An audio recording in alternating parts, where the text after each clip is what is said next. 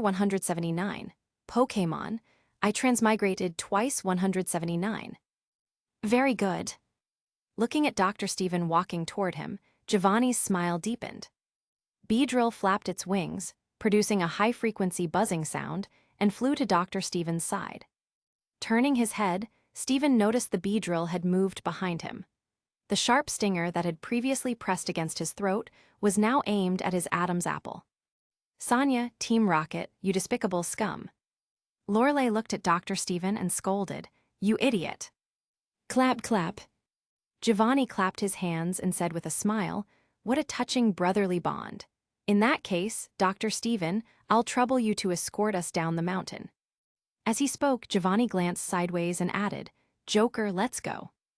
Joker silently took a handkerchief from Surd, wiped the blood dripping from his right eye, and began walking down the mountain without a word. If anything happens to Dr. Stephen, our league will never let you go. Goodshow shouted at the top of his lungs. Wallace, that's right. The Devon Corporation, no, the Hone League won't let it slide either. Diantha, the Kalos League stands with you. Cynthia, Joker, you'd better not do anything reckless. Alder, I may be old, but I'm confident I can still take a layer of skin off you rocket scum even if it costs me my life. Giovanni couldn't help but laugh at the sight. Heh, then I'll be looking forward to it. Let's go. Beedrill's sharp stinger remained firmly pressed against Dr. Stephen's neck as Team Rocket retreated. The League members stood in silence, not daring to act rashly. The oppressive silence persisted for over an hour. Finally, a small aircraft bearing the symbol of the Paldea League landed on the battlefield's edge. Is Dr. Stephen safe? Hassel, the leader of Paldea's Elite Four, arrived late and asked anxiously. He had learned about the events on the battlefield through television broadcasts, but there was no helping it. Paldea was simply too far from Kanto. No one answered Hassel. The scene remained silent. It was as if the entire world had fallen into a stillness, frozen in time. Unknowingly, dusk arrived. The oppressive dark aura created by Shadow Luja dissipated once more, and golden sunlight pierced through the clouds, bathing the ground. He's back. Suddenly, a pink and blue-haired girl, who had appeared on the battlefield at some point, shouted. The League members on site only glanced at the cute girl for a second before shifting their attention to the distant mountain path. There, a tall, majestic figure was slowly making its way toward them. He's back. Commentators from every region's channels let out heart-wrenching cries at that moment. After saving the League, no, after saving the entire world, Dr. Stephen has not abandoned us. He has returned to our side. Beware, Altaria, Zamazenta, and Stephen's two longest-standing partners, Miss Morgan and Mr. Will, rushed to him. Dr. Stephen smiled as he comforted his Pokémon and companions, but we know this is a forced smile masking his pain. His kind heart doesn't want his companions to know the immense burden he bears. A Galar commentator added emotionally. Zacian also ran to him. Her brothers Zamazenta and Dr. Stevens Beware have forged a close bond, so much so that one could even call them family. The Sword King doesn't look too happy. Maybe it's because Shadow Luja managed to escape. On social media and forums. That scared me to death. Honestly, I was worried those rocket scum would kill the hero after using him. Nah, they wouldn't dare. If they did that, they'd face the wrath of Beware, Zamazenta, and possibly even Zacian. Rocket must have realized this, so they let him go. Joker was there too. No matter what, I don't think he'd let Team Rocket kill his brother. I've decided I'll never criticize Dr. Stephen for having so many admirers online again. From today on, I'm switching from a hater to a supporter. Yeah, right, Dr. Stephen, the hero every region begs to join them, with at least 2 legendary Pokémon and several romantic entanglements, really needs validation from a nobody like you. Hey, now's not the time to celebrate, is it? Don't forget about Team Rocket. True, Team Rocket's strength right now is terrifying. Joker has Shadow Luja, Latios, the 3 legendary birds, and a boss who could overpower Lance. Add Darkrai to the mix. Holy crap, even 2 or 3 leagues combined might not be enough to stop them. Speaking of Lance, how's he doing? Still unconscious, apparently. No worries, we have Dr. Stephen. Even though many people worldwide realized this wasn't the time to celebrate yet, the trainers on site, who had just escaped death, felt differently. Wounded trainers like Stephen, and those who had fainted from the Conqueror's haki, began waking up one after another. Upon hearing that the war was over, the survivors went wild. They lifted Stephen high into the air, tossing him up and catching him repeatedly for over 3 minutes before finally putting him down. Even Stephen, Wallace, and Alder joined in. Diantha and other female trainers set aside their usual composure. Though they were pillars of the League's future, many of them were experiencing the sensation of death for the first time. They also realized how lucky it was to be alive, and used this moment to release their pent-up emotions. After being put down, Stephen shook hands with Hassel and Larry, who had come from Paldea. It was their first meeting. It was said that while Larry was an Elite Four member, he also served as a gym leader specializing in normal-type Pokémon. Stephen took a closer look at Larry during their handshake. Larry's dark circles were truly alarming. Not long after, a battered Giovanni returned, accompanied by Blaine.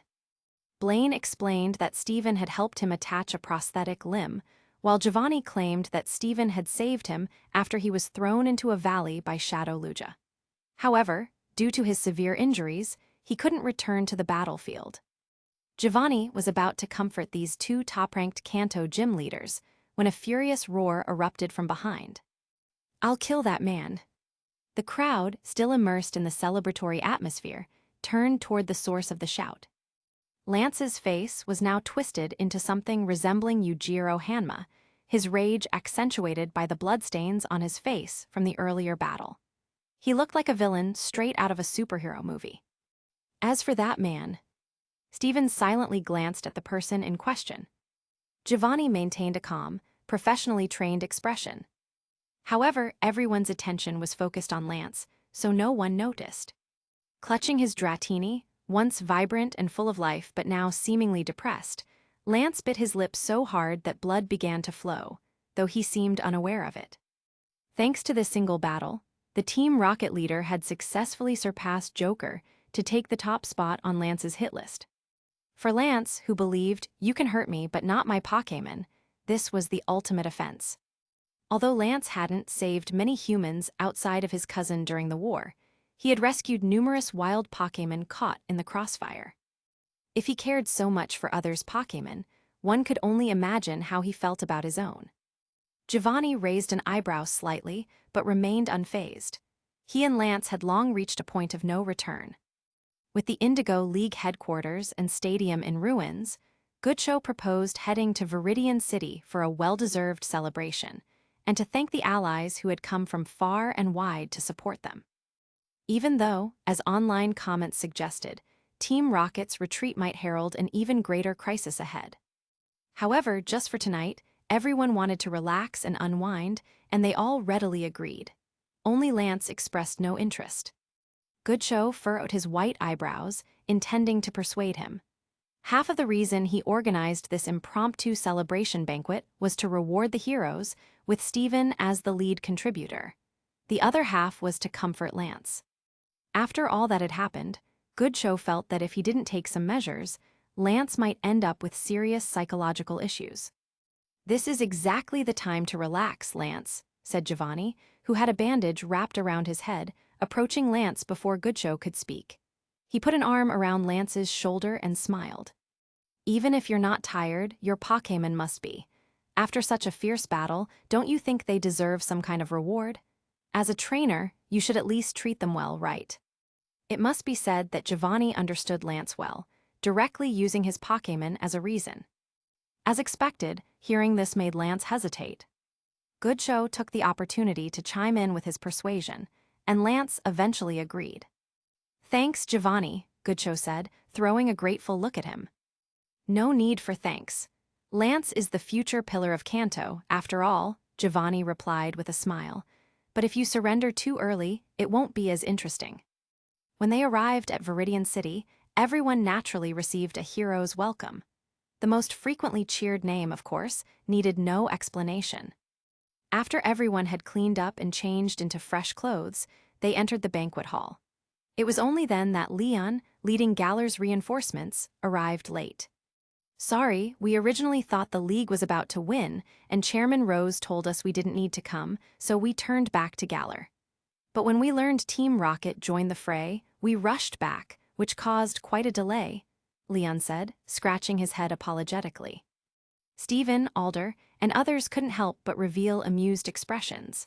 They had all heard, more or less, about Rose's ambition to replace Kanto's top position in the league. It turned out to be true.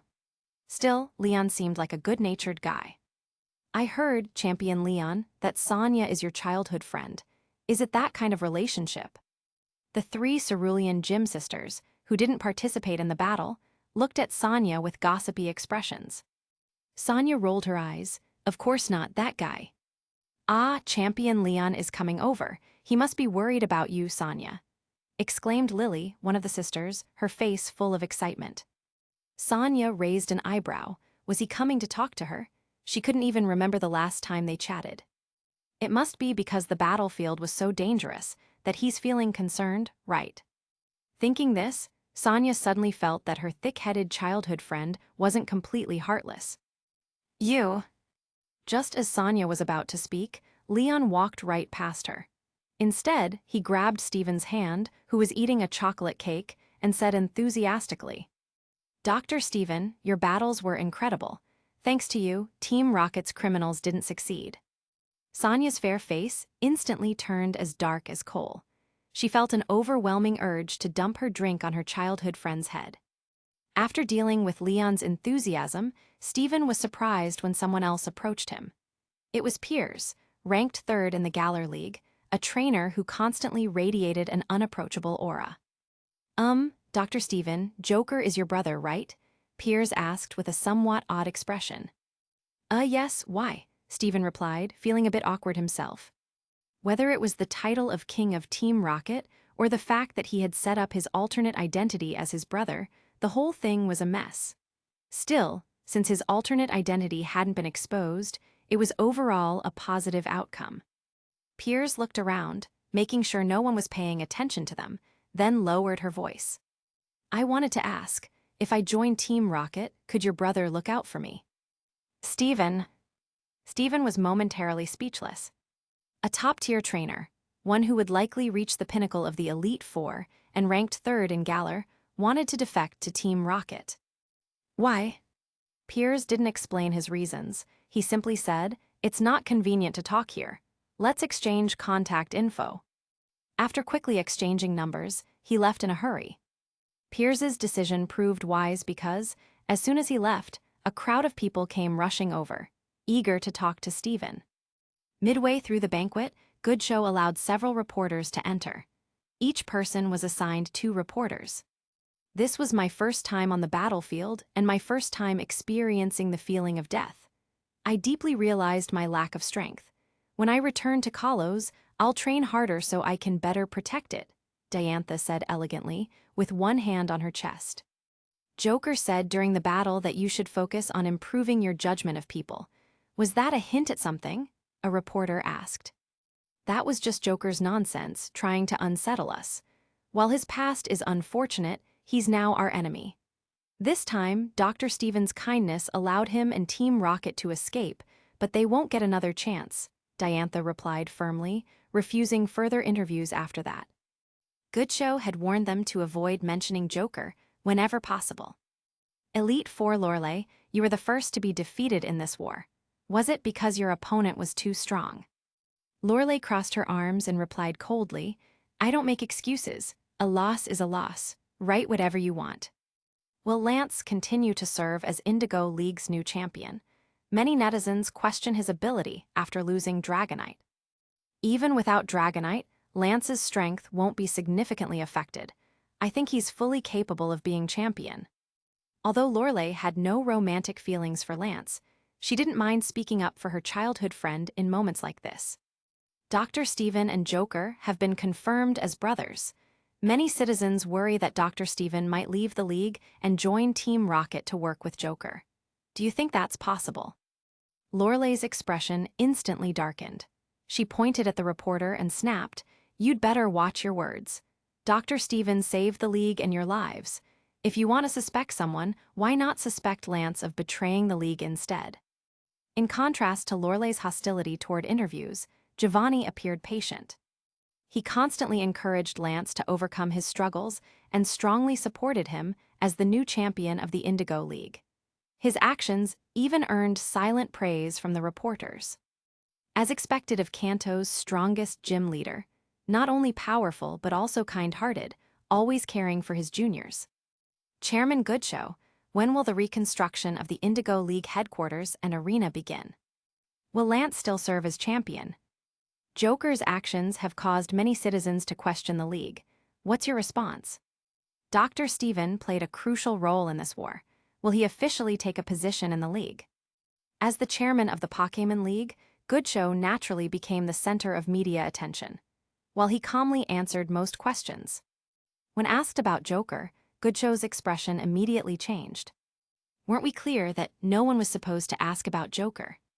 You have to understand, the reason Goodshow called the reporters in before the banquet even ended was to make sure the media would write more about other topics, diverting the public's attention away from Joker. After all, that incident was indeed the league's mistake. Who the hell asked this question anyway? Didn't you get the bribe in advance? Goodshow glanced at the name tag on the reporter's chest. Of course, it's someone from Galler. After the banquet ended, Steven, who was in his room taking a shower, heard the door open. Thinking it was Will, he called out, "Wait for me a moment." 5 minutes later, Steven walked out of the bathroom wrapped in a towel, only to find himself pulled into a soft embrace.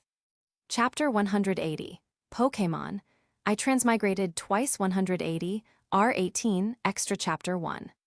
Steven's heart raced, not from surprise, but from the quiet determination in Karen's eyes.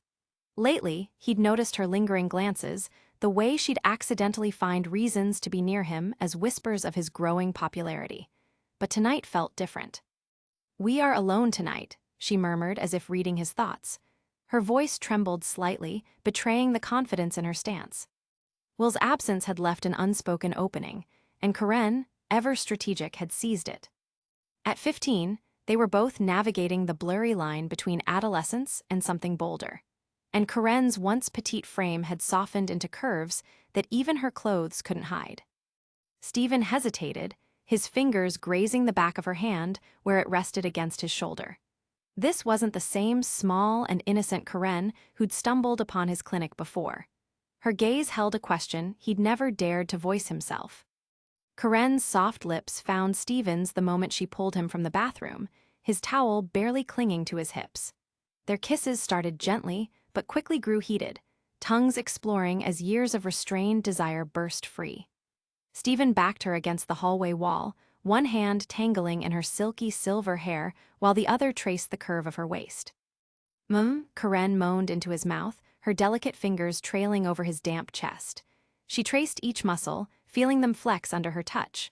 The towel slipped lower as she explored, making Steven groan. His skin was still warm and slightly wet from the shower, driving Karen wild with need. They stumbled down the hall between passionate kisses, unable to keep their hands off each other.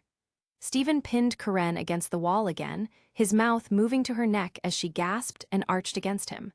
Her hands roamed over his broad back, nails lightly scratching. "Your room," she panted, tugging him toward his door. "Please." Steven lifted her, her legs wrapping around his waist as he carried her the final few steps. Karen's skirt rode up her thighs as she ground against him, making them both moan. His towel finally fell away completely as they crossed the threshold. Her fingers traced lower, brushing over his abs and making his muscles jump. Steven growled and captured her mouth again, pressing her against the closed door. Karen's shirt buttons came undone under his skilled touch, exposing more of her creamy skin. "Need you," she whimpered between kisses. "Want to feel all of you." Steven carried her to the bed as their hands and mouths continued to explore. Karen's shirt fell open completely, revealing her lacy bra. Steven trailed hot kisses down her neck while his fingers teased the soft skin of her stomach. "You're so perfect," he breathed against her throat. Karen arched up, grinding against his hardness as her remaining clothes started coming off piece by piece. I've wanted this for so long, she breathed, eyes dark with lust as Stephen laid her back on the bed. He took his time undressing her, savoring each new inch of creamy skin revealed. Her perky breasts heaved with each ragged breath, pink nipples hardening under his heated gaze. "You're so beautiful," Stephen murmured, trailing kisses down her neck. His hands roamed her body, teasing and exploring until she was writhing beneath him. Karen gasped as his fingers found her most sensitive spots, working her into a frenzy of need. "Please," she begged, spreading her thighs, "I need you." Stephen positioned himself between her legs, thick shaft throbbing. "This might hurt at first," he warned tenderly. Karen nodded, pulling him down for another deep kiss as he slowly pushed inside her virgin entrance. She cried out at the initial pain, but Stephen was gentle, letting her adjust before continuing. Soon discomfort gave way to pleasure as he began thrusting, her tight walls gripping him perfectly. "Oh God, Stephen," Karen moaned, wrapping her legs around his waist. Their bodies moved together in perfect rhythm, the bed creaking beneath them. Stephen could feel her getting close, her inner muscles fluttering around him. With a few final deep thrusts, Karen exploded in ecstasy, screaming his name. The sensation of her climaxing pushed Stephen over the edge, and he followed right after, filling her with his hot release. They collapsed together in a tangle of sweaty limbs, sharing soft kisses as they caught their breath. Karen snuggled into his chest with a satisfied smile. "That was amazing," she whispered. "I'm so glad my first time was with you." Stephen held her close, knowing this night had changed everything between them. But as Karen drifted off to sleep in his arms, he couldn't bring himself to regret a single moment. The next morning, when Stephen woke up, he saw Mary and Karen sitting together watching the news. Seeing Stephen, Karen smiled sweetly. She thought about teasing him a little, but, remembering the intense battle they'd just been through yesterday, patted the spot beside her and motioned for Stephen to sit down. Not understanding what Karen was up to, Stephen hesitated but eventually sat down, though the seating arrangement was a bit awkward, right between the two girls. "Mary is really brave, a good girl," Karen said with a sigh. At the banquet yesterday, she had heard about Mary's story from Yano. Even Karen had to admit that Mary had truly risked her life for Stephen, or rather, for Joker. "That's why I told her my true identity." After Joker successfully rescued them, Stephen told them his real identity. "Mary-chan, you saw what happened yesterday, didn't you? Staying too close to me is dangerous. If it's about repaying me for what happened back at Goldenrod Station, you've already repaid that favor. From now on." Mary remained silent, stubbornly looking at Stephen with unwavering eyes. "She's very persistent, you know. If you keep rejecting her, it'll make you the unreasonable one," Karen said with a smile. Hearing the implication in Karen's words, Stephen looked at her as if he'd seen a ghost. "Why do I feel like you are now acting as the main wife, giving the concubine approval? Would it even matter if I objected? You've attracted plenty of women already. Even if I opposed it, you wouldn't change, would you?" Karen said, slightly annoyed. Although they had never had a formal conversation about this topic, Karen could tell from their years together that Stephen was unlikely to be lacking in romantic partners in the future. And expecting this lustful man to give up a forest for the sake of one tree, honestly, Karen herself didn't believe it. After all, even her father, a mere real estate developer, had women outside. Karen's late mother had once even joked with her stepmothers about how hard it was to stop a man worth billions from fooling around. Harder than asking him to make another billion. If her father, just a small-time real estate businessman, was like that, how could Stephen be any better? From the way Stephen interacted with Latios and Latias, Karen could already grasp his stance on relationships. "If you want to stay, then stay. If you want to leave, I won't stop you." Just like he had once told Latios, "I might not be the kind of trainer you like, but you can follow me for a while and leave whenever you want." Even though Stephen and Karen now shared an intimate bond, Karen could already imagine what would happen if, one day, they had a falling out over this issue. Stephen would probably look at her with a calm smile and say, "You want to leave? Then I wish you happiness. If you ever need help, just let me know." When she thought about this, Karen had been conflicted for a long time. As a normal woman, of course, she didn't want to share her partner with others. But leaving him, that she wanted even less. And then Mary appeared.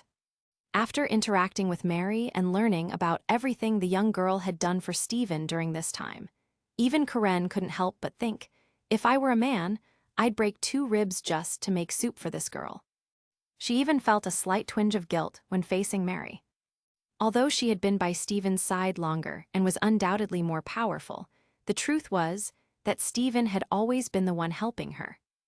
Whether it was nurturing her Pokémon, planning her revenge, or even in daily life, Stephen had been her rock. The only thing Karen had ever given back to Stephen was the Latios and Latia's siblings. And even that was thanks to Stephen's connections with Giovanni. Meanwhile, everything Mary had done was entirely on her own. For a moment, Karen thought that working alongside such a considerate and capable girl didn't seem so bad after all. Stephen scratched his head awkwardly. He hadn't expected his comments to Latios back then to end up making Karen overthink things so much. But did this mean she agreed to the whole harem thing? As someone who probably understood Stephen better than almost anyone, Karen could tell his intentions with just a glance. Seeing his expression, she immediately guessed what he was thinking and said with some annoyance, "Lucky you." Hearing this, Stephen immediately wrapped one arm around Karen's slender waist and grabbed Mary's small hand with the other. Mary shivered violently, then glanced nervously at Mary and said carefully, Sister Karen, I can just be the small one." By the time they arrived at the hotel restaurant, Mary had already gone back. Unlike Stephen, who had grown up in a starting point orphanage, Mary had parents. Having been missing for over half a month, she needed to go back and reassure them. At the hotel's built-in Pokémon Center, Nurse Joy handed Stephen a tray of piquet balls after asking for his autograph, with a look of admiration. "Doctor, your Pokémon recovered very well last night." "Mitha." Before Stephen could finish saying thanks, one of the piquet balls opened on its own. Zacian leaped out, glaring fiercely at Stephen and one of the ultra balls on his belt. Her voice, cold and stern, echoed in Stephen's mind. "Explain, now." Thud, thud. 2 more piquet balls opened. Beware and Zamazenta stepped out, standing on either side of Zacian to restrain her. "Zamazenta, sister, calm down, this isn't the place for this." "Beware, Master wouldn't do anything wrong. Don't jump to conclusions." Hearing her brother and her, well, sister-in-law, Zacian barely managed to suppress her anger. She coldly said, "You have 2 days to give me an answer." Then she returned to her piquet ball. Of course, Zacian wasn't one of Stephen's Pokémon. She was just staying in the ball as a matter of convenience. After all, being stared at like a zoo animal on the way to the hotel yesterday had been quite unpleasant for her. After the trio regrouped, they went to the restaurant. On the TV, Chairman Goodshow was being interviewed on the morning news. This time, the League was able to overcome the crisis thanks to Dr. Stephen, who is undoubtedly a hero. But we mustn't forget the contributions of others. Each and every one of them is a hero of the League, a hero of this world. Stephen, Cynthia, and Diantha, who made enormous contributions in this war, are all more than qualified to immediately assume the roles of regional champions. "Up early for an interview, huh? The old man's already in his 60s, but he's still working so hard," Will said, stuffing a piece of Napoleon cake into his mouth. He remembered seeing Goodshow running around nonstop at yesterday's banquet. With something this big, there's a lot to deal with afterward, and the Joker situation has put the League in a very awkward position, Karen said before cutting herself off as more League officials entered the room. "Hey, Stephen Wallace," Stephen greeted, then turned to the women. "Cynthia, it's been a while. Diantha, I don't believe we've met before." Hey, is that how you treat your fellow League heroes?" Wallace joked. "Stephen and I only get a casual hey, but the ladies get a proper greeting." "Beautiful women always get special treatment," Stephen replied with a grin. Karen shot the 2 women a wary glance. Although she had come to terms with Stephen's romantic tendencies, fewer women would always be better.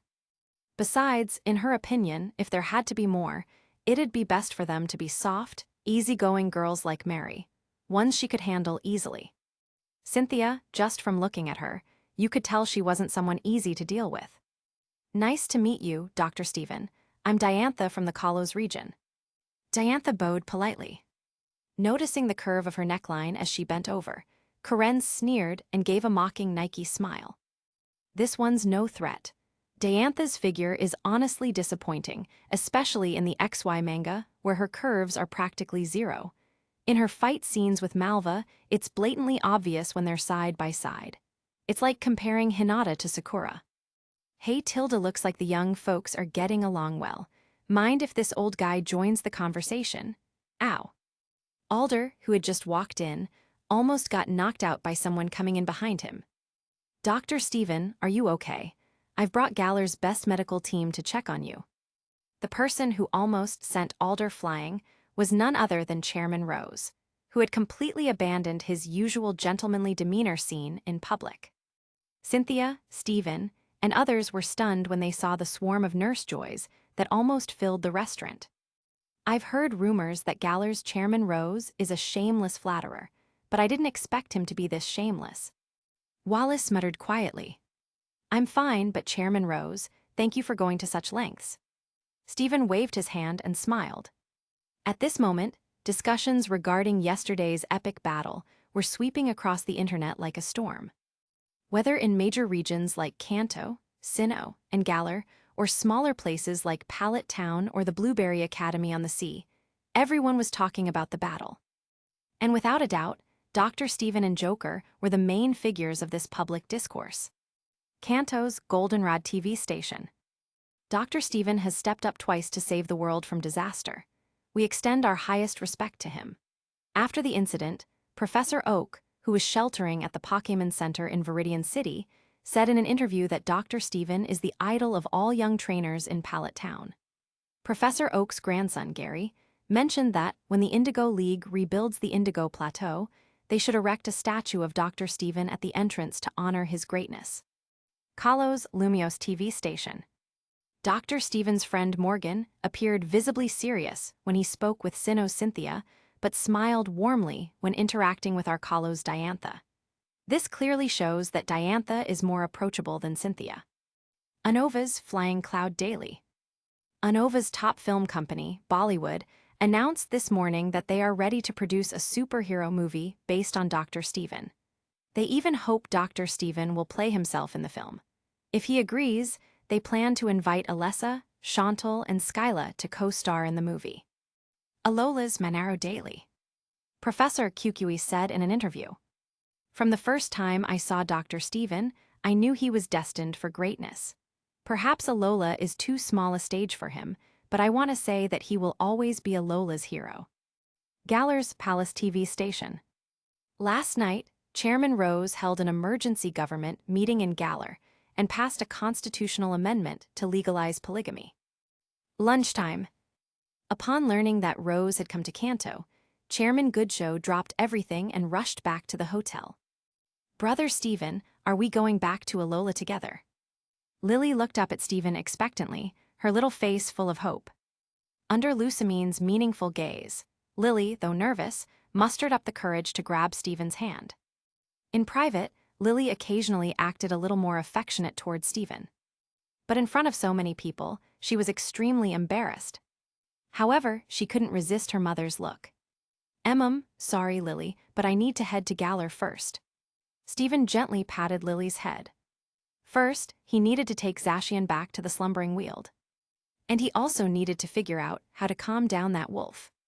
As soon as Stephen said this, Chairman Rose immediately flashed a light Yagami smirk, the kind you'd use when thinking, "No, I can't laugh, I must hold back. But the obstacles are all gone now." Meanwhile, Goodshow and Lucamine's inner alarms were ringing. The atmosphere at the table grew tense and strange. "Stephen Kun, are you planning to stay in Galler in the future?" Lucamine asked quietly. Probably. I mean, I can't separate Zacian and Zamazenta, and living there would be more convenient." After all, Stephen didn't want to pull an Ash Ketchum by releasing his Pokémon and leaving. Besides, it didn't matter where he lived. Lucamine recalled the bond between Beware and Zamazenta that she'd seen on TV earlier.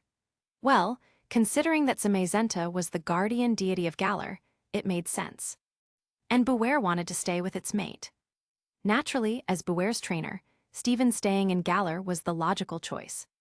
What's more, Rose's attitude toward Stephen was downright worshipful.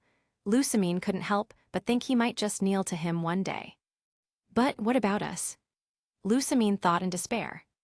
Noticing Lusamine's worried expression, Stephen leaned in and whispered, "Don't worry, Aunt Lusamine. I'll have Joker, remove any rocket spies embedded in the Etha Foundation. You won't have to worry about being monitored anymore." This wasn't entirely a bad thing for Lusamine. At least now, she wouldn't have the time or energy to go down the dark path like in the original games. Lusamine gave a bitter smile. Do you think they'll just agree to that? After watching the events on TV yesterday, Lusamine had truly witnessed the terrifying power of Team Rocket. As someone who had once dabbled in shady dealings herself, Lusamine understood criminals' ways of thinking all too well, especially a ruthless organization like Team Rocket. Would they withdraw their spies just because Stephen asked? Lusamine knew her value to Team Rocket. She, or her entire family, was nothing more than a bargaining chip to control Stephen. There was no way they'd let her family go. Even if Stephen demanded they withdraw, they might agree on the surface but secretly leave spies in place, watching her family day and night. And if Stephen left for Galar and didn't come back, Team Rocket might even assume Stephen no longer cared about her family, deem them useless, and... The thought made Lusamine's face turn pale. No, she couldn't let Stephen leave. No matter what it took. Knock, knock. That night, there was a knock at the door. Stephen was puzzled. Could it be Karen? No, that didn't make sense. Her lower lips were still swollen this morning. Maybe that sneaky Mew couldn't wait any longer, but he'd already told it he'd hand over the goods once they reached Galar. Then again, that sneaky cat wouldn't bother knocking. It'd just teleport in. Regardless, he decided to open the door. It was. Before Stephen could react, the person at the door leaped forward and hugged him tightly. Honestly, if it weren't for the astonishing softness he felt, Stephen would have kicked the person away on instinct. Aunt Lusamine. Stephen stared at her in disbelief. Lusamine loosened her grip slightly, her beautiful eyes filled with tears as she sobbed, her voice trembling like a flower in the rain. Don't go, don't go. I'm so scared, so terrified. Recalling the overwhelming power Team Rocket displayed on TV yesterday, and thinking about how her children were attending school in Paldea, where Team Rocket might still have informants around, her anxiety grew. Adding to that, Stephen, who had been her protector, might be leaving as early as tomorrow. Years of pent-up pressure finally erupted in Lusamine. At this moment, she desperately needed someone to confide in, or rather, a shoulder she could lean on. After saying this, Lusamine hugged him tightly again. Stephen staggered backward and fell to the ground with a thud. Looking up, he saw Lusamine's stunningly beautiful face gradually lowering into his field of vision, growing larger and closer. Is this my popular phase like Kazuma? But well, things had already come to this. Might as well play cards first. Chapter 181, Pokémon. I Transmigrated Twice 181, R18 Extra Chapter 2. Lusamine's lips crashed against Stephen's with raw hunger, her tongue seeking his as she pressed her voluptuous body against him. After a moment's hesitation, primal desire took over, and Stephen kissed back fiercely, tasting her sweet mouth as his hands roamed over her curves. She moaned into the kiss, grinding her hips against his growing bulge. The friction of her silk nightgown against his clothes drove them both wild with need. Stephen's hands squeezed her plump ass as he lifted her, her legs wrapping around his waist. He carried her to the bed, their lips never parting, and laid her down on the soft sheets. But Lusamine had other ideas. She pushed him onto his back and straddled him, her nightgown riding up to reveal lacy black panties. Let me take care of you first, she purred, trailing kisses down his chest as she unbuttoned his shirt. Her tongue traced every muscle, making him shiver. When she reached his pants, she slowly unzipped them while maintaining eye contact, her green eyes dark with lust. Oh fuck, Stephen groaned as her warm mouth enveloped his thick shaft. She took him deep, her tongue swirling around his tip as she bobbed her head. Her hand pumped what couldn't fit in her mouth. Not wanting to finish too soon, Stephen flipped them over. He kissed down her stomach before burying his face between her thighs. His tongue explored her dripping folds as she writhed and moaned. "Yes, right there. Ah, Tilda Stephen," she cried out as he sucked on her swollen clit. Her thighs trembled around his head as she approached climax. Before she could come, Lusamine pushed him onto his back again. She straddled him, her magnificent, mature body on full display as she slowly sank onto his throbbing member. Her large breasts bounced hypnotically as she began to ride him. "You fill me up so good," she moaned, rolling her hips. Stephen gripped her wide hips, mesmerized by the sight of his cock disappearing into her tight pussy over and over. Her walls squeezed him perfectly as she increased her pace. "Stephen Tilda," she moaned, her ass slapping against his thighs, "make me yours." The bed creaked beneath them as they lost themselves in raw pleasure, their moans echoing off the walls. Lusamine's perfect tits bounced wildly as she rode him like she was possessed, chasing her release. "I'm coming," Lusamine screamed, her back arching as her pussy clamped down hard around his shaft. Her whole body shuddered in ecstasy as waves of pleasure crashed through her. "Fuck me too," Stephen groaned, her tight walls milking his cock as he erupted deep inside her. They rode out their climaxes together, her hips still rolling as she drained every drop from him. But Lusamine wasn't done yet. Her gentle demeanor melted away to reveal an insatiable hunger. She pulled him into a deep kiss, their tongues dancing as his hands found her breasts again. "More," she whimpered against his lips. "I need more of you." Stephen flipped her onto her back, spreading her legs wide. He slid back into her soaking wet pussy with a groan of pleasure. Their tongues tangled desperately as he began thrusting deep and hard. "Yes, like that," she moaned between kisses. Her huge tits bounced with each powerful thrust. Stephen caught one of her hard nipples in his mouth, sucking and flicking it with his tongue. "You taste so good," he growled, moving to her other breast. His cock pounded into her G-spot relentlessly as he worshipped her perfect body. "Harder, make me yours, Stephen Tilda." The bed rocked beneath them as Stephen gave her exactly what she needed. Her nails raked down his back as the pleasure built higher and higher. "I'm gonna come again, Tilda," Lusamine cried out. Her pussy spasmed around him as another intense orgasm hit. The feeling of her coming pushed Stephen over the edge and he slammed deep, filling her with another hot load. They collapsed together in a sweaty, satisfied heap. But the night was still young, and the hunger in Lusamine's eyes told him she was far from finished. Outside the hotel, a muffled thunderclap rolled across the sky, as if forewarning everyone that the future of the world would be anything but peaceful. But the storm outside didn't seem to affect the two people locked in a heated battle in the presidential suite late into the night. "I originally wanted to set you up with Lily, but who would have thought?" Sigh, Lusamine sighed deeply, curling up in Stephen's embrace. Stephen was momentarily speechless. Shouldn't I be the one worrying here? But when Stephen thought about Lily, who was the same age as Ash, he decided Lusamine was indeed the safer bet. Noticing Stephen's expression, Lusamine unhappily gave him a shove. "What? Are you feeling wrong now? Do you even realize how many people?" Her words trailed off mid-sentence. After all, saying something like, "Do you even realize how many people dream of doing this with me?" was just too much, even for her. But the fact remained, it was undeniably true. Saying the entire Pokémon world might be an exaggeration, but at least in Alola, Lusamine had that kind of allure. "I'm not feeling wronged, I'm just surprised. Took me a moment to process it," Stephen explained. "Would you stay in Alola?" Lusamine asked cautiously. Even though she had already given him her most precious gift, she still couldn't set her mind at ease. She had once seen heated online debates between Alola and Galar netizens over whether Stephen would stay. The Alola netizens argued that Stephen had a great relationship with Lusamine's family and wouldn't leave. The Galar netizens countered, saying that no matter how good the relationship was, Alola couldn't offer Stephen the level of resources Galar could, especially since Rose practically worshipped him. One particular netizen claimed, "Alola doesn't stand a chance. Even if President Lusamine herself tries, it won't work. Does Galar lack beautiful women, unless they send in a mother-daughter combo?" That comment got the user banned almost immediately. but it left a deep impression on Lusamine. Indeed, anything Alola could offer, Galar could provide as well. Her only advantage was herself. But it wasn't as if Galar didn't have beautiful women.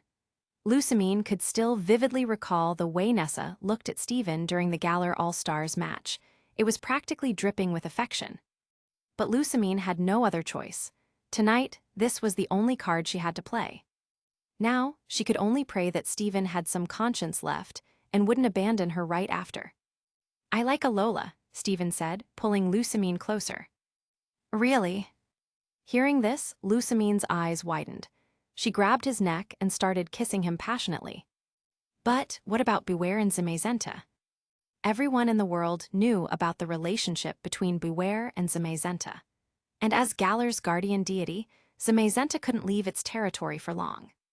This was one of the main reasons why public opinion believed Steven would settle in Galar. "Well, I'll have to ask that guy for help," Steven replied cryptically.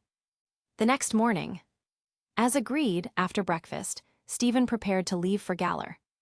Just as he sat down, Lily approached with her breakfast tray. "Brother Steven, will we still see each other often in the future?" Lily asked tearfully. "Lily, after I finish my work in Galar, I'll come back to Alola," Steven reassured her. Hearing this, Lily's tray fell to the floor with a crash. Her stunned expression quickly turned to one of joy. "Really, you mean it?" Lily's joy was so overwhelming, she didn't even catch Steven's earlier slip of the tongue. At that moment, Sonia walked into the dining area, accompanied by the Cerulean sisters, Misty's 3 older siblings. The 4 women seemed to have gotten along well over the past couple of days. Seeing the yellow mouse Sonia was cuddling in her arms, enjoying the comfort of her chest, Steven calmed the excited Lily and walked toward her. 2 hours later, at Viridian Airport, a farewell gathering was underway in the airport terminal. The elite trainers who had come from various regions to assist Kanto were now preparing to return home. The future champions shook hands, bid each other farewell, and promised to help if any region faced a crisis like Kanto's in the future. This camaraderie wasn't surprising. Relations between regions were generally good. Even Galar, under Rose's leadership, while striving to replace Kanto as the dominant region, had still sent reinforcements when Kanto was on the brink of collapse. And now, with Team Rocket rising as a criminal organization so powerful that even 2 or 3 regional alliances might struggle to defeat them, the regions naturally needed to stick together. Watching all this unfold, Steven couldn't help but think, you don't need Team Rocket to take you down. Your region's internal messes are enough to keep you busy.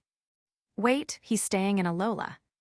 Rose's sudden exclamation interrupted Steven and Diantha's friendly discussion about mutual aid agreements between Hone and Kalos. "What's going on?" Diantha whispered to her friend Cynthia.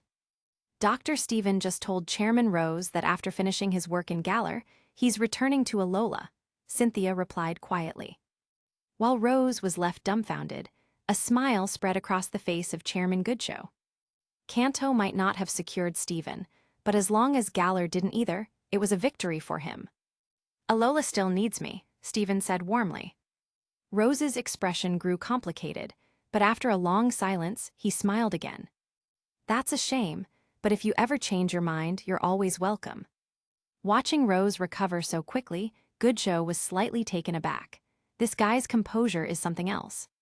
After bidding farewell to Steven, Cynthia, and the others, Steven boarded the Macro Cosmos private jet. On the plane, Sonia took the opportunity to sit next to Leon and whispered, "Hey Tilda, this morning, Dr. Steven invited me to study in the Alola region. What do you think?"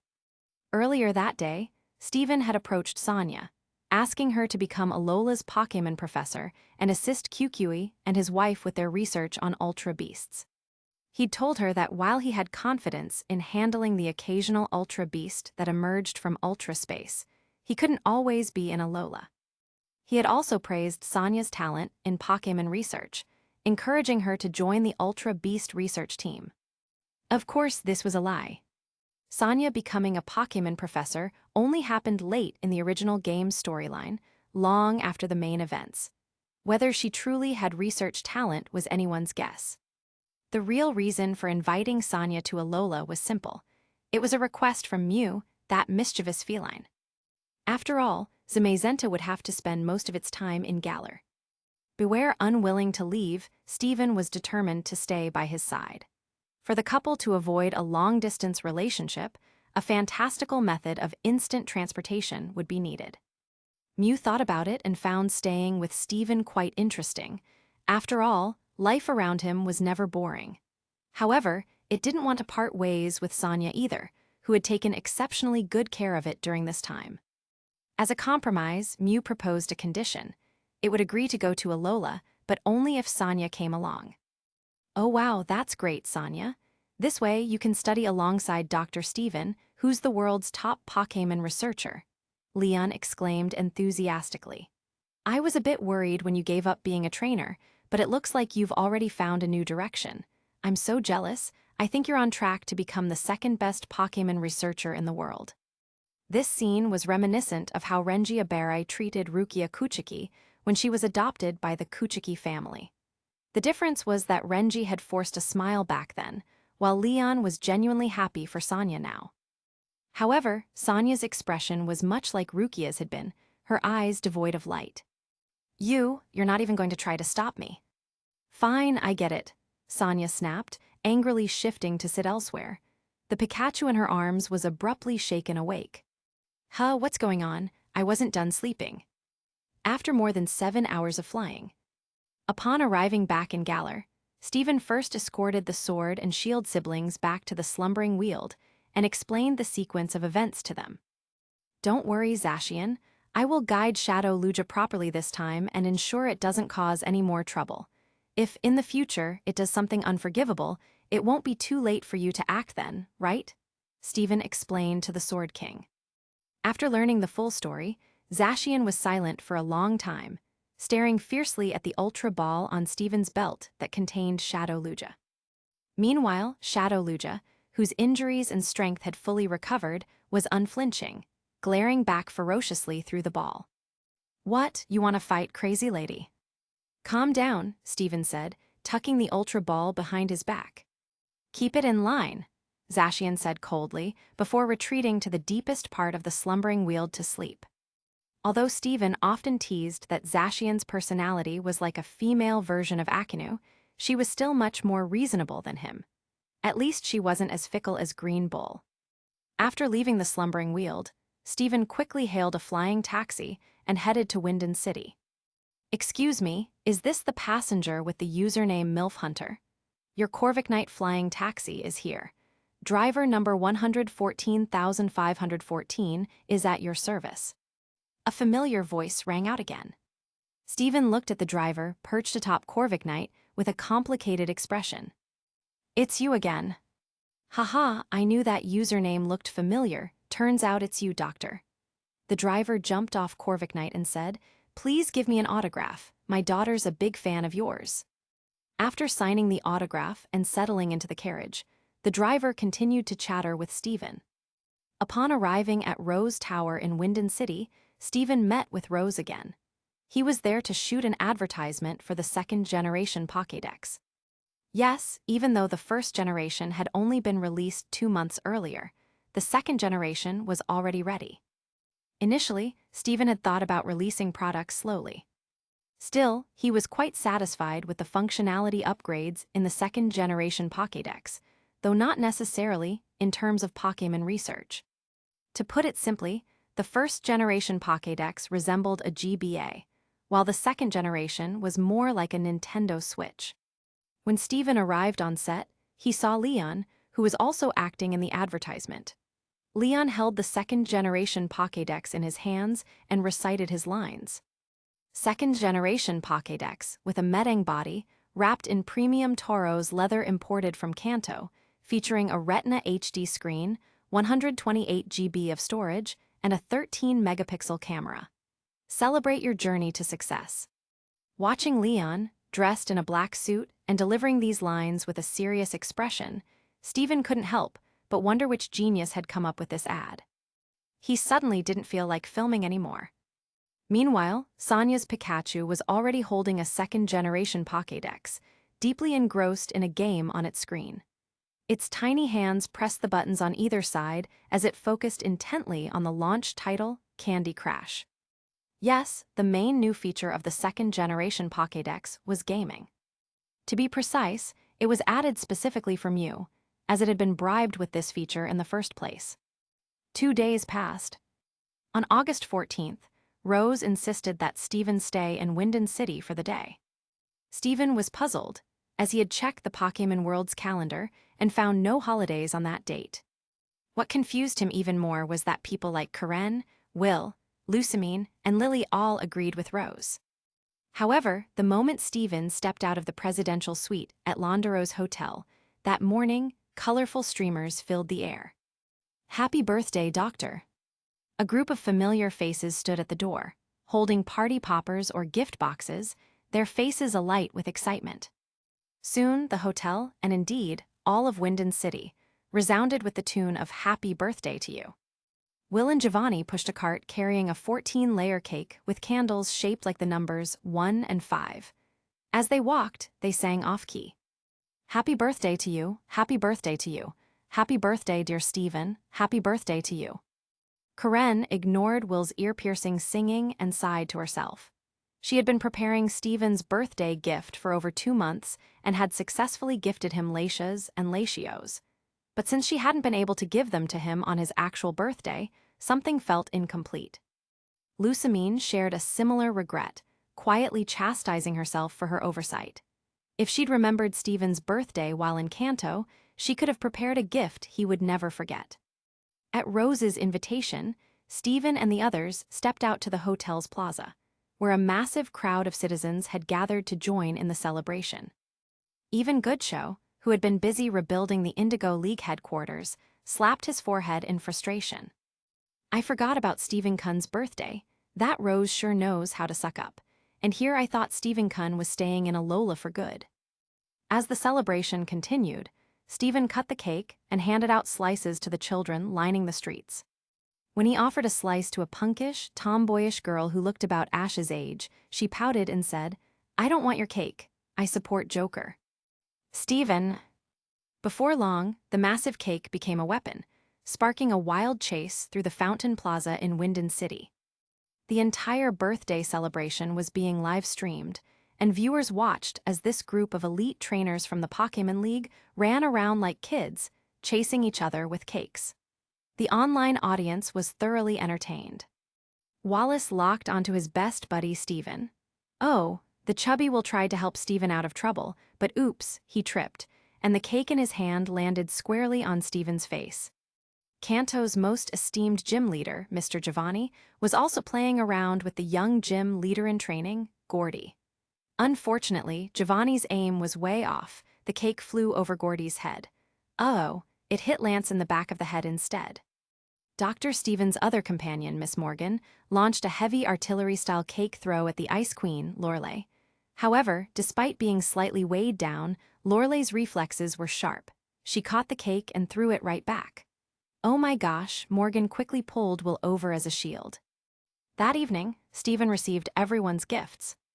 The visiting Professor Oak gave him a handmade Pokémon encyclopedia from his younger adventuring days.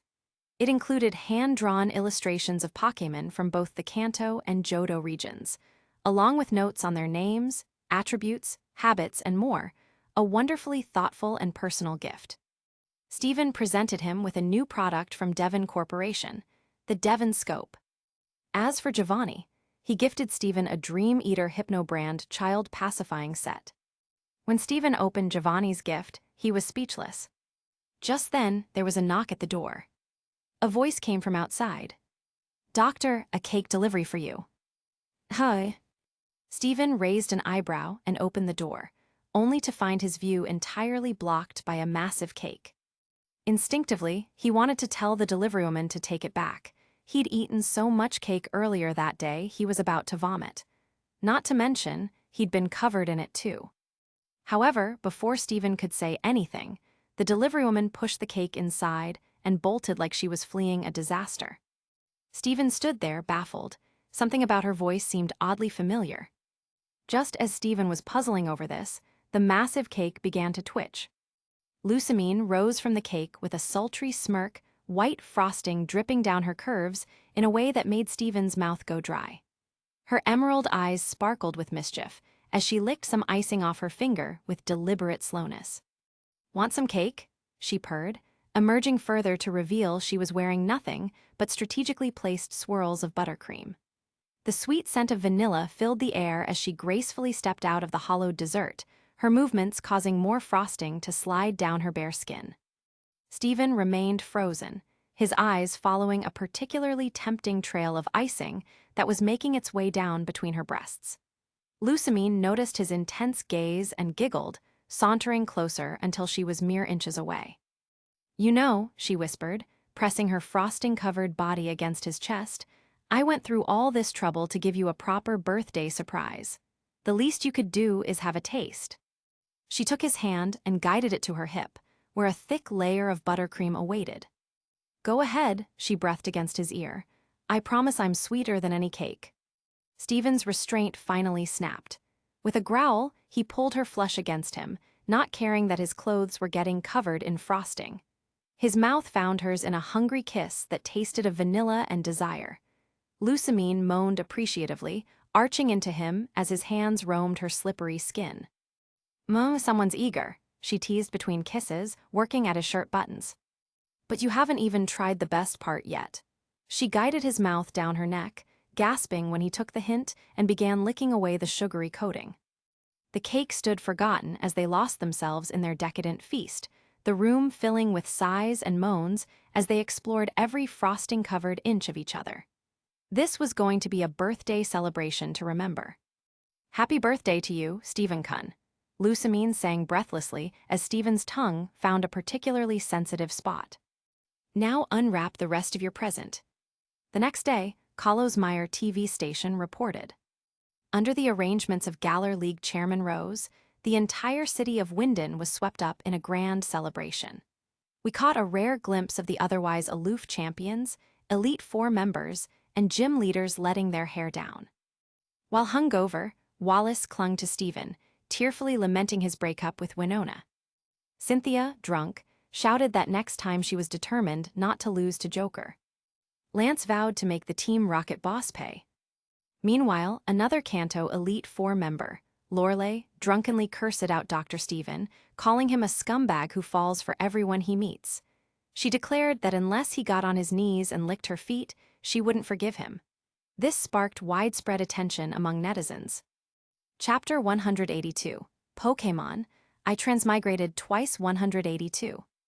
When Stephen woke up at noon, he suddenly remembered, wasn't the voice of that waitress yesterday Wick. He glanced at Lucamine, who was still sound asleep, got up, poured himself a glass of water, and drank it in one gulp. Yesterday, besides cake, he had eaten quite a bit of seafood rice too. Arriving at the hotel restaurant, Stephen saw Nessa and Sonia, the pair of best friends, already seated in a corner. When Nessa spotted Stephen entering, her eyes lit up, and she waved for him to sit down. After he did, she said with a hint of resentment, "Doctor, I heard you invited Sonia to Alola for research." The situation with the Ultra Beasts has been troubling Professor QQE and the others. I think Sonia has great talent in this area. Stephen had already prepared a legitimate reason. Naturally, he could also guess the source of the slight resentment in Nessa's eyes. Without hesitation, he asked, "Do you want to come along too?" "Can I? Then I'll go find Miss Olana to transfer my registration right away." Nessa's face lit up with joy. Nessa had long been considering leaving. Ever since Valerie had joined, Rose and Olana had been subtly hinting that Nessa didn't need to continue as a gym leader and could focus entirely on her modeling career. As a proud young woman, she couldn't tolerate such insulting suggestions from Rose. Stephen chuckled to himself. It had already been a month since he'd given the Fishman Karate manual to Nessa. Although he didn't know how much her Pokémon had learned, Stephen figured that as long as she showed off her skills, it would dissuade Rose from trying to strip her of her gym leader position. But clearly, Nessa had no intention of staying. As for why, Stephen knew the reason but chose to keep quiet. After all, who could say no to having such a beautiful gym leader in their league? "Doctor, can I come too?" B suddenly appeared out of nowhere. Stephen blinked a few times, wide-eyed. With Nessa, Stephen speculated that Rose would most likely let her go. In the past, Rose might have tried to use Nessa's beauty to attract attention to Galar. But now that Valerie, who was just as beautiful and even more talented, had arrived, Rose didn't care about Nessa anymore. However, Bee was a different story. She was a treasure. Especially after learning the 6 powers. Just 2 days ago, Stephen had told Rose he was heading back to Alola. Now he was planning to take another genius with him.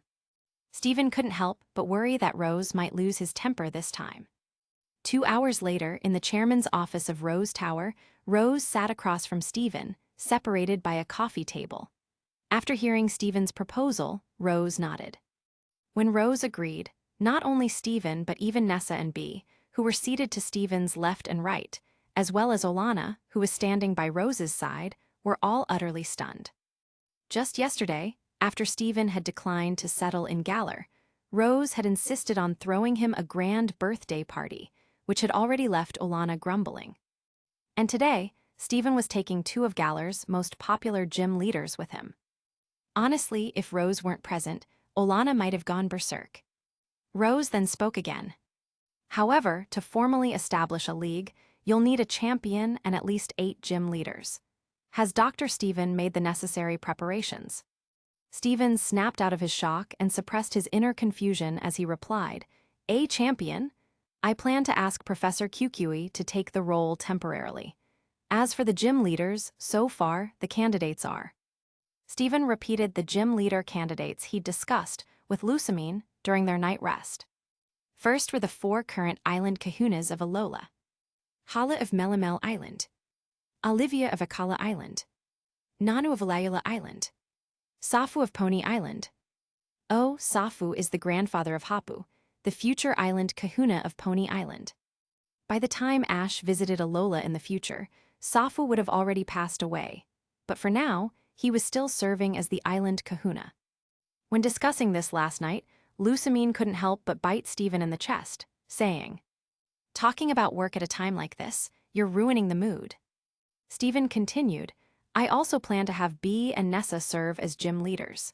For the last 2 spots, I intend to leave them for Morgan and Will." Since there was no need to keep this a secret, Stephen laid it all out. "What about QQE? I've heard that while he's a researcher, he's also a capable trainer, able to hold his own against Lance. But isn't it a bit inappropriate for him to serve as the inaugural champion? Isn't there a better candidate right here?" Rose smiled as he spoke. Stephen shook his head and returned the smile. "I don't care much for the champion title. It seems like more trouble than it's worth." Buzz tilde. Just then, Stephen's phone rang. The caller ID showed Professor QQE. Rose gestured for him to answer. "Hello, Tilda." Stephen answered the call in front of Rose and the others. After all, QQE wasn't likely to say anything scandalous. If it had been Lusamine calling, he would have stepped outside to take it. "Dr. Stephen, there's a small issue on my end. Mr. Nanu has declined the invitation to become a gym leader," QQE said with a hint of frustration. This didn't surprise Stephen. In the original game, when QQE wanted to invite Nanu to join the first Alola Elite Four, Nanu also refused, and a Sorola was chosen instead. The anime also repeatedly showed Nanu's dislike of trouble. His refusal was entirely within Stephen's expectations. "But that leaves a short one person," QQE added with a sigh. Stephen rubbed his temples. Meanwhile, Olana's expression darkened. She silently vowed to herself that if Stephen dared to poach any more talent from Galar, she would fight him, whether Rose was present or not. "If you're short one person, I can recommend someone," Rose suddenly said. At these words, Olana, Bee, and Nessa all looked at him like he'd lost his mind. Wait, no, before they could understand why Rose was sucking up to Stephen, he wanted him to stay in Galar. But now that Stephen had made it clear he was settling in Alola, why was Rose still acting like this? Nessa even began to suspect that Rose might have a crush on Stephen. She used to think Rose treated Leon like a son, but now, compared to how he treated Stephen. Rose then asked Olana to fetch some paper and a pen. After writing down an address and phone number, he handed the note to Stephen. You can try inviting this person. When Olana saw the address and phone number, her face changed dramatically. Chairman, this is. Rose made a dismissive gesture, signaling Olana to remain quiet. Favors are the hardest debts to repay. Chairman Rose, if there's something you need me to do, just say it, Stephen said, hesitating to take the note. He didn't know who Rose was recommending, but judging by Olana's expression, it was no ordinary person. Although Stephen didn't consider himself a saint, he believed in repaying kindness and holding grudges. He didn't want to owe Rose anything. I want to acquire a new Pokémon for Leon, but given his strength, he might not be able to handle it, Rose said, stroking his chin and smiling faintly. So if anything happens, you want me to lend a hand? Stephen had already guessed what Rose wanted to say. Or rather, he had guessed what Rose wanted him to do.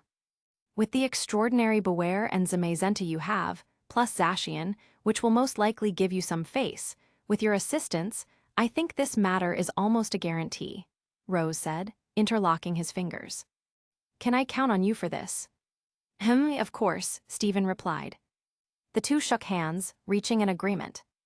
As a transmigrator, Stephen had already deduced what Rose wanted him to help with. Assisting Leon in capturing Eternatus. In the game, Leon had this opportunity. He defeated Eternatus in its normal form, but when it Dynamaxed into its Eternamax form, it was beyond Leon's capability. Then the game's protagonist, essentially the players, took it down. That was acceptable since the game's protagonist is always the chosen one. But in the anime, Eternatus being subdued by Go was just ridiculous. Chairman Rose treats you so well, Bea remarked after they left Rose Tower. To be honest, she had mentally prepared herself to be scolded for being ungrateful.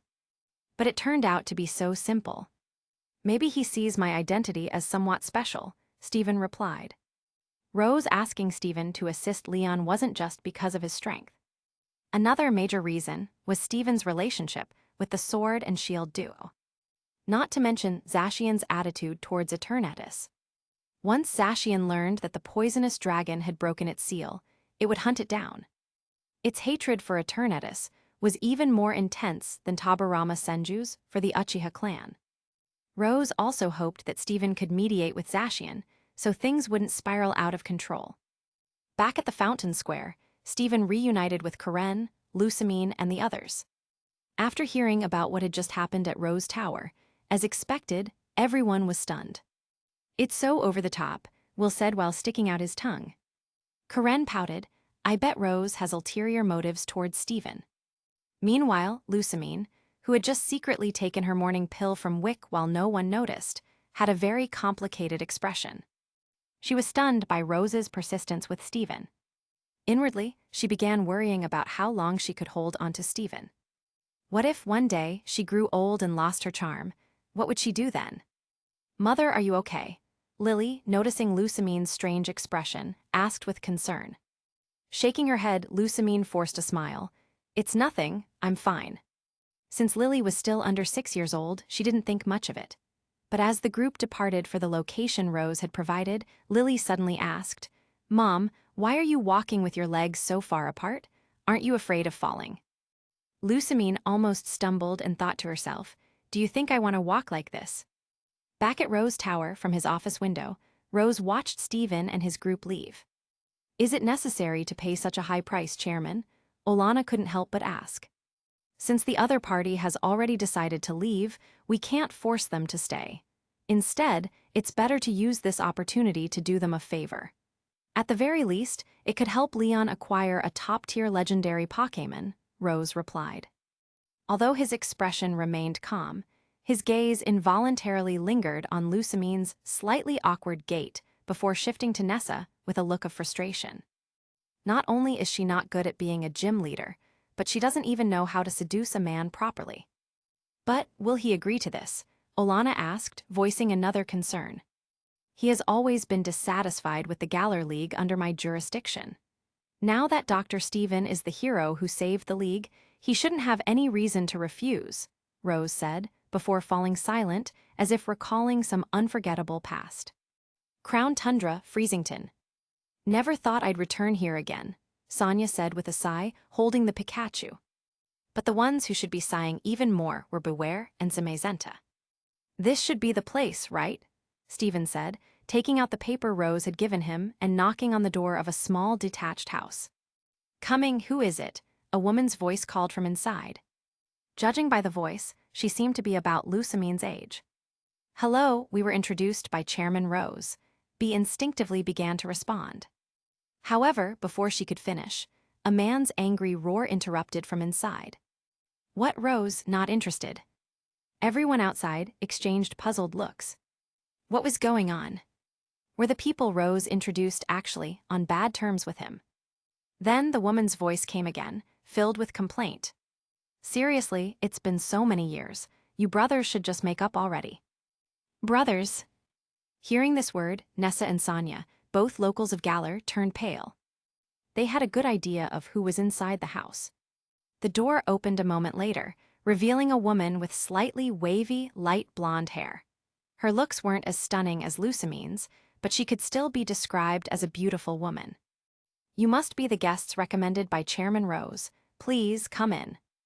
Before she could finish, a young girl about 8 years old, around the same age as Red and Blue, ran out from behind her. Kaya, the girl screamed and ran off. The woman was startled as well. Oh my, aren't you Dr. Stephen? Please, please come in. Ahem. At that moment, a tall man, nearly 2 meters in height, with a dark expression, walked out of the house. Dr. Stephen, that name sounds familiar, he muttered. Bee was startled. Chairman Rose, why are you here? But the next second, Bee realized the man before her wasn't Rose. Although their facial features were identical, the man's nearly 2-meter-tall, muscular build, even in mountaineering gear, was a stark contrast to Rose's 1.7-meter frame and out-of-shape body. Peony, the former Galar champion, Sonia whispered to Bee. It wasn't surprising that Bee didn't recognize him. After all, Peony's time as champion was so long ago that Bee might not have even learned to talk back then. Moreover, Peony's tenure as champion was very brief. Nowadays, many new trainers in Galar don't even know who he is. Stephen was stunned for a second, then took 2 bottles of wine from Karen's hands and handed them to the other party. Nice to meet you. Peony, the former champion, just a little token of appreciation. On the other side, Peony's wife patted him on the back and explained Stephen's identity to him. Although you were invited by Rose since you're a hero who saved the world, you're welcome to sit down. Peony's reply earned him a hard stomp on the foot from his wife. Taking the wine from her husband, Peony's wife chuckled lightly and said, Everyone, please sit down. I'll go make you some tea. That child earlier was our eldest daughter, Peonia. She admires Dr. Stephen a lot and was just too excited to see you. Eldest daughter, that means there's also a younger daughter. Peony's wife smiled and said, Our youngest daughter, Penny, is very shy. She wouldn't dare come out with strangers around. Stephen raised an eyebrow slightly. So Penny hasn't enrolled in Naranja Academy yet. But that wasn't the purpose of this visit. Stephen got straight to the point. Mr. Peony, we're here this time too. The process of inviting Peony to join Alola went relatively smoothly. At first, Peony wanted to refuse. Although he didn't know much about the newly established Alola League, after Rose became the chairman of the Galar League, Peony disliked his brother's management style. For that reason, he had even given up being champion. And for someone who had already quit being champion, asking him to move to a foreign land and become a gym leader seemed unrealistic. However, Peony's eldest daughter, Peonia, played a significant role during the negotiations. She directly stated that she wanted to go to Alola's Melamel Island to attend the Pokémon school, established by Professor Oak. And Peony was an unabashed doting father. To stay close to his daughter, he reluctantly signed the contract. It's worth mentioning that just as Stephen and his group were about to leave, Peony's wife came downstairs and said that Penny had decided to go to Paldea to study. As for why she didn't join them in Alola, the reason given was, she wanted to stay far away from her dad. At that moment, Peony looked like he wanted to die. After leaving Peony's house, Stephen called Kukui, who was far away in Alola, to share the news. Kukui was nearly knocked out by this unexpected windfall. the former champion of Galar, joining their ranks. Whoa, who would have thought Alola could enjoy the same treatment as Kanto, with champion-level trainers becoming gym leaders? Who else could they possibly get? Meanwhile, as Steven prepared to return to Alola, on the other side of the ocean, in the Johto region. In a secret base on Mt. Mortar, west of Mahogany Town, a furious roar echoed, scaring the masked children in the base into trembling. Damn brat. Chapter 183, Pokémon, I Transmigrated Twice 183. The main tasks in Galar were essentially completed. Although Rose wanted to release Eternatus immediately and let Leon capture it, he also knew that, with Leon's current strength, it would be impossible for him to control Eternatus, even in its normal form. Let's not forget that Eternatus still has its Gigantamax form. Rose decided it would be better to let Leon train for another 2 years. After all, Eternatus was hidden in the underground factory in Hammerlock, and no one could steal it. Moreover, Rose wasn't worried about Steven going back on his word. You could say Steven was messy when it came to emotions, but he was someone who always kept his promises. After saying goodbye to Rose over the phone, Steven boarded a private jet adorned with the Etha Foundation's logo and flew back to Alola. Soon after, Rose announced that B, the interim gym leader of Galar, Nessa, Hulberry's gym leader, and Peony, the former champion of the Galar League, would all transfer to Alola. The position of Hulberry gym leader would be taken over by Valerie. As for the position of Stow-on-Side gym leader, which was originally planned to be handed over to B, this role would now be filled by Reggie. This series of announcements shocked the entire world. On the official social media account of the Galar League, the comments section exploded. What the heck, has Chairman Rose gone insane? Dr. Steven already decided to settle in Alola, yet he keeps giving him gifts and people. I thought throwing that massive birthday party for Dr. Steven a few days ago was already the peak of flattery. I never expected him to go even further. Whose subordinate is this guy? Does Dr. Steven have some kind of dirt on Chairman Rose? Like compromising photos or something? Even the former champion was handed over. Could it be that Chairman Rose time-traveled, and Dr. Steven is his father? Forget that, why did Dr. Steven choose Alola over Galar? Anyone else would have picked Galar, right? I suspect Galar acted too late, and Alola already claimed Dr. Steven first. A user named Best Pool Player left a comment. Maybe Alola got to Dr. Steven's virginity first. 30 seconds later, the user was blocked. In New Bark Town, a boy wearing a backward cap with an apem perched on his head stared at the message on his computer screen that read, "You've been blocked." Fuming, he cursed, "Damn it, has the world become a place where people can't speak the truth anymore?" After venting for a while, the boy continued surfing the web. He noticed that the official account of the Alola League had also posted a new update. But instead of focusing on the news that Nessa, B, and Peony had joined Alola, his attention was drawn to an announcement from Alola's Manilow TV station. Miss Mary from Goldenrod City in Johto will serve as the new news anchor for Manilow TV. The post included a picture of Mary, a girl wearing round glasses. While she wasn't as stunning as Lucamine or Cynthia, she had a cute, demure charm. The boy's eyes lit up. He immediately found Mary's social media account and followed her. Galar and Alola weren't far apart. 2 hours later, the Hawley Airport on Melamel Island in Alola began to buzz with excitement. Lucamine, the president of the Etha Foundation and CEO of Rainbow Company, as well as the newly announced chairwoman of the Alola Pokémon League, was the first to emerge from the terminal, greeted by a wave of cheers. After some time to recover, Lucamine walked with more composure than she had in the morning. Nessa, B, and Peony, the future gym leaders of Alola, followed closely behind, each receiving their share of applause. But it wasn't until that man appeared that the crowd truly erupted into chaos. The atmosphere resembled the frenzy of Michael Jackson's concerts from Steven's previous life. Professor Kukui had personally come to pick them up. Because of the large group, he had arranged for a luxurious bus. This is Sonia from Galar. She has a lot of potential in Pokémon research. I hope she can join you and Professor Burnett in your ultra wormhole research team, Stephen introduced as he gestured toward Sonia. QQE couldn't help but glance at the Pikachu in Sonia's arms, which was wearing headphones and playing a game with its tiny paws. Smiling warmly, he extended his hand. Welcome to the team, Miss Sonia. Let's work together to make Alola even better. Sonia blushed slightly and replied, Oh, I'm just a rookie in Pokémon research. Please take care of me, Professor. While shaking hands, she shot a grateful glance at Stephen. When introducing her, Stephen hadn't mentioned titles like granddaughter of Professor Magnolia or childhood friend of Leon, which made Sonia feel much more comfortable. She hated being introduced that way. Once everyone had taken their seats, Professor QQE began describing his vision for the future of the Alola League. Like Galar, QQE believed that Alola didn't need to set up an Elite Four right away.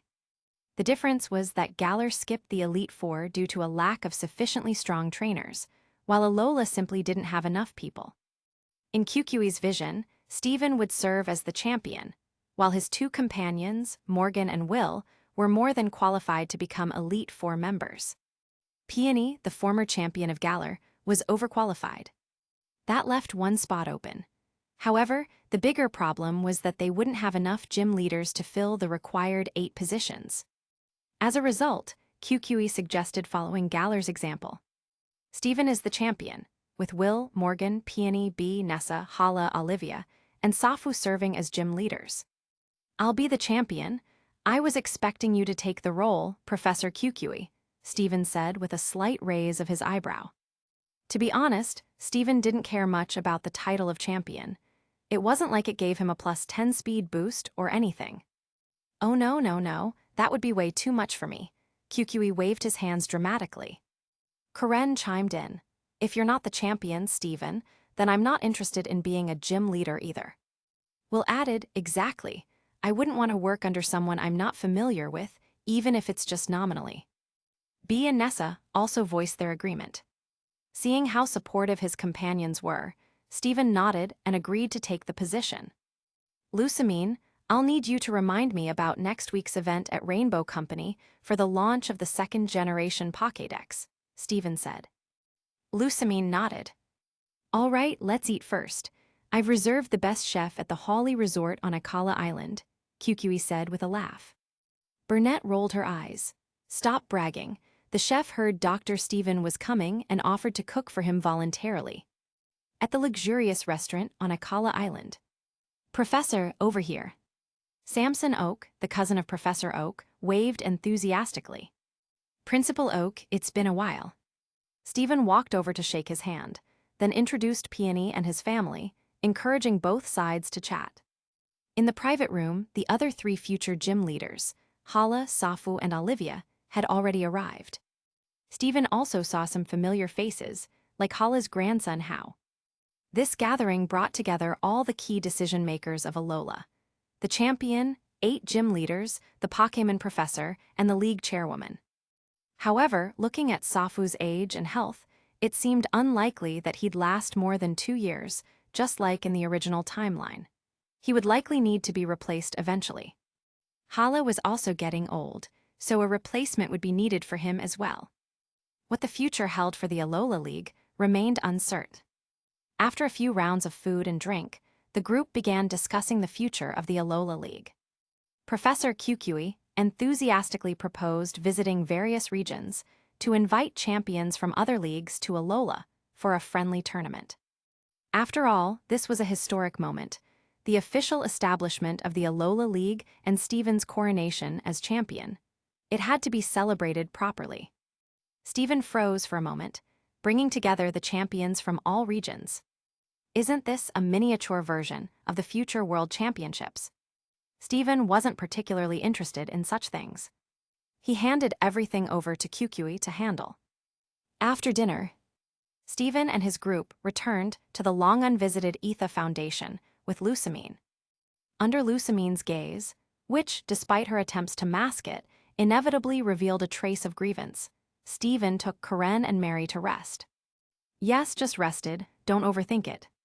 The next morning, In the research department, located on the second basement floor of the ETHA Foundation, Stephen took out a few piquet balls and tossed them.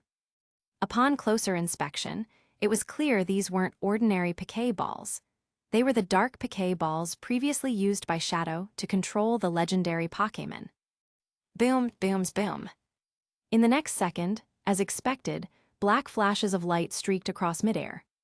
Latios, and the three legendary birds appeared, their bodies radiating dark energy and exuding an overwhelming aura of rage. Lugia, beware. Faced with these dark Pokémon still under control, Stephen calmly uttered two names. Two aces that belonged to Stephen and Joker, who had been battling fiercely on Kanto just last week, leaped out of their piquet balls. The first, Lugia, slammed the dark three legendary birds into the ground with a sky attack. The second, Beware, grabbed the dragon siblings Latias and Latios, one in each paw. Calm down, I'm trying to figure out how to return you to normal. Meanwhile, QQE was already on a plane, beginning his journey to visit other regions.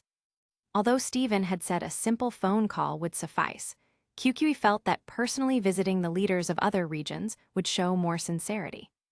QQE's first stop was Galar, as it was relatively close to Alola. A large-scale friendship match to celebrate Dr. Stephen becoming champion and the establishment of the Alola League. Sounds interesting. In the chairman's office of Rose Tower, Rose stroked his chin thoughtfully after listening to QQE's explanation. A few seconds later, he smiled with growing interest. No problem, but I have a small condition. Oh, please, Chairman Rose, go ahead. Rose's grin grew even wider. I want you to arrange a match between Leon and Lance. QQE.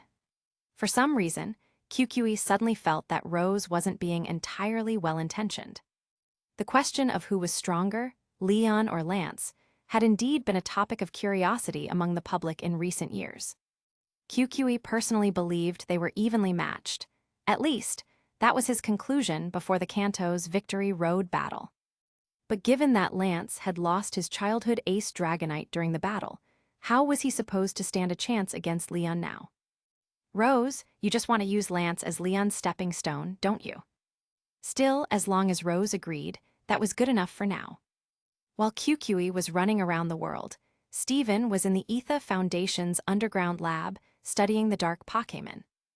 1 week later, the first release and signing event for the second-generation Pokédex took place in the plaza in front of Rainbow Corporation on Olayala Island, Alola. Lana, hurry up. A green-haired, twin-tailed girl about Ash's age waved at a blue-haired girl with some freckles on her face. I'm coming, Mallow. Don't run so fast. The blue-haired girl panted slightly as she caught up. Kaio said he'd help us hold a spot, but who knows how reliable he is. Seriously. Mallow pouted in frustration. Dr. Stephen, Dr. Stephen, Dr. Stephen. Amid waves of cheers, the two girls immediately knew the main event had begun. Stephen smiled and waved in greeting. He waited for the noise to die down a bit before sitting down to start the signing event. Dr. Stephen, thank you for choosing to return to Alola. It's nothing, I like it here.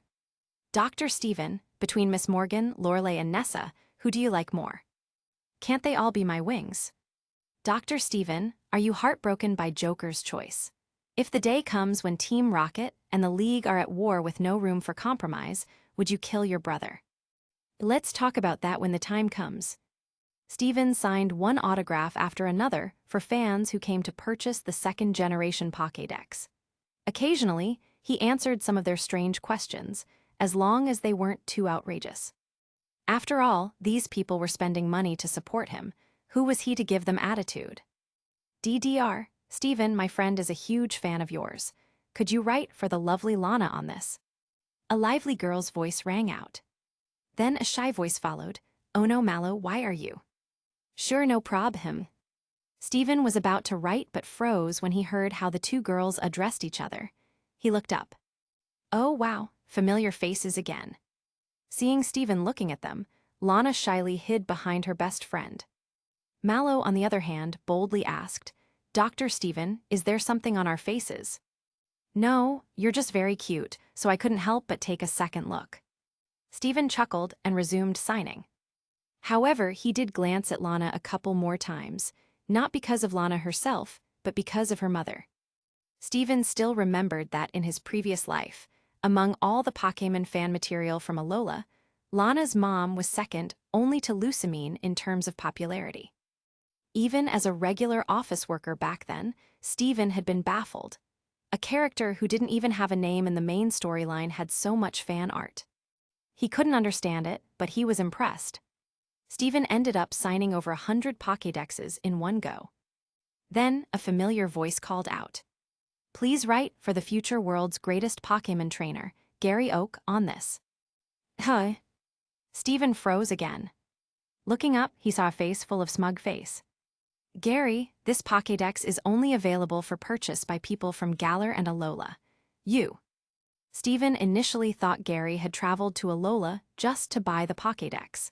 But then he remembered, didn't he send Professor Oak a few units directly? "Big brother Stephen, look, I'm in Alolan now." Gary grinned, flashing his ID card. "Address, Alola Region, Melamel Island, Holly City, Pokémon School." "Stephen." At this moment, Professor Oak's cousin Samson Oak chimed in to explain. Samuel suggested moving Gary to Alola to keep him safe. Kanto's not exactly secure right now. Through Samson's explanation, Stephen learned that a lot had happened in the week he had spent holed up in the research lab. Many Kanto residents felt unsafe, and families with the means to do so had started relocating to other regions. After all, everyone knows that the main area of operation for Team Rocket is Kanto. Thinking back to the battle on the Indigo Plateau, Team Rocket, especially Joker, displayed overwhelming power. Most of the general public felt it would be better to stay far away from them. Among the popular relocation destinations, Alola stood out. Even though the strength of the Alola League was still uncertain, the mere fact that Stephen was present there was enough to reassure people. The second choice was Galar, because the Sword and Shield duo served as the region's guardians. Professor Oak, after some consideration, also felt that Kanto wasn't very safe and wanted to send his grandchildren away. However, Blue stated that if Team Rocket caused trouble, it would be even better. He'd take them all down himself. So, he didn't leave. As for Gary, after some thought, he decided to go. Not because he was scared, but because he believed he could learn a lot from Stephen. There was also a considerable amount of admiration for Stephen involved in his decision. Delia wanted to move together with Red and Ash, but her financial situation didn't allow for it. Moreover, even though Red was silent, he probably had the same mindset as Blue, thinking about dealing with Team Rocket someday. And Ash, there was no need to even mention him. He was the typical lost before, failed before, but never afraid. A guy who dared to have Pikachu use Thunderbolt on Arceus wouldn't be afraid of Team Rocket, would he? "Gary, you could try focusing on training just one type of Pokémon.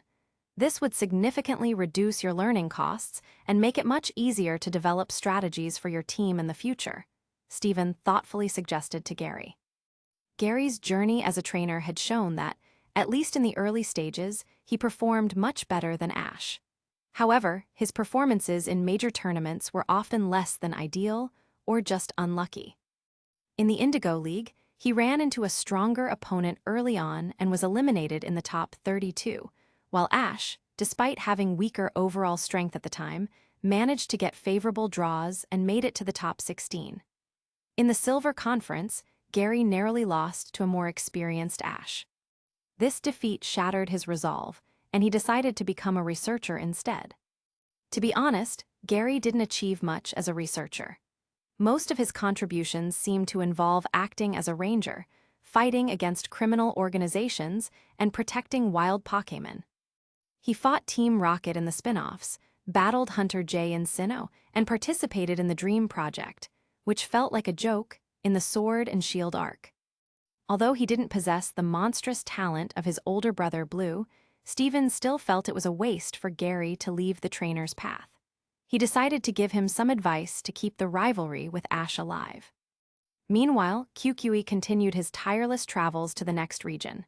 This time, his destination was Paldea, which was relatively close. The current champion of the Paldea League was Jita, who also served as the league chairwoman. After listening to QQE's description, Jita nodded peacefully with a smile and said, "The philosophy of friendship first, competition second aligns perfectly with the teaching principles of our Naranya Academy." "I agree." "Really, that's wonderful."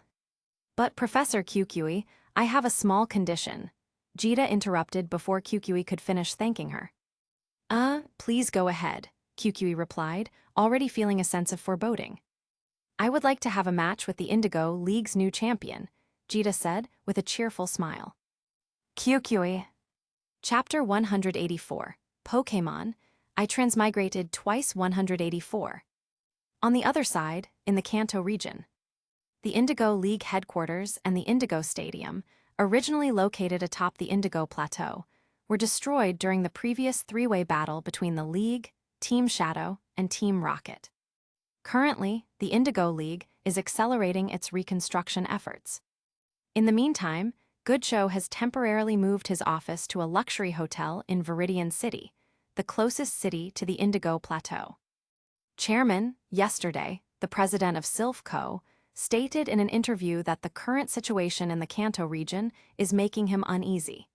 He mentioned that if effective measures are not taken, he might consider relocating the company headquarters to another region. Erica, the leader of the Kanto gym leaders, reported this to Goodshow. A few days ago, Professor Oak also mentioned to Steven that Team Rocket's primary base of operations is in Kanto. Adding to that, the entire world has now witnessed the immense power that Team Rocket possesses, which has left the general public, especially residents of the Kanto region, feeling deeply unsettled. Many families have even chosen to relocate entirely. Of course, only a minority of families have the financial means to do so, but the atmosphere of unease now pervades the skies over Kanto. Moreover, numerous businesses led by Sylph Co. have expressed dissatisfaction. It's not just corporate giants like Sylph. Many real estate developers have also lamented that property prices in the Kanto region are plummeting because of the situation. Goodshow must come up with a way to stabilize public sentiment. Knock, knock. At this moment, there was a knock on the door. A middle-aged man's voice came from outside. "Chairman Tilda, may I come in?" Hearing this lazy tone, Goodshow immediately guessed who it was. "Come in, Nanu." The door opened, and in walked Nanu, the island kahuna of Ulayala Island in Alola, who had recently declined the offer to become an Alola League gym leader. However, even among Alalans, very few knew that Nanu also held the title of Ace International Police Officer. "Chairman, I'll take my leave now." Erica bowed slightly to Goodshow before quickly leaving. Once the room was down to just the two of them, Nanu clicked his tongue and reported. "Chairman, regarding Joker." Goodshow shook his head.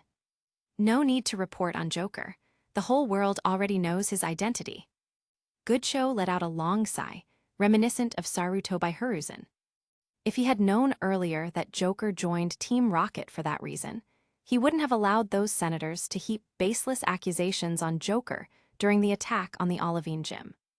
Instead, he should have investigated Altair first.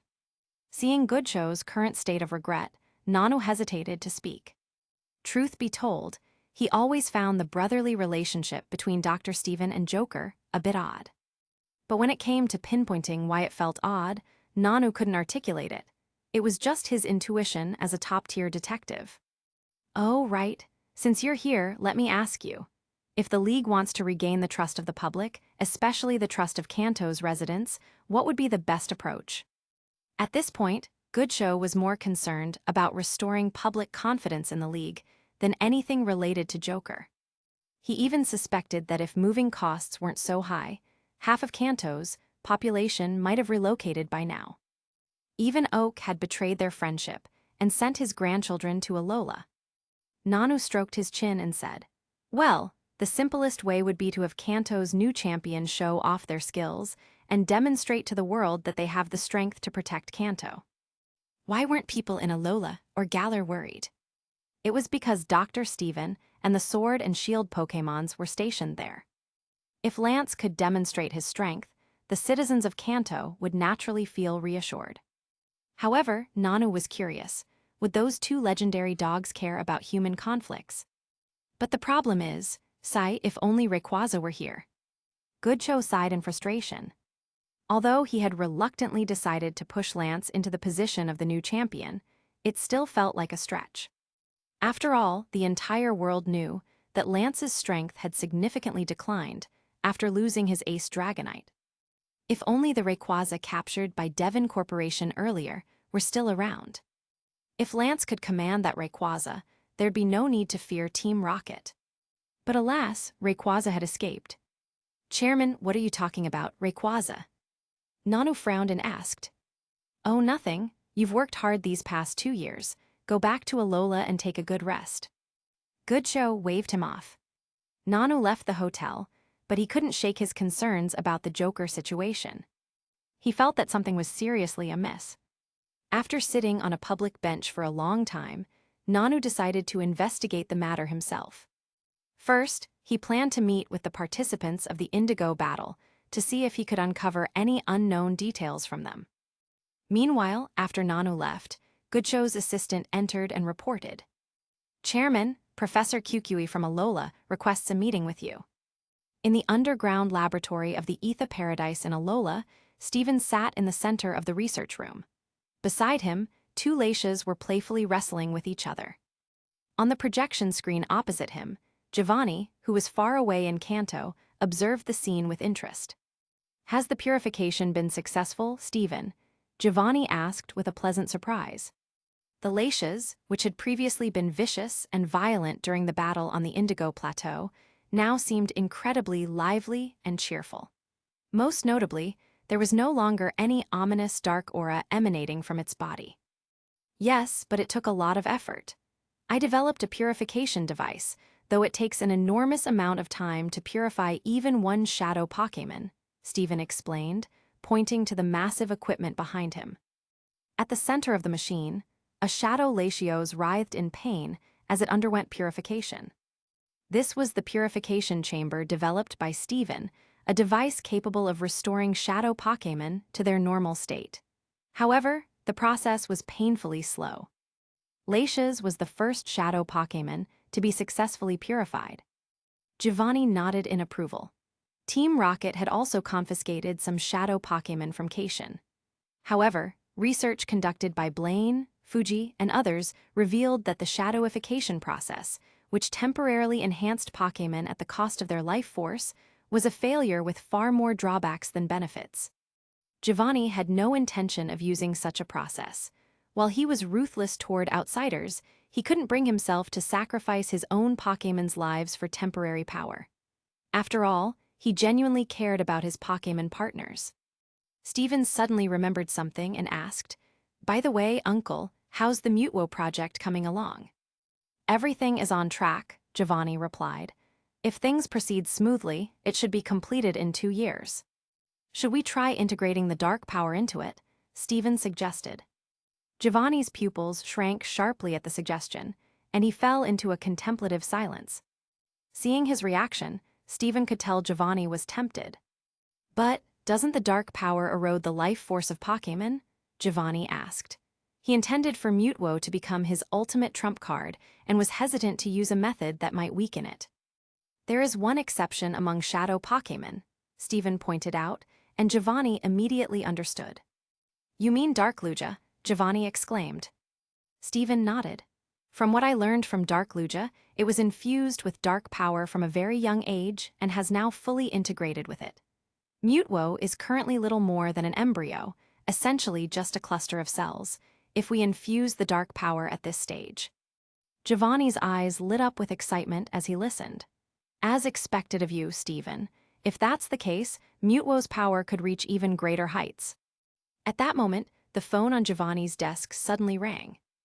Matori quickly stepped forward to answer it. "Hello," she said, but her face turned pale within seconds. "Giovanni-sama, it's Price," Matori whispered nervously. Both Giovanni's and Steven's expressions changed. Giovanni immediately pressed the speakerphone button. Only a select few knew the number to Giovanni's office phone, and whenever it rang, it was never a trivial matter. However, Giovanni hadn't expected that old monster to be the one calling. Giovanni, connect me to that boy, Stephen, Price's hoarse voice came through.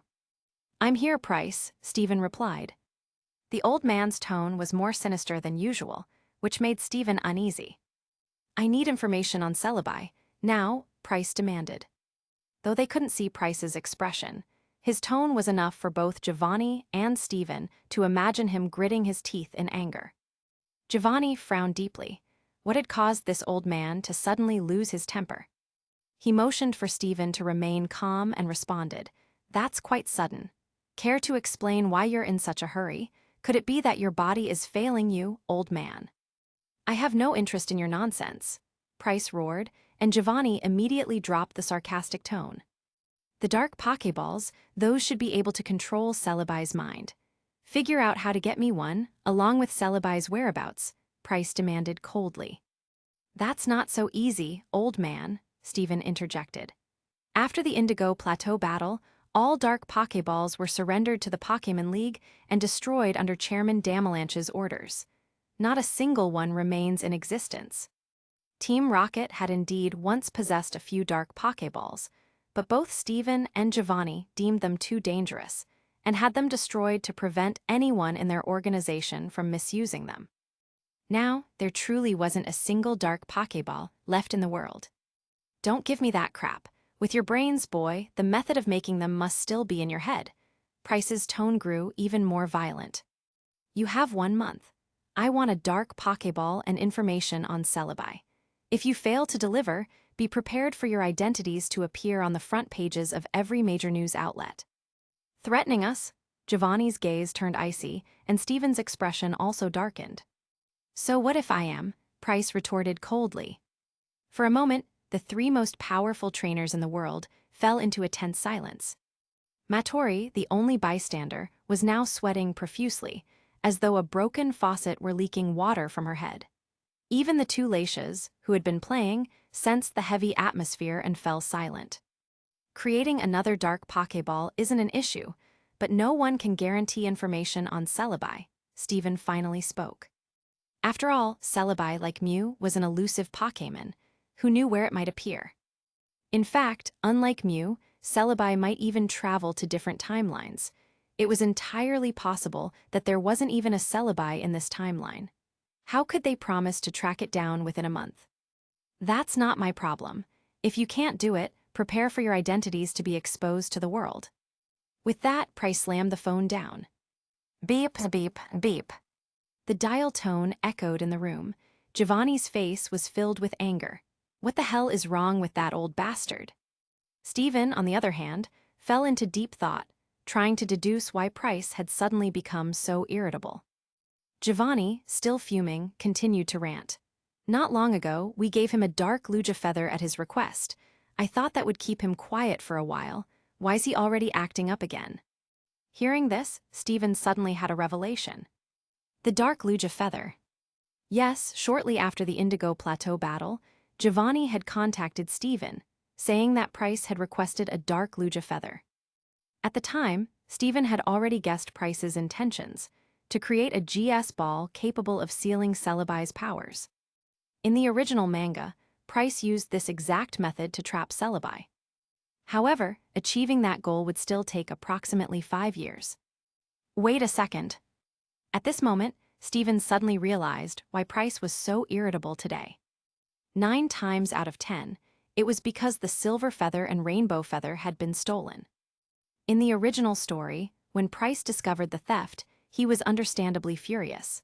However, apart from capturing Ho-Oh and Lugia again, he didn't have any other solutions. But now, things were different. Price had learned about the existence of the dark Pokeball. To be honest, that thing was much more convenient than the GS ball. The GS ball could only prevent Celebi from using its abilities inside the ball, while the dark Pokeball could directly control a Pokémon's mind. Currently, under Goodshow's orders, all dark Pokeballs had been destroyed. But Price was convinced that Stephen was capable of recreating them. As for tracing Celebi, that would require utilizing Team Rocket's intelligence network. Stephen, what do you think we should do? Giovanni, after cursing for a while, gradually calmed down and turned to Stephen for advice.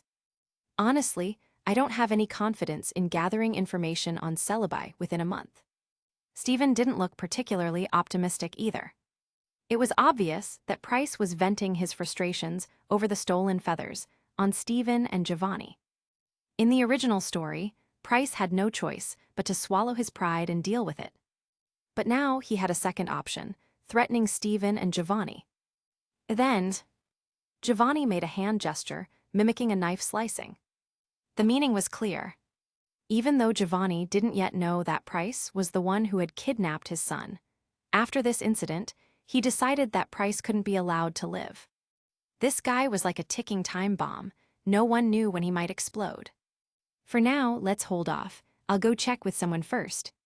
Stephen hung up the call with Giovanni and left Etha Paradise, heading to the Space Research Institute located on Akala Island.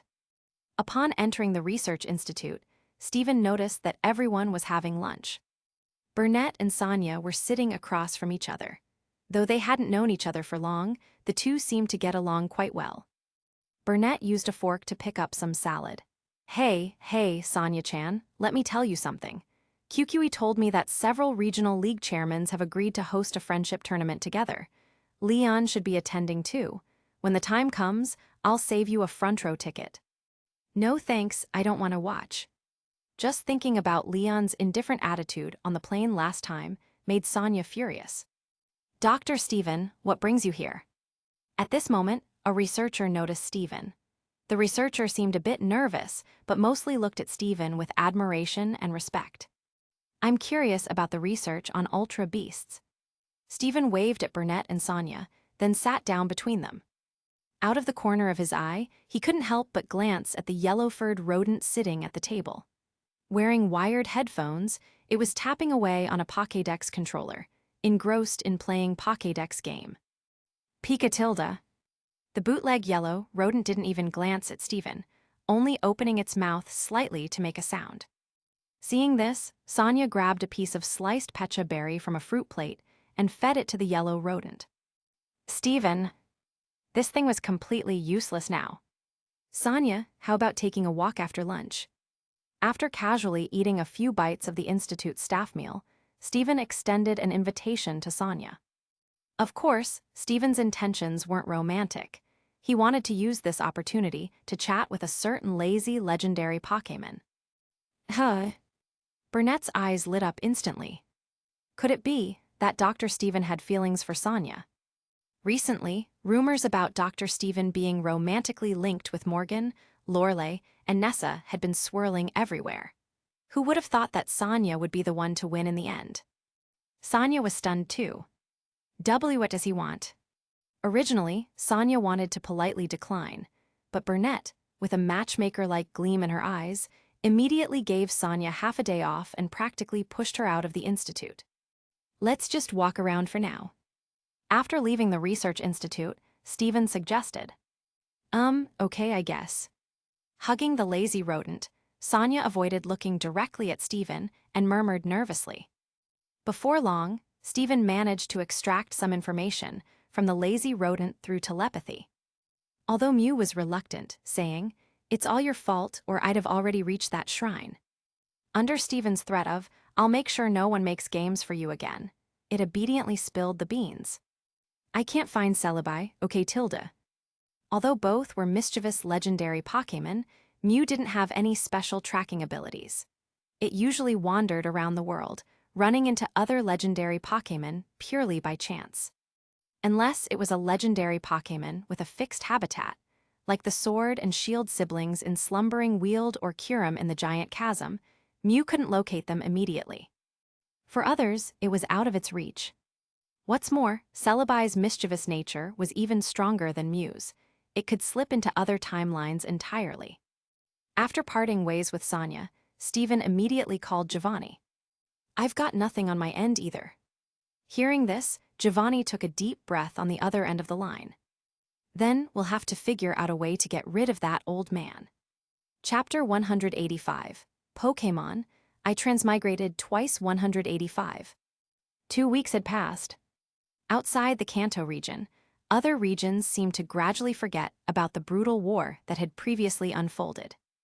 Thanks to QQE's efforts, All 9 regions affiliated with the league had agreed to participate in a large-scale friendship tournament to celebrate the official establishment of the Alola League.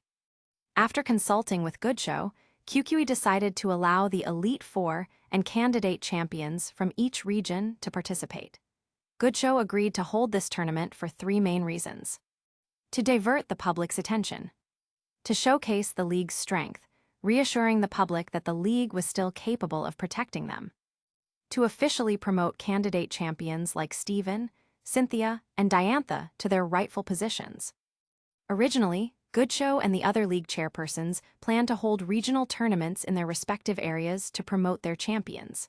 For instance, the interrupted Indigo Plateau Conference was intended to elevate Lance to replace Agatha. Similarly, in Hone, the Evergrande Conference was planned to push Steven Stone into champion, to be followed by Sinnoh, Kalos, and Unova. Oh, right, Unova was a special case. Although Alder's strength had declined following the death of his main Pokémon, they still hadn't found a suitable successor. Alder would probably have to remain in his position for a few more years. After discussions with the other league chairpersons, Goodshow decided to use this opportunity to promote all these young trainers in one swift move, symbolizing the beginning of a new era for the league. For a time, the world's attention was focused on Alola. Meanwhile, in the southern coastal area of the Johto region, in the city known as the water capital, Alto Mare. During the Alola Friendship Tournament, we, as Team Rocket's boss and Joker, will launch a surprise attack on Mahogany Town and take out that old man. What do you think, Steven? Sitting back-to-back with Steven in a quiet cafe, Giovanni took a sip of coffee and asked. Giovanni could no longer tolerate Price. The old man was a completely uncontrollable factor and, more importantly, terrifyingly strong. Giovanni had witnessed firsthand the legendary masterclass strength only spoken of in rumors. Even if he and Steven teamed up, they might not be able to take Price down quickly. Moreover, once they made their move, it would mean completely burning bridges with Price.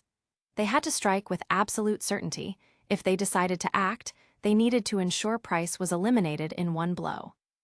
The reason Shadow failed, aside from Giovanni and Steven interfering, was mainly because they hadn't severed communication between the regional leagues. Halfway through the battle, reinforcements from Hone, Steven Stone, and Wallace arrived, followed by Cynthia, Volkner, and Flint from Sinnoh. Then came Alder from Unova, Diantha from Kalos, one after another. This was the main reason for Shadow's failure. Giovanni believed the Alola Friendship Tournament was an excellent opportunity. According to official announcements, the Elite Four and candidate champions from all regions will attend the event. Mahogany Town isn't a major city, but it does have a significant population. If the commotion gets too big, it will immediately attract the league's attention. Steven pointed out the flaw in Giovanni's plan. Besides, the league isn't stupid. Kanto will almost certainly send only Lance, maybe Agatha as well, while leaving the rest of their forces behind to guard against Team Rocket. The league also had smart people. If Giovanni could think of using the Alola Friendship Tournament to cause trouble, the league wouldn't overlook this possibility. And if you're using the Joker identity, you can't use Beware. That makes taking down Price even less certain. Ideally, we'd have someone weaken Price first before we step in. Mahogany Town, while not a major metropolis, was still a town with a Pokémon gym. It was no small settlement. If a battle broke out, civilians would inevitably be drawn in, especially with the 3 strongest individuals of the current era fighting: Steven, Giovanni, and Price. There was no doubt, once the fight started, Mahogany Town would be wiped off the map.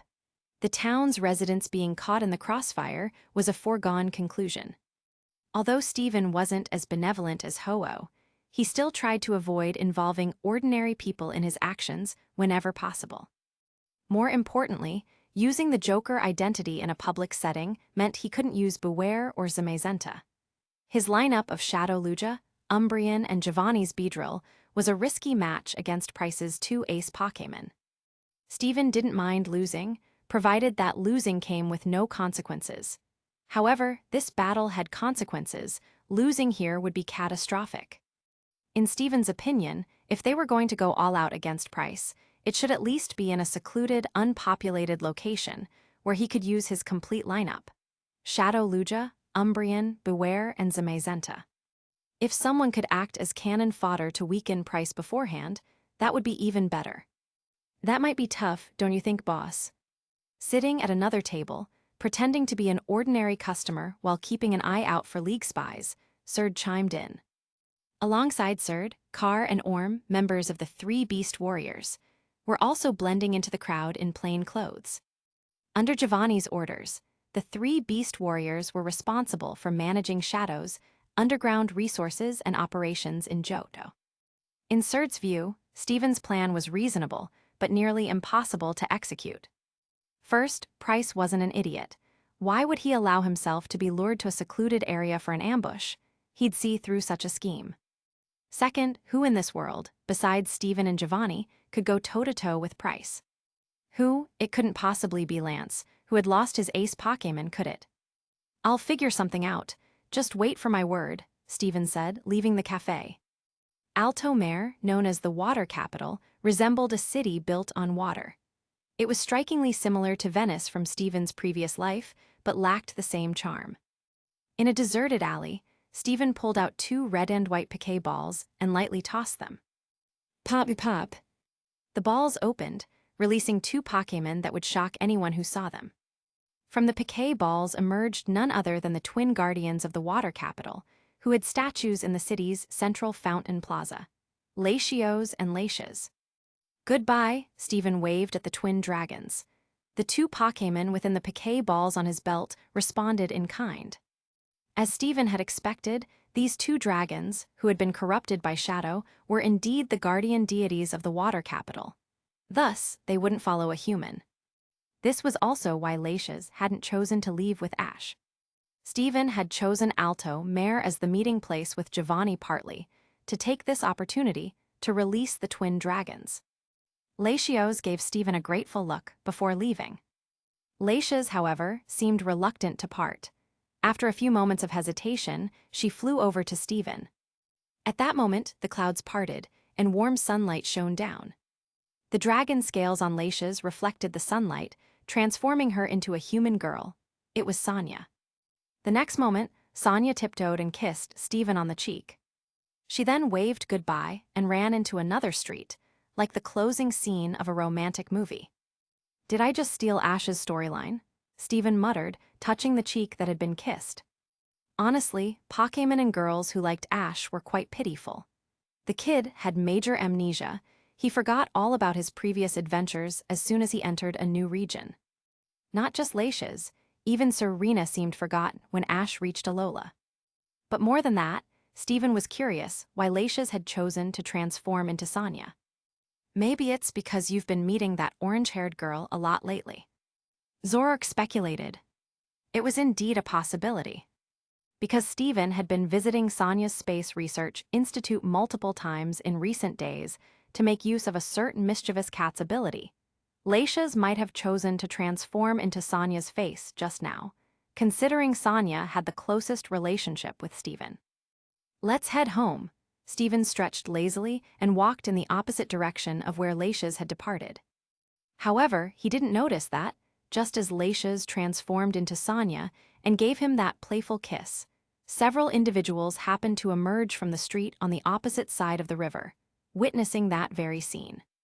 These people were none other than Goodshow and the 4 elite trainers of the Indigo Plateau. As Steven had predicted earlier, Goodshow planned to send only Lance to participate in the Alola Friendship Tournament, while Agatha, Lorelei, and Bruno stayed behind to guard the Indigo Plateau. Today, Goodshow came to Alto Mare after hearing that a pair of dragon siblings had settled there, hoping to try his luck and recruit them to strengthen Lance's team. In the past, whenever Goodshow received information about legendary Pokémon, his first thought would naturally be his beloved grandson, Tobias. However, after the incident in Slateport City, Goodshow realized that his grandson simply couldn't control legendary Pokémon. Moreover, Lance was a better candidate for training legendary Pokémon, especially considering that dragons were his specialty. What Goodshow and his team hadn't anticipated, though, was that instead of spotting the legendary Pokémon, they stumbled upon such a shocking scene. Lance crossed his arms, maintaining his usual indifferent expression. "Trainers don't need women," he muttered. Meanwhile, Bruno silently shifted a step away from where Lorelei was standing. Agatha grinned mischievously, her sharp smile betraying her amusement. That young girl, never seen her before, found himself a new one, has he? Lorelei, outwardly displaying the same disdainful expression as Lance, betrayed her inner restlessness by the faint tremor of the icy thunder beneath her office lady attire. It was clear her feelings were far from calm. Goodshow looked distressed. "That girl seems to be quite something.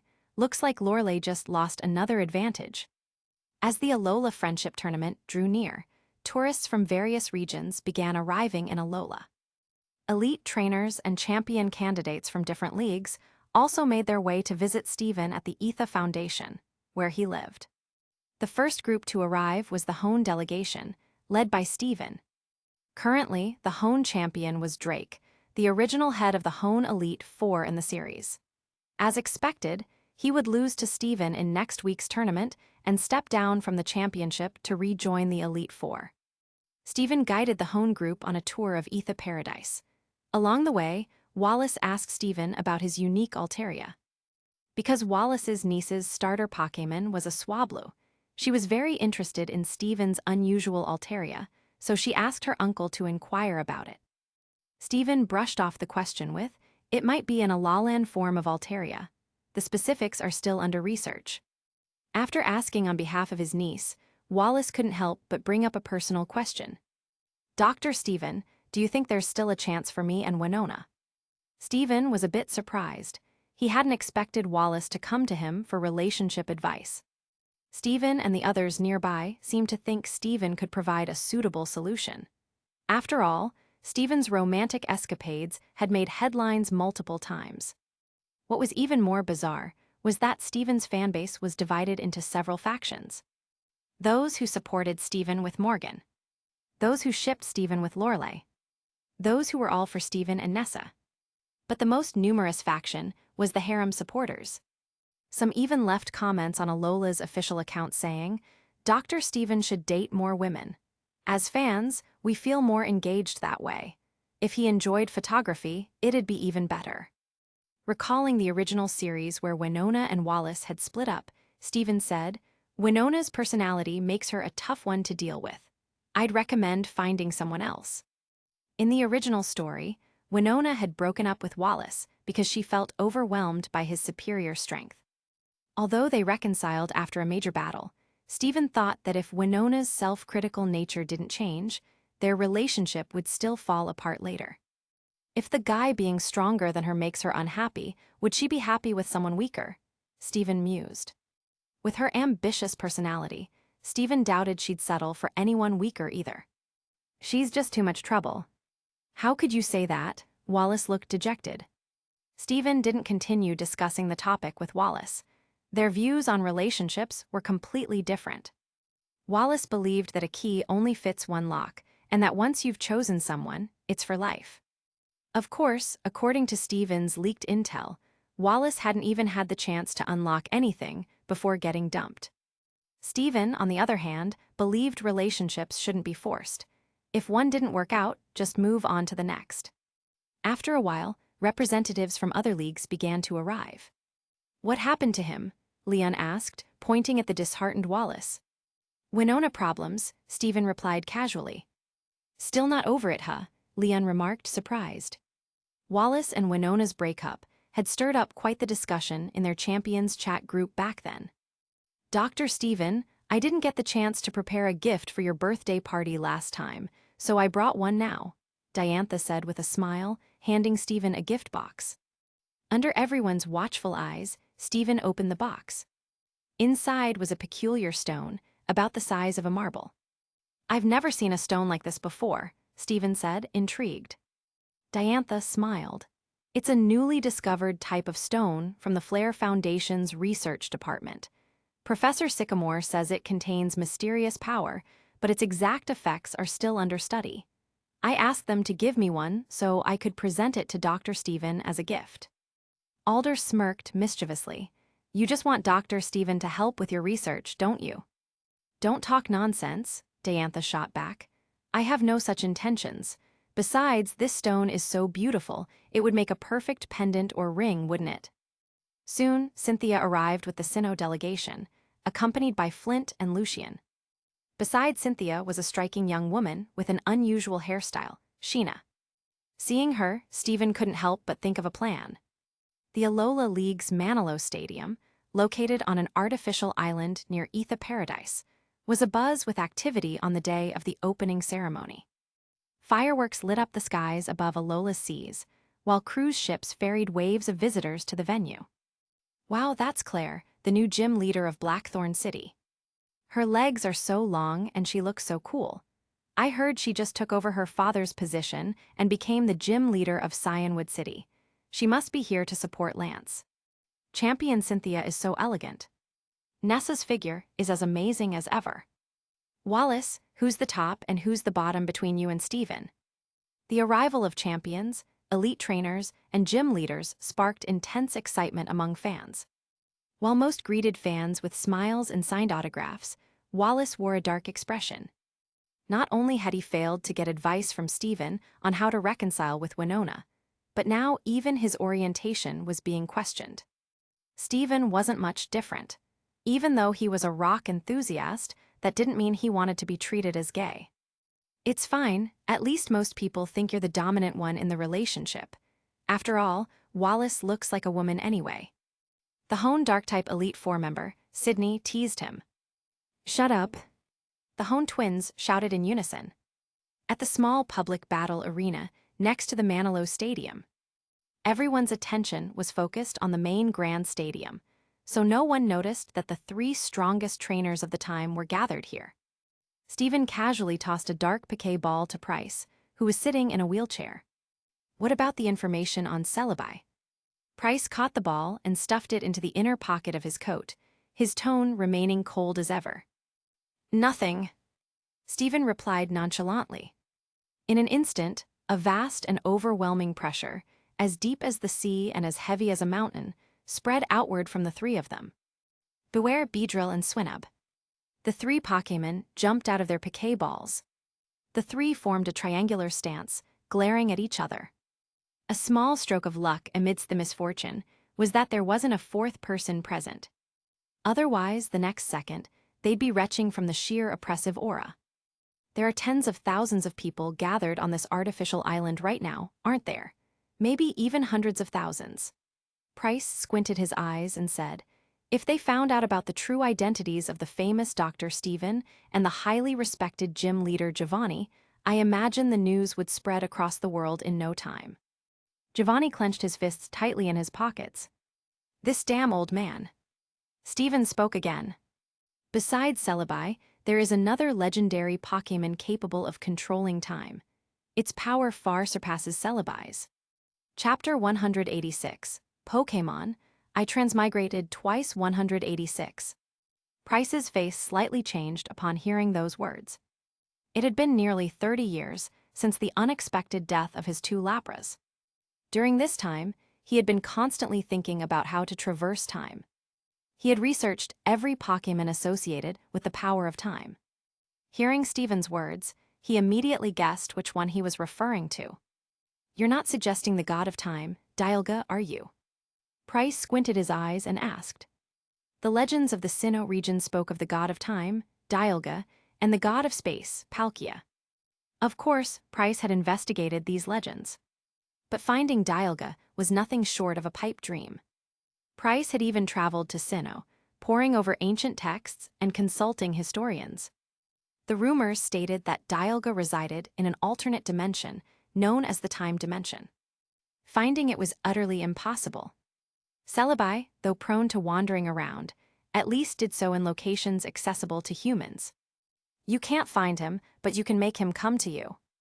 Before calling Price over, Stephen had already formulated his plan. Price squinted his eyes even further. Stop beating around the bush. You've heard of the power of aura, right? Stephen asked. Price frowned. He genuinely hadn't heard of it. It's a power that allows one to communicate telepathically with legendary Pokémon, and even summon them from alternate dimensions. Stephen briefly explained the specific effects of the aura power. Giovanni stroked his chin. So, you're saying that someone with the power of aura can summon Dialga from the time dimension?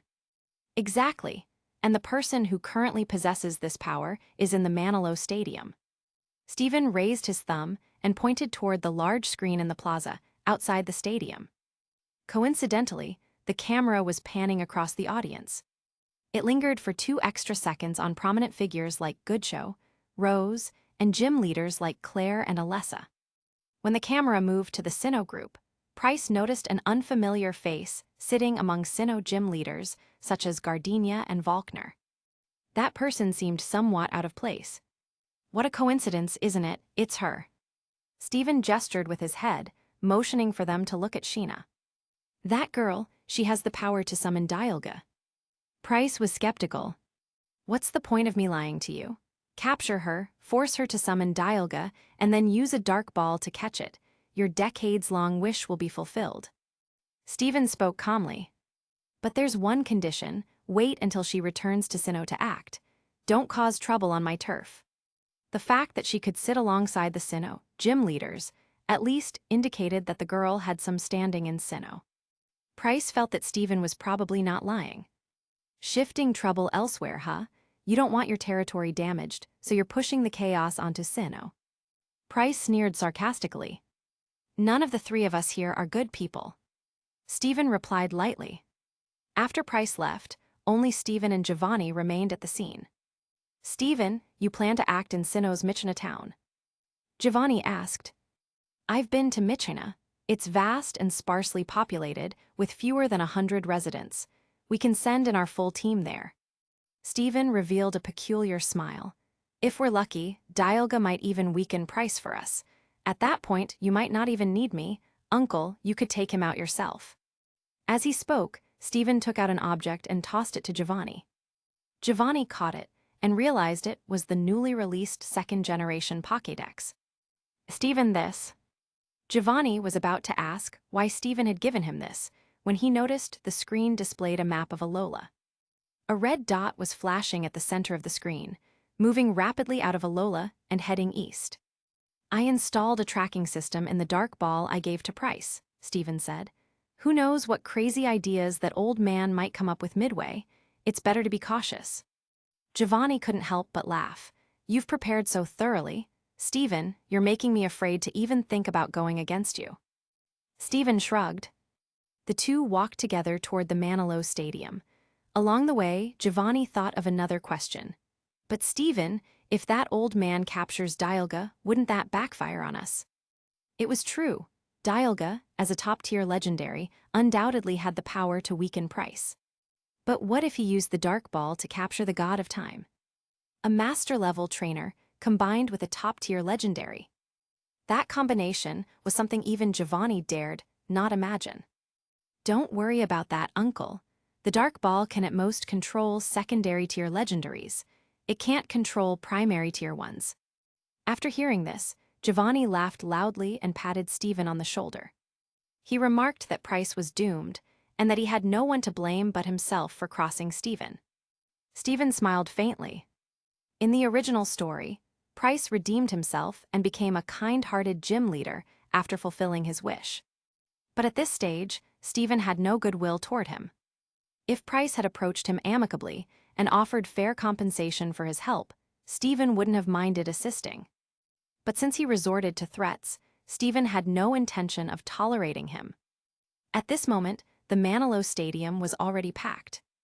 Although the atmosphere was slightly less intense than the future Masters 8 tournament, this was the first large-scale competition in the Pokémon League's history to gather so many top trainers from various regions.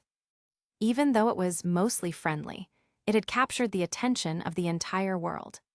Drones hovered above the stadium, capturing footage from every angle. The elite representatives from various regions sat in small groups, scattered across different sections. The 3v3 format feels a bit underwhelming. Full 6v6 battles are much more exciting.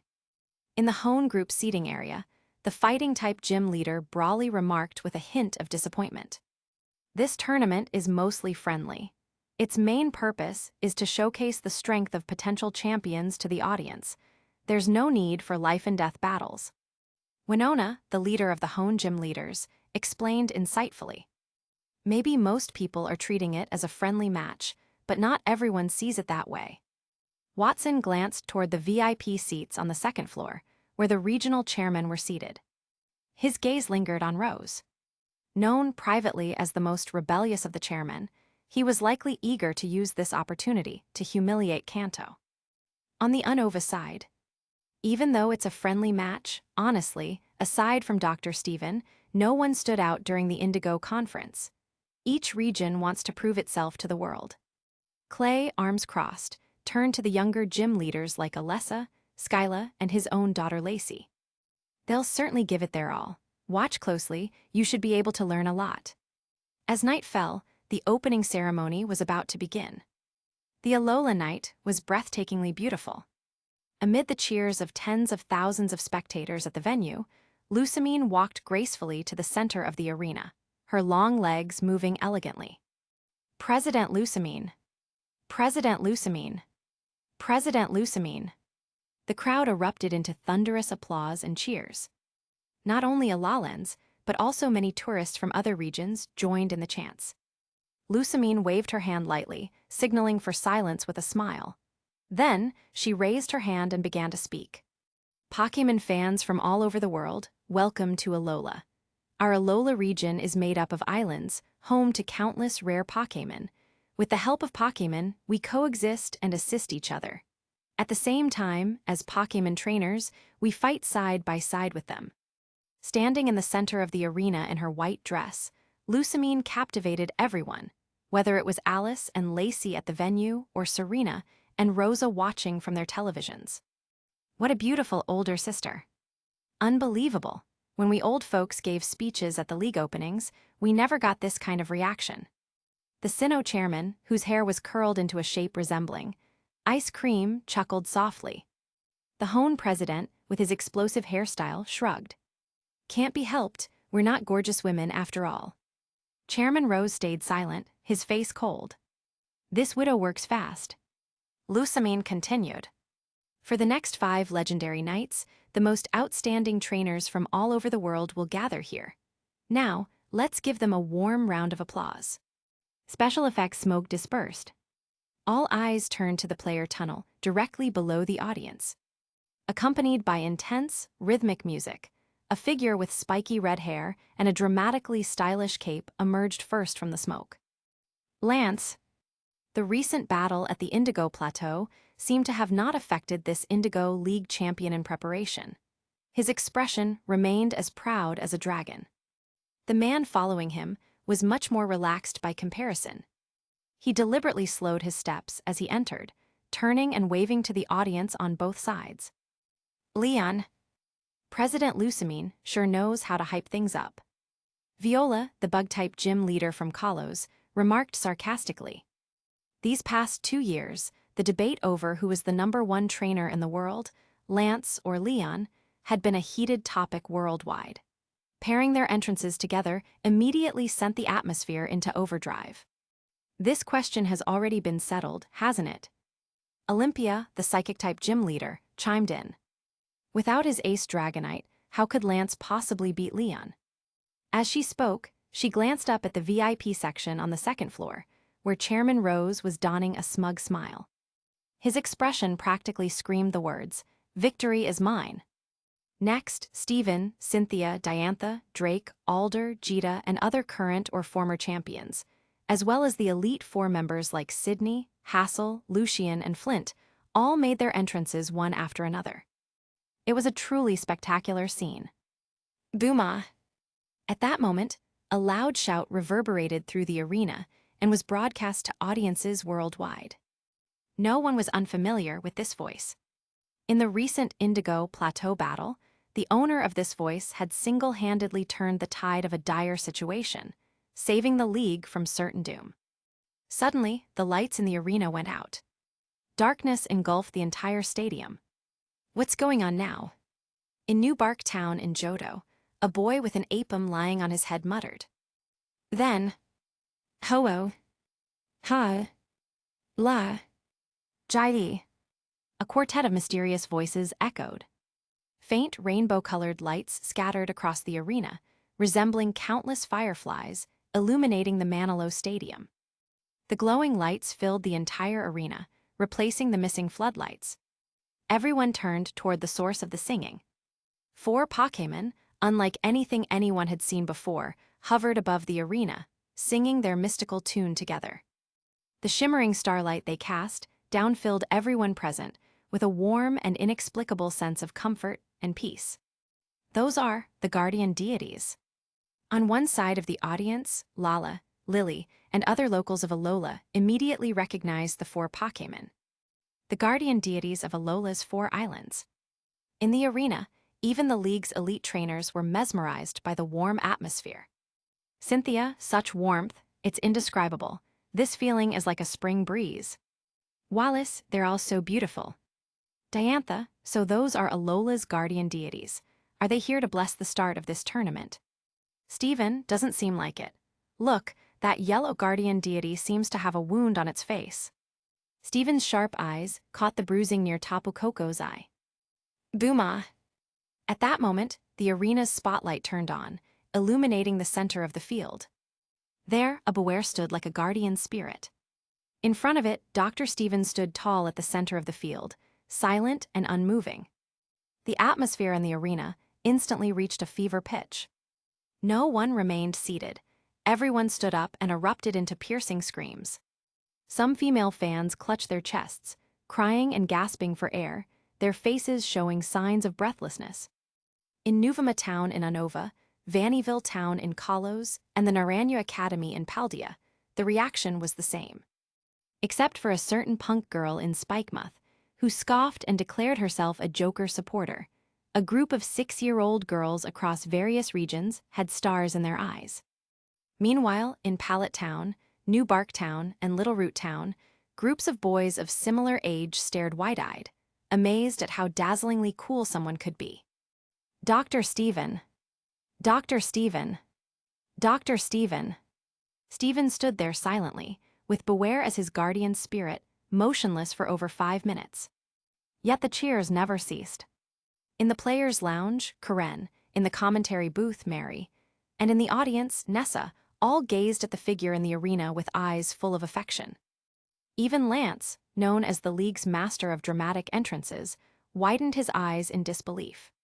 He hadn't expected someone could make such a grand entrance. Meanwhile, as the world's attention was fixed on Stephen and his Beware, the 4 Tapis exchanged glances. Tapu Bulu, can we leave now? Tapu Fini, better wait a bit. I don't want to end up like Coco and get beaten half to death. Tapu Koko, like a cat whose tail had been stepped on, protested. I already said I just let my guard down. If I fought her again, I wouldn't lose.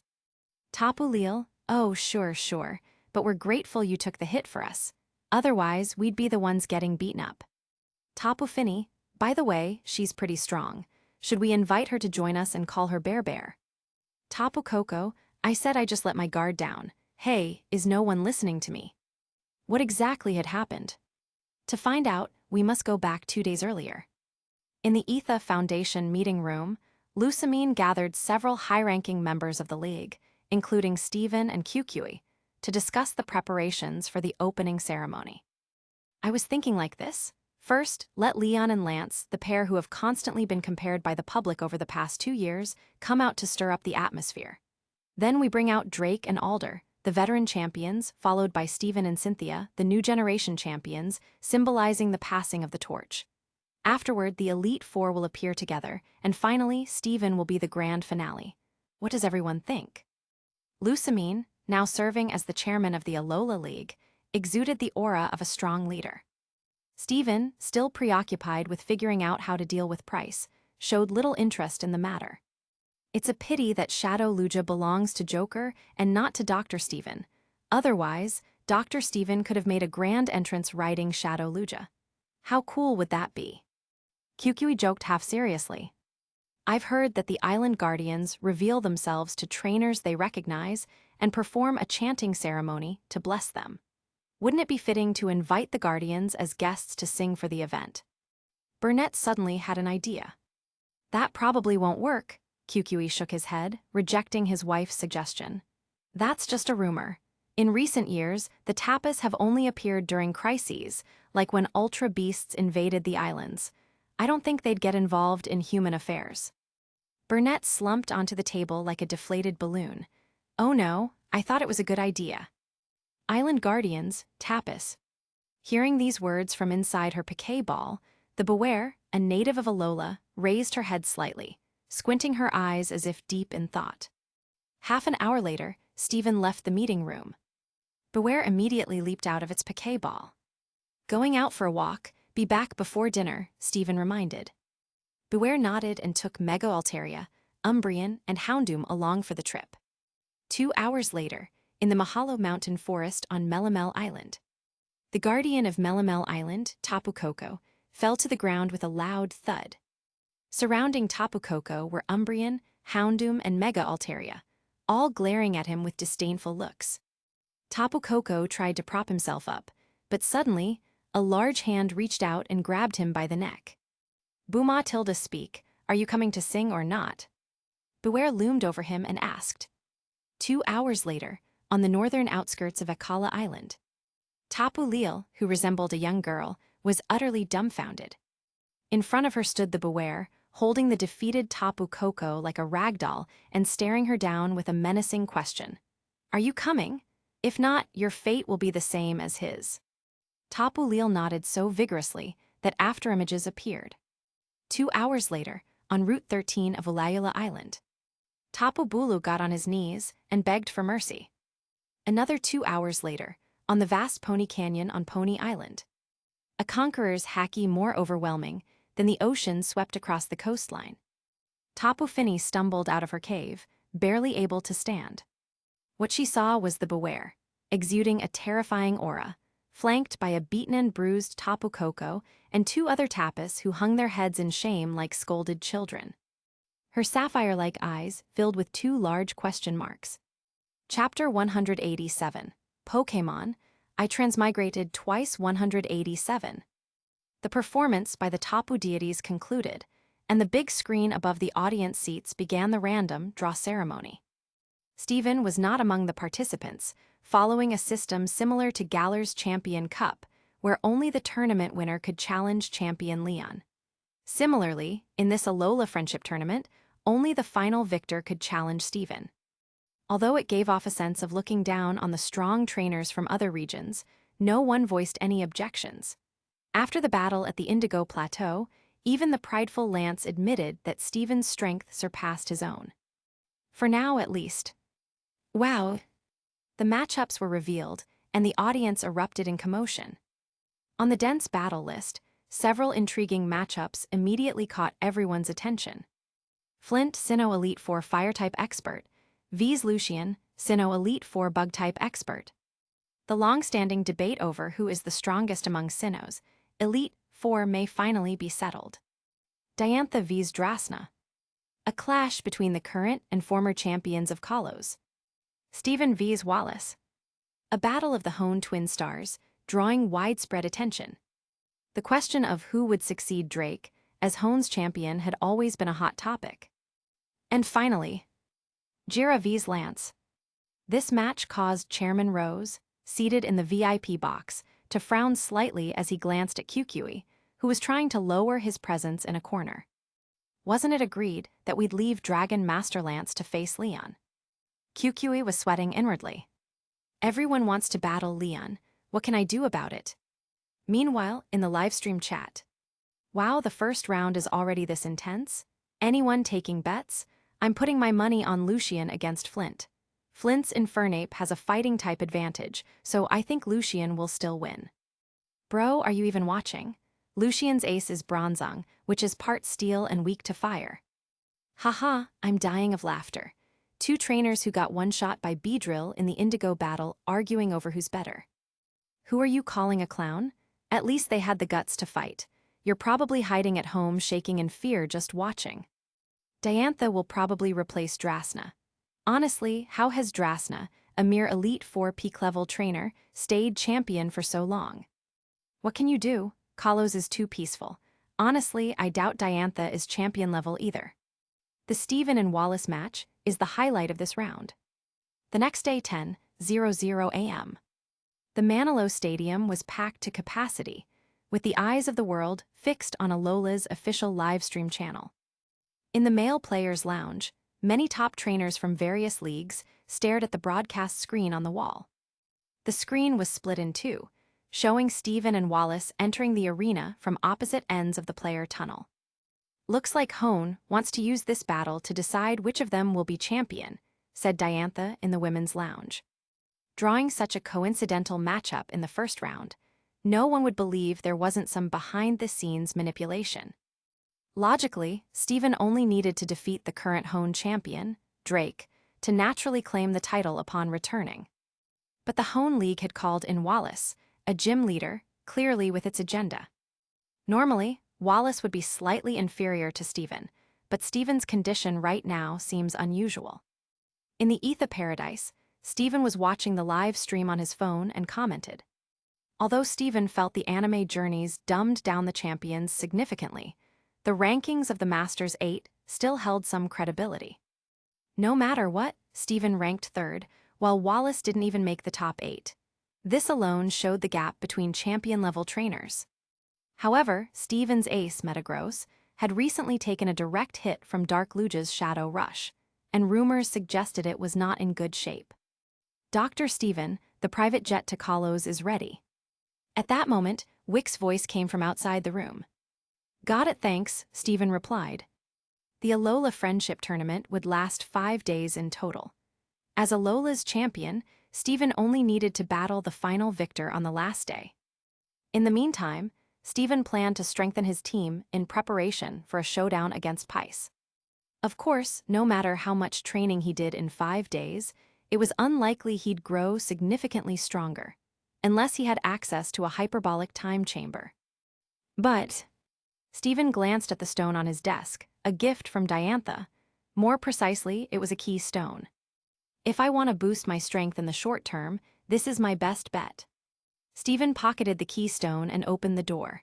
Outside stood his trusted partners, Karen and Will. Giovanni was also among the group. This time, Steven's mission to Kalos to locate megastones wasn't just about strengthening his own Pokémon. It was more about empowering his allies. Among Steven's Pokémon, only Houndoom could Mega Evolve.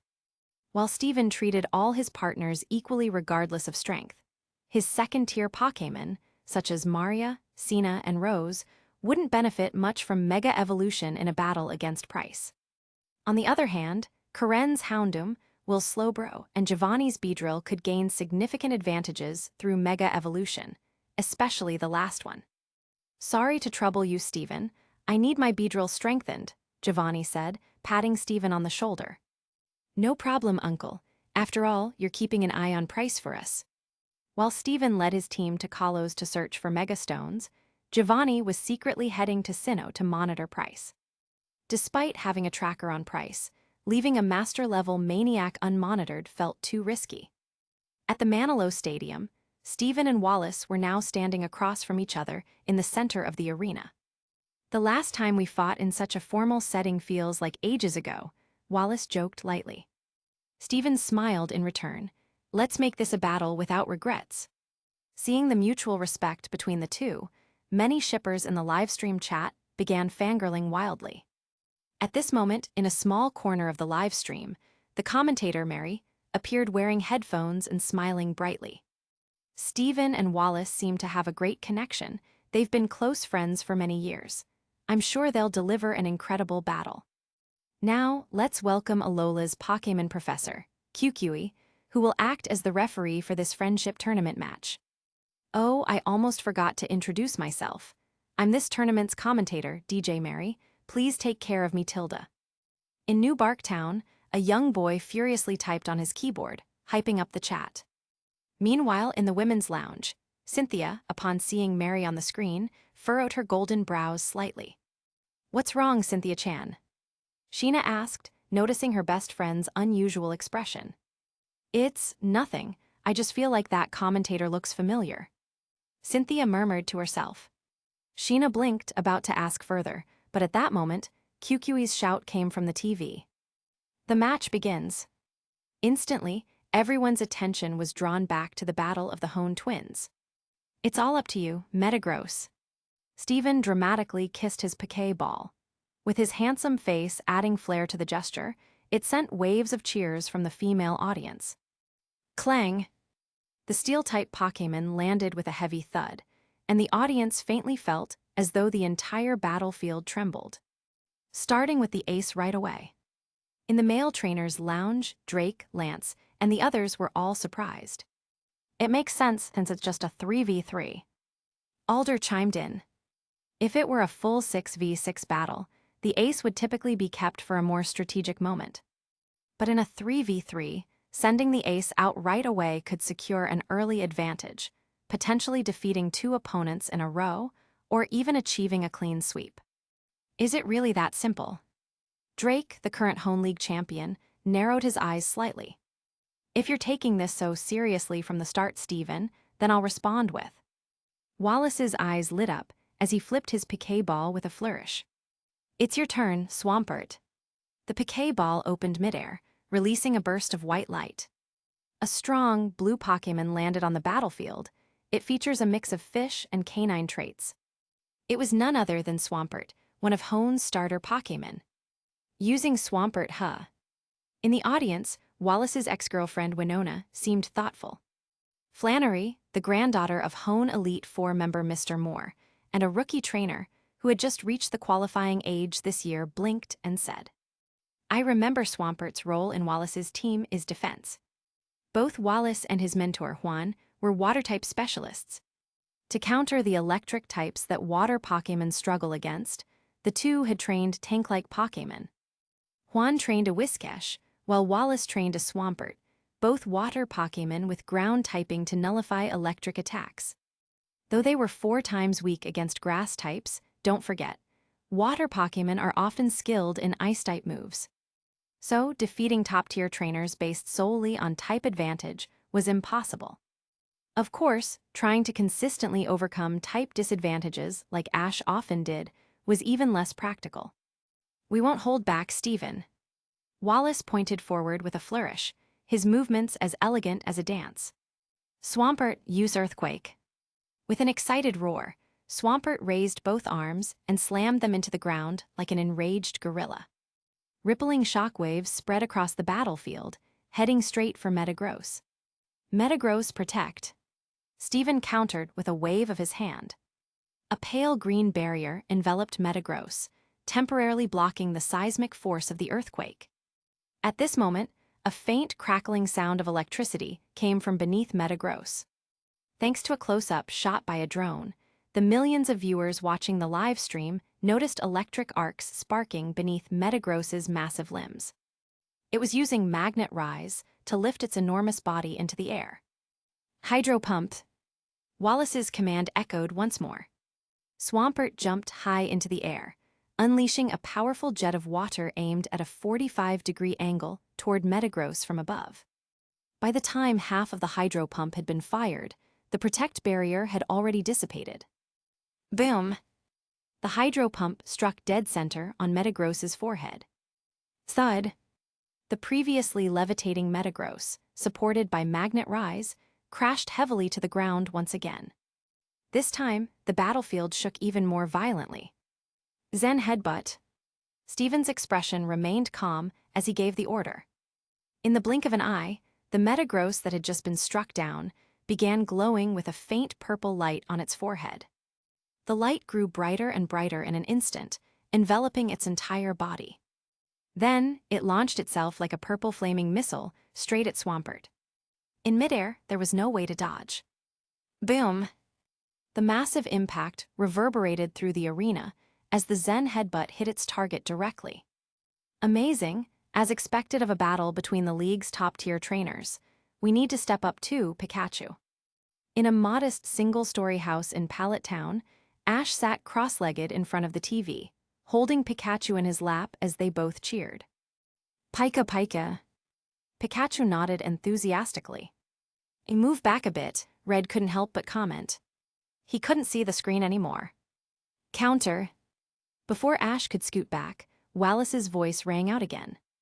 Under the watchful eyes of the audience, Swampert, despite taking a direct hit from Zen Headbutt, did not get knocked back. Instead, it tightly gripped the Metagross that had rammed into its torso. The next moment, in a motion reminiscent of a wrestler's suplex, Swampert slammed both itself and Metagross into the center of the battlefield. Boom! A deafening crash echoed as a crater, nearly 7 to 8 meters wide and over a meter deep, formed in the center of the battlefield. Swampert stood tall, holding Metagross upside down in the middle of the pit. QQE squinted, carefully examining Metagross's condition. At this point, Swampert released its grip and took 2 steps back. Acting as the guest referee, QQE finally assessed Metagross's situation, raised his flag, and declared, "Metagross is unable to battle. Swampert wins." As soon as the announcement was made, the large screen displayed Steven's avatar, and the first Piquet ball icon, marked with Metagross, dimmed. "No way." The most shocked were the trainers from Hone. Fuji exclaimed, "Is Swampert's defense really that strong? It took a direct Zen headbutt and not only stayed standing but managed to counter like that." Juan stroked his beard and remarked, "Rather than Swampert's defense being too strong, it's more likely that Dago's Metagross has weakened significantly." Hi. Younger trainers like Flannery and Phoebe couldn't immediately grasp what Juan meant. But Roxanne, who was both a childhood friend of Steven and a fellow rock enthusiast, revealed the truth. The aftereffects of withstanding Shadow Luge's attacks, right. As soon as she said this, everyone remembered. Metagross had previously endured Shadow Luge's dark charge head-on. Juan sighed and said, "That Metagross can no longer serve as Steven's ace." The other Hone trainers also showed expressions of sorrow. At that moment, Steven threw out his second Piquet ball in the arena. "Come on, my new partner." When the Pokémon Steven sent out appeared, the whole world was stunned. It was a silver Beldum. A shiny Beldum. "Wow," as expected of the son of Hone's richest man, Steven remarked from the airplane. After the original Metagross suffered severe damage, Steven immediately got himself a new shiny Beldum. However, Steven recalled that when Steven participated in the World Championships in the future, he used a shiny Metagross. But using a Beldum in a competition of this scale, is he joking? Will teased from the side. Steven probably just wants this shiny Beldum to get a feel for the atmosphere. He's likely already given up on winning this match, Steven speculated. As it turned out, Steven was right. Steven's newly acquired shiny Beldum only managed to hold its ground against Wallace's Swampert for a short time before falling after taking a single mud shot. Seeing this, Steven decisively swapped out the baby Pokémon and sent in his final partner, Skarmory. Thanks to its aerial combat advantage, Skarmory managed to defeat Swampert. However, Wallace then sent out his Pelipper. After a fierce aerial battle, Skarmory barely defeated Pelipper with an almost negligible advantage. But when Wallace sent out his ace Pokémon, Milotic, it effortlessly took down Skarmory with a single Dragon Pulse. With only a severely injured shiny Beldum remaining, Steven decisively forfeited the match. With this, it was almost certain that Wallace would be the next Hone champion after Drake. However, any experienced trainer could see that Steven's overall strength as a trainer surpassed Wallace's. The reason Steven lost was that his ace partner had been severely injured in a previous battle and could no longer return to its peak form. While the audience applauded both Steven and Wallace, many couldn't help but think of another unfortunate trainer whose ace Pokémon had also been seriously injured during the Indigo Plateau battle. If Steven's ace had simply lost its peak form, that trainer's ace was completely ruined. It was clear that the Alola League organizers knew what the audience wanted to see. The next match, Indigo League's would-be champion Lance versus Paldea's current champion and league chairwoman, Jita. "Well, everyone, I must excuse myself for now," Jita said as she stood up from the VIP viewing area where she had been sitting with several other chairmen. Rose, resting his chin on his hand, looked displeased. "If Jita takes the spotlight first, my plan to use Lance as a stepping stone for Leon will fall apart," he muttered coldly, watching the spiky red-haired Lance who had already entered the arena. Do your best, champion. You don't want to embarrass yourself in front of the whole world, do you? Rose said to himself in a low voice. In the arena, Jita smiled warmly at Lance, who stood across from her. Have you recovered from the injuries you suffered during the Indigo Plateau battle? Don't push yourself too hard. Heh, just make sure you don't embarrass yourself in front of the whole world, Lance replied dismissively, ignoring Jita's outstretched hand as he turned and walked back to his command station, leaving her with a view of his back. As rumored, his personality is terrible, Jita remarked to herself as she turned and walked to her command station. The atmosphere is quite intense. It seems both Champion Jita and Elite Four Lance are very eager for this battle, the commentator Mary said, trying to lighten the mood. Let's do this, Glimora, Jita said softly as she tossed out a piquet ball upon reaching her station. A bizarre, cone-shaped Pokémon floated into the air. What is that? Ash exclaimed, wide-eyed, as Red pulled him back into his seat. Ash, who hadn't even finished learning about Kanto Pokémon, was utterly clueless. The next moment, the deep blue petals around Glimora bloomed, scattering countless toxic spikes across the battlefield. The chairwoman is serious, Hassel, the leader of Paldea's Elite Four, remarked. Jita usually reserved her Glimora for the final moments of battles, but now she had sent it out first. She intended to crush Lance completely. Using poison? What a boring tactic, Lance said as he swept his cape aside with his left hand and grabbed a piquet ball from behind his belt with his right. He threw it forcefully. Crush it. Chapter 188, Pokémon, I Transmigrated Twice 188. The piquet ball thrown by Lance opened halfway through its flight. Accompanied by a flash of white light, what appeared was a large and somewhat bulky dragon Pokémon.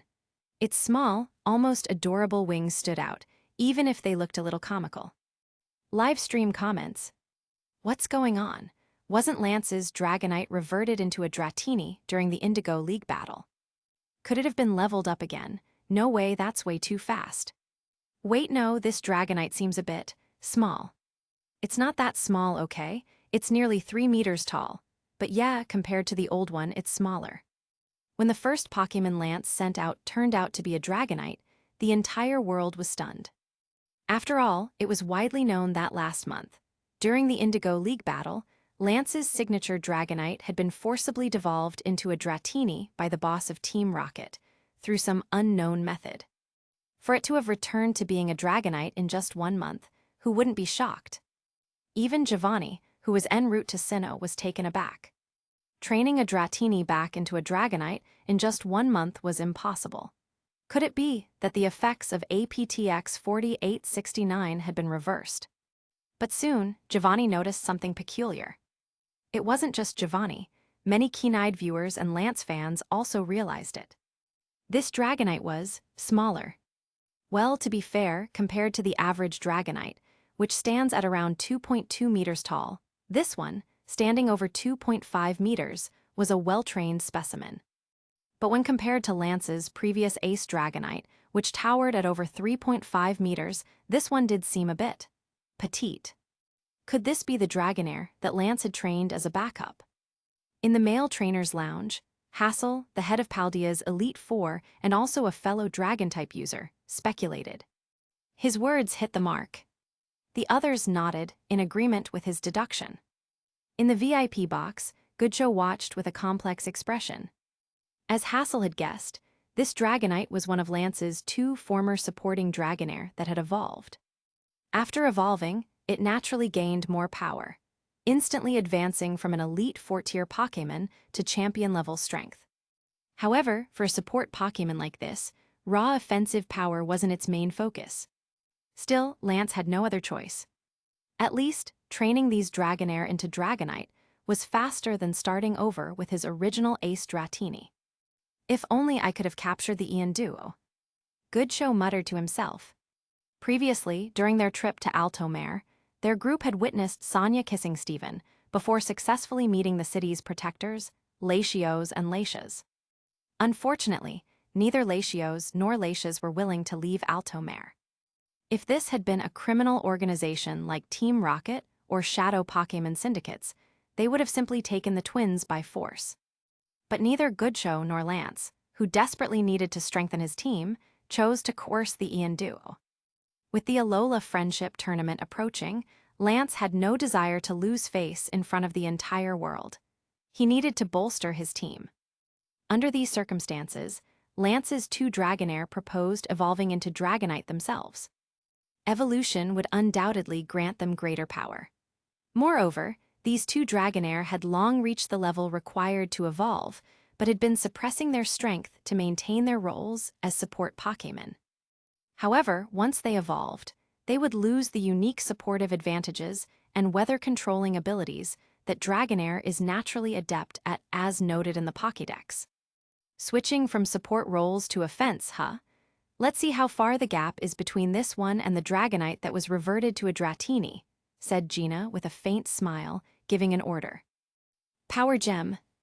The Glimmora surrounding her glimmered with a radiant light as countless fist-sized gems began forming around it. Within 2 seconds, the gems shot toward Dragonite.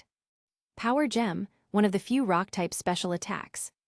Although this Dragonite had evolved and reached champion level, it had always been a support Pokémon in Lance's team before this. Could it suddenly perform well as an offensive fighter? You'll see, Aqua Tail. Lance's eyes hardened as he barked the command. The Dragonite's thick tail, like a heavy blade, became enveloped in a spiral of water. As the gems approached, the Dragonite spun around and lashed its tail, creating a miniature tsunami that deflected the majority of the incoming gems. Thunk, thunk, thunk. Even so, a few gems broke through and struck Dragonite's shoulders and abdomen. After all, Jita's Glimmora was her ace Pokémon, boasting impressive offensive power. Fortunately, Dragonite's Aqua Tail had neutralized the brunt of the attack. Although a few of the power gems hit their mark, Dragonite remained hovering high in the sky, unmoving like a mountain. Dragon Pulse.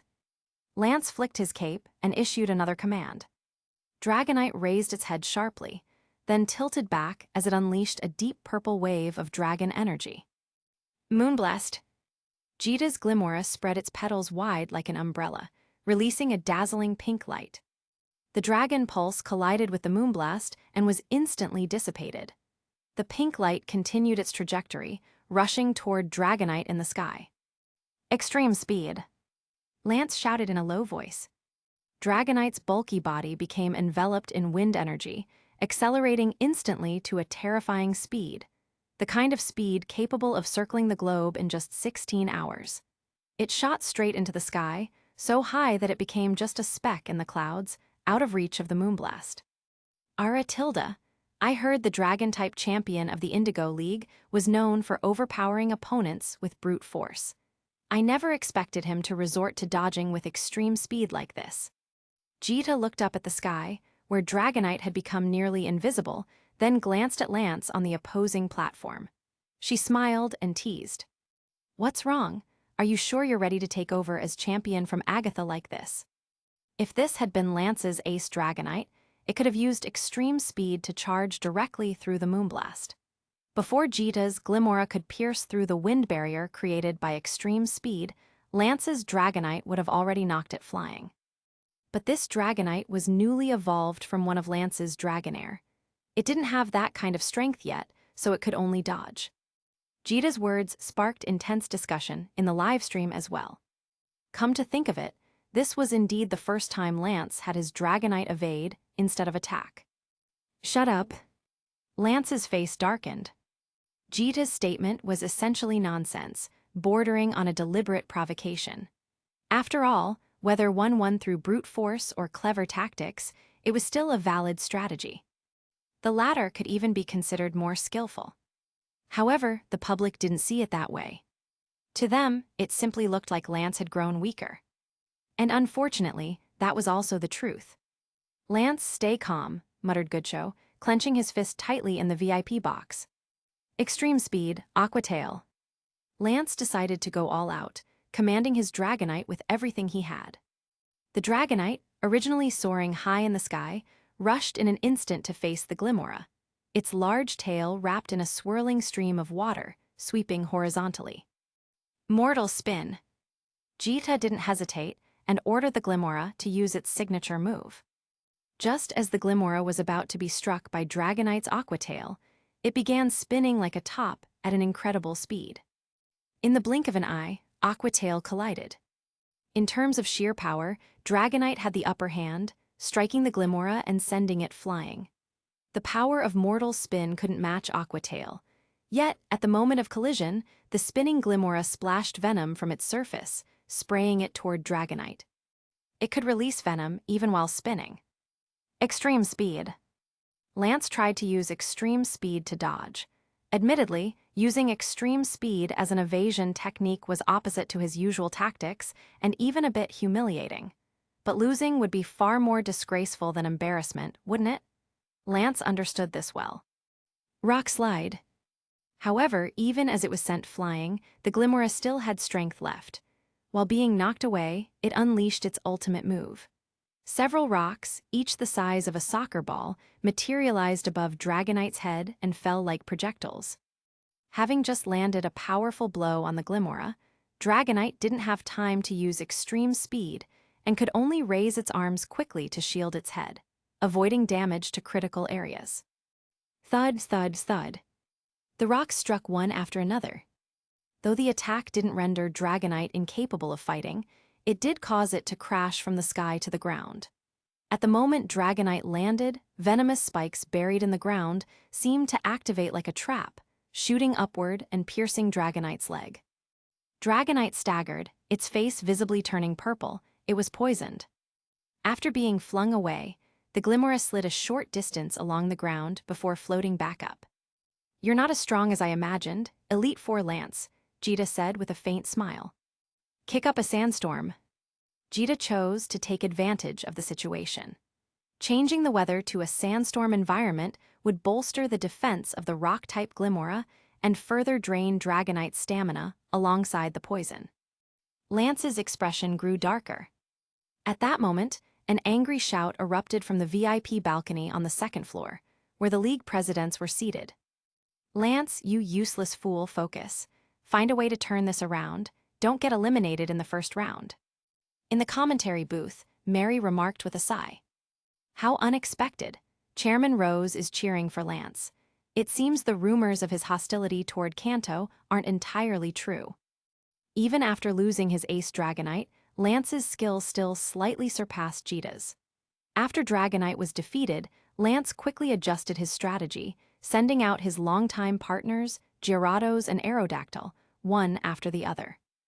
The advantage of flying types being immune to toxic spikes became evident at this moment. In the end, Lance narrowly defeated Jita, much to the relief of Chairman Rose, who sat on the second-floor balcony.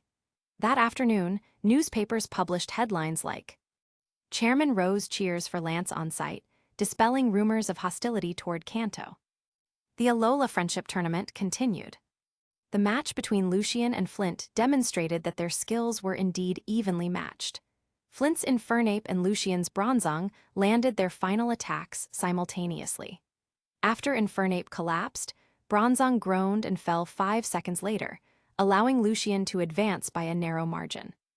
Although the level of their match was slightly inferior to battles between champion-tier trainers, the evenly matched exchange still drew waves of cheers from the audience. Meanwhile, the Alola League's private jet, bearing its logo, successfully landed in the Kalos region. Steven, aren't we headed to Lumio City?" Noticing the plane's descent, Will looked outside, only to realize they weren't near the iconic prism tower of Kalos's capital, Lumio City. "When did you get the idea that we were going to Lumio City?" Steven raised an eyebrow. Hearing this, Karen grew curious. "Didn't that flat chest?" Diantha says that the Lysander Labs and Professor Sycamore were researching this stone. Since you're also interested in this, I thought you'd consult them in Lumio City." For once, Karen was on the same page as Will. Last night, Stephen had discussed the key stone with Diantha. They learned that the stone had been discovered by Lysander Labs' research department. Both Lysander Labs' CEO Lysander and Kalos' Pokémon Professor Sycamore were studying it. Since the headquarters of Lysander Labs and Professor Sycamore's laboratory were in Lumio City, Karen and Will naturally assumed Stephen would head there. "There's no need for that. we'll go straight to the source. Stephen stood and exited the plane. The source? Corinne asked, puzzled. Huh, what do you mean? Will was equally confused. As they passed through customs, Stephen briefly explained the origins of mega-evolution. There are currently two prevailing theories about the origins of mega-evolution. The Kalos theory. It is said that 3,000 years ago, a weapon known as the ultimate weapon unleashed its energy across Kalos. This energy caused some evolutionary stones, like water stones and fire stones, to mutate into megastones. The Hone theory. According to legend, thousands of years ago, a massive meteorite struck the Hone region, creating Sotopolis City. This meteorite was said to be a gigantic megastone, and fragments from the impact scattered across the region. But Stephen, what does this have to do with the source you mentioned? Corinne asked as they stepped out of the airport terminal. Have you heard of Xerneas and Yveltal? Corinne nodded. Yes, the legendary Pokémon of Kalos. Like Hone's Groudon and Kyogre, or Unova's Reshiram and Zekrom, these two had a love-hate relationship. Anyone who's read about Kalos' history knows that Xerneas and Yveltal are said to battle every few decades or centuries, so their presence is well known. 3,000 years ago, the energy from the ultimate weapon not only mutated some evolutionary stones into megastones, but also manifested as two Pokémon. Before Stephen could finish, Will exclaimed, "Oh, that must be Xerneas and Yveltal." Keep your voice down. Corinne couldn't help but kick him. So, these two legendaries have the power to create megastones. Corinne asked, I'm not sure about Yveltal, but Xerneas does. After all, Xerneas' subordinate, Diancie, needed its help to awaken mega-evolution. What's strange, however, is that while Xerneas can create megastones or help other Pokémon awaken mega-evolution, it cannot mega-evolve itself. It's quite ironic. Stephen personally believed that the lack of mega-evolution for Xerneas and Yveltal in the original games was due to their limited screen time. Will Xerneas even help us? Will wondered aloud. I'm 90% confident. If Ho-Oh's personality could be described as that of a kindly old soul, then Xerneas was practically a saint, so good-natured that it almost seemed excessive. So, Xerneas is in Dahara City now. Corinne pointed to the bustling metropolis before the three of them, a city no less lively than Lumio City.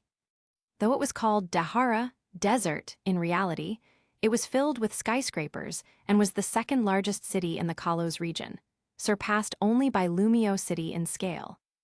Not exactly, but the person who can help us find Xerneas is here. Stephen still remembered how stunned he had been when he watched the movie where the two Hoopa kept summoning legendary Pokémon. The chaotic battle of Ragnarok brought out many unforgettable scenes. Arceus proving its godly status, Giratina's reputation being tarnished, and so on. But even with all those epic moments, they all paled in comparison to one particular world-renowned masterpiece. Meanwhile, the final match of the Alola Friendship Tournament had come to an end. Lucario, the second-in-command of Cynthia's team, single-handedly defeated Sydney, the Hone Dark-type Elite Four member, along with his mighty Ina, Shiftry, and Absol. This showcased to the world the sheer might of Sinnoh's Valkyrie. She's stunning, Miss Cynthia. So cool, she's both beautiful and strong. Miss Cynthia, please give me your phone number. Compared to the cheers Diantha received from her male fans after her victory, Cynthia's win drew an even more exaggerated reaction from the female audience, who screamed and shouted in excitement. As the sun set and the friendly tournament reached a temporary pause, spectators left Manilow Stadium to enjoy the local food, beaches, and even the warm hospitality of Alola's Islanders. Cynthia and her close friends, Diantha, Caitlin, Alessa from Unova, and others like Skyla and Chantal, gathered at Hawley City's shopping mall on Melamel Island. Your performance today was incredible, Miss Cynthia. You're the only participant to achieve a 1-on-3 victory.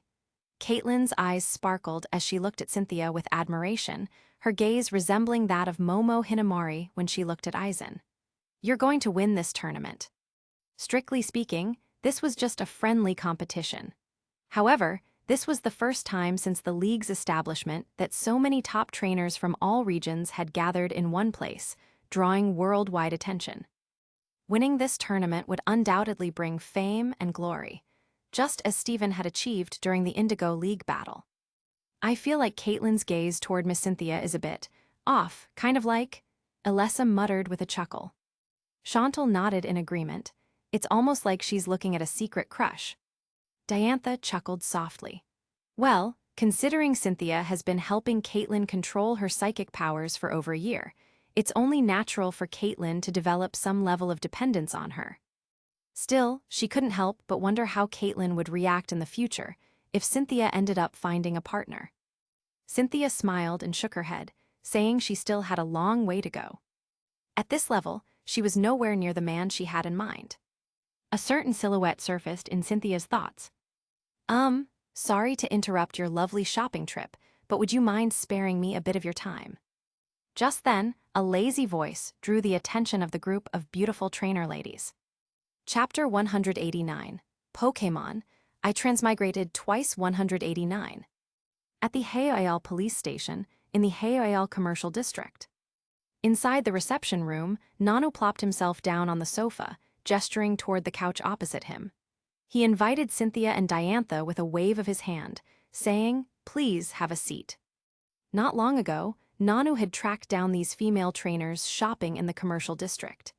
After identifying himself, he invited Cynthia and Diantha to come for a private discussion. "Mr. Nanu, why did you call us here?" Diantha, sitting beside Cynthia, asked with a slight frown. Just moments ago, Caitlin had been visibly upset that Nanu had chosen only Cynthia and Diantha for this conversation and demanded to know why she couldn't join in. Nanu didn't explain much, only stating that the matter was critical and could only involve those who had participated in the Indigo battle. On top of that, the meeting being held at a police station gave Diantha a foreboding feeling. "Let me introduce myself once again. I'm Nanu. You both know me as the island kahuna of Ulayula Island, but in truth, I have another identity." Nanu pulled down his collar and retrieved a badge from an inner pocket. International Police, Agent Number 0. The sight of the badge made both Diantha and Cynthia's faces subtly change. It wasn't particularly surprising that Nanu was both an island kanuha and a member of the International Police. Many figures within the league held multiple roles. Even Lance, the Dragon Master, was both an Elite Four member and an investigator. However, the number 0 on the badge was no ordinary agent's number. Nanu put the badge away, his tone remaining as lazy as ever. "Since 2 years ago, I've been under orders from the chairman to investigate Joker, but recently, the chairman abruptly rescinded those orders." Diantha instinctively guessed, is it because Joker's identity is now clear? He's Dr. Stephen's brother, who was disgraced after the Olivine Gym incident and, out of disappointment with the League, joined Team Rocket. Chairman Goodshow likely decided there's no longer any need to investigate, right? That's correct on the surface, at least. Nanu poured tea for the two of them, though neither felt like drinking. On the surface. Hearing those words, Cynthia's uncovered right eye narrowed slightly in thought. "For reasons I can't explain, despite lacking solid evidence, I feel something about this situation doesn't add up." Nanu poured himself a cup of tea, took a sip, and raised his half-closed eyes to glance at the two women. Let's not even mention the incident with the Shadow Luja. If it weren't for Dr. Stevens Beware wearing it down significantly, followed by Zamazenta landing the final blow, do you think Joker could have captured the Shadow Luja so easily? Diantha frowned deeply. "Mr. Nanu, isn't your speculation a bit far-fetched? It's entirely possible that Joker was lurking in the shadows, waiting for the Shadow Luja to be weakened before making his move. That explanation works too, doesn't it?" Diantha felt Nanu's reasoning was like shooting arrows and then drawing the target afterward. He'd already decided Stephen was suspicious and was now working backward to prove it. It was absurd. Then why would the Shadow Luja acknowledge Joker as its trainer? Nanu asked again. Diantha raised an eyebrow, recalling the events before answering. Because if it didn't cooperate with Joker, Zamazenta would have killed it. This incident highlighted Joker's remarkable skills as a trainer. Despite its weakened state, the Shadow Lugia, under Joker's command, managed to endure 2 strikes from the Sword King. Exactly. If it weren't for Dr. Stevens— oh, wait, it's not even his. If it weren't for him summoning Zamazenta and forcing the Shadow Lugia into a desperate situation, the Lugia wouldn't have acknowledged Joker as its trainer so quickly, would it? Nanu clicked his tongue and continued. Don't you think Dr. Stevens' actions seemed almost like he was helping Joker tame the Shadow Lugia? Diantha was at a loss for words. Was Nanu just dead set on accusing Dr. Steven of something? Mr. Nanu, I understand that as a member of the International Police, being suspicious is part of your job. But Dr. Steven is, if not a savior of the world, at least a hero who saved the League. Accusing him like this is inappropriate. After saying this, Diantha stood up, pulling Cynthia along. Let's go, Cynthia. This is my card. Nanu placed a business card on the table in front of Cynthia. If you think of anything suspicious, feel free to contact me. Nanu knew from the start that his words would make him unpopular. But as the ace of the International Police, his ability to remain unaffected by public opinion was what made him successful. Even if Dr. Steven was a hero who saved the League, Nanu would still investigate if he found reason to suspect him. Cynthia hesitated for a moment, but ultimately pocketed the business card. Outside the HAREM police station, Diantha pouted in displeasure. Cynthia, why did you take that lazy old man's business card? Don't tell me you suspect Dr. Steven too. Not at all, Cynthia replied with a faint smile. But since he's the ace of the International Police, we might need his help someday. Good evening, viewers. I'm DJ Mary, your newscaster from Manilow TV. Back in the commercial district, as Diantha and Cynthia were preparing to reunite with Caitlin and the others, the large screen in the square lit up with an image of Mary, a young girl exuding a delicate charm. Pokémon fans, as you know, I've been filling in as a commentator for this week's Alola Friendship Tournament. For the next 5 days, aside from news broadcasts, I'll also be reviewing classic battles from the tournament. Now, let's dive into today's news. The first day of the Friendship Tournament celebrating the official establishment of the Alola League has concluded successfully. Top trainers from all regions have gathered to showcase the league's prosperity. Chairman Goodshow and other league chairpersons attended the event at Manilow Stadium to watch the battles in person. Unfortunately, the former chairman of the Kalos region recently announced his retirement and was unable to attend. Rumors suggest that Lysander, the head of the Lysander group, is the leading candidate to succeed him. Cynthia froze in her tracks, staring at the screen broadcasting Mary's report. What's wrong, Cynthia? Diantha asked, puzzled by her friend's reaction. I just remembered, that girl is a fan of Joker. Cynthia's eyes lit up with realization. She recalled that a year ago, during the Jewel of Life incident, she had joined Steven and Lance in forming a temporary team to search for Joker across Johto. One day, while out buying ice cream alone, she was approached by a young girl for an interview. That girl was none other than Mary, who now appeared on the screen as a news anchor. Cynthia distinctly remembered that during the interview, Mary had been adamantly trying to clear Joker's name, believing he had some hidden, misunderstood motives. But that wasn't all. Cynthia also remembered that during last month's Indigo battle, after Dr. Steven had arrived on the battlefield, a girl in the rear of the crowd had been cheering loudly for him. Most people's attention was focused on Dr. Steven, but because Cynthia was closer, she noticed that it was Mary. However, Mary had only cheered twice before being dragged away by another girl with long, light blue hair. This left Cynthia even more puzzled. A year ago, Mary had been passionately defending Joker, but last month, she was supporting Steven, whose role seemed to oppose Joker's. And now, Mary had appeared in Alola as a news anchor. What was going on here? Cynthia furrowed her brow, her unease growing. At that moment, she too felt that something wasn't right. The next day, the Alola Friendship Tournament continued. Half of the strong contenders from various regions had already been eliminated. The eyes of the global audience were now focused on a select few individuals, the ones about to ascend the champion's throne. Since Steven's ace, Metagross, was no longer at its peak, although Steven wouldn't abandon it, he did have to start training a new ace.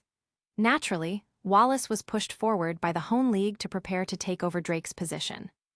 But this wasn't a big deal. After all, the championship position in Hone was like a public restroom.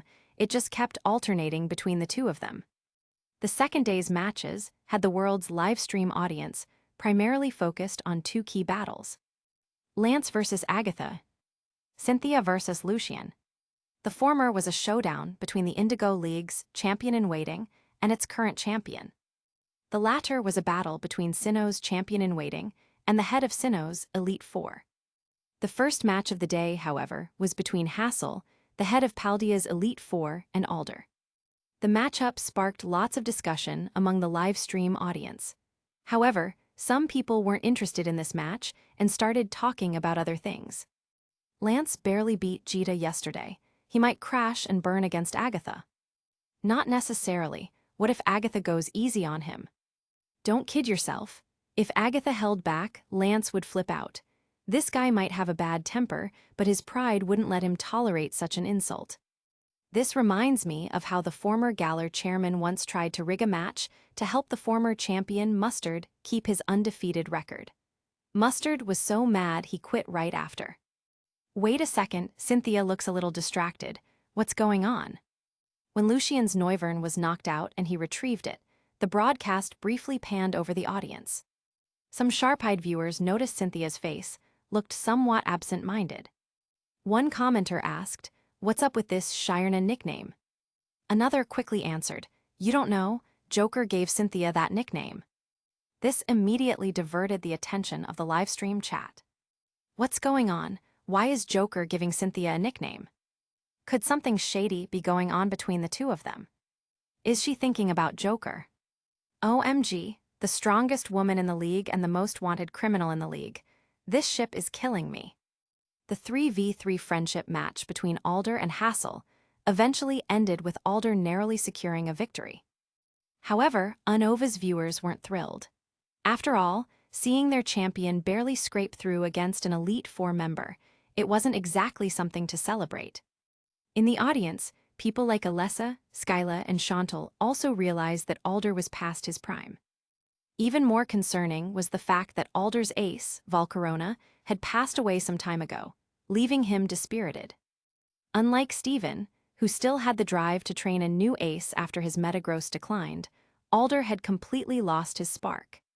But what worried Unova even more was the lack of a successor. Look at the other regions. Kanto had Lance ready to take over from Agatha. Hone had Steven stepping up for Drake, with Wallace as a super backup. Sinnoh had Cynthia. Kalos had Diantha. But Unova, no one. The chairwoman of the Unova League, known as Dragon Granny, sighed deeply. She suddenly remembered that Cynthia had mentioned taking care of a little girl with powerful psychic abilities. Maybe she could convince the girl to join Unova. 100 years ago, Dahara City was just a small town in the middle of a remote desert. One day, a legendary Pokémon appeared and used its powers to bring immense wealth to the town. The town grew rapidly, transforming almost overnight into one of the largest cities in the Kalos region. Outside the desert near Dahara City, Steven was explaining to Karen and Will. That legendary Pokémon could retrieve objects from afar. It could access alternate dimensions to take its target. Using this ability brought great wealth to the townspeople. Retrieve objects from afar. Karen seemed thoughtful, then suddenly shuddered. You're saying it could retrieve not just items, but even other legendary Pokémon? Steven nodded. Upon hearing this, Will's jaw dropped in shock. That kind of power was insane. Steven confirmed it. But back to the point, where exactly is this so-called genie? There are only 4 days left. Ikiki furrowed his brows in frustration. Steven didn't answer. From his memories of his past life, he knew that the siblings who controlled Hoopa lived in a place called the Archie Valley, located in the desert not far from Dahara City. But that was all he knew. The exact location, he'd have to search for it. It won't take too long, it's already late today. Let's head back to Dahara City to rest, Steven said to the two. From his past life memories, Steven recalled that the younger sister of the Hoopa siblings would occasionally take Hoopa to Dahara City to shop. That's how Ash and his friends encountered Hoopa. Although Steven didn't think he had the same kind of miraculous luck as Ash, who knows, maybe he'd hit the jackpot. Besides, camping out in the middle of the desert was nowhere near as comfortable as a hotel in the city. Nice to meet you, Dr. Steven. I am Lysander, the chief representative of the Lysander group. As soon as Steven and his group returned to the hotel, a tall man nearly 2 meters in height walked up to greet them. But more striking than his height was his appearance. He looked just like a Pyroar from the Kalos region. To make it even more amusing, he had a Pyroar standing by his side. A Kalos billionaire, how does he know we're here? Will whispered. Karen, unfazed, replied, this hotel belongs to the Lysander group. The Lysander group held the same status in Kalos as Silphco in Kanto, Devon Corp in Hone, and Etha Paradise in Alola. Not just the chief representative, Mr. Lysander is also about to become the chairman of the Kalos League. At that moment, a playful female voice came from behind Lysander. Just from the tone of her voice, you could tell she was stunning. When she stepped forward, Will's eyes nearly popped out. She was wearing a sleeveless, tight-fitting top that covered only half of her upper body, exposing her slim waist. The neckline was half open, revealing an impressive figure. Her lower body was dressed in tight red leather pants, with diamond-shaped cutouts showing patches of fair skin. Coupled with her light red glasses, Will swallowed hard and muttered, if this woman starred in adult movies, she'd become famous across the Pokémon world. This was Malva, Kalos' Fire-type Elite Four member and the top anchor for the region's news network. Karen secretly kicked Will. But she had to admit that the woman in front of her had a certain destructive charm, even more so than Lorelai's useless fat, so to speak. While Lorelai was also stunning, her cold and distant aura wasn't exactly appealing to men. This woman, on the other hand, exuded such an irresistible allure that she could make any man lose control at just a glance. However, what gave Karen some relief was that Steven didn't stare at Malva with the same mesmerized expression as Will. The chairman of the Kalos League, Kalos has a turbulent fate, Steven silently mocked to himself. Then, with a polite smile, he greeted. We just arrived yesterday, and I didn't expect Mr. Lysander to come looking for us so soon. Lysander immediately expressed his apologies, saying it was rude of him not to personally welcome Steven, the hero who saved the League, upon his arrival. Upon learning from his subordinates that Steven was staying at this hotel, he rushed here from Lumio City. As expected, Lysander soon asked why Steven, who was busy hosting the friendship tournament in Alola, had decided to visit Kalos. Steven explained that, in the days leading up to the tournament, his presence wasn't particularly needed, and he was intrigued by the keystone Diantha had gifted him. So, he decided to take advantage of this spare time to visit. That was correct. Steven hadn't tried to hide his reason for coming to Kalos. After all, researching Mega Evolution was a legitimate excuse. But Lysander showing up so quickly was a bit unexpected. Was he afraid Team Flare might accidentally expose themselves in front of Steven? This isn't the best place to talk. I've already prepared a lavish dinner. Please, Dr. Steven, do me the honor of attending, Lysander said with a smile, gesturing invitingly.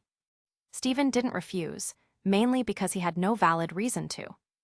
That said, he wasn't too keen on getting too close to someone as unhinged as Lysander. To be honest, among the crime bosses across all regions, only Giovanni, Archie, and Cyrus seemed somewhat normal. Oh, and let's not forget Guzma. In the hotel lobby, an extravagant buffet of all kinds of food was laid out, resembling a self-service feast. However, there wasn't a single other guest present. It was clear that Lysander had rented out the entire place. What's your opinion, Dr. Steven, on this new type of stone discovered by the Lysander group? Lysander initiated the conversation. Steven was just about to respond when he suddenly noticed something unusual above the dessert section behind Lysander. A glowing halo appeared out of thin air. Moments later, a pair of stubby pink and gray hands emerged from the halo, reaching mischievously for a donut on the table. Steven was dumbfounded. No, wait, why are you stealing food now of all times? Do you even realize that the local crime boss is standing right here? Chapter 190. Pokémon, I Transmigrated Twice 190. Upon seeing the golden halo appear out of thin air and the little thieving hand reaching out from it, Stephen instantly knew the target had shown up. After all, this scene was almost identical to what future Ash had experienced. But seriously, couldn't you have picked a better time to show up? Do you even realize whose banquet this is?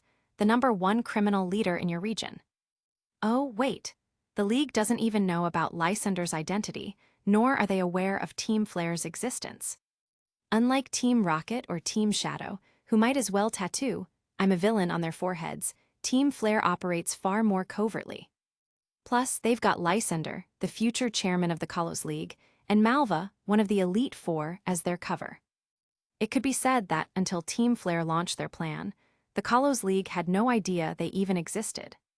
At this moment, the little thieving hand behind Lysander had already taken a donut from the plate.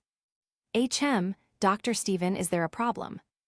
Noticing the strange look on Stephen's face, Lysander frowned and asked. By now, the little hand holding the donut, along with the golden ring, had disappeared. Stephen inwardly breathed a sigh of relief and smiled faintly. No, it's nothing. Just as he finished speaking, his expression changed again.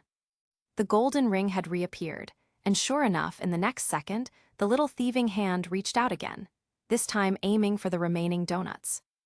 Stephen. Seriously, once wasn't enough. Sitting next to Lysander, Malva had already noticed something was off.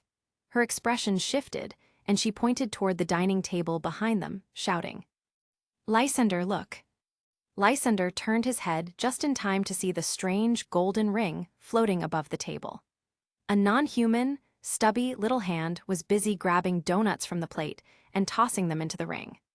Stephen quietly facepalmed. This is your mess to clean up. What is that, Pyroar?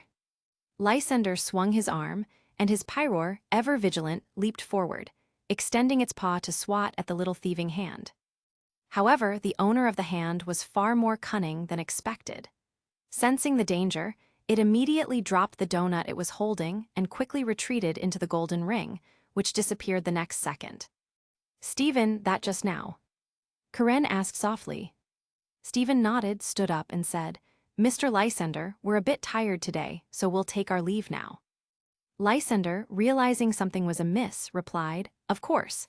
I apologize for disturbing you today. Please rest well, Dr. Stephen. After leaving the hotel, Stephen released 3 houndums, squatted down, and placed a donut in front of them. Mary Rose Sina. The 3 houndums sniffed the donut, then began searching the city for its scent. Stephen, was that the super genie we were looking for just now? Karen walked beside Stephen and asked. Seeing him nod, Will couldn't help but complain.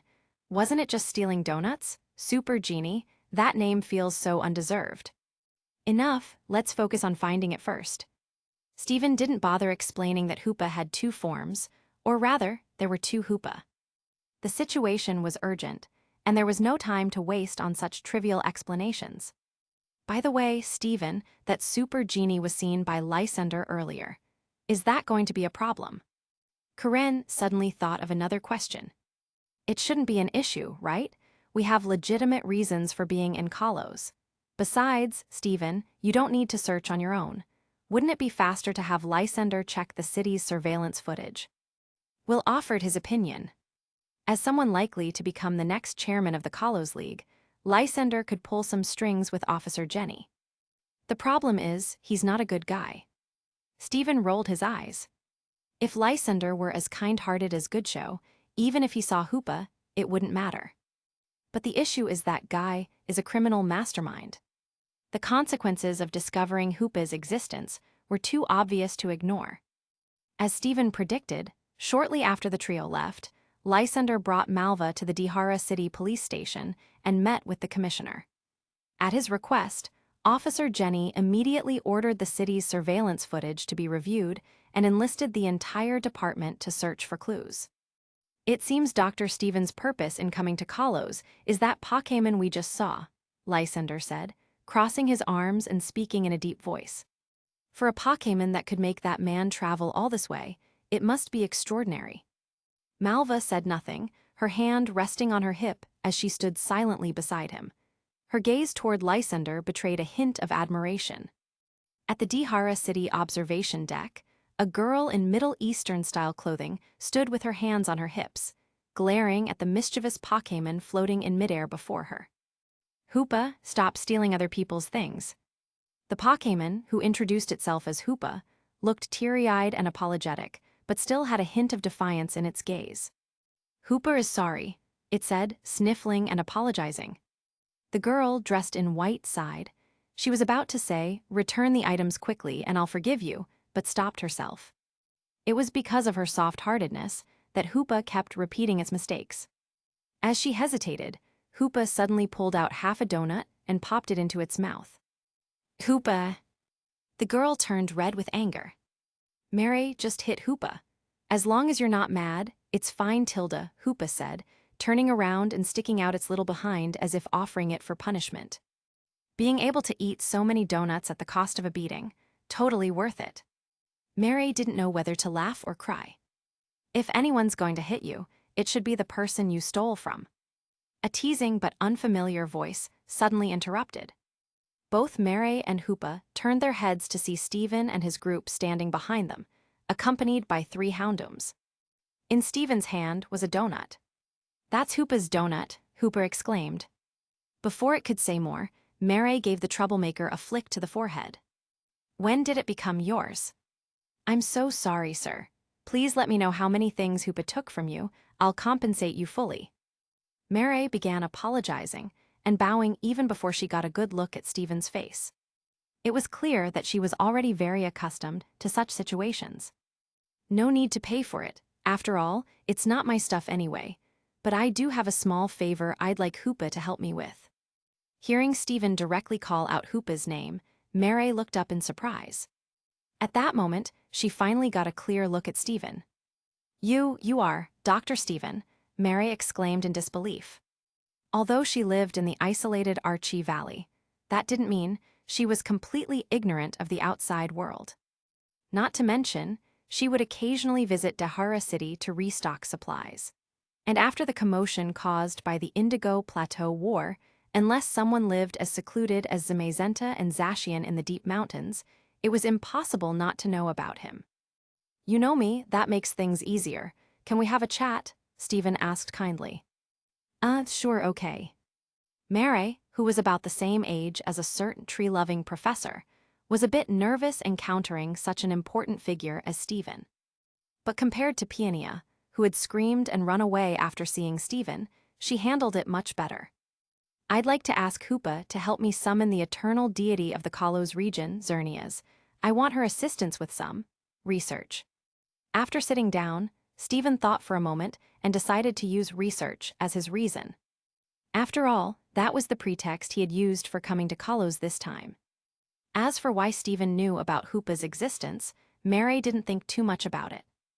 After all, someone as powerful as him knowing a few secrets wasn't exactly surprising. What's more, the legendary battles involving Hoopa had occurred less than a century ago. It wasn't unusual for some records about them to have leaked. Mary hesitated for a moment, glancing at Hoopa, who was happily munching on the donut Stephen had just handed her. Then, she looked back at Stephen with some embarrassment. Well, I would be happy to help you, Doctor, but this is a big deal, and I need to discuss it with my brother first. After all, he's Hoopa's guardian. No problem. Can we go see your brother now? Stephen asked. Before Mary could respond, a voice interrupted from the side. No need to trouble yourself, Doctor. Just tell me where her brother lives, and I can have my people send a helicopter to pick him up. It was Flair's leader, Lysander, speaking. For the second time that day, Stephen pinched the bridge of his nose in frustration. Honestly, he had been trying to avoid drawing the attention of criminals to Hoopa, considering how useful her powers could be. Stephen glanced at the tiny mischievous deity lying on the tea table with her belly full, looking completely oblivious to the trouble she had caused her master. Noticing Stephen's gaze, the little Hoopa blinked innocently, her expression radiating clear and simple foolishness. An hour later, a helicopter bearing the logo of Lysander Labs landed in a canyon nestled within a cliffside. several dozen miles away from Dahara City. This place was a stark contrast to the sandy, windswept desert outside.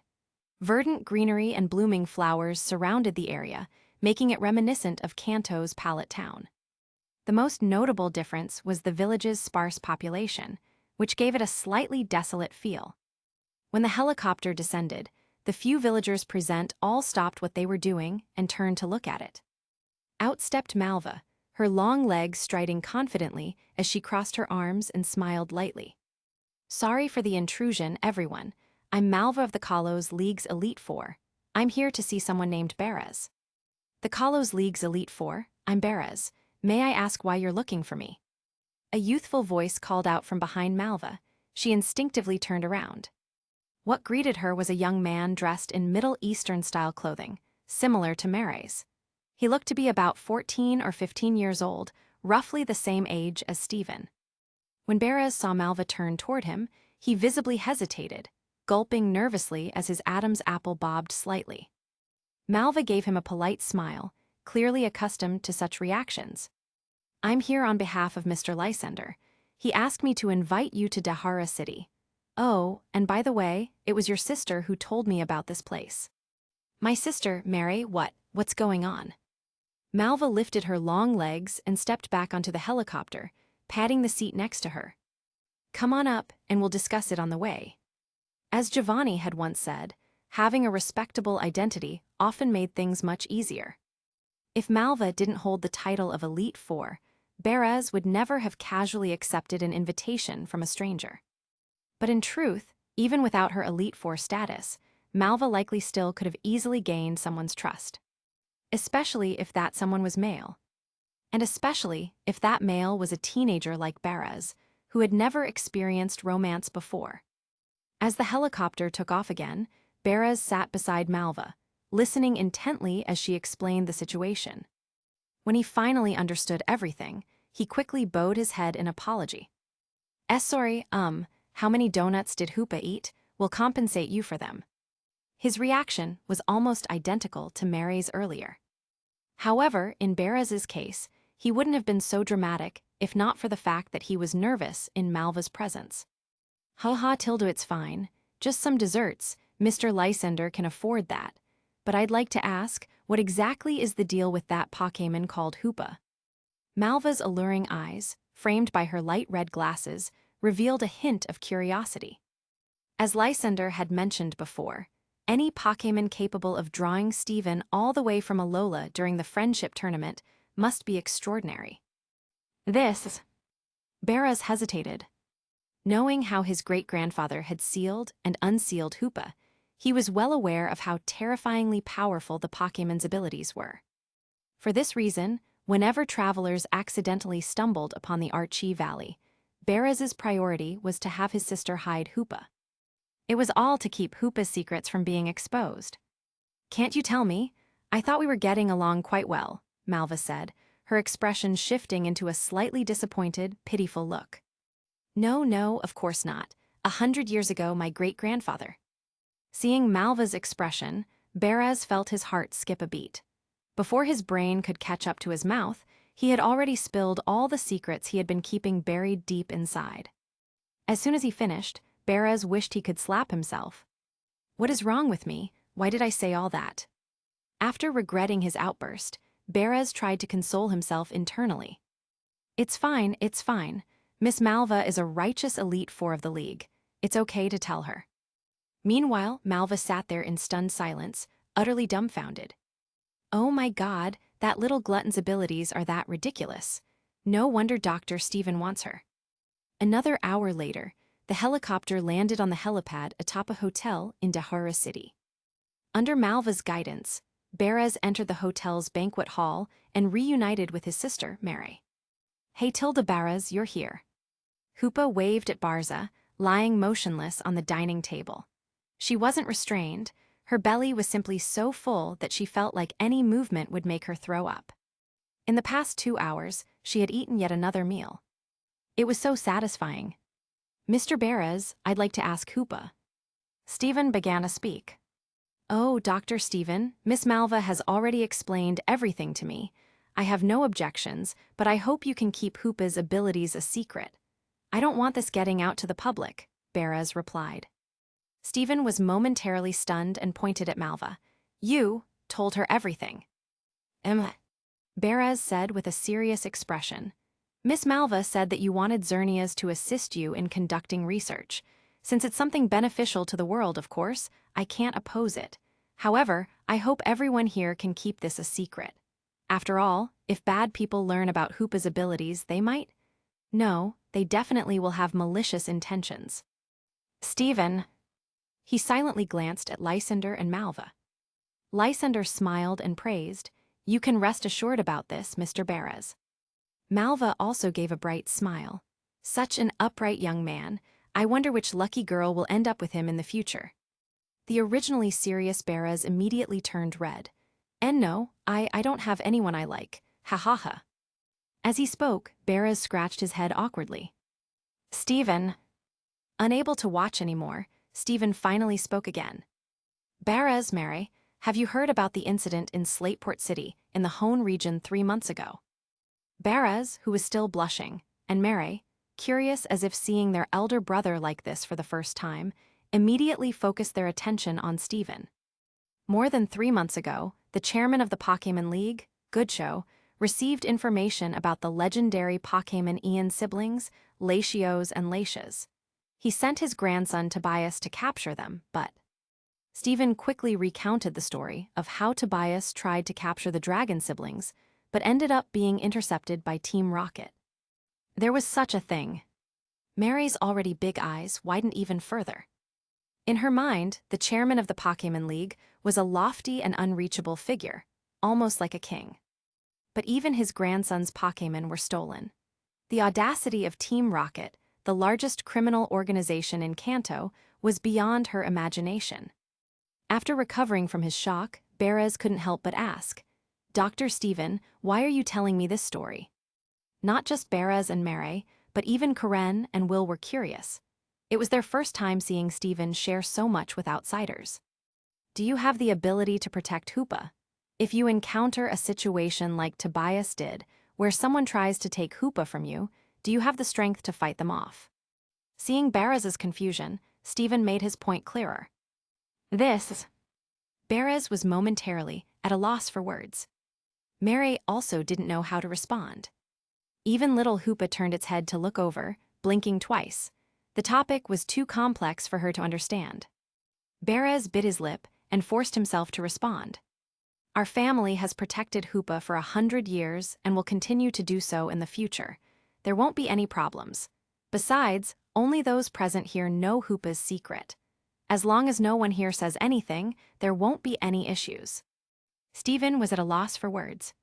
The problem is, among the people here, someone is the issue. Don't tell me, Doctor, you're planning to take Hoopa for yourself. Just as Stephen was lamenting the unpredictability of life, Beres blurted out an accusation that left Stephen speechless. Chapter 191. Pokémon. I transmigrated twice 191. What did you say? As soon as Beres spoke those words, Karen couldn't hold back her anger. She stepped forward, radiating an aura as though she was ready to cut someone down, and shouted at him. Beres instinctively shivered. Although he possessed the same special powers gifted by Arceus as his great-grandfather, who had once sealed and released Hoopa, their power levels were not remotely comparable. The difference between them was like that of an eternal Mangekyo Sharingan and a single Tamo Sharingan. Faced with Karen, someone who had truly endured life-and-death battles, her shout alone was enough to startle him into staggering back, nearly falling over. Will's expression didn't look much better. He thought to himself, if Stephen wanted that gluttonous mythical beast, why go through all this trouble? Why not just take it by force? Mary, what's going on? Everyone seems unhappy. Little Hoopa, frightened by the tense atmosphere, floated timidly behind Mary and asked in a soft voice. It's nothing, it's nothing. Mary held Hoopa in her arms, gently comforting it, while fiercely glaring at Beres. Are you kidding me? This is the hero who just saved the league, and you're talking nonsense. Realizing how inappropriate his earlier words had been, Beres awkwardly said, I'm sorry, Doctor I. No need to apologize to me, Stephen said calmly. I'm only here to remind you. After all, no one would willingly give up such a treasure as Hoopa. It was normal for Beres to suspect ulterior motives after what was said. But Stephen had already done his part in warning him. Whether Beres listened or not was his own business. Some readers might wonder, why doesn't Stephen just reveal the true identities of Lysander and Malva to the siblings? First, Stephen had no evidence. Keep in mind that Lysander was one of the most prominent billionaires in the Kalos region and the next chairman of the Pokémon League, while Malva was a member of the Elite Four and the top news anchor for the region's television network. Accusing them of being criminals without evidence. Even with Stephen's current reputation, Officer Jenny might suspect that he had injured his brain during the recent battles. Second, Stephen didn't see himself as some saint willing to forgive every wrongdoing, even if it involved avenging his parents. This whole mess wasn't his fault. It was caused by Hoopa's antics, which led to Lysander discovering it. Stephen had already done his duty by warning them. Anything beyond that wasn't his problem. Mary-chan, could you ask Hoopa to summon Xerneas here? Stephen turned to Mary, who was holding Hoopa. Oh, sure, Mary nodded quickly. Beres's earlier words had been too much, and she also wanted to diffuse the awkward atmosphere. Noticing Mary's gaze, little Hoopa puffed up its slightly rounded belly, floated up, and removed one of the golden rings hanging from its right horn. It tossed the ring into the air. Hoopa, Hoopatilda. Hoopa spun its hand like it was casting a spell. The tossed ring stopped in midair and began to expand, its center turning into a chaotic blue vortex. Could it really? Malva swallowed nervously. Lysander also fixed his gaze on the center of the ring. If it were truly possible to summon a legendary Pokémon at will, the implications would be terrifying. Come out. Suddenly, Hoopa called out. In the next moment, something began emerging from the ring. Was it coming? The eternal god. Thud. What appeared before everyone's eyes was an unremarkable tree. Its branches split into two at the top, forming an X shape with its roots below. The scene fell into silence.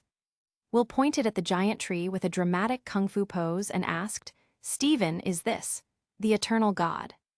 Recovering quickly, Stephen explained. According to legend, after the destruction Pokémon Yveltal wreaks havoc, the eternal Pokémon Xerneas cleans up the aftermath. Xerneas shares its eternal life force with humans, Pokémon, and nature affected by Yveltal's destruction. After expending too much of its eternal energy, Xerneas transforms into a tree and falls into a deep slumber, waiting to recover its strength before awakening again. It must be said that Xerneas has an incredibly good temperament. For 3,000 years, it has been cleaning up Yveltal's mess. If it were someone with a shorter temper, or just a normal one, it would have figured out a way to eliminate Yveltal permanently by now. Seriously, every time it wakes up, Yveltal causes more chaos. How annoying is that? So, when will it wake up? Karen asked, her eyes wide. We only have 3 days before. Realizing there were outsiders present, she swallowed her words. We only have 3 days before the Alola Friendship Tournament ends, and we have to face Price in a decisive battle. There's no time to wait for Xerneas to wake up. It's hard to say. It might wake up tomorrow, or it might stay asleep for 3 to 5 years, Stephen said as he pinched the bridge of his nose and dialed a number. Hello, Lucamine. Could you arrange for a large transport aircraft? Hearing this, Lysander was taken aback. Dr. Stephen, you're... Sorry, Mr. Lysander, but my research requires Xerneas' assistance, Stephen explained after hanging up. Could I temporarily take it back to Alola? Of course, once it wakes up and helps me with a small task, I'll send it back to Kalos immediately. Honestly, I can't keep Xerneas anyway. It's the guardian deity of Kalos. Stephen was planning to have Xerneas help Karen, and the others obtain some Mega Evolution Stones once it woke up. However, he felt that the odds of it waking up before the Alola Friendship Tournament ended were slim. This isn't some drama. Things don't just happen at the perfect moment. But what if they did? In that case, there's no need to trouble President Lucamine. My company, Lysander Labs, can provide a large transport aircraft to assist you, Lysander said enthusiastically. Stephen was a bit surprised. Lysander's goal was to use Xerneas and Yveltal as keys to activate the ultimate weapon, destroy excess humans and Pokémon, and create what he believed to be a perfect, eternal world. He's okay with me taking Xerneas. Stephen figured there were two possibilities. 1. Lysander hadn't found the location of the ultimate weapon yet. 2. Lysander knew that once Xerneas woke up, it would inevitably return to Kalos. Like Zamazenta, as a regional guardian deity, Xerneas couldn't stay away from its territory for long. So Lysander probably wasn't worried about Stephen keeping Xerneas permanently. "Then I'll trouble you, Mr. Lysander," Stephen said without refusing or overthinking it. "Please just call me Lysander. I'm not the chairman yet," Lysander replied with a smile. Before long, Lysander arranged for a large transport aircraft capable of accommodating the giant tree. As Stephen was preparing to leave, Mary summoned her courage, stepped forward, and bowed apologetically. "Dr. Stephen, I'm sorry about my brother's rudeness earlier." "It's nothing. Honestly, if I were in your shoes, I'd probably think the same way." Stephen waved his hand lightly, signaling Mary not to dwell on it. As he passed by her shoulder, Stephen leaned close to the girl's ear and whispered, "Still, try to keep your distance from both Lysander and Malva." After speaking, Stephen boarded the plane with Karen and Will. Mary, holding the small Hoopa in her arms, watched the plane ascend into the distant night sky. She softly repeated Stephen's words, "Keep my distance from them." Turning her gaze toward the two in question, she saw Malva chatting with her brother. Beraz's face was flushed as he enthusiastically recounted how their great-grandfather had sealed Hoopa a century ago, practically spilling every family secret to Malva. Mary rolled her eyes dramatically. "I can keep my distance from Lysander and Malva, but I don't think my brother can." Day 3 of the Alola Friendship Tournament. By this stage, only the elite of the elite remained in the competition, a group of absolute champion-level trainers. Lance, Cynthia, Wallace. These emerging leaders of the Pokémon League's next generation were all among them.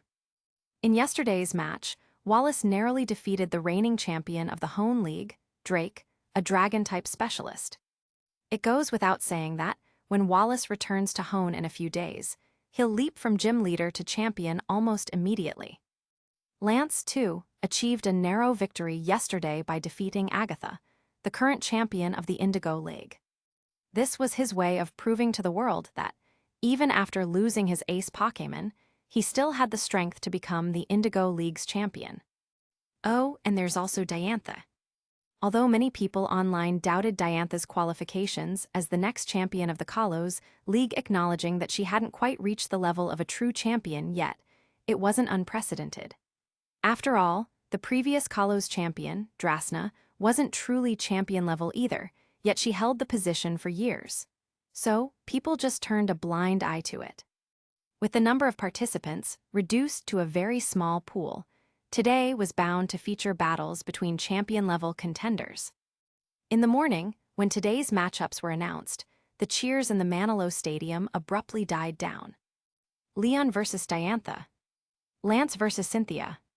Meanwhile, Alder and Wallace lucked out with favorable draws. They were matched against trainers who had barely made it to this stage: Lucian of the Sinnoh Elite Four and Larry of the Paldea Elite Four. The day's first match was Larry versus Wallace. It was said that Larry hadn't even wanted to attend the tournament, but had been dragged here by Jita. "Let's just get this over with so I can go back to Paldea," Larry sighed deeply, adjusting the tie under his suit as he muttered to himself. Originally, he thought he'd be eliminated in the first round, given the sheer number of strong opponents. Surprisingly, he drew favorable matchups in the first 2 rounds and made it this far. "Did you not get enough rest, Mr. Larry?" Wallace asked, concerned. "You'll understand when you're my age," Ayaki replied weakly before turning and walking to his side of the battle platform. "Hey Larry, get serious.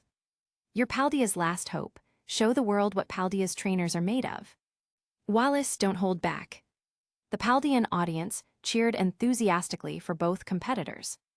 To be honest, Paldea's audience hadn't expected this. Their delegation sent 3 representatives: Champion Jita, the Elite Four's leader Hassel, and Larry. No one anticipated that the weakest of the three, Larry, would be the last one standing. The match ended with Wallace defeating Larry. Before leaving, Larry remarked, "Well, overtime's done, so I'll excuse myself first. However, since the tournament champion will challenge Dr. Steven next, I've decided to stay and watch. After all, some sights are best appreciated by looking up at the soaring heights of true strength." With that, Larry returned to the players' lounge to spectate. "That guy's pretty interesting, isn't he, Steven?" In a corner of the VIP viewing box on the second floor, Nessa asked Steven with a smile. At that moment, Nessa was holding a Squirtle in her arms.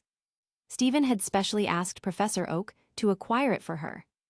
After all, Nessa planned to focus on water-type Pokémon and practice aquatic martial arts in the future. A Blastoise seemed like a perfect fit. "He seems like the exact opposite of Kabu," B commented. Larry's lethargic demeanor reminded B of Kabu, the Galar League's Modestoke gym leader. Unlike the perpetually lazy Larry, Kabu always seemed to be training diligently. However, their strengths were worlds apart. Larry was a strong Elite Four trainer, while Kabu barely qualified as a mid-tier gym leader. "Life just isn't fair," Steven shrugged. It was like those top students in his past life who played all day yet still aced their exams, while others studied tirelessly just to keep up. Reality could be brutally unfair. Back on the stage, Larry and Wallace exited the stage. Lance, Cynthia. The Manilow Stadium erupted with cheers for two of the most popular competitors in the tournament. Alessa, what incredible popularity. They haven't even entered the arena yet, and the crowd is already so fired up. Chantal, Champion Leon, Lance, and Cynthia are probably the three most popular competitors in this tournament, of course. That's assuming we don't include Dr. Steven in the rankings. In front of the television, Brock's younger brother Forrest asked, "Big brother, who do you think will win?" Although Forrest hadn't yet taken over Pewter City's gym, he already had the keen eye of a top-tier Pokémon breeder. Brock stroked his chin and replied, "If you had asked me this a month ago, I would have said Lance had the edge. But now, it's hard to say." Losing his ace Pokémon had dealt a massive blow to Lance's strength. But speaking of which, Cynthia is beautiful. After his analysis, Brock's eyes turned into hearts, and his father Flint joined in. This earned them both an earful from Brock's mother, Lola, who grabbed them by the ears, making them yelp in pain. Brock's siblings sighed deeply, clearly accustomed to this sort of scene. The second match of the day is about to begin. Lance and Cynthia are entering the arena. In the commentary booth, Mary spoke into the microphone. Based on their performances in the first two rounds, Lance and Cynthia have already defeated the Indigo League's reigning champion, Agatha, and Sinnoh's Elite Four leader, Lucian. Once this tournament concludes, we can officially call them champions. According to an Alola official popularity poll, Cynthia and Lance rank just behind champion Leon in second and third place. By the way, Doctor. No, champion Steven wasn't included in the rankings. Both sides are now in position. On the battlefield, Lance and Cynthia stood facing each other. However, Cynthia barely glanced at Lance, who was less than 2 meters away. Instead, she kept glancing repeatedly toward the second-floor stands. After all, today Steven had come to watch the match. "What do you mean by this? Are you implying that fighting me doesn't require your full attention?" Noticing Cynthia's distracted demeanor, Lance's expression darkened. He had already regained some honor by defeating champions like Jita and Agatha in a row, but Cynthia's current attitude was rubbing him the wrong way. Even if this was just a friendly match, how could she zone out during a battle with him, Lance? That was downright disrespectful. "Hi." Cynthia snapped out of her trance as if a student caught dozing off in class when the teacher called on her. Jolting awake, she hurried to explain. "Oh no, it's not like that, I was just..." But halfway through her explanation, Cynthia's words got stuck in her throat. She suddenly realized she couldn't explain it. After all, she couldn't exactly say, "I feel like something's off with Dr. Steven." Could she? The man had just saved the Pokémon League barely over a month ago, and now she was doubting him. That would be utterly ungrateful. "HMPH. Seeing Cynthia unable to give a coherent response, Lance became even more convinced that she wasn't taking this battle seriously. With a cold snort, he flipped his cape dramatically and turned toward the command platform. Cynthia rubbed her temples in frustration, hoping Lance wouldn't take this matter too much to heart. Slap, slap. She lightly patted her cheeks with her hands and encouraged herself. Stop overthinking. Focus. I need to take this match seriously and give it my all. After all, the entire world was watching. She couldn't afford to embarrass the Sinnoh region. Returning to her command platform, Cynthia took a deep breath. Her uncovered right eye sharpened instantly, transforming her back into the fierce and commanding Valkyrie of Sinnoh everyone knew. Soar through the skies, Garchomp. To anyone unfamiliar with Pokémon, hearing Cynthia's impassioned shout might have made them think she was unleashing a Bankai from Bleach. Whoosh! The Sinnoh fans in the audience leaped to their feet in excitement. Even spectators from other regions were in awe. She was leading with her ace right off the bat. But it made sense. Compared to the more strategic 6v6 battles, 3v3 matches often benefited from overwhelming the opponent quickly. Not to mention, in friendly matches like this, the goal was to entertain the audience. Seeing Cynthia start with her ace, Lance narrowed his eyes and thought for a moment. Then, with a flick of his wrist, he tossed out a piquet ball. Emerging from the ball was a blue Gyarados, one that had been with him since it evolved from a Magikarp around the same time as his Dragonite joined his team. Now that Dragonite had become, well, what it had become, this blue Gyarados had taken over as the ace of Lance's team. Guess I've truly become the flying-type master now. Even my aces aren't real dragons anymore. Chapter 192, Pokémon, I Transmigrated Twice 192. Lance versus Cynthia. Steven was quite looking forward to this match. Although he felt the original plot of Pokémon Journeys and the Masters 8 rankings were rather nonsensical, where champions seemed to have been significantly nerfed in terms of intelligence, with their Pokémon strategies and judgment even inferior to Ash and Paul from the Sinnoh arc. Now that he was in this real-world setting, Steven was eager to carefully observe these battles between champion-level trainers. SHHH, huh? For some reason, Cynthia, standing on the command platform, inhaled deeply and exhaled. In the next moment, her gaze turned sharp as a knife. Garchomp Dragon Claw.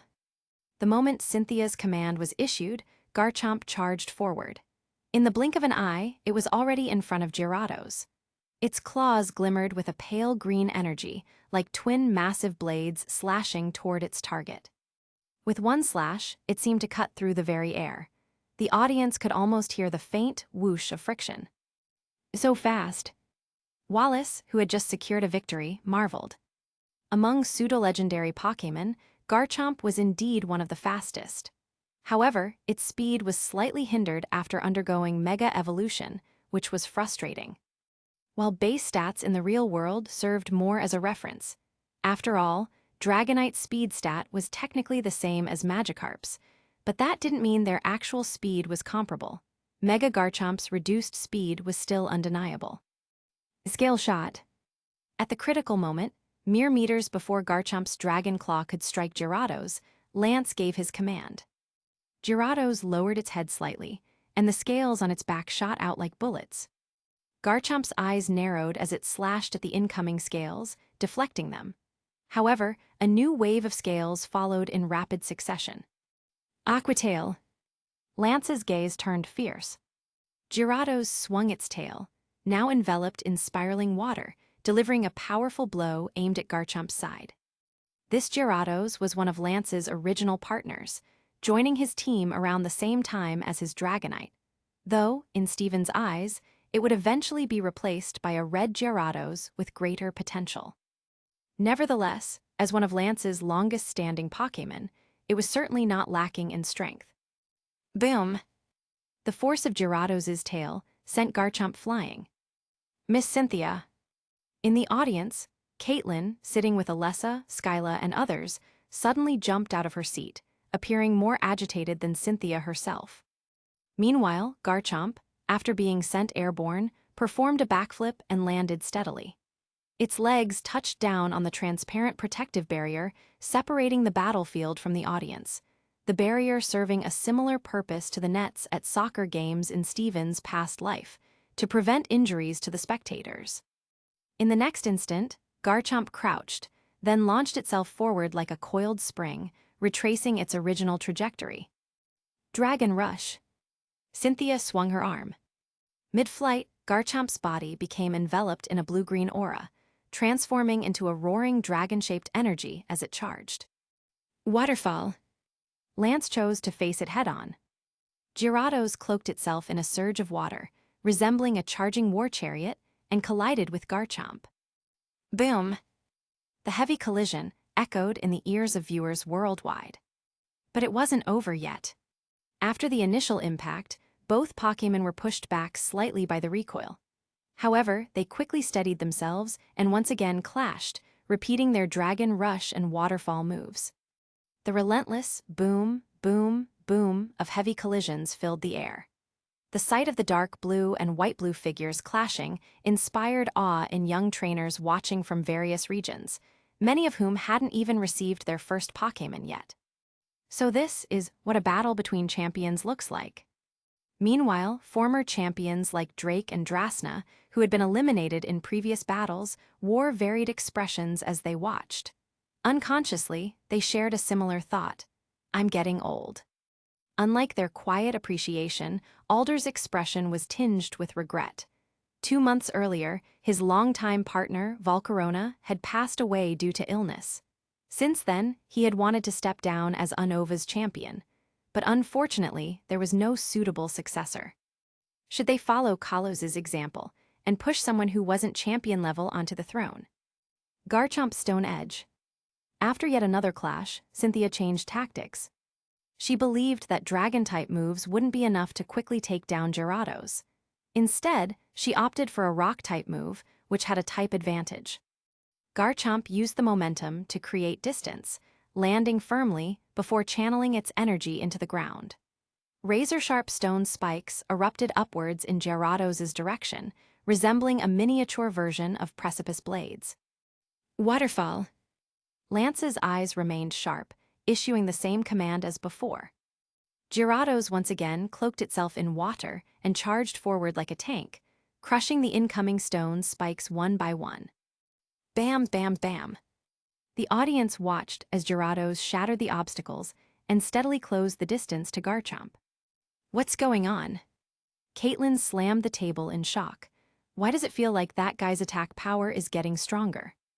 Look at the battlefield. Diantha furrowed her brows and pointed to the arena. Everyone noticed it at the same time. The battlefield was now 1/2 meter deep in water, making it resemble a water-type battle stage. Lance's repeated use of Waterfall wasn't just to counter Cynthia's attacks. It was also to create a favorable environment for Gyarados, Diantha explained. Though Diantha was considered mid-tier among the current crop of champions, her observational skills were far superior to those of trainers like Caitlin and Alessa, who were still only Elite Four members. Not only that, Leon, watching from the competitors' lounge, narrowed his eyes. The standing water is also weakening the power of rock and ground-type moves, making them less effective. It's about to hit, Rayhan exclaimed from beside him. As Gyarados barreled toward Garchomp with overwhelming momentum, everyone was curious about Cynthia's next move. Cynthia's exposed right eye narrowed. Garchomp. She called out softly but firmly. In response, Garchomp twisted its ankle, and in the very next moment, a row of stone spikes erupted from the water-covered battlefield, forming a jagged wall in front of it. Many of the spikes were angled upward, ready to intercept Gyarados' charge. If you've got what it takes, charge at me. Even if you break through the defense, these spears will leave a few holes in you. A trace of hesitation flashed in Lance's eyes. The next second he shouted, Gyarados. Although Lance didn't issue a specific command, his trusted partner instantly understood his intent and came to a sudden halt. It was clear that Lance realized that recklessly crashing forward wouldn't be worth the cost. The loss of his ace Dragonite is still too big of a blow, Steven sighed from the VIP stands. Nessa blinked her beautiful eyes and asked, "Steven, what do you mean?" Steven chuckled and explained. If he still had his ace Dragonite, he would have undoubtedly ordered Gyarados to go all out against the opponent, even in a mutually destructive exchange. Having lost his ace Dragonite, and with his 2 Dragonair just recently evolving and not yet fully adapted to their shift from support to offense roles, this blue Gyarados had become Lance's new trump card. Against an opponent of Cynthia's caliber, Lance wouldn't dare let Gyarados go for a reckless, all-or-nothing exchange. Even if it managed to trade 1-for-1 with Cynthia's Garchomp, the rest of Lance's team would still be at a disadvantage compared to hers. That's why Lance didn't let Gyarados charge forward recklessly just now. Dragon Rush. Almost immediately after Gyarados hit the brakes, Cynthia launched a counterattack. Boom! Dragon Rush instantly shattered the spiked rock wall in front of it. It was clear that the wall was smooth and spike-free on the inside. The very next second, still brimming with momentum, Dragon Rush continued toward Gyarados, now less than 5 meters away. No, it's too late. At such close range, there was no time for Gyarados to dodge or counter with an attack of its own. A dull collision sound echoed as Gyarados took the Dragon Rush head-on, its face contorted in pain. Not only do Lance's Pokémon need to adapt to the new battle style, but so does he, Karen commented, clearly seeing the situation for what it was. The 2 Dragonair that had always served as support Pokémon had now evolved and needed to transition into offensive roles, but were still in the adjustment period. And wasn't the same true for Lance himself? In the past, his team's roles were clearly defined. The Ace Dragonite and Gyarados were the main offensive forces, while the 2 Dragonair provided support and assistance. Aerodactyl and Charizard acted as disruptors or assassins and often served as mounts as well. Now, with the support Pokémon turning into offensive ones, the loss of his Ace Dragonite, and Gyarados needing to adopt a more technical approach rather than brute force, there was a lot of adjustment required. Both Lance and his Pokémon needed to adapt. Dragon Claw. Seeing that Gyarados hadn't yet lost its ability to fight, Cynthia chose to press her advantage. Ice Fang. Of course, Lance wasn't going to give up without a fight. Garchomp's right arm burned with a green glow, instantly taking on the shape of a blade. At the same time, Gyarados opened its massive jaws, its 4 signature fangs turning icy blue and emitting faint white mist under the close-up camera. One struck toward the opponent's throat. The other bit toward the opponent's head. Who landed the blow? At this moment, almost every spectator in the arena rose from their seats, leaning forward and craning their necks to see what happened on the battlefield. The drones zoomed in for a closer look. Finally, the world saw it. Garchomp's blade-like dragon claw had pierced 1/3 of the way into Gyarados' throat. Meanwhile, Gyarados' ice-coated fangs were mere millimeters, less than half a centimeter, away from Garchomp's forehead. Thud! The massive Gyarados collapsed heavily, sending water splashing everywhere. QQE, his eyes sharp behind his glasses, studied the scene for several seconds before confirming. Realizing that Gyarados could no longer fight, QQE raised his flag and declared, "Gyarados is unable to battle. Garchomp wins." From the commentary box, Mary quickly explained, "The first round between the 2 champions has come to an end, with Cynthia's Garchomp narrowly defeating Lance's Gyarados. Just now, when Gyarados braked to avoid the stealth rock shield attack, Cynthia seized the opportunity. In terms of speed and agility, Garchomp still holds an edge over Gyarados. Not to mention, Gyarados had already taken a direct hit from Dragon Rush earlier, which affected its movements. It's already impressive that Gyarados managed to hold out this long. But honestly, for Champion Lance to regain his previous competitive edge after losing his Ace Dragonite, he may need to wait. What's going on with Chairman Rose? He seems very upset." Noticing the commotion, Mary glanced toward the second-floor VIP stands. Rose's furious shouting was loud enough to reach even the ordinary seats on the first floor. "Lance, are you a complete idiot? How could you stop the attack in that situation? You should have gone all out and forced a mutual defeat with Garchomp. At least that would have earned you a draw. When did you become so cowardly? a dragon-type trainer acting like a spineless Pukumuku. Rose's machine gun-like rant left Lance momentarily stunned. "Who the hell are you? How I battle is none of your business." Down below, Melanie, Leon, and Rayhan from the Galler gyms all shrank back slightly, feeling nervous. In their impression, Rose had always been a calm and refined businessman. Why was he so agitated over Lance's match? On the battlefield, Lance ignored Rose's outburst. After taking a deep breath to calm himself, he sent out his second Pokémon. Here it comes, Dragonite. Though it wasn't clear whether this was his second Dragonite or the third, Lance's ace Dragonite had always been easy to recognize. It was a stark contrast to the harmless, golden retriever-like demeanor of most Dragonite. Even Lorelei had once wondered if that Dragonite had a muscle issue in its face. Then again, looking at Lance himself, it kind of made sense. After all, they say Pokémon tend to resemble their trainers. The two Dragonair-evolved Dragonite, on the other hand, were much more normal. Aside from being slightly taller than average, they didn't stand out much. "Take a rest for now, Garchomp." Noticing the puddles of water still on the battlefield and Garchomp's slightly labored breathing, Cynthia decided to recall it and send out Togekiss, the final evolution of Togepi. Just as Steven and Karen had analyzed earlier, Lance's two Dragonite weren't yet fully adapted to their new offensive roles. Cynthia seized the opportunity to defeat them. Considering Cynthia's team composition, with only one Pokémon left, Lance ultimately sent out Aerodactyl. While Charizard might have been a better choice to counter Togekiss' fairy typing, one couldn't forget that Cynthia still had her rock specialist Garchomp waiting in reserve. And as it turned out, Lance's judgment was correct. The Aerodactyl effortlessly defeated the significantly weakened Togekiss, prompting Cynthia to immediately send out her Garchomp, already in a heavily injured state. Although Garchomp could perform short bursts of flight using its jet propulsion ability, its agility was no match for the Aerodactyl.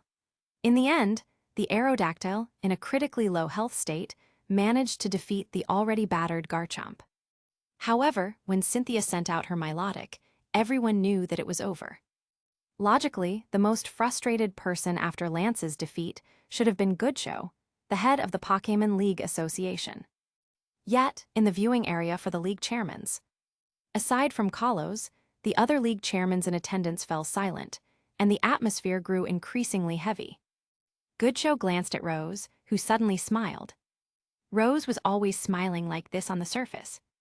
However, those who understood Rose, be it Olana, standing next to him, or Peony, who had moved to Alola and was watching the match on TV, knew very well.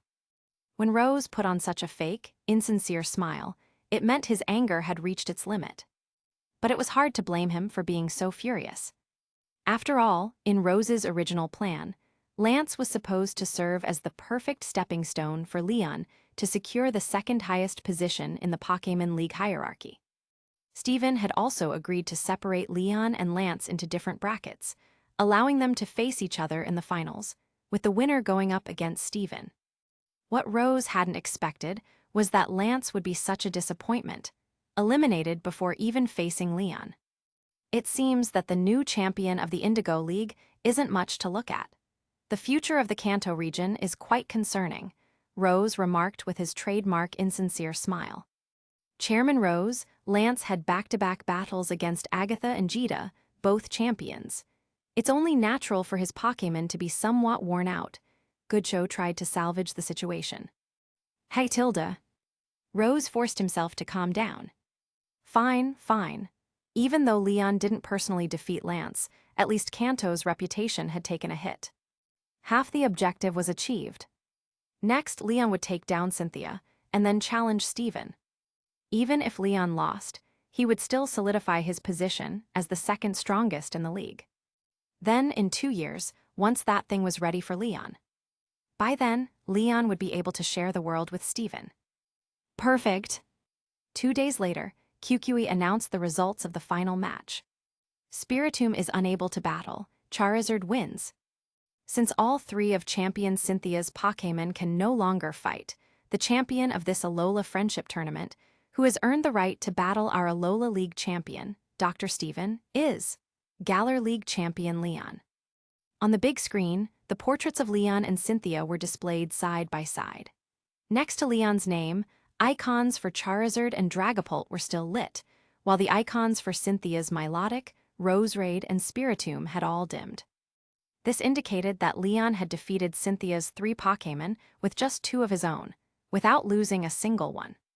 Such a result could only be described as a crushing defeat for Cynthia.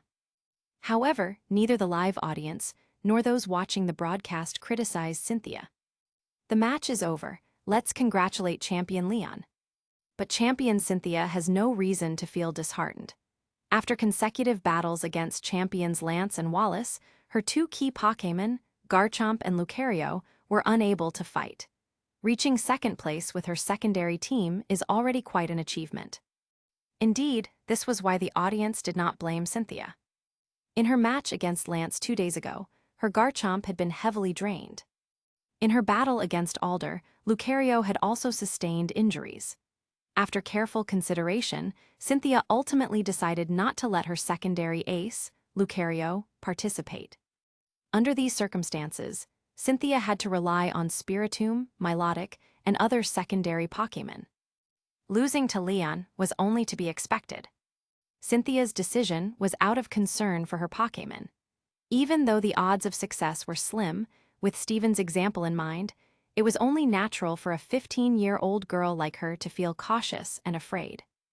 However, in Rose's eyes, she had done this deliberately.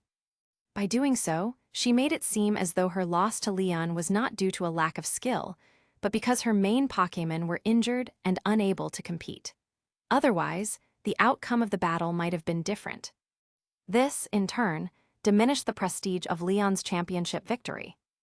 Just like Lucamine, that widow so scheming, Rose muttered, feeling utterly frustrated. Sure enough, blondes are nothing but trouble. Chapter 193, Pokémon, I Transmigrated Twice 193, R18. The Alola Friendship Tournament has officially ended. In the last round, Leon versus Cynthia. Cynthia, concerned about Garchomp and Lucario potentially suffering long-term injuries due to their already exhausted state, decided not to let them fight. Instead, she sent out Milotic and Spiritomb, who were part of her second-tier team. This led to the final match being somewhat underwhelming. However, both the live audience and online viewers largely expressed understanding. After all, the bitter lesson from Steven's Metagross was still fresh in everyone's minds. Although Leon's Pokémon are nowhere near as destructive as Shadowlugia, Cynthia felt that risking her 2 ace Pokémon for a mere friendship match wasn't worth it. She decided to save her full strength for a formal competition in the future. Another reason why viewers across the continent didn't criticize Cynthia too harshly was that tomorrow would feature the highly anticipated showdown between Leon and Steven, the ultimate battle. Tonight, Alola was especially lively. Even though Steven had already demonstrated his incredible strength to the world during the Indigo battle, the thought of him defeating the unbeatable champion Leon and claiming the title of the top trainer filled the Alolan people with pride. Normally low profile, they now brimmed with excitement.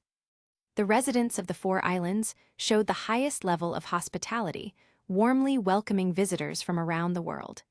Many restaurants even put up signs offering free meals today. If there were any region dissatisfied with this, it was likely Johto. After all, Steven was originally from Johto, but his decision to settle in Alola was a lingering source of frustration for Johto locals. What made it worse was Steven's ever-increasing strength, solidifying his position as the number 1 in the league. This was like rubbing salt into Johto's wounds. Seeing Steven's poster next to the Alola League logo on the big screen at Manilow Stadium, many Johto trainers felt an indescribable bitterness. As many online netizens predicted, Galar's champion, Leon, claimed victory in the Alola Friendship Tournament. Although President Lucamine awarded him a trophy, everyone knows it's merely a consolation prize. Tomorrow, Leon will face the greatest defeat of his career. Countless netizens have said this match's result is already predetermined. The only suspense is how long Leon can last against Dr. Steven. This was tonight's evening news being broadcast on Alola's Manilow channel, with anchor DJ Mary narrating the story. Inside a hotel room, Sheena turned to Cynthia and teasingly said, "This trip has been unusually entertaining. It's my first time coming to such a faraway region. Once we finish watching tomorrow's match, we'll head back to Sinnoh." Cynthia forced a faint smile. She had just contacted Professor Carolina from Sinnoh and learned that Zoroark's illusions could not only mimic other Pokémon, but also transform into humans. And Joker had a Zoroark. Although this wasn't definitive proof, it deepened Cynthia's suspicions. "What's wrong, Cynthia? You've seemed a bit off these past couple of days," Sheena asked, noticing Cynthia's unease. "It's nothing. Let's go out and enjoy the festival.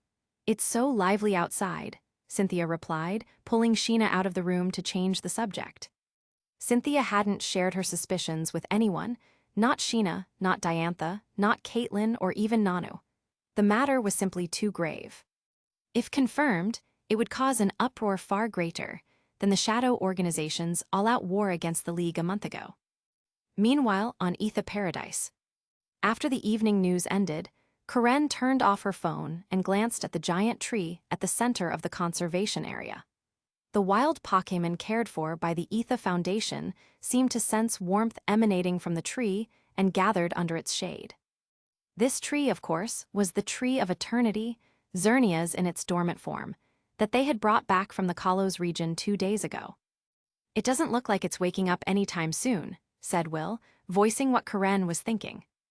"That's just how it is," Stephen replied calmly. Although he held onto a sliver of hope, Stephen didn't genuinely believe that Xerneas would conveniently awaken within 3 days. In anime, last-second miracles often occur, like Goku arriving just in time to save his friends, or Yugi drawing the perfect card when his life points are critically low. Reality, however, wasn't so kind. In real life, you don't draw a game-changing card in a pinch. More often, you lose outright if you don't gain an early advantage. It's fine. If everything goes according to plan, even if Price defeats Dialga, his 2 ace Pokémon won't be at full strength. Then, with me and Uncle Giovanni teaming up to take him down, there shouldn't be an issue, Stephen said confidently. He refrained from uttering the classic, "will win" phrase, knowing it was a surefire way to jinx things. Still, truthfully, unless something unexpected occurred, if he and Giovanni couldn't defeat a weakened Price, they might as well quit altogether. "I'll help evacuate the residents of Michina Town," Will offered. "It's sparsely populated, so it shouldn't take too much effort." After discussing the plan, Will left under Karen's disapproving glare. As soon as he was gone, Karen leaned into Stephen's arms and asked with a playful tone, "So, Stephen, are you planning to take Leon down with Beware in 1 hit tomorrow?" "Well, actually, I was thinking about using Altaria first and borrowing 1 Pokémon from you and Will. I want to avoid risking Beware getting injured before facing Price," Stephen explained earnestly. "Oh, sure. It's not because Rose sent you a couple of girls, right?" Karen teased with a knowing look. It was clear that Stephen planned to go easy on Leon. Even though Stephen had agreed to help Rose capture a Hiatus for Leon, the benefits Rose offered were simply too good to pass up. Stephen didn't want to utterly humiliate Leon in return. Suddenly, feeling something strange below, Karen blushed as Stephen pushed her onto the conservation area's grass. She gasped as his weight pressed against her, his body pinning her deliciously to the ground. Their lips crashed together in a desperate kiss, tongues dancing as Karen moaned into his mouth. "Please," she whimpered as his skilled fingers slid under her shirt, tracing patterns on her sensitive skin. He roughly shoved the fabric up, exposing her black lace bra. Her medium breasts heaved with each panting breath as he unclasped the front, letting them spill free. "You're perfect," Stephen growled, lowering his head to capture a hardened nipple between his teeth. Karen cried out and arched her back as he sucked and nibbled, his other hand kneading her neglected breast.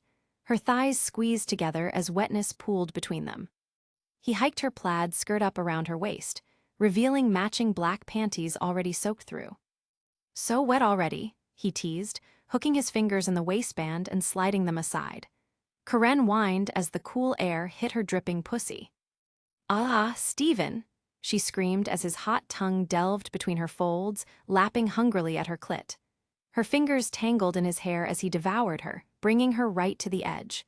When he slid 2 thick fingers inside, curling them just right, she came hard, her whole body convulsing. Stephen didn't give her time to recover.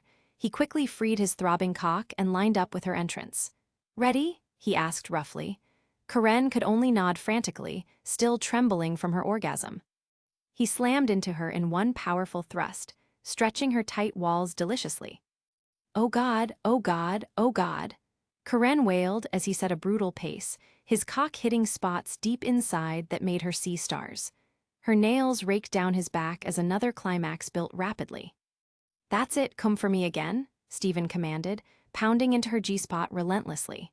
Karen's eyes rolled back as pleasure exploded through her body, pussy clenching rhythmically around him. The sight of her blissed-out face pushed Stephen over the edge, and he buried himself to the hilt, flooding her with hot cum. They lay there panting in the aftermath, clothes disheveled and bodies sweaty. Karen's thighs trembled as his seed leaked out of her well-fucked pussy. Still buzzing from her previous orgasms, Karen pushed Stephen back to sit on the grass. Her delicate fingers wrapped around his semi-hard cock, still slick with their combined juices. "Let me clean you up," she purred, lowering her head to take him into her hot mouth. Stephen groaned, watching his length disappear between her soft lips. Karen's tongue swirled expertly around his shaft, tasting their mingled essence as she sucked him back to full hardness. Her head bobbed eagerly, taking him deeper with each pass until he was rock hard again. With a lewd pop, she released him and crawled into his lap. "I need you inside me again," she whimpered, positioning herself over his throbbing member. Stephen grabbed her hips as she slowly sank down, both moaning as he filled her completely. Their lips met in a passionate kiss, tongues dancing as Karen began to ride him. You feel so good," she moaned against his mouth, rolling her hips in a way that made them both see stars. Stephen's hands slid down to grip her ass, helping guide her movements as she bounced on his cock. "That's it, take what you need," he encouraged between heated kisses. Karen's pace increased, her tight pussy gripping him like a vice as she chased her pleasure. Their tongues tangled desperately as the intensity built. "Oh God, Stephen, I'm gonna come again," Karen cried out, her movements becoming erratic. Stephen thrust up to meet her, hitting that perfect spot inside that made her whole body tremble. "Come with me," he growled, feeling his release approaching. Karen's walls began to flutter around him as she screamed into their kiss, triggering his intense orgasm. They held each other tightly, bodies shuddering as they rode out the waves of pleasure together. When they finally broke apart, both were panting heavily. Karen rested her forehead against Stephen's, a satisfied smile on her flushed face. "I love you," she whispered, placing soft kisses along his jaw. "I love you too," he replied, holding her close as their racing hearts slowly calmed. The afternoon sun warmed their tangled bodies as they basked in the afterglow of their passionate encounter. Half an hour later, a disheveled Karen returned to her room, walking unsteadily. After dropping Karen off, Stephen headed to Lucamine's room. Stephen's footsteps echoed down the hallway as he approached Lucamine's room, his body still burning with unfulfilled desire after Karen. The moment he entered, Lucamine's eyes lit up with understanding. She could see the raw hunger in his gaze. Her full lips curved into a knowing smile as she sauntered toward him, her hips swaying hypnotically. Their bodies crashed together in a desperate embrace, lips meeting in a deep, passionate kiss. Lucamine moaned into his mouth as his hands roamed over her curves, squeezing and caressing through her clothes. She ground her hips against his growing bulge, feeling him hardening against her. Someone's eager," she purred, helping him strip off her blouse to reveal her massive breasts straining against black lace. Stephen growled and roughly yanked down her bra, watching her tits bounce free. His mouth latched onto one stiff nipple while his hand kneaded the other breast, making Lucamine arch and gasp. They stumbled toward the bed, leaving a trail of discarded clothes. Lucamine's mature body was a work of art, full, heavy breasts topped with rosy peaks, a trim waist flaring to wide childbearing hips and long, shapely legs. Her pussy was already dripping wet when Stephen pushed her onto the mattress. "Take me," she moaned, spreading her thighs wide. "Fill me up with that thick cock." Stephen didn't need to be told twice. He drove into her soaking cunt in one powerful thrust, making her cry out in pleasure. Her huge tits bounced wildly as he pounded her, his hands gripping her soft flesh. Lucamine wrapped her legs around his waist, pulling him deeper. "Yes, harder," she begged between moans. Stephen captured her lips in another searing kiss, swallowing her cries as he hammered into her G-spot. Her inner walls clenched around him, milking his shaft. The bed creaked rhythmically as their bodies moved together in perfect sync. Sweat gleamed on their skin, the air thick with the sounds and scents of sex. Stephen buried his face in her neck, inhaling her intoxicating perfume as he rutted into her like an animal. Lucamine's back arched off the bed as her orgasm approached. "I'm going to come, don't stop," she screamed. Her pussy spasmed around his cock as she came hard, her whole body shuddering in ecstasy. The feeling of her climaxing pushed Stephen over the edge, and he erupted inside her with a roar, filling her with hot spurts of cum. They collapsed together in a satisfied heap, both panting heavily. The next morning, at Manilow Stadium. "Morning, doctor." As Stephen entered the backstage area, B greeted him with a bright smile. "Morning, B-chan," Stephen replied, walking alongside her to the second-floor viewing platform. When he asked how she was adjusting to Alola, B admitted it was fine, though she found the region's relaxed climate a bit too comfortable. She sometimes wished for harsher conditions to better aid her training. The seats at the venue gradually filled up. Lucamine, as the president of the Alola League, entered the stage to give her opening remarks. At that moment, Lucamine's speech reached its final segment. She raised her fair hands high and announced, "Next, let us welcome two of the Pokémon League's most outstanding trainers to conclude this extraordinary event, Mr. Leon, champion of the Galar League, and the pride of Alola, Dr. Stephen." The Manilow Stadium erupted into a frenzy of cheers. The crowd overwhelmingly chanted Stephen's name. Even though Leon's fans were fewer, their enthusiasm was just as intense. The Galar fans had a unique perspective. Stephen's signature Pokémon, Beware, had formed a bond with Galar's guardian deity, Zamazenta. That made Stephen half a Galarian in their eyes. To them, no matter who won, it would be a victory for Galar. It was only a matter of whether it was a small win or a big win. Has Lance already left? In the audience, seated with the Indigo League group, Flint from the Sinnoh League noticed Lance's absence. Erica replied, "Lance said he wanted to work on recovering his strength. He left the day before yesterday after losing to Cynthia." Lucian stroked his chin thoughtfully. Losing his ace Dragonite had a huge impact on Lance. Without that, it would have been hard for our champion to win the last match. Lucian spoke honestly, without bias, even though Cynthia was their champion. Having witnessed the Indigo battle firsthand, Lucian had seen Lance's true strength up close. To be fair, Lance's loss to Cynthia was largely due to the absence of his signature Dragonite.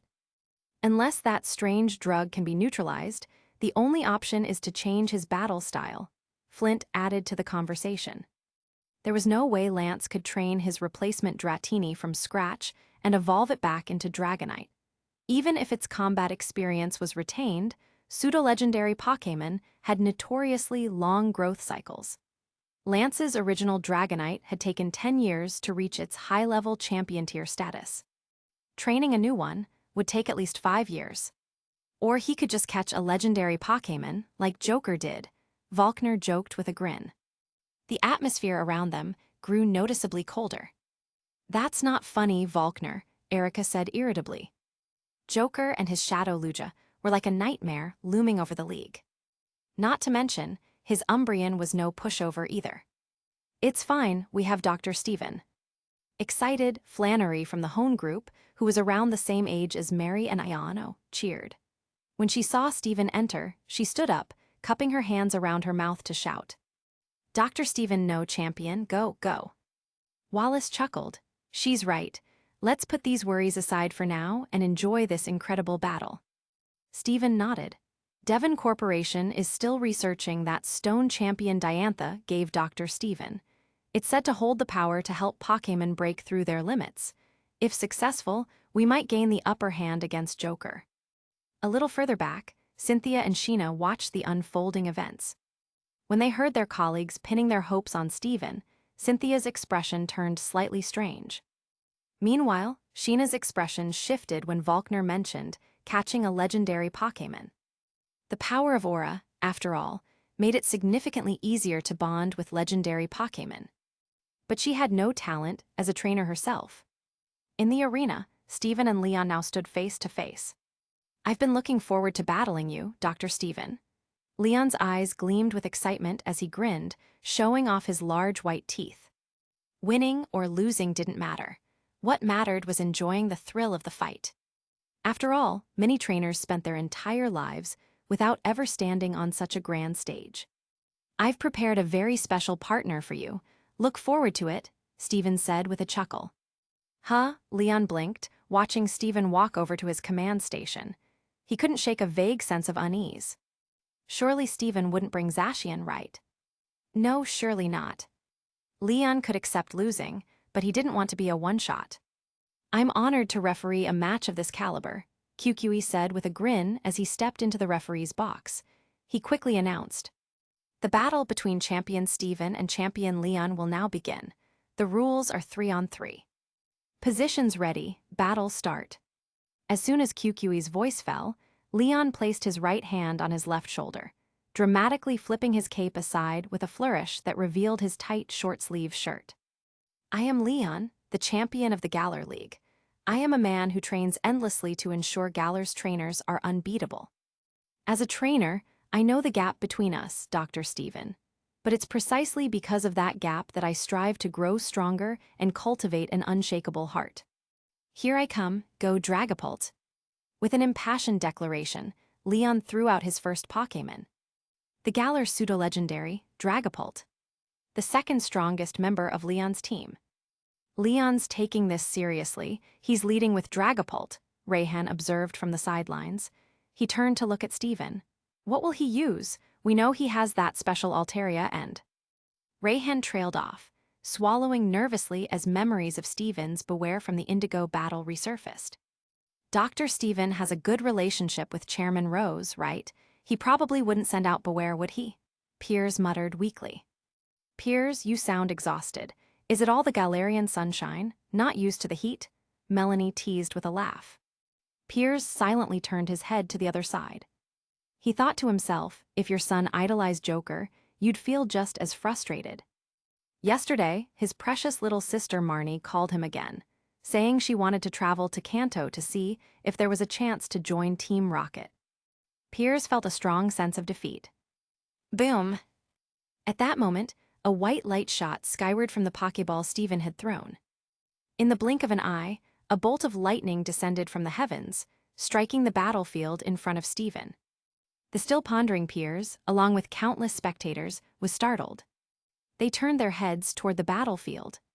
As the lightning gradually faded, what stood there was one of the 4 Pokémon that had performed at the opening ceremony a week ago. That is, back in Pallet Town, the group who had received Pokédexes from Steven instinctively opened them.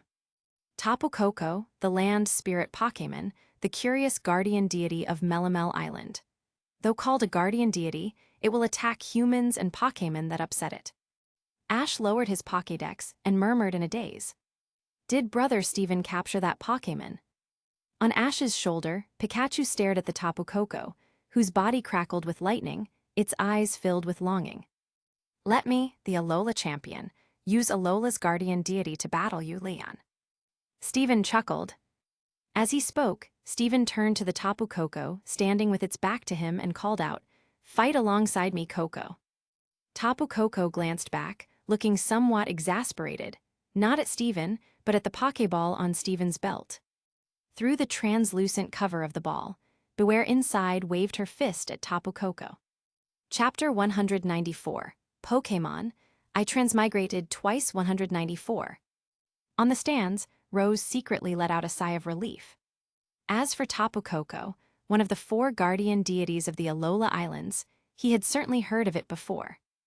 As a legendary Pokémon, its strength was undoubtedly far beyond what ordinary Pokémon could rival. But still, it was better than Steven sending out Beware, right? Rose quietly felt thankful for his good relationship with Steven. Otherwise, Leon would have been utterly humiliated in front of the entire world. "All right, let's go, Leon," Stephen said, tilting his head in a casual gesture. Of course, Leon responded exuberantly. The moment Leon finished speaking, the entire world seemed to blink as one. In that instant, people realized with shock that both Tapu Koko, standing before Stephen, and Dragapult, standing before Leon, had disappeared. Boom! In the next moment, the muffled sound of a heavy impact came through. The cameras on the drones immediately swiveled to capture the action. Only then did the audience watching the live stream realize that the two Pokémon, who had been standing over 20 meters apart, were now in midair just over 5 meters from the center of the battlefield. Their heads collided with a burst of lightning and dark shockwaves. That was Electro Ball and Phantom Force colliding. Not bad keeping up with Tapu Koko's speed. Stephen's eyes lit up. Of course, Dragapult has been my partner for longer than anyone except Charizard, Leon replied with a hearty laugh. Suddenly, his gaze turned serious and he shouted, "Double shot." Instantly, two small Dreepy emerged from the cannon-like slots on either side of Dragapult's head.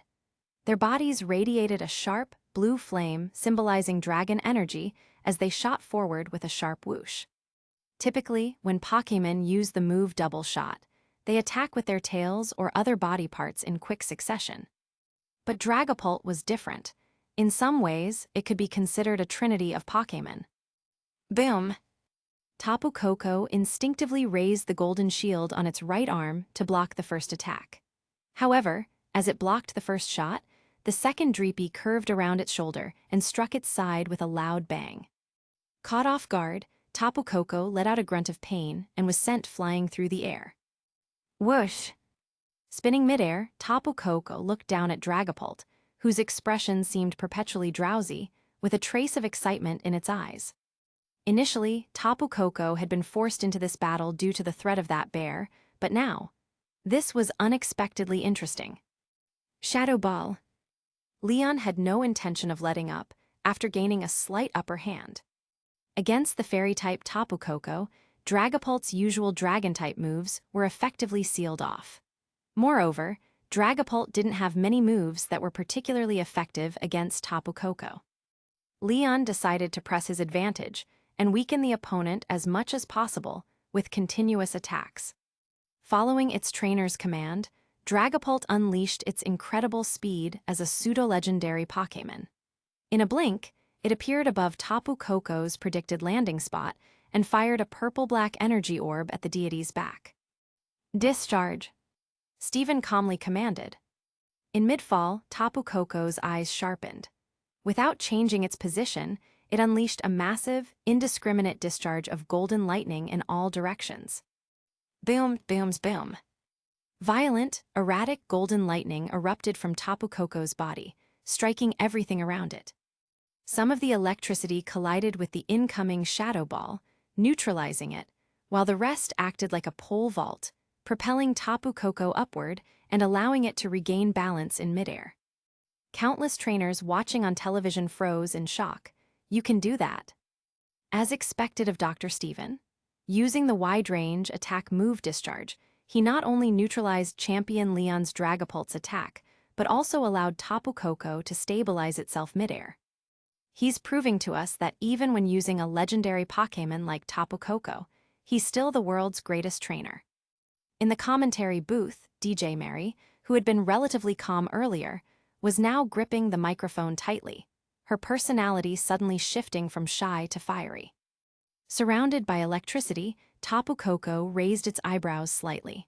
Something about that comment didn't feel quite right. Charge Dragapult. Seeing the Shadow Ball neutralized, Leon didn't hesitate for even a millisecond. Dragapult weaved through the widespread lightning bolts with its ghostly agility, rapidly closing the distance to Tapu Koko in midair.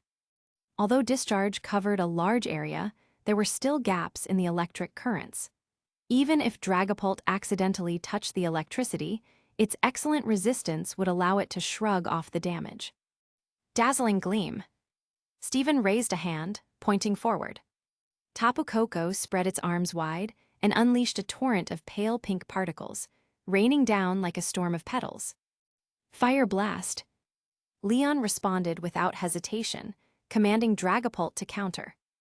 Dragapult opened its mouth wide, spewing out a blazing column of fire. The flames split into 5 streams midair, forming the shape of the kanji for large, Chinese letter. Booms, booms, boom, boom, boom. Countless pink particles collided with the fiery kanji, creating explosions that scattered embers like a fiery rain across the battlefield. This battle between these two trainers is truly incredible. In the Hone region, even though there was a transparent barrier protecting them, Winona instinctively raised an arm to shield herself from the imagined impact. What's incredible is Leon.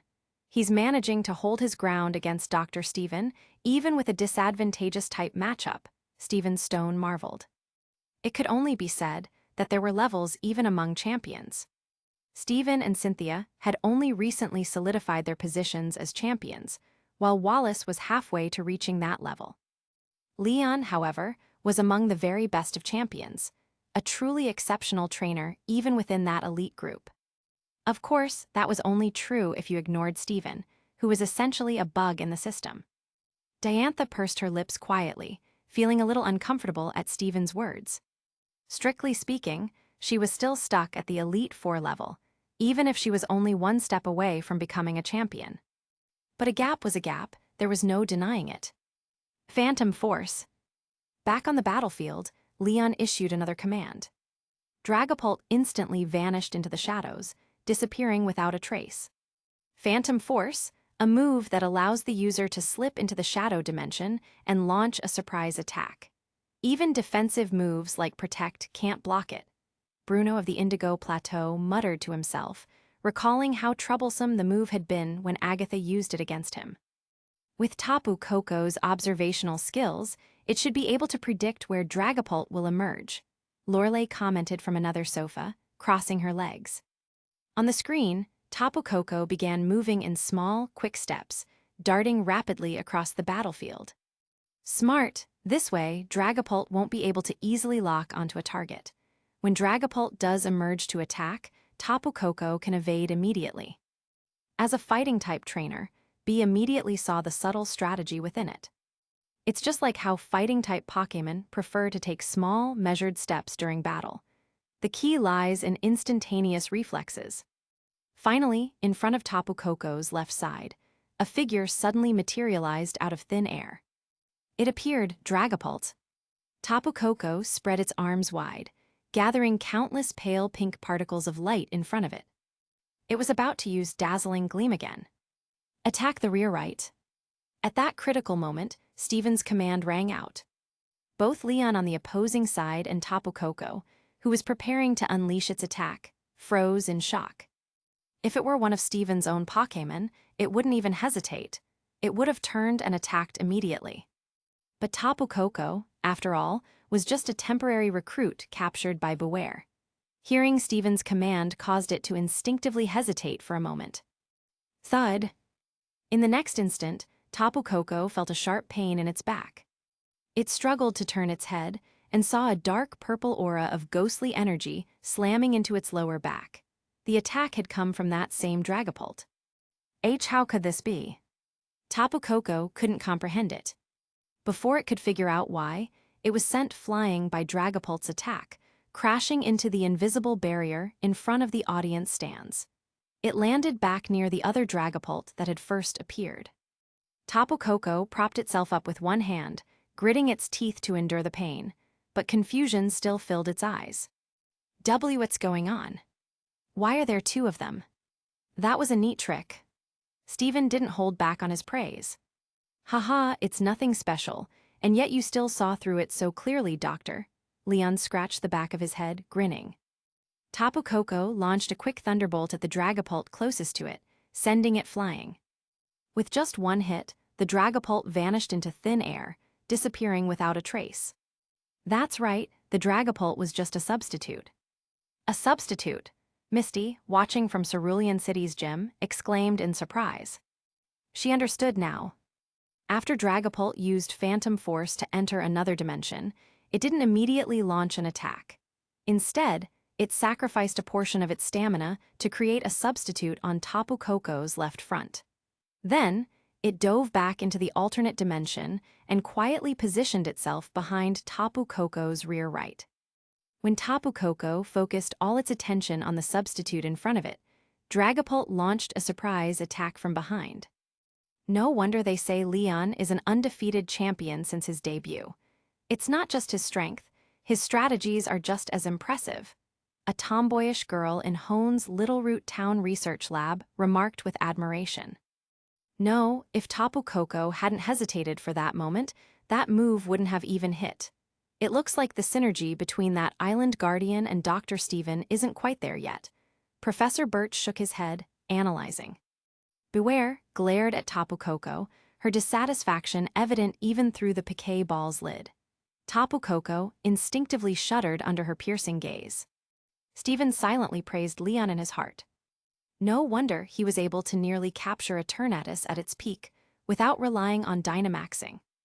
Although the details weren't shown in full, and a Hiatus hadn't used its trump card of a Turnamax at the time, the fact that Leon almost single-handedly subdued the poison dragon Pokémon was enough to prove he was in a league of his own among champions. At his peak, Leon was likely on the same level as Giovanni from the original series, a trainer with 1 foot in the master rank. Tapu Koko's stamina is nearly depleted. All right, Tapu Fini, it's your turn. Steven lowered his gaze to the piquet ball on his belt, which contained Tapu Fini, a Pokémon that looked like a little girl sitting in a baby stroller. Beware squinted at Tapu Fini with a warning glance. You'd better do well. Tapu Fini nodded frantically. But just then, Tapu Koko, who had been hunched over and worn out, suddenly straightened up. It shouted at Steven. Koko, you still want to fight? Steven raised an eyebrow. Tapu Koko forced itself to stand in front of Steven again, assuming a battle stance against Dragapult. Its pride wouldn't allow it to back down like this. Thud. However, to everyone's shock, Beware suddenly burst out of Steven's piquet ball. She appeared behind Tapu Koko and kicked it in the rear, grabbing the scruff of its neck and dragging it out of the battlefield. Tapu Koko sprawled on the ground in embarrassment and turned to protest angrily. But the moment it locked eyes with Beware, it immediately cowered, drooping its head and letting itself be dragged out of the arena. That was terrifying. A boy in New Bark Town swallowed nervously. The once-proud Tapu Koko now looked as meek as a puppy after being scolded. All right, it's time to avenge your colleague, Tapu Fini, Steven called out, throwing his second piquet ball. As the ball opened, even before the white light faded, colorful scales scattered across the battlefield. Paired with Tapu Fini's cute, doll-like appearance, it was a dazzling entrance that would have been a showstopper in a Pokémon contest. Sending out Tapu Fini, Kukui, acting as the referee, was visibly surprised. It was already unfortunate that Tapu Koko had lost so much stamina due to its lack of trust in Steven, especially since Dragapult didn't have many moves specifically countering it. But Tapu Fini, as a psychic fairy type, it was weak to ghost moves, Dragapult's primary typing. Other spectators who had access to Tapu Fini's type information shared Kukui's thoughts. At this point, sending out Tapu Bulu or Tapu Lele would have been better than Tapu Fini, right? Sure, Dragapult could learn fire and electric moves, but at least those weren't stab, same-type attack bonus moves. Tapu Fini was the worst choice against Dragapult. Could Steven be so confident in his abilities that he didn't care about type advantages? What's so strange about this? Winning against an opponent with a type disadvantage is way more exciting. In front of his TV, Ash exclaimed in excitement, "Isn't that right, Pikachu?" Pika Pika. Pikachu nodded in deep agreement. Red. He had a feeling that his little bro would take a major fall over this matter in the future. Though I don't know what Dr. Steven is thinking, we won't hold back. Leon raised his hand in a sweeping motion. Dragapult Shadow Ball. Dragapult opened its mouth and once again gathered a dark purple energy ball, launching it forward. As Tapu Fini entered the battlefield, a light purple mist immediately began to spread across the battlefield. It was Tapu Fini's ability, Miss Y Surge. Protect. Hearing Steven's command, Tapu Fini extended its palm outward. A pale pink spherical shield enveloped Tapu Fini, providing 360 degrees protection without gaps. The shadow ball struck the shield without causing the slightest ripple. But just as Steven ordered Tapu Fini to use Protect, Leon had already issued another command. Phantom Force. This move could bypass protective barriers. Substitute.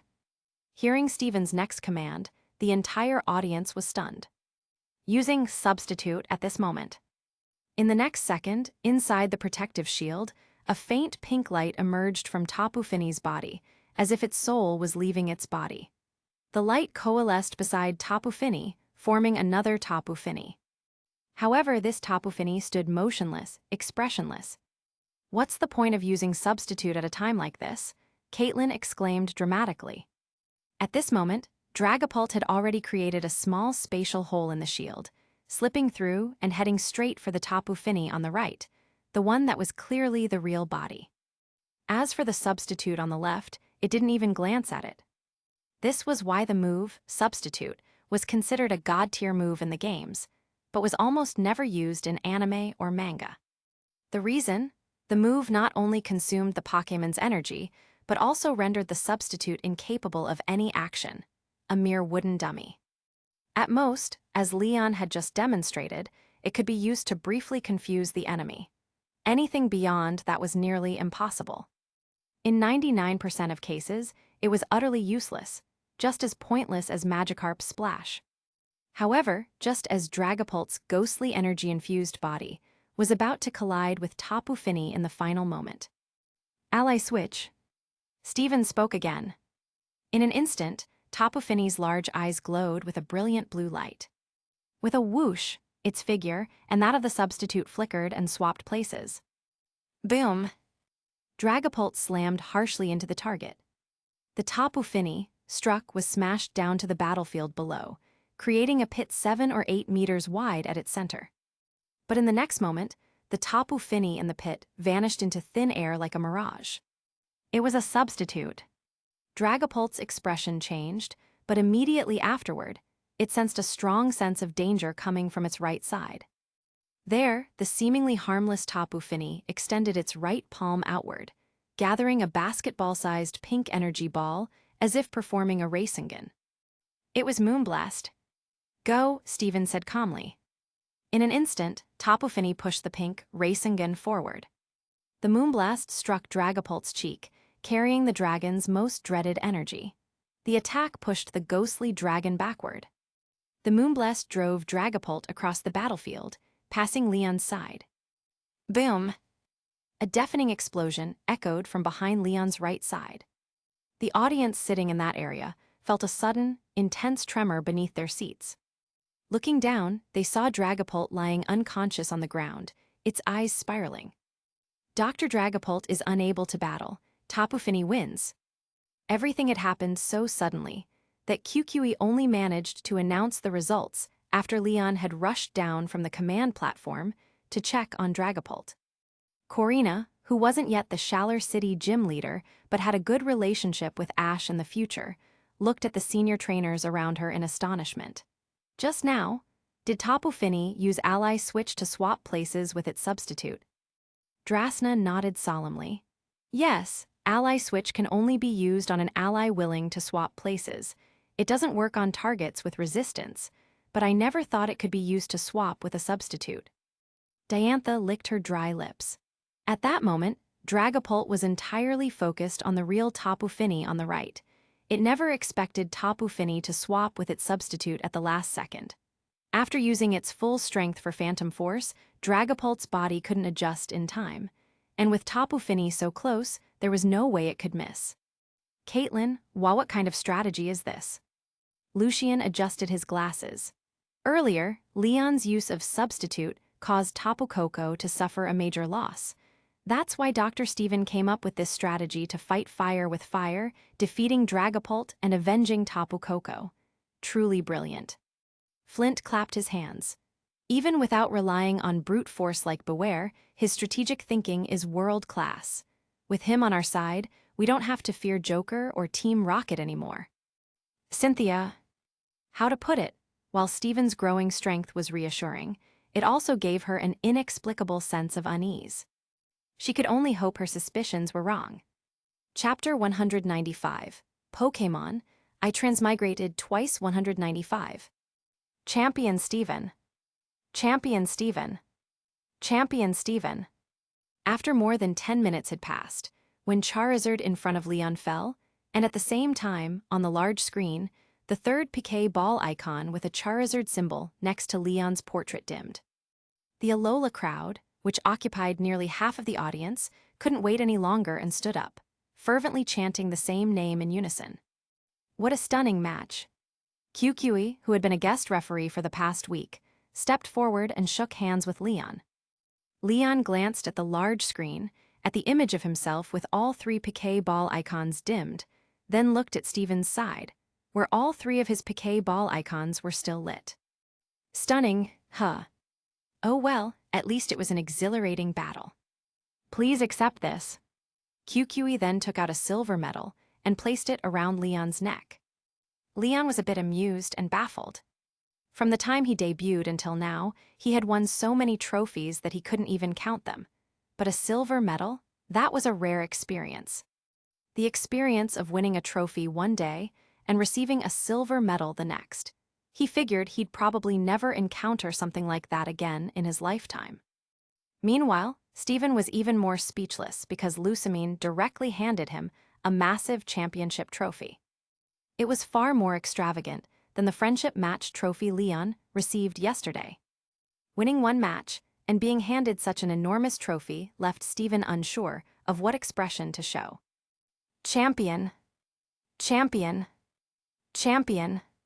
Fortunately, the atmosphere wasn't as awkward as Steven had imagined. The Manilow Stadium erupted into deafening cheers. Not only were the local Alalans ecstatic, but spectators from all over the world were equally fervent. To them, witnessing today's match not only symbolized the confirmation of the strongest trainer in the league, but also marked the birth of a guardian deity for the people of the Pokémon League. Looking at Goodshow's smiling applause was enough to tell. Although Steven hadn't joined Kanto or Johto, just like when the Shadow organization caused trouble before and elites from other leagues rushed to help, the same would happen in the future. If those rocket scoundrels caused trouble again, they'd now have a pillar of stability to rely on. Alola began its final day of celebratory festivities. Reporters rushed to interview elite trainers and league presidents from various regions. I'm delighted that Diantha has taken over as the champion of the Kalos League. I will continue to support her as one of the Elite Four. Diantha's predecessor, Drasna, cheerfully accepted an interview. Although Diantha's performance in the tournament was the least eye-catching among the new champions, Drasna was still happy to see her take the position. After all, Drasna knew very well that while Diantha still had some ways to go now, she would undoubtedly advance to true champion level in the near future. It was better than Drasna, who had been stuck at the peak of Elite Four level for years, but was forced to occupy the champion's seat. Besides, Drasna had never particularly wanted the position. The issue was that Kalos had no one else. After the former chairman retired, it said that Lysander, the representative of the Lysander group, will take over as chairman. What do you think about this? The reporter pressed further. Mr. Lysander and his Lysander group have made outstanding contributions to the economic development of the Kalos region. I believe he will make an excellent president. Drasna wasn't very familiar with Lysander, but since her colleague Malva spoke highly of him, and he indeed contributed greatly to Kalos' economy, Drasna supported Lysander in becoming the new chairman.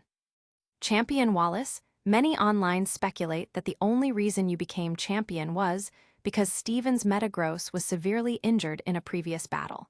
How do you respond to this? Meanwhile, another reporter threw a sharp question at Wallace. It's normal for everyone to have different opinions, but since I am now the champion, I will take on the responsibilities of a champion and protect the people of Hone. If I fail to do so, then criticism at that time will be justified. Wallace responded with a smiling face, leaving no room for rebuttal. Have you reconciled with gym leader Winona? The reporter abruptly turned the topic to an unrelated personal issue. Wallace's face instantly darkened. The main focus, however, remained on Alola. Alola's champion, Steven, League President Lusamine, and even recent Galar transfers like Nessa and B received significant attention. Then there was Rose. After all, Steven had acquired too much from Galar. Just the gym leaders alone, 3 of them were poached from Galar. President Lusamine, many are curious why Dr. Steven chose Alola instead of Galar. Could you share the reason with us? Dr. Steven, since you chose Alola, your Beware will be separated from Zamazenta. Will you release Beware? Ms. Nessa, did you leave Galar and join Alola because of Dr. Steven? Chairman Rose, many online suspects that you secretly admire Dr. Steven. Is that true? Leon performed terribly today. Will you replace him with Rayhan or Melanie? Lusamine frowned slightly, visibly displeased, and said, When I first met Steven 2 years ago, my family and I developed a deep bond with him. We are like family. Steven chose to stay in Alola because, compared to profit, he values relationships more. Of course, this may seem impossible to those who prioritize self-interest, but he is just such a loyal and compassionate person. Rose said with a smile, Dr. Steven is the most brilliant genius in the League's history. I am happy to provide him with any necessary support. Although Leon couldn't defeat even one of Dr. Steven's Pokémon today, I believe that besides him, no one else in the League could last as long against Dr. Steven. And it won't take long before Leon reaches a level where he stands shoulder to shoulder with Dr. Steven. The reporters, and even the League elites listening nearby, exchanged bewildered glances. Even Leon himself was stunned. Does the chairman think so highly of me? The next day, chairmans and elite trainers from various regions bid farewell to Steven one by one. Steven remarked that not being a champion wasn't a bad thing. This way, he could focus entirely on nurturing his shiny beldam and researching the newly discovered stones in Hone. Yes, stones similar to the keystone that Diantha had given to Steven before. Both the Devon Corporation and the Lysander Group had started research on them. It remained to be seen which side would be the first to unlock Mega Evolution. However, as long as Xerneas awakens, this achievement might ultimately belong to Dr. Steven. When bidding farewell to the Sinnoh Group, Steven's gaze lingered on Sheena for an extra second. If nothing unexpected happened, this woman would be kidnapped by Price the moment she returned to Michina. Sorry about that. After all, I can't let my territory be destroyed. Steven silently apologized to Sheena in his heart, without feeling the slightest guilt. He admitted to himself that he wasn't exactly a good person. If he were to clash with Price, it would undoubtedly be at a country level of destruction. Alola was, after all, his own home, and Steven couldn't bear to start a fight there. But Michina was different. It was vast and sparsely populated. Worst case, after a battle, he could just ask Sheena to summon Palkia to repair the space, just like Palkia restored Alamo's town in the movie. Uncle, they're back. After bidding farewell to everyone, the first thing Steven did was send a message to Giovanni. Accompanied by Karen and Will, Steven arrived at the ecological sanctuary of the Etha Paradise. At the moment, the Tree of Eternity, placed at the very center, still showed no signs of awakening. Meanwhile, the wild Pokémon adopted by the Etha Foundation were huddled nervously in the corners, their expressions full of fear. The reason? Beneath the Tree of Eternity, a group of Pokémon lay prostrate, resting with closed eyes. Woof! Detecting footsteps, Sina and the other 2 perked up their ears, got up, and quickly ran to greet them. Nearby, the trio of Beware, Umbreon, and Shadow Lugia, who had been seated in a triangle formation, put down their playing cards. Recently, they had become obsessed with a game Steven taught them. However, whenever Umbreon played, she always had to transform into Primarina, because only in that form could she free up her hands to hold cards. Meanwhile, Zoroark and Mew, who had just teleported Zamazenta over, sat across from each other. The 2, a fox and a cat, each held a second-generation Pokédex, playing a multiplayer game called Pikachu Kart Racing. This was the 3rd game developed by Rainbow Corporation. It featured popular Pokémon like Pikachu, Beware, and Mew as racing drivers in a kart racing game, clearly inspired by a certain mustachioed plumber who had been rescuing a princess for decades. Steven patted the 3 dogs, then glanced over at Beware, Umbreon, Shadow Lugia, Zamazenta, Mega Altaria, Zoroark, and the others, one by one. Next, we're going to face what is very likely, no, definitely, the strongest trainer in this world. But I'm not afraid at all. When I look at you all, I'm confident that we won't lose to anyone. Master-level trainers aren't scary. Let's make him part of history. Stephen's words were filled with unshakable determination. However, just as Stephen boarded the private plane with his best lineup and was about to land in Mychna, he suddenly received a call from Giovanni. "Stephen, there's been a change." Stephen, who was about to disembark, paused mid-step and frowned. What happened? That little girl didn't return to Mychna. She went to Lily of the Valley Island. What? Stephen was stunned. Of course, he was familiar with Lily of the Valley Island. It was the location of Ash's infamous loss in the Sinnoh League in the anime and the headquarters of the Sinnoh League. Why would Sheena go there instead of returning home? Anyway, Price has also headed there. I've already sent some people to investigate. Wait for my update. Giovanni hung up after finishing his explanation. Stephen, who had been fully prepared for a do-or-die battle, suddenly felt as if his plans had gone awry. After disembarking, Stephen and his companions found a small inn in a Mychna village to stay in. Although Mychna only had a few dozen households, it was still considered a tourist spot, so there were accommodations available. 2 days later, Giovanni finally sent back some news. He reported that Sheena no longer lived in Mychna and had moved permanently to Lily of the Valley Island. Stephen was immediately baffled. What was this about? Giovanni explained further. It was all due to the Jewel of Life theft incident a year ago. Back then, Stephen, in his Joker persona, had stolen the Jewel of Life. The Pokémon League had been terrified when they found out. They even dispatched a dream team consisting of Lance, Cynthia, and Stephen to deal with it. Although the Jewel of Life was eventually recovered, the League remained uneasy.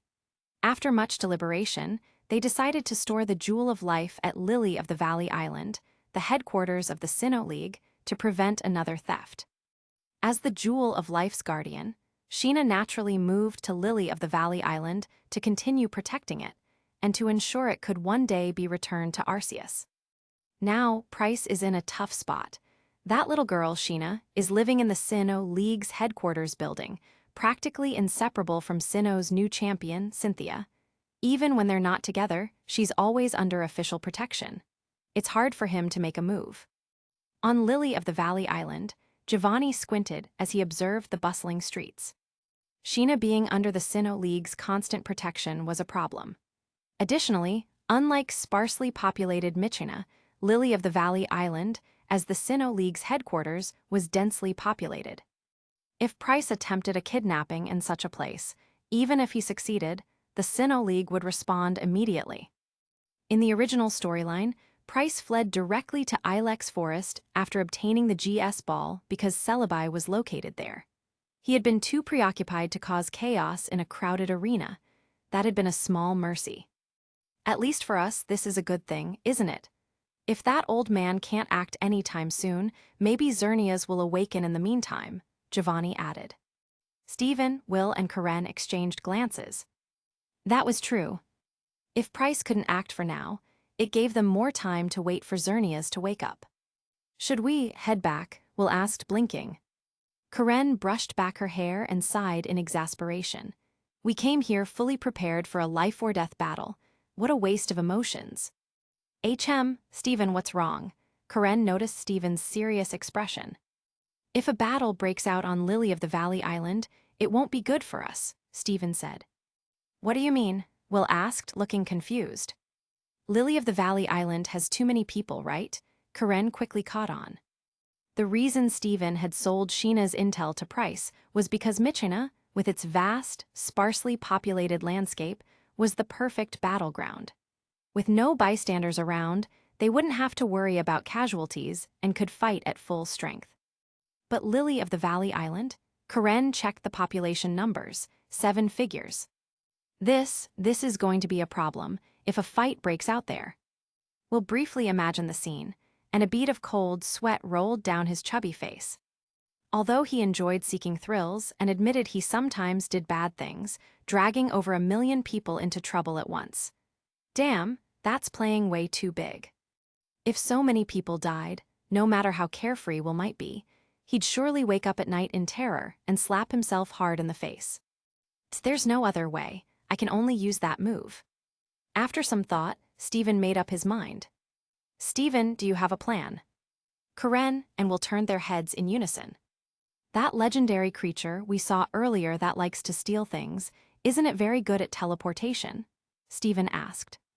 At those words, Karen and Will immediately recalled a certain gluttonous mythical beast that could speak human language and kept stuffing donuts into its mouth. That's right, in the original story, wasn't the reason the Ragnarok battle didn't cause massive civilian casualties, precisely because of Hoopa's abilities. Are we going back to Kalos to borrow it from that girl? Will asked curiously.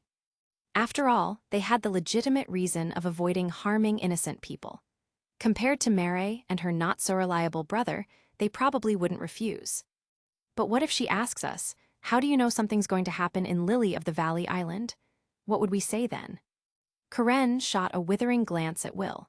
They'd been traveling together for years now, and this idiot still hadn't learned a thing. Well, it might be a bit crude, but we'll have to steal it. Stephen chuckled. After defeating Price, we'll just pretend to lose focus and deliberately let little Hoopa escape. Perfect, Will gave a thumbs up in approval. Karen couldn't be bothered with this fool and turned to Stephen. When do we act? No rush. We'll wait until Price is about to lose his patience. If we snatch Hoopa too early, it might leave the girl with psychological scars. Stephen smiled. I think teaching that little thing a lesson wouldn't be so bad. It's way too mischievous.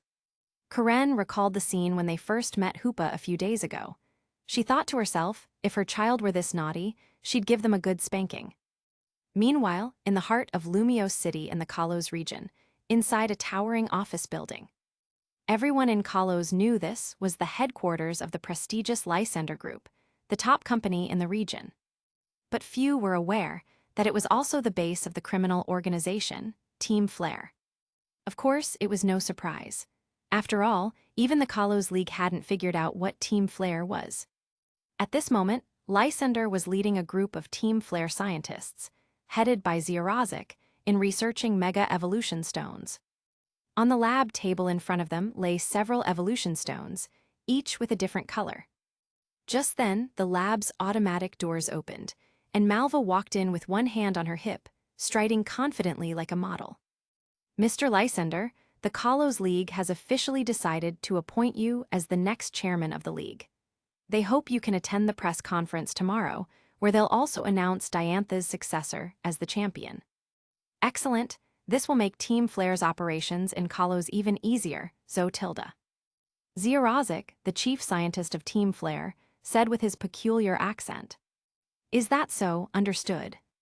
Compared to his excited subordinates, Lysander remained exceptionally calm. Malva crossed her arms, accentuating her impressive presence, which was no less dazzling than Lorelai's. By the way, is it okay to leave Xerneas with Dr. Stephen? Isn't it the key to activating the ultimate weapon? Xerneas is the guardian deity of Kalos. Once it awakens, it will inevitably return to Kalos. Not even Dr. Stephen can forcibly capture it. Lysander's expression didn't change as he spoke. Besides, we have another ace up our sleeve. At this, a faint smile finally appeared on Lysander's face. Hoopa, right. Malva narrowed her eyes slightly. Chapter 196, Pokémon, I Transmigrated Twice 196. Sheena moving from Michina to Lily of the Valley Island was something Stephen had not anticipated.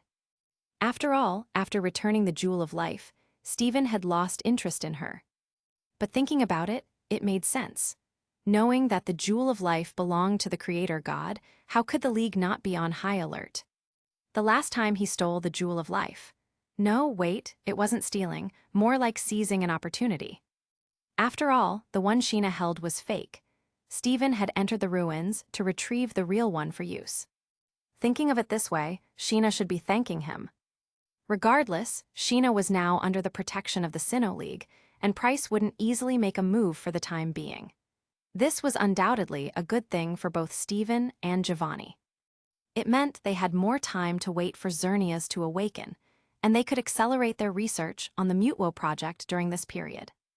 If Mutewo could join the battle, their chances of success would be even greater.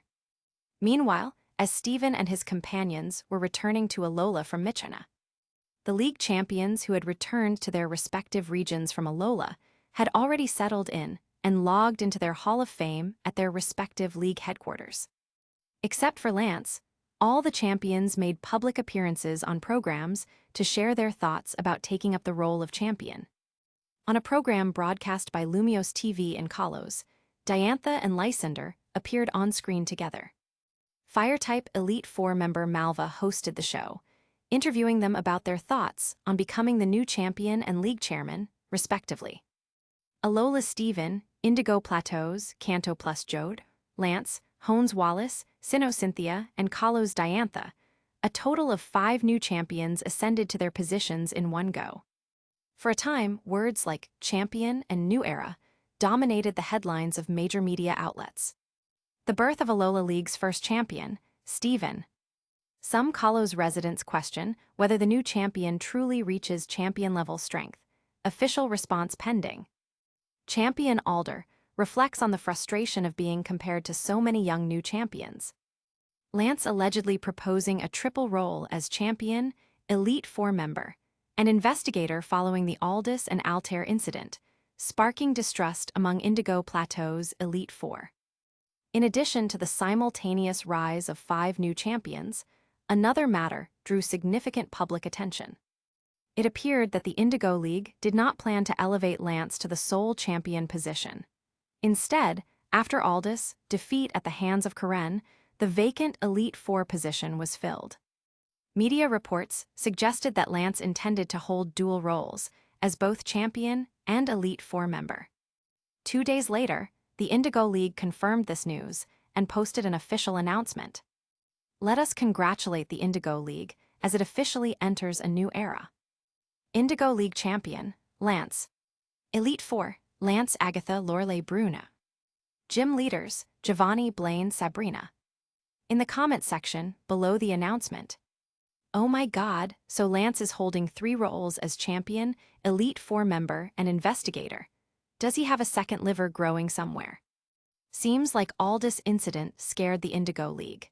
They're afraid of promoting another Elite Four member who might also turn out to be a spy. Giovanni and Blaine are old hands, so they're probably trustworthy, right?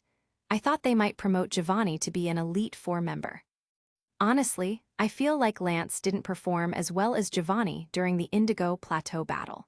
Giovanni would have made a stronger champion, and they could have left the rest of the positions unchanged. On the plane, Steven blinked as he saw the Indigo League's official announcement. If things didn't go off track, Lance would lose to Blue in a few years and hand over the champion position. Then, not long after, the shortest-lived champion in history would be born.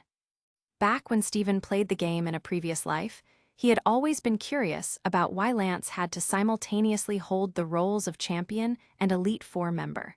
Didn't he find it exhausting? Now he understood the reason, because the Aldous incident had scared them. Having a spy among the Elite Four was one thing, but in some regions, even the league chairman was a traitor. Steven glanced at the 4th trending topic on the hot search. Lysander succeeds as Kalos league chairman, and couldn't help but mock it.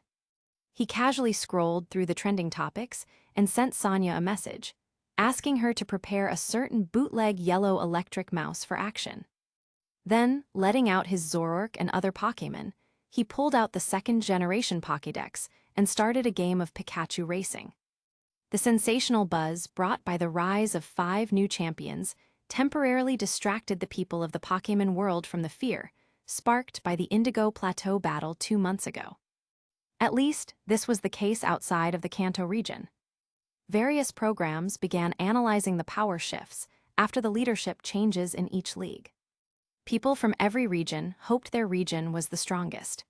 After the Indigo Plateau battle, this topic became even more openly discussed. After all, the battles involving the League, Team Shadow, and Team Rocket on the Indigo Plateau had sounded the alarm for the entire world. the League needed to have enough strength to protect its citizens. Hello, O/tilde. Good morning, afternoon, or evening, everyone. In the studio of Paldea TV, a pink and blue-haired girl wearing an oversized jacket waved her sleeve at the camera with a toothy grin. Welcome to this week's episode of Paldea Commentary. I'm the special host, Ayano. Who's here to narrate? Ayano's here. And me, Galler's Valerie. Please take care of me, everyone.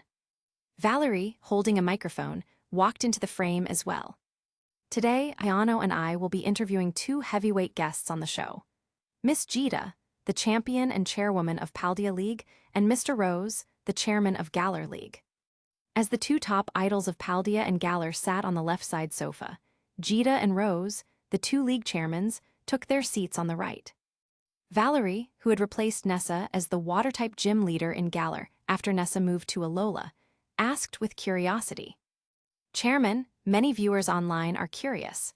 What would the rankings of the regional league's strength look like? With that, Ayano pulled a whiteboard to the center of the stage. Rose confidently took the marker handed to him and wrote on the board. Alola greater or equal to Galler Paldea Indigo Sinnoh, Unova Kalos.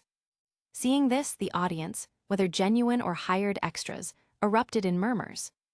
They could accept Alola ranking first, but how did Galler and Paldea surpass Indigo? Even Valerie, now representing Galler, blinked in confusion.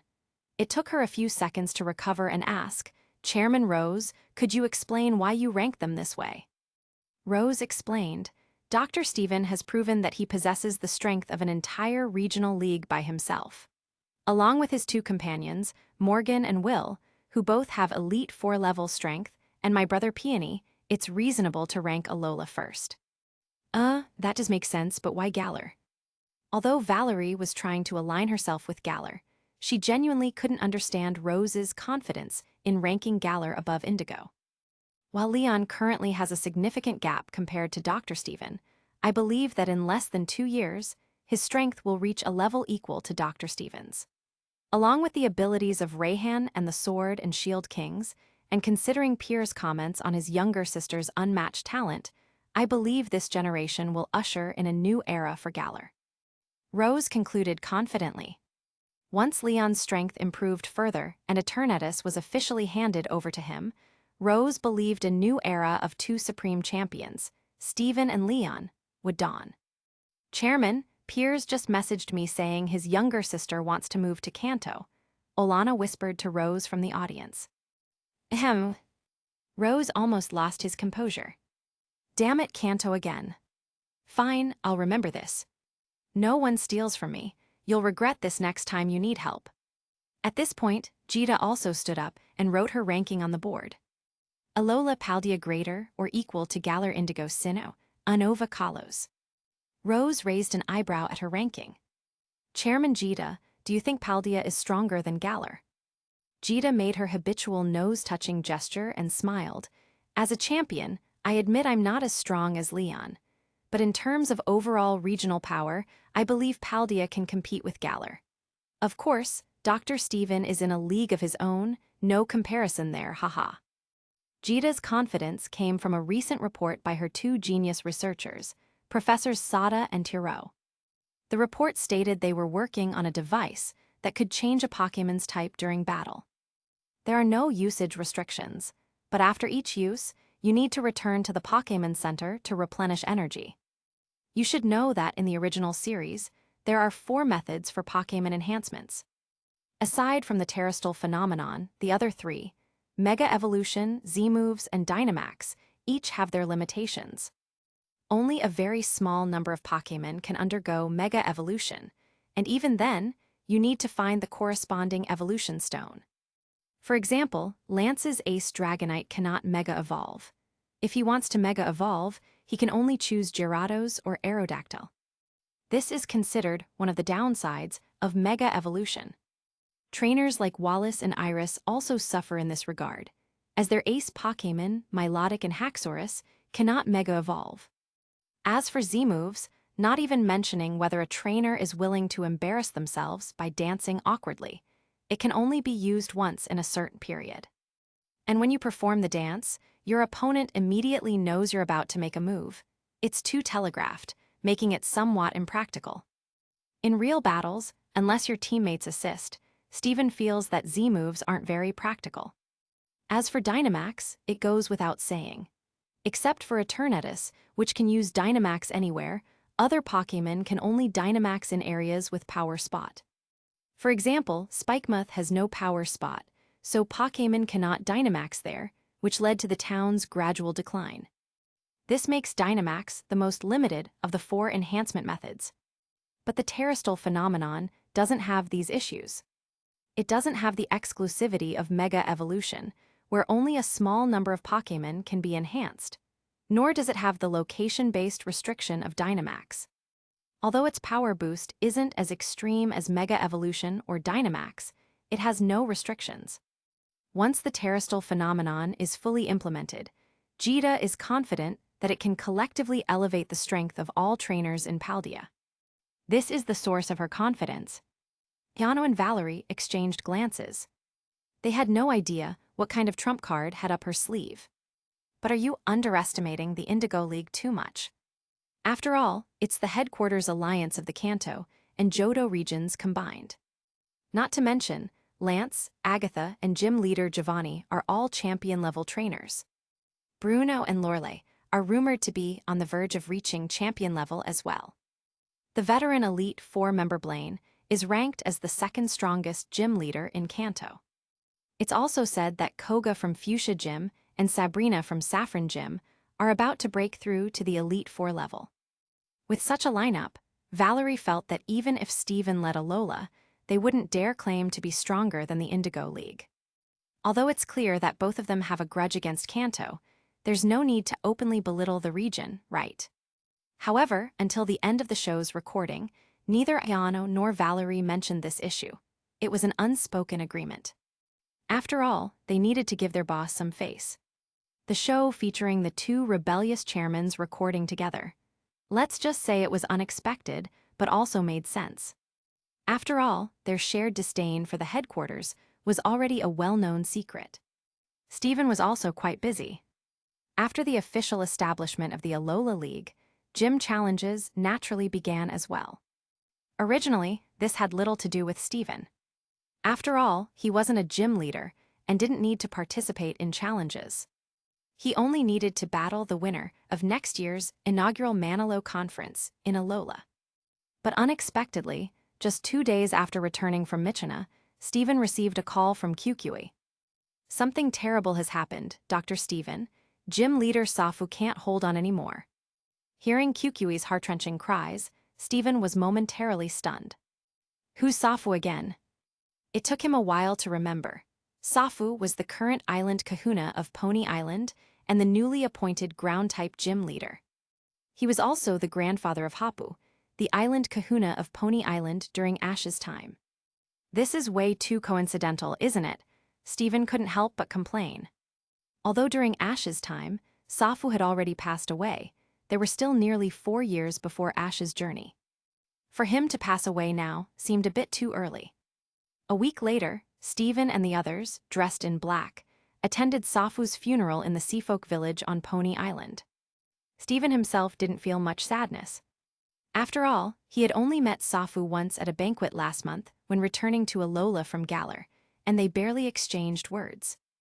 A gym leader who didn't even get to participate in a single challenge before passing away. This must be a first in history, right? At the memorial service, Will quietly muttered. Shut up, Karen scolded harshly. Though even she felt the situation was bizarre. Dr. Steven, now that Safu's position as gym leader is vacant, who do you think should take over? After the memorial, Professor Kukui approached Steven with a troubled expression. Well, just as Steven was about to answer, his phone rang. He glanced at the caller ID and said to Kukui, Sorry, Professor Kukui, let me take this call. Kukui nodded, and Steven stepped out of the funeral hall to answer. Hello, Uncle, is Price about to make a move? Steven asked as he answered. The caller was none other than Giovanni. Not yet, Giovanni replied. I just heard that one of your gym leaders passed away. There should be a vacancy, right? Do you need me to send Orm over to help? Among the 3, Serd and Carr had already been wanted by the League due to their high-profile actions. Serd had teamed up with Karen to steal Goodshow's grandsons Latios and Darkrai. Carr was a bomb enthusiast who always turned his missions into dramatic spectacles. Orm, however, was very different. Despite his large and imposing stature, he was extremely low-key in both his demeanor and battle style. He preferred using underhanded tactics rather than direct confrontation, making his personality seem inconsistent with his appearance. Because of this, Orm had not yet been wanted by the League. Now that there was a vacancy in the Alola League gym leaders, Giovanni thought Orm might be a good fit to fill the position. "Forget it, Uncle, he's not suitable." Steven rejected the offer outright. Not to mention that the trio beasts were primarily responsible for managing Rocket's underground operations in Johto. Moving one of them to Alola would disrupt operations in Johto. Additionally, Steven wanted the Alola League to remain clean, avoiding interference from members of criminal organizations. "All right then, let me know if you run into any difficulties. Oh, by the way, I wanted to tell you something. Blaine and Fuji both mentioned to me that after the Mutewo project is complete, they want to leave Team Rocket. What do you think?" Giovanni asked, switching topics. Blaine and Fuji. Hearing these two names, Steven was momentarily stunned. After some thought, he remembered that Blaine and Fuji had already left Team Rocket by the time Red and Blue began their journeys. Considering the timeline, it made sense. "That's great. Let's treat the Mutewo project as their final task in Team Rocket. Let everyone part on good terms. Also, let the members know that after they leave, no one is allowed to harass their daily lives. I'm sure they'll give Team Rocket face and won't leak anything to the League or anyone else," Steven replied. Actually, even if he didn't say it himself, Steven believed that Giovanni would do the same. Ignoring the shameless things Giovanni had done, purely from the perspective of being a boss, he was indeed someone worth following. I think so too. By the way, Lusamine should already be asleep by now, right? What a pity. I was planning to come up with a scheme where you could kill Faba right in front of that widow to max out her favorability towards you. But it seems that's unnecessary now. I'll think about whether that guy still has any value later. If not, you can just take him away and hand him over to Lusamine. Even though I think her favorability towards you is already maxed out, if you let her deal with him herself, she might be so pleased that she'll unlock some new ways to reward with you. Giovanni said this with a perfectly serious expression. When it came to his subordinates, Giovanni had always been relatively kind. But Faba, from the very beginning, Giovanni never considered him a subordinate. Back then, Faba betrayed Lusamine for his own interests. So how could anyone guarantee that he wouldn't betray Giovanni for greater benefits in the future? Giovanni planned to find an excuse to optimize him once the Mutewo project was complete. "Steven, Big Brother Champion, look." At that moment, Acerola, who was also attending the memorial, pointed to the sky and shouted. Steven turned to look. That's an ultra wormhole. Chapter 197, Pokémon, I Transmigrated twice 197. Steven followed the direction pointed out by the little lowly Acerola. Looking up, he saw above the funeral home a net-like portal floating in midair, radiating an eerie, multicolored glow. The people of Alola were no strangers to this phenomenon. Over the past decade or so, this thing had been randomly appearing across various places in Alola, prompting the government to issue warnings. Whenever such a phenomenon was spotted, local police were required to immediately evacuate the public to safety because... Whoosh! As the attendees of the memorial service began noticing the ultra wormhole above their heads, a swift shadow darted out, its black and white figure weaving around the surroundings of the funeral home. In less than 3 seconds, the hearse parked at the entrance, the crematorium chimney, and the streetlights on the roadside. Countless objects were sliced cleanly in half in the blink of an eye. Gary, who had come to the memorial with his granduncle Professor Samson Oak, stared wide-eyed at the bisected hearse beside him. He was especially shocked by the smoothness of the cut. So sharp. I think I know who it is. Seeing the method of attack, Steven had already guessed which ultra beast had appeared. Unlike Pheromosa, who who was obsessed with its charm and loved to toy with humans and Pokémon, or Guzzlord, who was violent and focused solely on destroying everything in sight. This one was purely focused on the pursuit of power, wanting only to test the sharpness of its blade. While everyone was still reeling from the display of power, hurriedly summoning their Pokémon to protect themselves, the swift shadow finally came to a halt, revealing its true form to the crowd. It was a small, paper-thin Pokémon, as light as a cicada's wing, with a design that seemed completely out of place compared to the Pokémon of this world. It looked like a paper doll. A body that small, can it possess such strength? Acerola exaggeratedly opened her mouth wide in awe. Kartana. Stephen muttered its name to himself, his gaze locking onto the faintly black collar at the base of the Pokémon's neck. It's shiny. Not that surprising. After all, during the Manilow conference in the original series, there had been a shiny Guzzlord. This proved that Ultra Beasts could also have alternate coloration. Standing beside QQE, Burnett, who had spent years researching Ultra Space and Ultra Beasts, called out its other name, or rather its code name. UB-04 Blade. This was the code name given to Kartana by the Etha Foundation and Ultra Research Team in the past. Despite lacking the ability to fly, the shiny Kartana floated effortlessly in midair thanks to its lightweight body. It looked around from its vantage point, seemingly assessing its surroundings.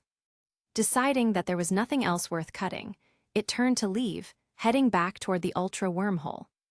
As expected, Kartana had a unique personality among Ultra Beasts. It only wanted to test the sharpness of its sword. If there was nothing left to cut, it would return home on its own. You seem pretty confident in your swordsmanship. The shiny Kartana froze mid-step, turning its head to look below. A human stood there, smiling calmly at it, accompanied by a fluffy bird with an impressive coat of feathers. The sharpest sword among Ultra Beasts versus my strongest shield. Wanna see which is stronger? Stephen chuckled as he gently stroked the soft pink feathers of his Mega Altaria. Kartana raised what could be considered its eyebrows. It didn't have typical facial features, so its mood wasn't easily discernible. But in the next moment, Kartana made its feelings clear with action. Phew. Its thin, papery right arm extended to the left before swiftly slashing back to the right. In an instant, a crescent-shaped green energy slash, about 7 to 8 meters wide, cut through the air with a power that even gym leader-level trainers would find intimidating. It's Leaf Blade. Professor Samson Oak exclaimed from beside Gary. Indeed, it was the same move that a certain Skeptile under Ash's command in the Hone region loved to use. However, unlike Skeptile, who used Leaf Blade as a close-range attack, this shiny Kartana had transformed it into a ranged flying slash. The difference was akin to comparing East Blue Zoro to Water 7 Zoro. Not bad. Interest flickered in Stephen's eyes. Aside from Zacian, this was the first time he had seen another Pokémon use such a flying slash technique. Mega Altaria crossed its wings in front of it in an X shape. The green energy slash struck the cotton-like wings, but it was like a stone sinking into the ocean, disappearing into the fluffy feathers. The only evidence of the attack was a deep, horizontal groove left in Mega Altaria's soft pink fluff, but even that was quickly filled in by new feathers within seconds. It seems your attack isn't enough to break through my Altaria's defenses, Stephen said with a faint smile. To Kartana, however, this sounded like pure mockery. Its arms crossed as a light purple energy enveloped its blades like an enchantment. The previously short, paper-thin arms extended to over 1/2 meter in length. This time, it's Psycho Cut, huh? Stephen recognized the move instantly. Kartana vanished in a flash, reappearing directly in front of Mega Altaria, its right arm thrusting forward with Psycho Cut aimed at Altaria's unprotected abdomen, where there were no feathers to block the attack. Hey, that's cheating. Shouldn't you try breaking through Altaria's defenses head-on? Stephen teased. Kartana hesitated for a split second, then redirected its attack toward Altaria's throat, where feathers did offer some protection. Stephen's smile deepened. He was starting to understand Kartana's personality. But, at the last moment, Mega Altaria deliberately stretched its neck forward, as if inviting Kartana to strike. Kartana was momentarily startled. Thud! The psycho cut struck Altaria's throat, but instead of piercing through, Kartana felt as though it had hit solid steel. Its blade couldn't penetrate any further. No, it was harder than steel. Kartana glanced down and noticed that the soft pink feathers on Altaria's throat had turned jet black at some point. Your attack power doesn't surpass my Altaria's defense, Steven said calmly. Finally, he issued an attack command. Flamethrower. Mega Altaria opened its delicate beak, and a torrent of searing flames erupted forth with elite-level intensity. Kartana tried to retreat, relying on its incredible speed to dodge. But before it could move half a meter, it felt something tighten around its waist. What? Looking down, Kartana saw a long, sky-blue tail wrapped around its midsection like a chain. The tail's owner was none other than that infuriating bird. Focused on one thing and forgot the other, Steven's voice rang out again. But this time, Kartana couldn't hear it over the roar of flames. Boom! A small explosion erupted above the funeral home. 2 seconds later, the once mighty Kartana, now covered in black scorch marks, floated weakly to the ground like a broken kite. So strong, you're amazing, Brother Steven. Gary exclaimed, his eyes filled with admiration. A while ago, he was still marveling at the power of this mysterious Pokémon. But now, upon closer inspection, it wasn't the Pokémon that was truly strong. It was Steven. Seeing the shiny Kartana about to fall to the ground, Steven casually threw a red and white Piquet ball. The Piquet ball, upon hitting Kartana, opened its lid and released a red beam of light, absorbing the target into it. The ball then dropped to the ground, avoiding any secondary damage to the shiny Kartana. Thud! However, before the Piquet ball even shook once, its lid popped open on its own, and the shiny Kartana jumped out. Steven was stunned. This kind of situation was quite rare for him. Dr. Steven, the body structure of Ultra Beasts is vastly different from the Pokémon in our world. Currently, the capture rate of regular Piquet balls for Ultra Beasts is only about 1/5 when compared to standard Pokémon. QQE stepped forward to explain. Hearing QQE's reminder, Steven suddenly remembered. Later, the ETHA Foundation even invented a special kind of Piquet ball specifically for capturing Ultra Beasts, called the Beast Ball. I see. In that case, Altaria, throw it back into the Ultra Wormhole. Steven waved his hand as he gave the command. The Mega Altaria nodded and prepared to use its fluffy wings to pick up the shiny Kartana and throw it into the rapidly vanishing Ultra Wormhole. However, just as Mega Altaria reached out to grab it, the near-death shiny Kartana slapped away the wing reaching toward it. Coincidentally, at that moment, the Ultra Wormhole in the sky had completely disappeared. What do you mean by this? Steven asked. Master, this guy says, I won't go back unless I defeat this bird. Zorark's translated voice rang in Steven's mind. Steven was taken aback, unsure of what expression to show. Should he be thankful that he hadn't sent out Beware? Otherwise, this Kartana might never return for the rest of its life. In the end, Steven chose to keep the shiny Kartana. Compared to its colleagues, Kartana's personality was relatively normal. Moreover, with Altaria keeping an eye on it, it probably wouldn't cause too much trouble. After attending the memorial service, Steven discussed with QQE. Until a suitable replacement could be found, QQE would temporarily take over as the leader of the late Safu's gym. After all, they couldn't let his granddaughter Hapu, who was 2 years younger than Ash, take the position, could they? As Steven was leaving the funeral home, Professor Samson Oak approached him and invited him to attend Gary's 6th birthday party next week. Steven paused for a moment and suddenly remembered something. Red and Blue should only be about 3 years older than Ash and Gary, right? By this calculation, those 2 prodigies would also be setting off on their adventures next year.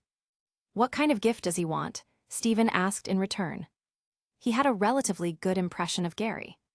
Aside from his early habit of mocking Ash, Gary didn't have many flaws. In Steven's view, a major reason for Gary's improved reputation was the fact that the rivals Ash encountered after Gary got progressively worse. When Gary left, Paul came along with his Spartan-style training approach. Fans compared the two and found Gary to be gentle and wanted him back. When Paul left, Trip came along, a character who was all show but lacked skill. Fans compared again and decided that Paul, though harsh, at least had strength and didn't just show off like Trip. Then Trip left and Elaine arrived. Elaine had some skill, but his use of water absorb made many fans feel sick. Once again, fans thought Trip wasn't so bad after all. Professor Samson Oak thought for a moment and said, "If you have time, could you bring Gary a Swablu? He's been wanting one lately." Swablu? Stephen froze. He had a strong impression of Gary's Pokémon, Blastoise, Electivire, and later a Tyranitar. Gary's style was all about power. Why would he want a Swablu, a Pokémon that specialized in support and technique?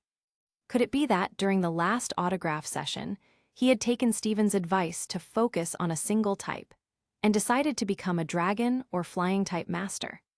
Regardless, Stephen eventually agreed. While Swablu wasn't as rare as pseudo-legendaries, it wasn't exactly common either. With his connections, getting one wouldn't be a problem.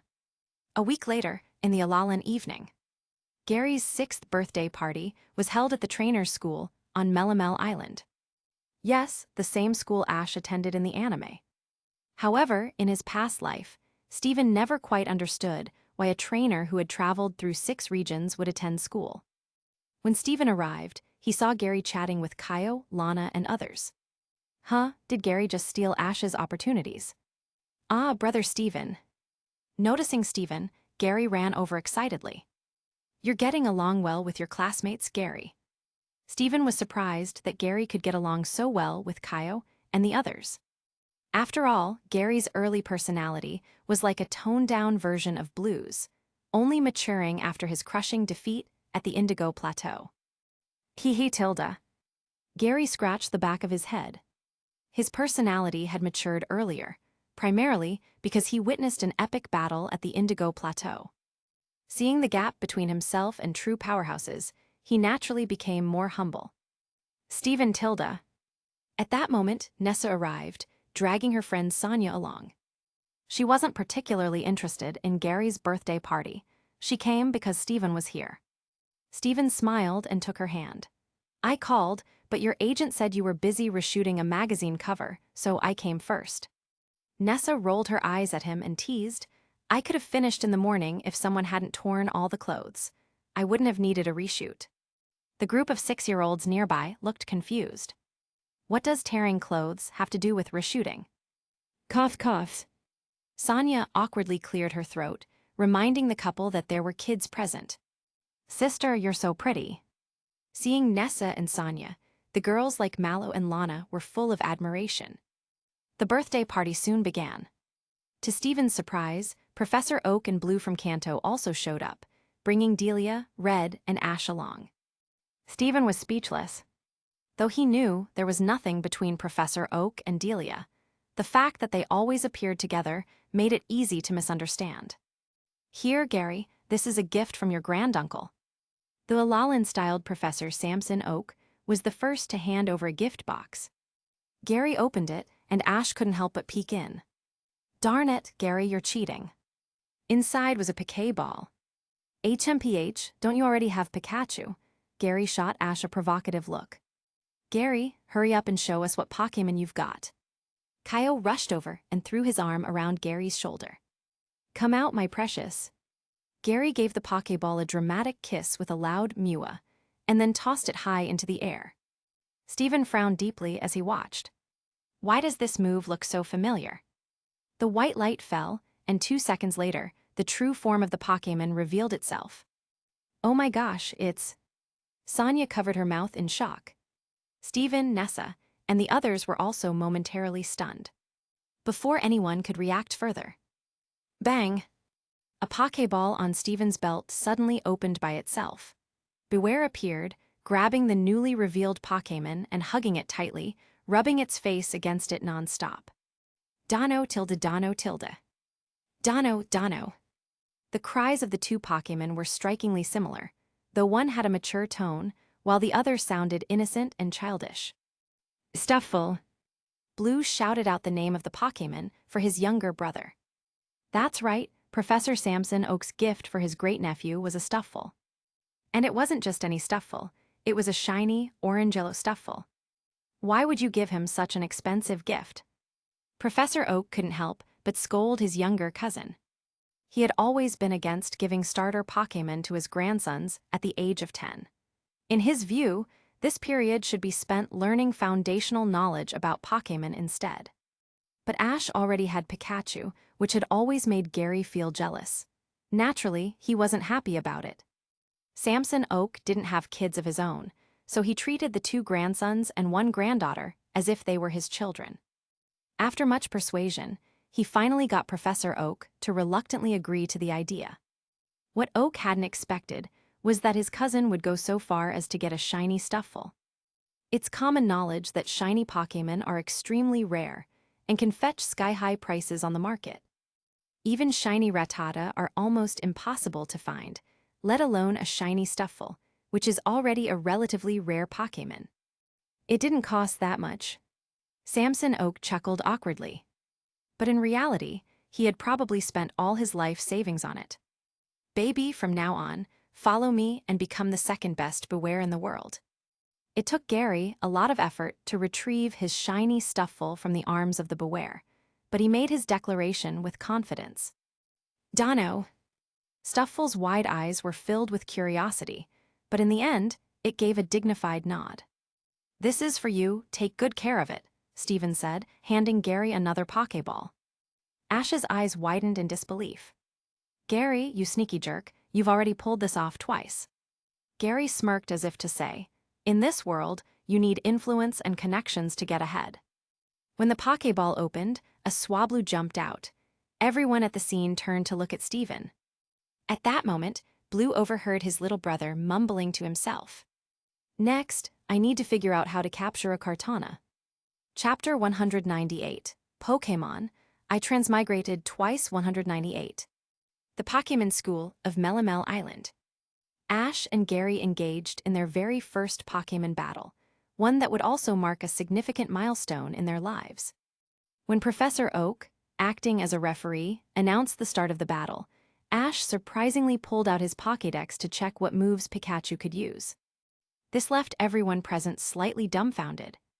When Pikachu used Tackle, shiny Stufful stood up on its hind legs, extended its front legs forward in a motion resembling a sumo stance, and braced itself. Pikachu, colliding with shiny Stufful, didn't even manage to make it budge. How could Pikachu compete in raw strength against Stufful, a fighting-type Pokémon? In this situation, it should keep its distance and use Thunderbolt to attack from afar. Even Lana, known for her shy personality, couldn't help but comment.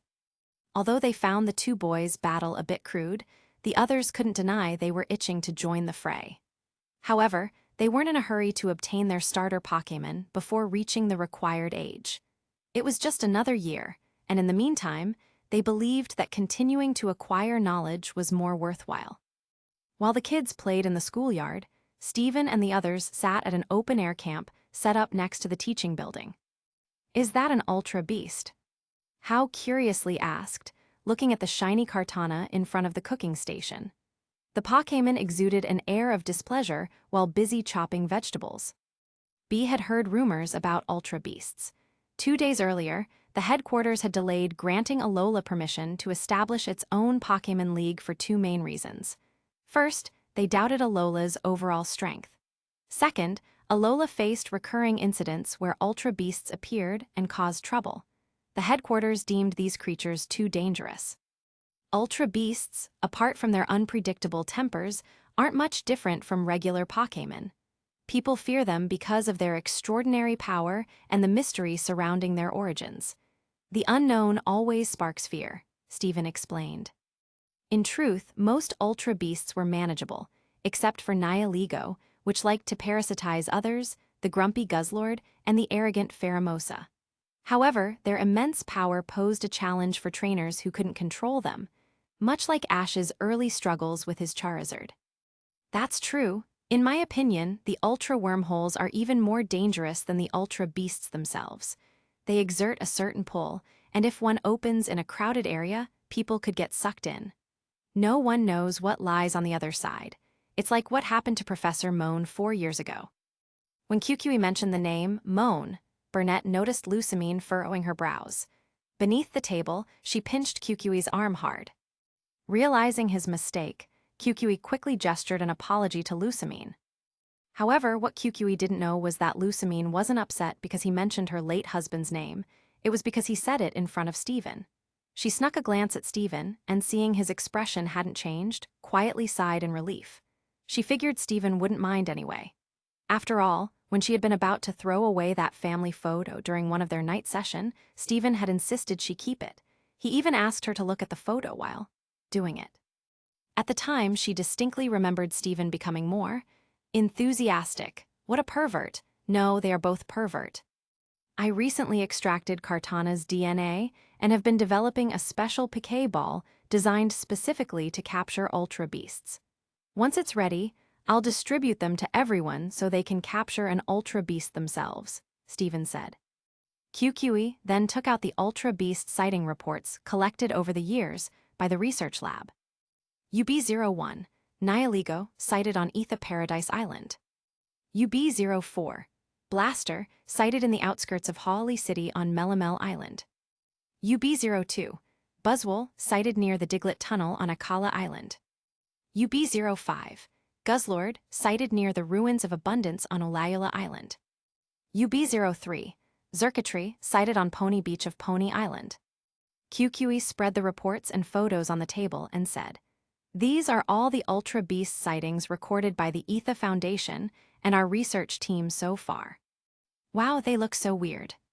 Ash, who had returned at some point, exclaimed. "How's your battle going?" Kaio asked, unexpectedly interested in the two boys' clumsy fight. "Of course, I won easily. Fighting him was so boring," Gary said, hands stuffed in his pockets as he walked over with his shiny stufful. "Show off, we were just caught off guard," Ash retorted, shouting at the top of his lungs. "Caught off guard? My stufful didn't even break a sweat," Gary scoffed. Stephen exchanged a knowing glance with Professor Oak, who quickly stepped in to separate the two troublemakers. "Nihiligo, Blazefallen, Buzzwole, Guzzlord, Zerkatry. Let's officially name them that," Stephen said, quickly assigning names to the 5 Ultra Beasts. No one objected. Bee's eyes lit up as she looked at Buzzwole and excitedly declared, "This one looks so strong, I want to catch it." Seeing Bee's enthusiasm, the others didn't know what to say. Buzzwole, with its overly muscular appearance, wasn't the kind of Pokémon most girls would like. But considering that Bee specialized in fighting types, her taste might differ from that of ordinary girls. "I still want Kartana," Gary said, shrugging off his grandfather and approaching again. Blue silently rolled his eyes, copying Brother Stephen's team, huh? "It's a pity there doesn't seem to be any water types among them," Nessa said regretfully. Karen scoffed. Stephen said these Ultra Beasts range from the pseudo-legendary level at their weakest to Tier 3 legendary or higher at their strongest. Even if you had one, wouldn't it be wasted on you? Nessa's words reminded Elkaren of Tobias Darkrai. As a Tier 2 legendary Pokémon, it had been poorly trained by Tobias and was only half as strong as it should have been. Fortunately, it was later taken by Surd and given a second chance. Nessa glared at Karen, but the latter wore a smug expression as if daring her to retaliate. Although Karen turned a blind eye to Stephen's relationships with other women, she wasn't about to hold back when it came to arguments. She wouldn't tolerate nonsense from anyone, not even Nessa. And truthfully, there wasn't much Nessa could do. Karen had been with Stephen far longer, was much stronger, and well, at least their figures were evenly matched. "All right, that's enough," Stephen intervened, putting a stop to the squabble. Sonia also stepped in, pulling Nessa back. "Guzzlord is a dark type. Are you interested, Morgan?" Karen asked, pointing to the photo of Guzzlord, which showed it facing off against an Alalan Persian. "That thing seems like it's all about raw power," Karen said, frowning. Guzzlord was the most flamboyant-looking Ultra Beast, with an imposing height of over 5 meters and a build more exaggerated than a heavy-duty tank. It was a powerhouse focused on brute force, which didn't align with Karen's preference for tactical and cunning battle styles. This type of tank-style player, is not suitable for Karen's assassin-style team. Isn't there a psychic type? Will interjected. Psychic type? Stephen thought for a moment. Among the ultimate beasts, the psychic type ones, there seem to be only two. Fatty, you can't handle it.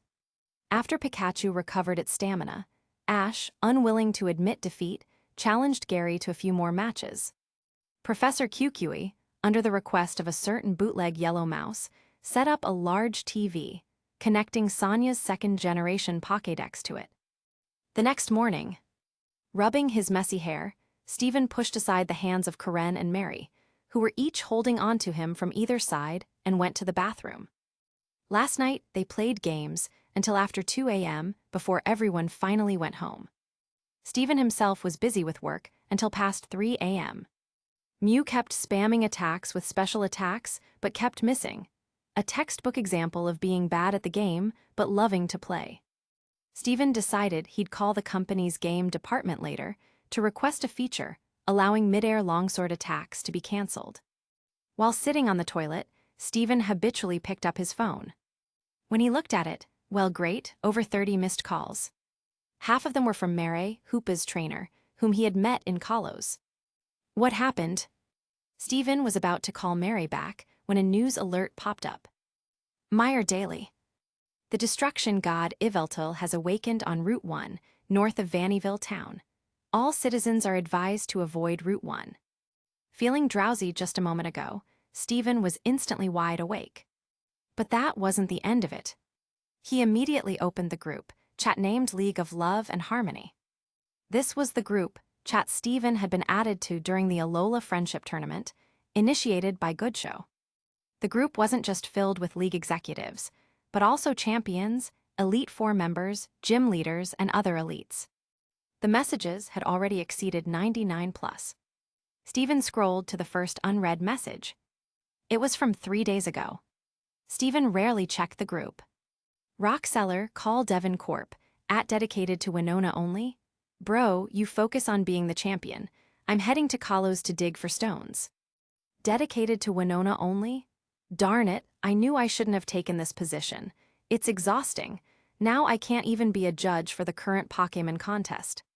At around 4 a.m. yesterday, just as Stephen had gone to bed. Rockseller, call Devon Corp, everyone. Guys, big trouble. I just passed by Route 1 in the Kalos region and Yveltal has awakened. It petrified half the forest in an instant. What do we do? This message, despite being sent at dawn, still garnered plenty of replies. Must assemble a legendary team. Yveltal, the destruction god from Kalos legend. Must assemble a legendary team, @League of Love and Harmony leader. Grandpa, arrange a private jet for me. I'm going to capture it. Stirring the hearts of actresses. Mr. Stephen, don't worry, we're used to this kind of thing. Xerneas will surely come to suppress it soon. An hour later.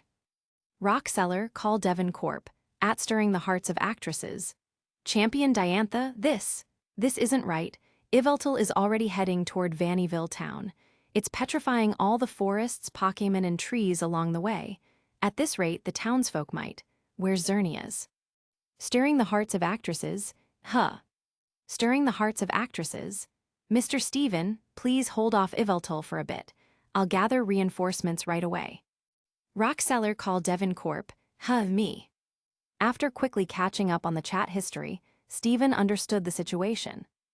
That cursed bird picked a hell of a time to wake up. He swiftly pulled up his pants, changed clothes, and left the room. Everyone, gather up. Rushing to the sanctuary, Stephen called out. Under the eternal tree, the likes of Umbreon and Zoroark gathered, transforming into red light and flying into the piquet balls on Stephen's belt. Stephen immediately dialed a number. Hello, Mary-chan. As soon as the call connected, Mary's anxious voice came through. Dr. Stephen, did you see the news this morning? Before she could finish, Stephen interrupted. Don't worry, I'm here to handle it. Just have Hoopa open the portal. Okay, I understand. Mary tried to calm herself, then turned to the Hoopa floating by her shoulder. Hoopa, please. Got it. On any other day, Hoopa would have used this opportunity to demand donuts from Mary.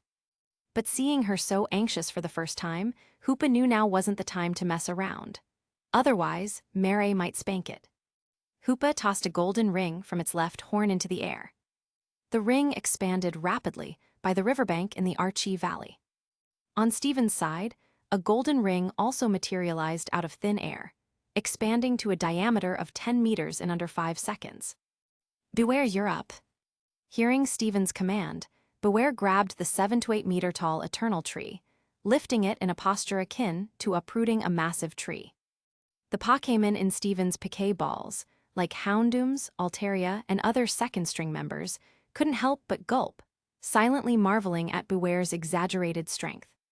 Even Zamazenta hadn't managed to overpower her.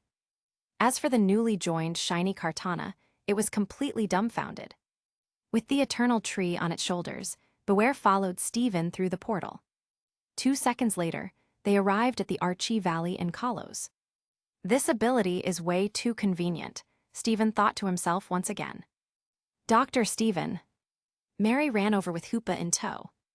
"I guess that Xerneas hasn't sensed Yveltal's awakening yet due to the distance, but now it should." Before Stephen could finish his sentence, the eternal tree on Beware's shoulder began to tremble slightly. It emitted a dazzling, multicolored holy light. "What's this?" Mary and the few villagers nearby were stunned. As natives of Kalos, they naturally knew the stories of their region's 2 most famous legendary Pokémon. However, such a scene was truly something they were witnessing for the first time. In less than 5 seconds, the radiant 7-colored holy light faded. The holy stag, whose antlers glowed with 7-colored brilliance, raised its head high, its brows furrowed deeply. Had that bird awakened? Judging from its aura, it seemed to have been awake for some time, perhaps even causing trouble already. Strangely, why had it taken so long for it to notice this time? But at the moment, there was an even more puzzling issue that Xerneas couldn't understand. "Zern." The eternal Pokémon lowered its head and discovered a bear carrying it on its shoulder. What was going on here? At Stephen's signal, Beware gently set Xerneas down. "There's no time to explain. We're taking you to Yveltal. Hoopa, can you open the gate again?" Stephen called out to Hoopa. "Leave it to Hoopa." Hoopa patted its chest confidently and threw out its golden ring for the second time. Although Xerneas was also full of questions, the priority now was stopping Yveltal. As the portal opened, Xerneas prepared to follow Stephen through it. Suddenly, its expression froze. This aura is." 10 minutes earlier. Route 1, north of Vannyville town in Kalos. A chilling scene was unfolding on the beautiful suburban grasslands. "Array!" The piercing cry of an evil, sharp avian Pokémon echoed across the skies. Ominous red energy beams rained down, forming a crimson energy field on the ground. Everything touched by this field, trees, grass, flowers, even Pokémon, was drained of life, turning into lifeless gray statues. Diggersby, Fletchling, Vivillon, common Pokémon found throughout Kalos, were all fleeing in the opposite direction of the destructive aura. Many Pokémon already turned to stone still had terror frozen on their faces. It was enough to send chills down anyone's spine. And the source of it all was a massive, red and black, Y-shaped bird Pokémon with colossal wings and a long tail, suspended high in the sky. Its fierce gaze and devilish horns atop its head made it clear it was not to be trifled with. The god of destruction, Yveltal. Arguably the most ill-tempered and volatile of all Tier 1 legendary Pokémon. Oh my god. Below Yveltal, a man dressed as a mountaineer, Stephen Stone, was drenched in cold sweat as he stared at the petrified Pokémon with their terrified expressions. He turned to look behind him. Less than 200 meters away lay Vannyville town. If this monster were to enter the human-inhabited town, Stephen shuddered at the thought. It would cause devastation on a scale comparable to the Indigo League War. "You want me to hold off Yveltal? Champion Diantha, you're giving me way too much credit."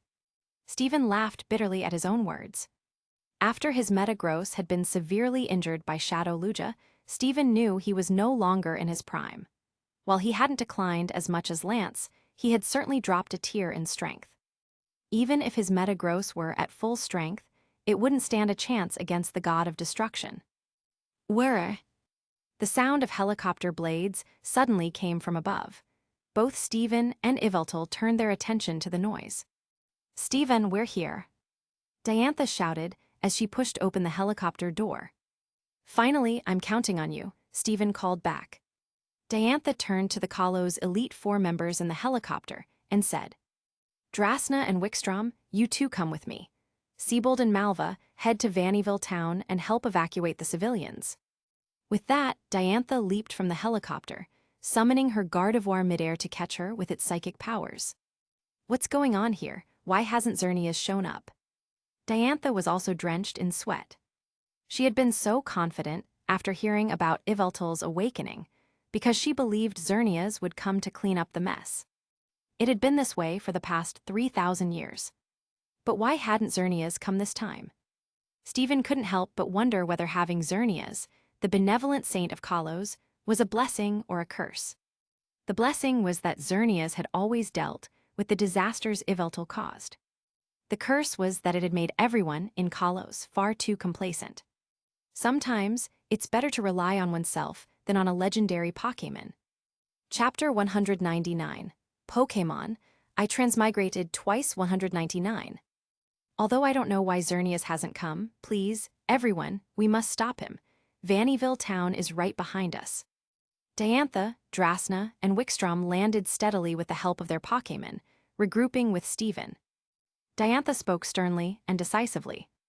Noticing that the four humans in front of it intended to stop it, Yveltal's icy blue, menacing eyes released a freezing, bone-chilling glare. Whoosh! In the next instant, Yveltal spread its massive Y-shaped wings and long tail wide. A powerful gust of wind surged outward, sweeping in all directions. A dark and flying-type Pokémon, this reminds me of how Dr. Stephen faced the Shadow Lugia, so this is how it felt for him. Even with Gardevoir's protective barrier in front, Stephen instinctively raised his arm to shield his face. Skree. With a sharp, evil cry, a piercing sound roared through the air. Two razor-sharp wind blades crossed into an X shape and slashed toward the four trainers with incredible force. Heavens!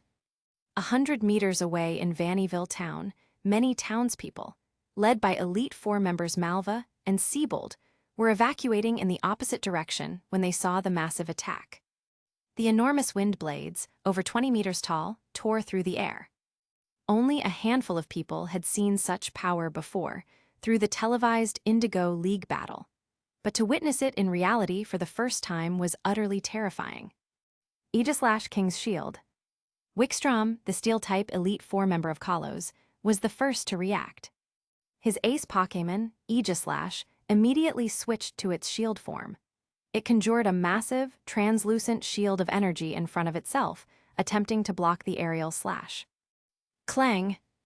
A flash of light, followed by the sound of metal clashing, rang out. Despite Aegislash's efforts, the sheer force of the attack sent it flying. In slow motion, one could see a hairline crack appear on the edge of its shield, a chilling sight. "Forgive me, Metagross Meteor Mash." Stephen hesitated for less than a second before gritting his teeth and sending out his ace Pokémon, Metagross, or rather, his former ace. After being severely injured by Shadow Lugia, Metagross was no longer at its peak strength, which was why Stephen had been training a new shiny Beldum to replace it. But in the face of Yveltal, he had no other Pokémon that could step up. Almost as soon as Aegislash was struck down, Metagross charged forward. Its right arm, glowing with starlight, formed a powerful fist to meet the weakened wind blades head-on. "I'll help," Gardevoir support. At Diantha's command, Gardevoir clasped its hands together like a praying maiden, channeling mystical energy from within itself and quickly transferring it into Metagross. Metagross felt its strength surge to a new level. Letting out a metallic roar, it unleashed an enhanced meteor mash that shattered the wind blades. Boom!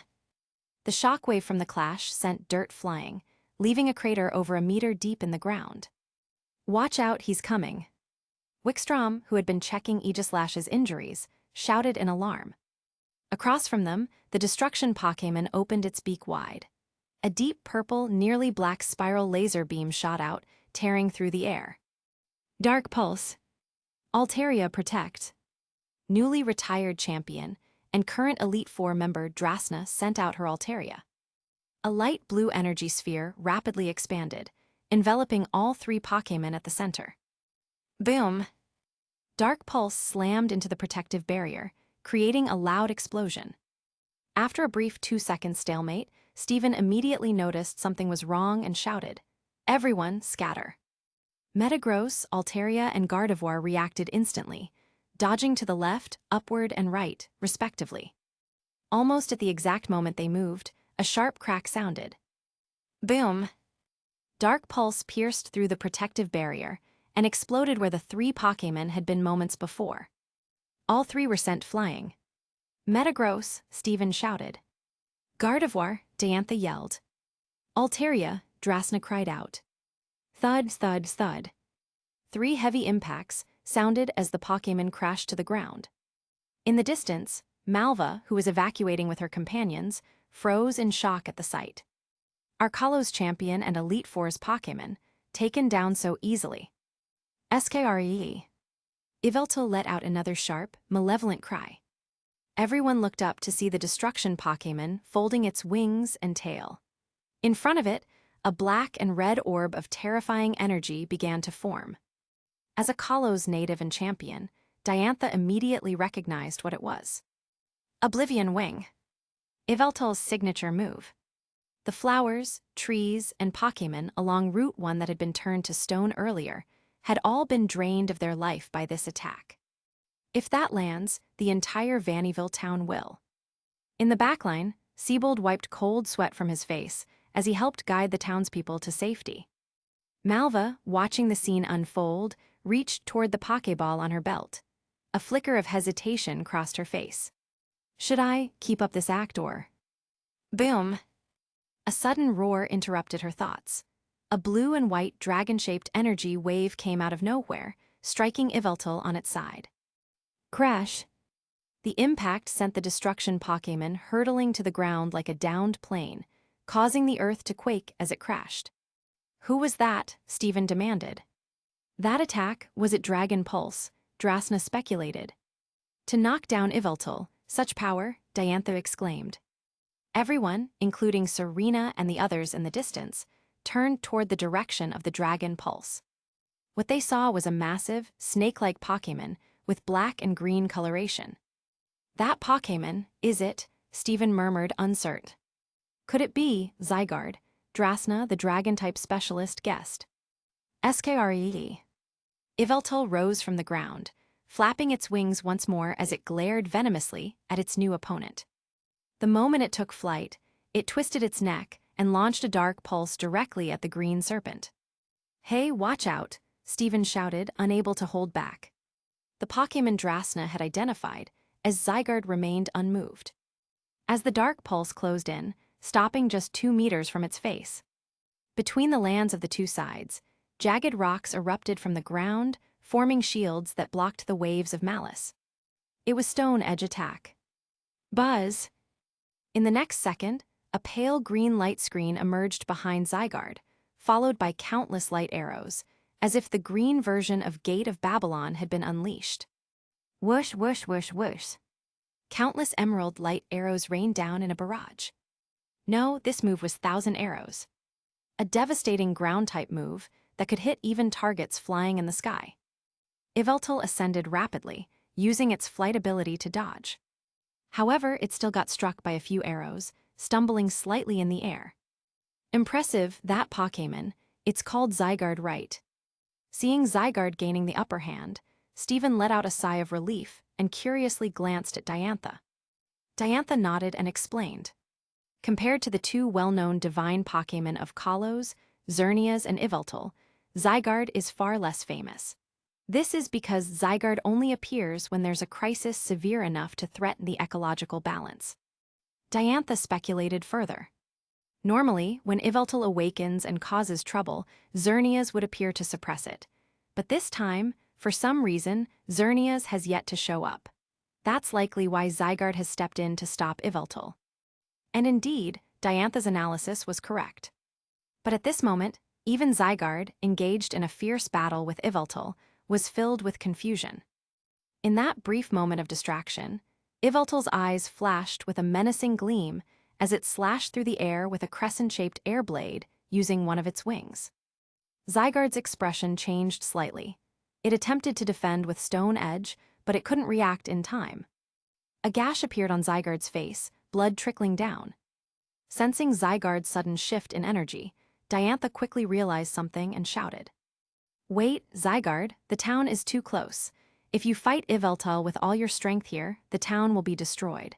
If you must fight it, please take the battle to a location far away from the town." Diantha was right.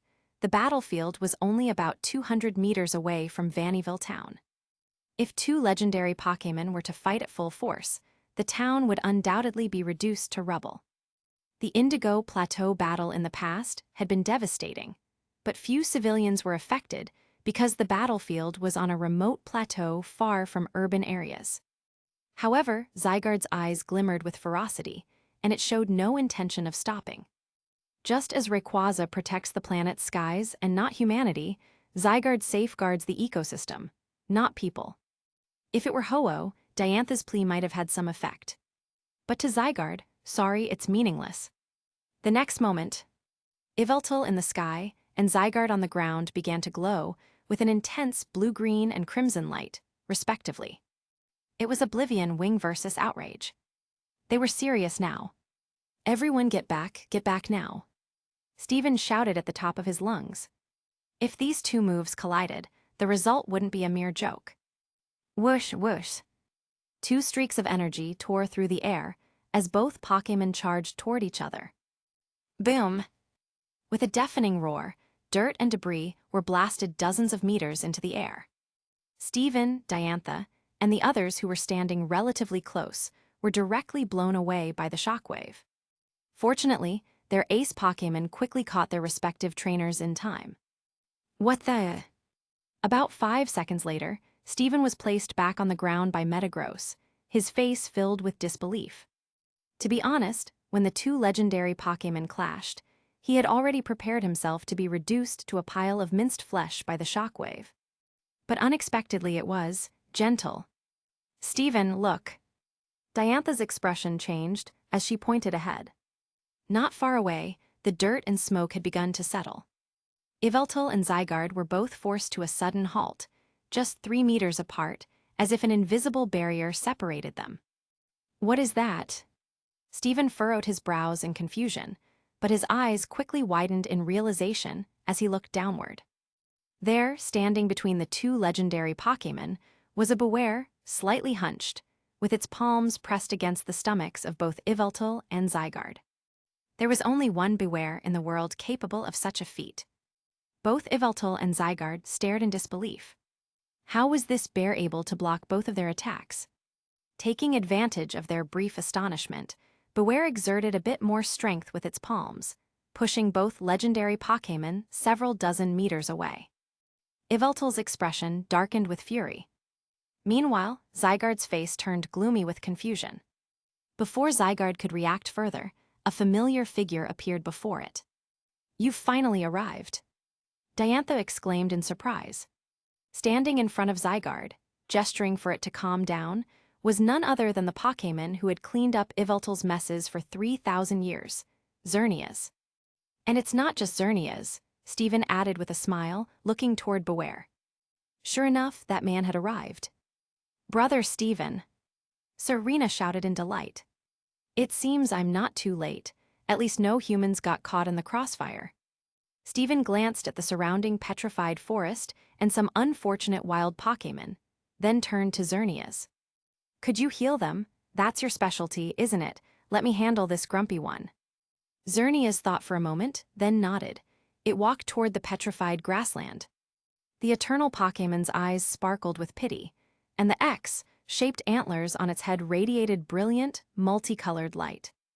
Instantly, a rainbow-colored halo expanded rapidly outward. It was the life force of eternity.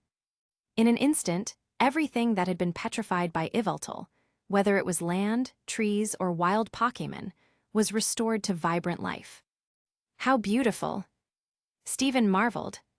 Having witnessed the devastation caused by Yveltal's awakening firsthand, including entire suburbs and countless wild Pokémon turned to stone, Stephen was deeply moved by Xerneas's restorative powers.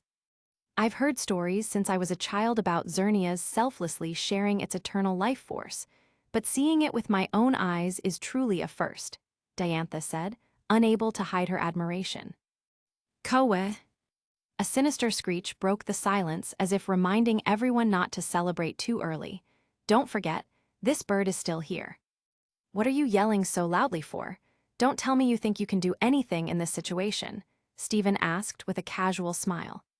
Although there are plenty of legends about short-tempered Pokémon, finding another one as crazy as Yveltal would be impossible. Necrozma's explosive temper comes from the pain of losing its light. Eternatus gets irritable because of its insatiable appetite. It goes berserk when it's hungry. But Yveltal loses its mind for no reason whatsoever. It simply wants to drain the life out of anything it sees. Either get lost or go back to sleep. Stephen had little interest in Yveltal. He hated dealing with lunatics, whether they were humans or Pokémon. Yveltal's glare grew even more ferocious. It unleashed a dark aura, turning the grass-filled Xerneas had just restored back into a lifeless gray-black. This human dares to look down on me. Compared to Shadow Lugia, this is just a child throwing a tantrum, Stephen said, the corners of his mouth curving upward uncontrollably. Let me remind you, we're not as gentle as Xerneas. Boom! In the next instant, the embodiment of destruction, Yveltal, was sent flying backward. With a deafening crash, it smashed through a large section of forest. Xerneas blinked twice, momentarily pausing the flow of its eternal energy.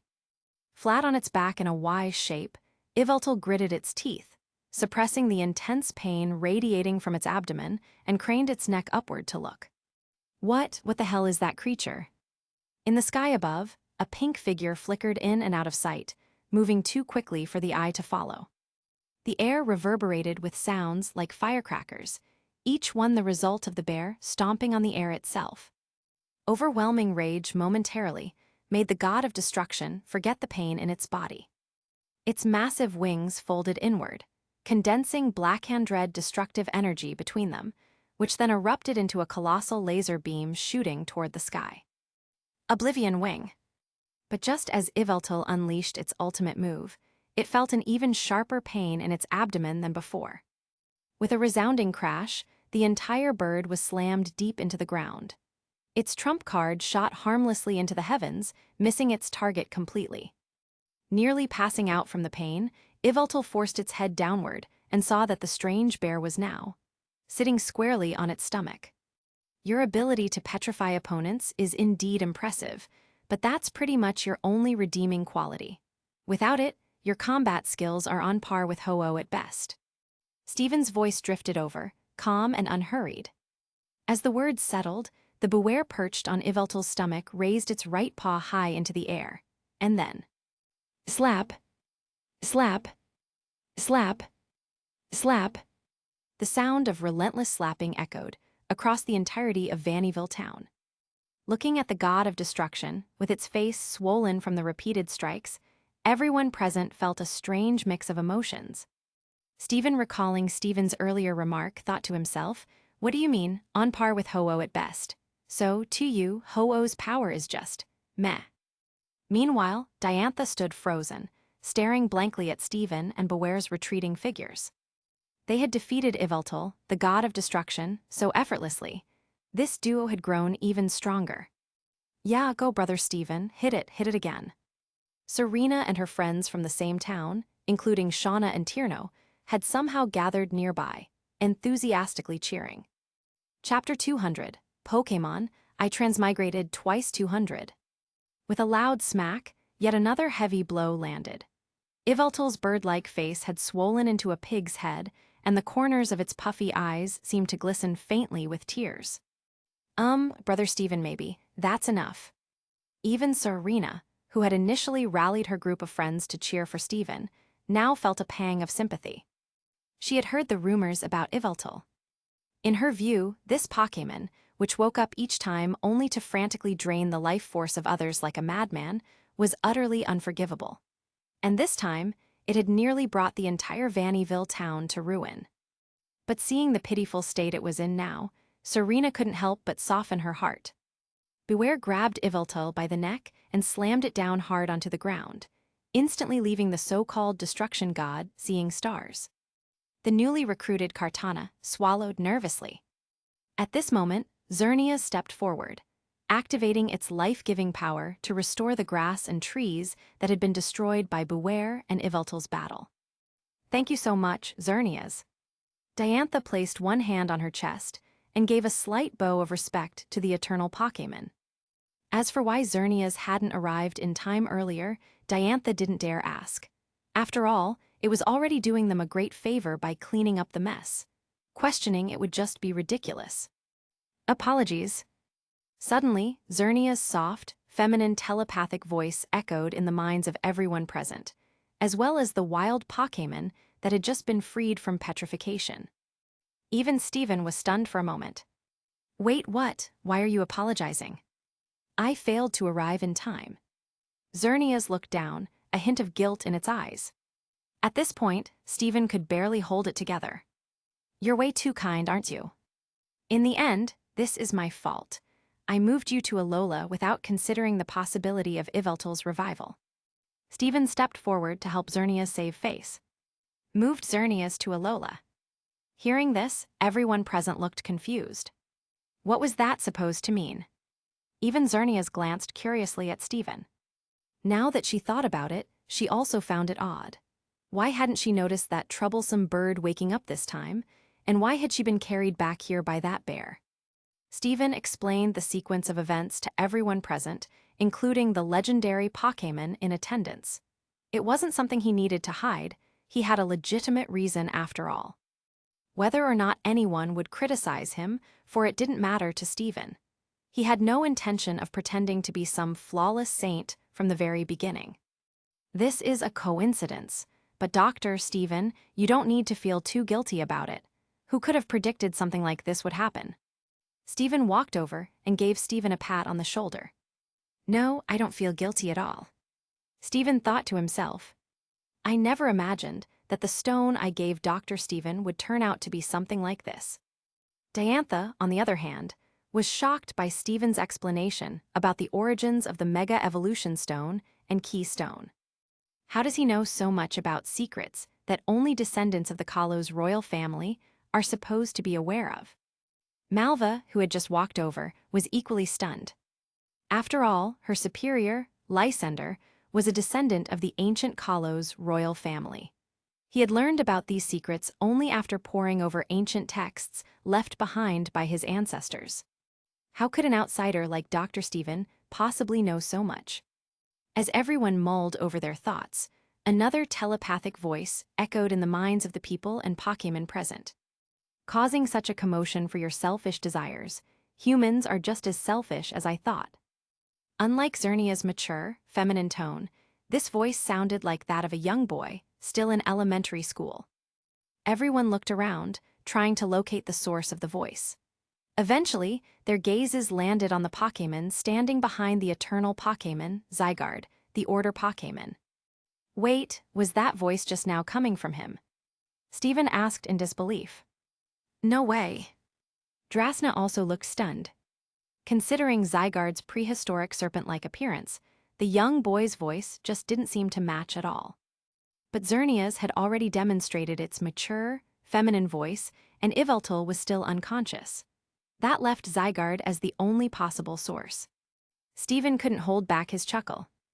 In his previous life, when he watched the anime, he had always thought Zygarde's boyish voice was hilariously mismatched with its appearance. The sheer incongruity was comedic gold, rivaling the absurdity of Doflamingo's henchman, the burly guy with a flamboyant, high-pitched voice. It was just too much. "Brother Stephen, you're being so rude." Serena covered her mouth and gave Stephen a sideways glance, scolding him. But her clear eyes had narrowed into slits, and the corners of her eyes were filled with mirth. Stephen playfully ruffled her light brown hair and teased, "Oh, come on. You're laughing too, aren't you?" What are you laughing at, human? Seeing Stephen's expression, Zygarde became annoyed. Xernea's exasperated voice rang out in everyone's minds. Don't, Zygarde is very sensitive about its voice. My apologies. Stephen made a gesture of apology and forced himself to return to a more serious expression. He addressed Zygarde, now in its 50% form. Order Pokémon, I'll admit this incident was partly my fault, but what's done is done. All I can do now is try to make up for it. If you're still upset, you can fight me, though just to be clear, I will fight back. As soon as he said this, Beware, who had been sitting on Yveltal like a cushion, stood up. It stared at Zygarde with a menacing glint in its eyes. For some reason, Zygarde gulped. After a long pause, it replied in its boyish voice. Fine, since you've already taken steps to fix things, I won't pursue the matter further. I'll be leaving now.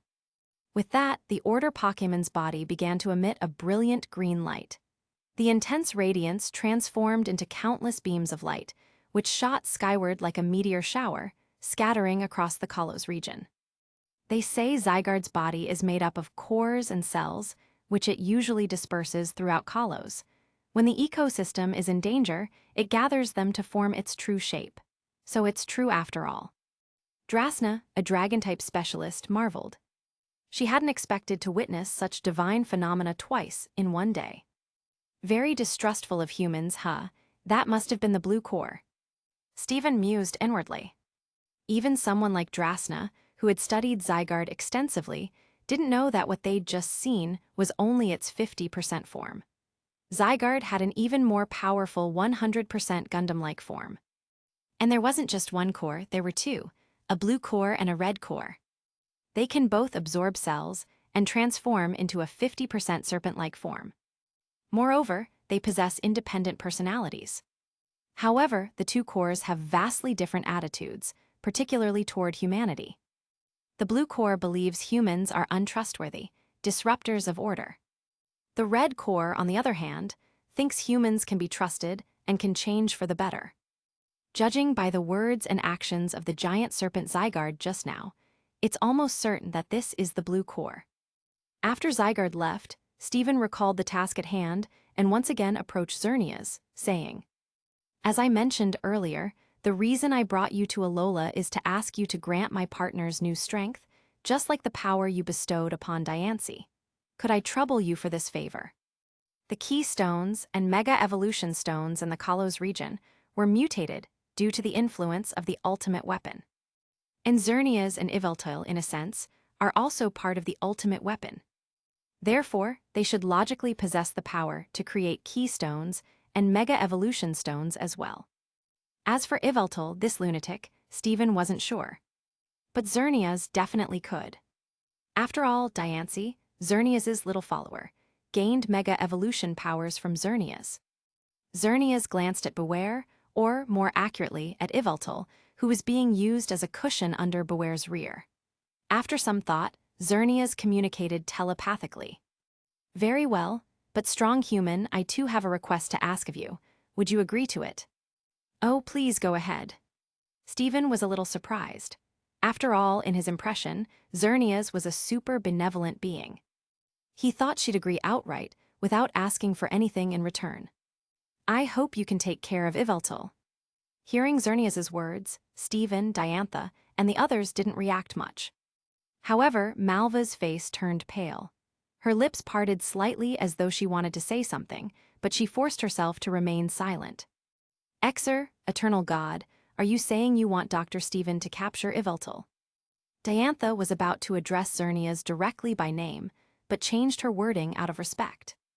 Capture, is that the term you humans use? Xerneas was momentarily confused, but then explained. 3000 years. It's been too long. To be honest, I'm tired.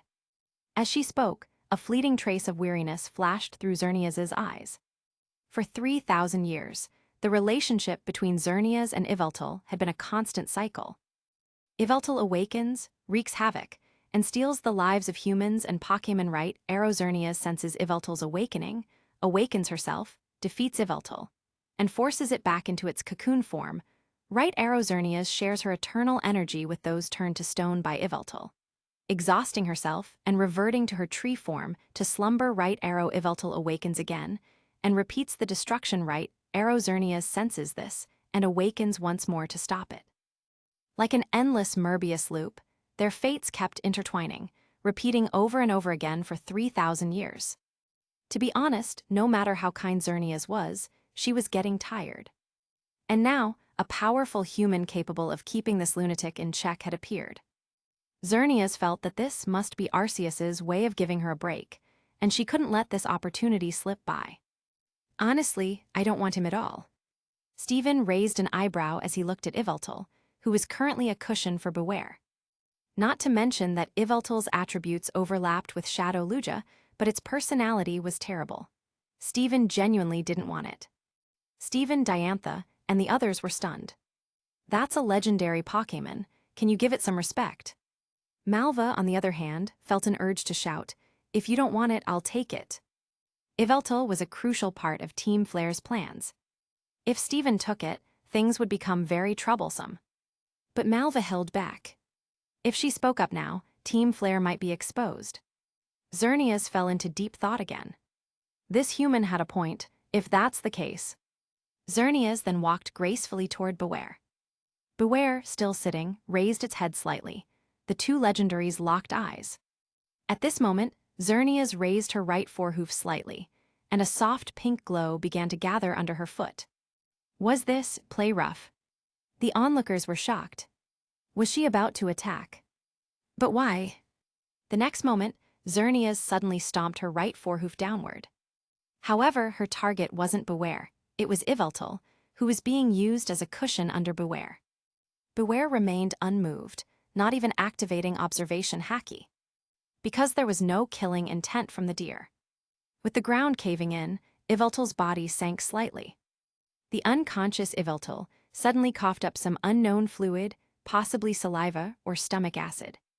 Moments later, Yveltal's entire body began to emit a dark, ominous glow. It was similar to what had just happened with Zygarde. However, unlike Zygarde, who transformed into light and flew away, Yveltal's radiating light began to condense and shrink. Eventually, it turned into a volleyball-sized dark oval orb, with 3 devil-like horn spikes protruding from the top. Serena exclaimed in surprise, "Is that?"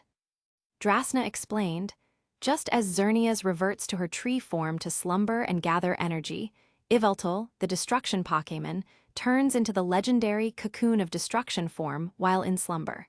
This must be it. Now will you accept it?" Xerneas turned her head and asked. "It's fine." Since she had gone to this extent, Stephen couldn't refuse.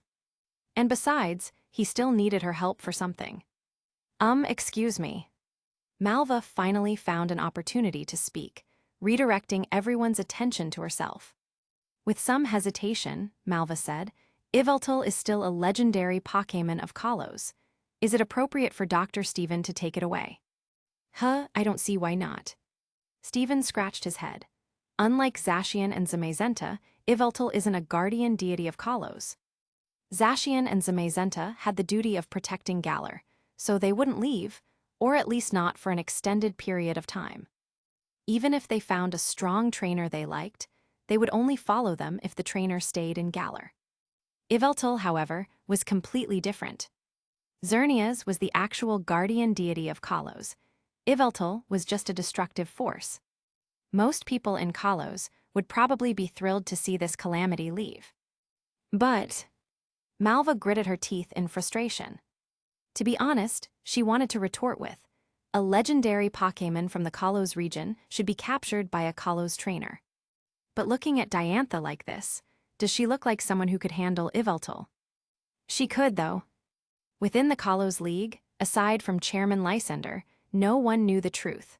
Malva, who was publicly considered the weakest of the Kalos Elite Four, actually possessed champion-level strength. She was someone who might be able to hold down Yveltal. But if Malva suddenly declared, "I'm done pretending, let's lay it all out, I'm champion level," Diantha and the others would immediately respond with, "Are you an undercover spy or something?" There was no way around it. The painful lesson from Aldous, betrayal was still fresh in everyone's minds. Seeing that Malva couldn't come up with anything reasonable to say, everyone's attention shifted back to Stephen and Xerneas. I'll keep an eye on him for you, so please grant my partner's new power. Stephen gestured to the row of piquet balls on his belt. This time, Xerneas didn't waste any words.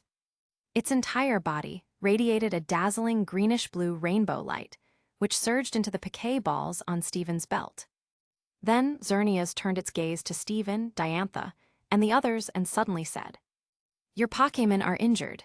They, too, have the potential to awaken their power. I will help them awaken as well." When Xerneas had rushed over earlier, it had seen Diantha and the others fighting to protect the town, and it felt a bit of goodwill toward them. Since it was going to give power anyway, it might as well give it all at once. Thank you so much, Eternal God." Diantha was so excited, she could barely speak properly. Could you heal my Metagross's old injuries?" Stephen, on the other hand, was more concerned about healing Metagross's old wounds than awakening new power. The miraculous light flowed into the piquet balls of the trainers present. After a long while, the light gradually dimmed. This is. At that moment, Diantha, Stephen, and the others were shocked to discover something inside the piquet balls holding their Pokémon, 2 mysterious stones. They were none other than a keystone and a Mega Evolution Stone. Even Drasna's Altaria had the same. "Is this enough?" Xerneas looked at Stephen again. "More than enough, thank you." Stephen glanced nonchalantly at the last piquet ball on his belt. Inside it was a Beedrill. "No problem. Over the next 100 years, I'll leave him in your care." With these final words, Xerneas gracefully stepped forward, its hooves barely touching the ground as it glided like it was walking on water, disappearing into the forest behind them. This time, it had deliberately avoided fighting Yveltal directly, conserving much of its energy. This meant it wouldn't need to revert to its tree form and fall into a deep slumber anytime soon. And with Stephen keeping an eye on the cocoon of destruction, Xerneas could finally take a long break. Xerneas thought to itself, "Life is good, this feels like the peak of my existence." Chapter 201, Pokémon, I Transmigrated Twice 201. "Metagross, you're okay now," sob, that's great, sob. After Xerneas left, Stephen impatiently released Metagross. After carefully checking Metagross's injuries, the grown man began sobbing uncontrollably, hugging Metagross's thick arms in front of the entire town. No one would laugh at Stephen for this, because everyone understood the bond between them. Meanwhile, Diantha called out Gardevoir, observing the 2 stones of different sizes that were formed from Xerneas's power. She muttered to herself, could this thing give Gardevoir a new power? As for Stephen, he was catching up with Serena, whom he hadn't seen in a long time. "Thank you, Brother Stephen," Serena said with eyes full of gratitude. "It's nothing. Even if I hadn't come, Zygarde would have dealt with that guy," Stephen replied with a smile. "But if that had happened, we would have been caught in the crossfire," Serena said, clearly not foolish.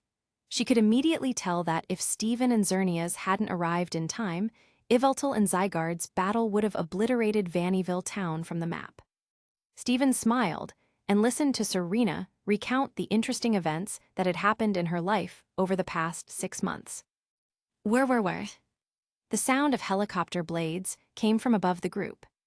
Everyone looked up to see a large transport helicopter bearing the logo of the Kalos League. "Everyone, is everything all right?" The cabin door opened, and Lysander, who had just taken over as the chairman of the Kalos League, called out to those below. "Chairman Lysander," Diantha waved up at him. Stephen, wiping his tears and regaining his composure, smiled and said, "The Yveltal incident has been resolved, Metagross's old injuries have been healed, and Dr. Stephen as well as Champion Diantha have gained new strength. Everyone's happy, Tilda." With Dr. Stephen watching over Yveltal, the Kalos region won't face disasters for 100 years. That's truly a relief, Diantha added with a smile. Yveltal, the legendary Pokémon of the Kalos region, had been captured by a trainer from another region. If it had been someone else, Diantha might have felt a bit dissatisfied. But if it was Stephen, she had no objections at all. For one, Stephen had saved the League a few months ago, and for another, he was already strong enough. Adding Yveltal to his roster didn't make much difference. It was like Elon Musk going from being the richest man in America to the richest man in the world. It didn't impact ordinary people much. Lysander disembarked from the transport helicopter, followed by Malva, who reported the situation. "Brother Stephen, are you going back now?" Serena asked reluctantly. "Serena, you can come study at the Pokémon school in Alola in the future. The kids there are all very friendly," Stephen said, crouching down and patting her on the head. Since he was taking the cocoon of destruction with him and Xerneas was traveling around Kalos, Stephen, despite being a transmigrator, couldn't predict how things might develop. Letting Serena study in Alola could at least ensure her safety. "Then I'll go talk to my mom about it," Serena said, clearly tempted by the idea. "Should we take the cocoon of destruction now?" Malva whispered to Lysander. She had just quickly reported the entire sequence of events to him. Both Xerneas and Yveltal were indispensable to Team Flare's grand plan, but if they had to prioritize, Yveltal was more important than Xerneas. If they let Stephen take the cocoon of destruction back to Alola, it would be extremely troublesome. Lysander furrowed his brows deeply. To be honest, he did want to demand it back. But the question was, on what grounds, for what reason? It was worth noting that Lysander wasn't the only one hiding his true strength. Malva wasn't the only one keeping her power under wraps. Lysander himself was also a champion-level trainer. Although he had only just stepped into the champion level, he was indeed a genuine champion-level trainer. Ironically, to outsiders, it seemed like the Kalos League didn't have any champion-level trainers at all. Drasna, the previous champion, had always been at the peak of the Elite Four level. She was only pushed into the champion position because the league required a champion and 8 gym leaders for its establishment. The current champion, Diantha, while talented, had not yet reached the champion level. So when Rose and Jita ranked Kalos last during a televised discussion, they weren't wrong. But in reality, Kalos did have 2 champion-level trainers, both of whom were undercover agents. Even as Stephen boarded the private jet Lusamine had sent to return to Alola, Lysander still hadn't found an opportunity to demand the cocoon of destruction back. After the League's high-level meeting regarding the incident concluded, Lysander, accompanied by Malva, rushed to Prism Tower in Lumio City. While one floor of Prism Tower served as the Lumio City gym, no one knew that the other floors were entirely occupied by Team Flare's secret base. Upon learning of the current situation, Team Flare's top brass gathered for a discussion. If you ask me, Lady Malva should have shown her true power then, and there to prove she's capable of controlling Yveltal," said one of the executives, Celosia, shrugging. Aliana, an executive, scoffed, "Are you an idiot? If she did that, how would you explain why she's been hiding her strength all these years? Not only would we fail to retrieve Yveltal, but we'd also expose Team Flare's grand plan." Another executive, Bryony, said, "Then what do we do? Yveltal is an essential part of the boss's plan, if we can't secure it." Lysander's ultimate goal was to create a world without evil, one that could eternally preserve its beauty. This was hinted at in his dialogue with Diantha in the original story. He believed that as a movie star chosen by fate, it was her duty to maintain her beauty. All beautiful things should remain eternally beautiful. To achieve this, Lysander needed the powers of Xerneas and Yveltal, or more precisely, he needed them as the keys to activating the ultimate weapon. The ultimate weapon had 2 functions, destruction and eternal life. This duality was symbolized by Yveltal and Xerneas. First, Yveltal would be used to unlock the weapon's destructive power, erasing the existing filth. Then Xerneas would activate the weapon's eternal power, creating a reborn, eternally youthful world, at least, one that fit Lysander's vision of beauty. This was the full scope of Team Flare's plan.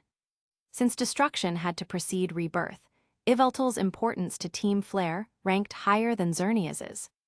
Team Flare's chief scientist, Ziarazik, stroked his chin and said, "In that case, we'll have to rely on Hoopa. We'll retrieve the cocoon of destruction while Dr. Stephen is asleep or taking a bath." Xerazic's idea mirrored Lysander's thoughts. If they hadn't kept Hoopa as a trump card, Lysander might have flipped the table and tried to snatch the cocoon of destruction outright. Malva suddenly thought of a question and interrupted. Then how can you ensure that when Hoopa takes action, Dr. Stephen is either sleeping or bathing? What if he gets discovered? Hoopa's abilities are indeed very useful, but only on the premise that they can act without Stephen noticing or without his Pokémon noticing. Can you seize the right moment? Malva couldn't help but recall the miserable scene in the morning when Yveltal was beaten into a pulp. If you can't grasp the timing, the outcome will be the same as Team Flare's. This matter requires careful planning, Lysander said in a deep voice. How to get Hoopa to follow our orders and obediently help us obtain the cocoon of destruction. How to ensure the cocoon of destruction is successfully stolen when Dr. Stephen and his Pokémon are distracted. And if Dr. Stephen discovers us, how we'll defend ourselves against him. Lysander's tone grew even heavier. Find a way to resolve these 3 issues. The last 2 problems are tricky, but the first one is quite simple, Aliana said with a sly laugh. Isn't Hoopa's other master quite fond of Lady Malva? As soon as she said this, the other 3 female executives couldn't help but stifle their laughter. It's true, Beraz's behavior as a simpering sycophant is impossible to hide. This is why men shouldn't act like desperate followers. Not only will your goddess look down on you, but even her friends will mock you behind closed doors. On the other side, at the Etha Paradise. Karen, here you go. Stephen handed a piquet ball to Karen. Inside was her Houndoom. Along with it, there was also a keystone and a Houndoom Mega Evolution Stone.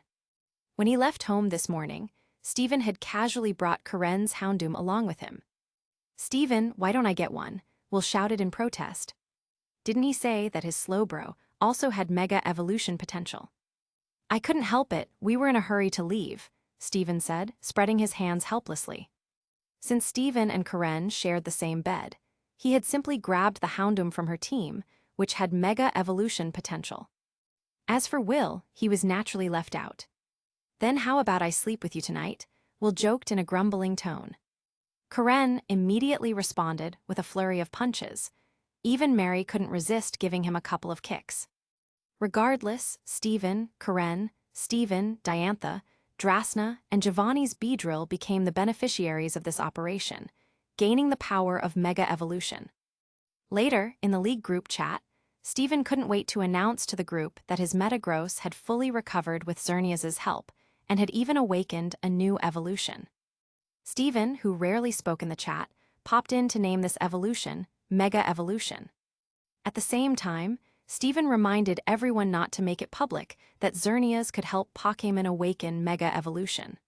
Otherwise, Xerneas would undoubtedly be subjected to endless harassment. Let's give it a break since it finally has a holiday, Stephen said. Everyone in the group unanimously agreed with this point. Finally, at the joint suggestion of Stephen and Diantha, the group decided to credit the discovery of Mega Evolution to Stephen. They would claim that Mega Evolution was discovered by Stephen. Chapter 202, Pokémon, I Transmigrated Twice 202.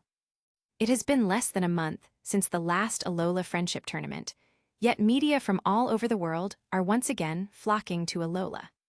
At tomorrow's press conference, Alola League champion and the league's top scientific genius, Stephen, will announce a new form of evolution. This news immediately became the hottest topic across the entire league. Not only media reporters, but representatives from various regions have also arrived in Alola once again. Stephen, who was sleeping with Karen and Mary, was woken up early in the morning by a phone call. Seeing the caller ID, Stephen answered, "Uncle. Did I wake you up too early? Sorry, Stephen-kun, but I had no choice. Goodshow is eager to boost Lance's battle strength," said Giovanni helplessly on the other end of the line. After hearing that Stephen's Metagross had returned to peak condition, even surpassing its former state with the help of Xerneas, Goodshow couldn't sit still. Although they successfully pushed Lance to the champion's throne of the Indigo League, without his ace Dragonite, Goodshow honestly doubted that Lance could hold off Team Rocket lurking in the shadows. Upon learning that Steven had discovered a method to rapidly enhance Pokémon's strength in the short term, Goodshow immediately rushed over with his people.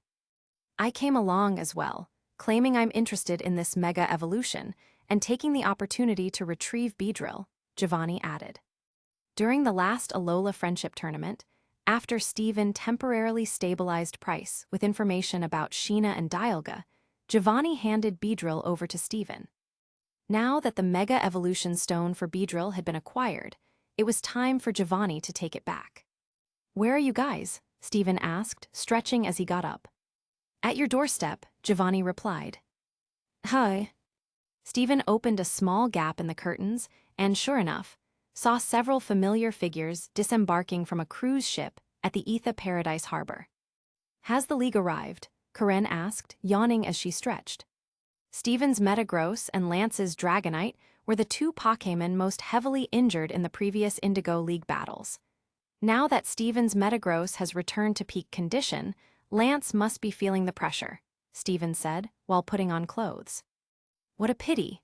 Xernea's power grants vitality, but it probably does not affect Aptec's 4,869, right?" Karen didn't have any particular opinion about Lance. "Don't worry, you can keep sleeping. I'll go handle this," Steven said.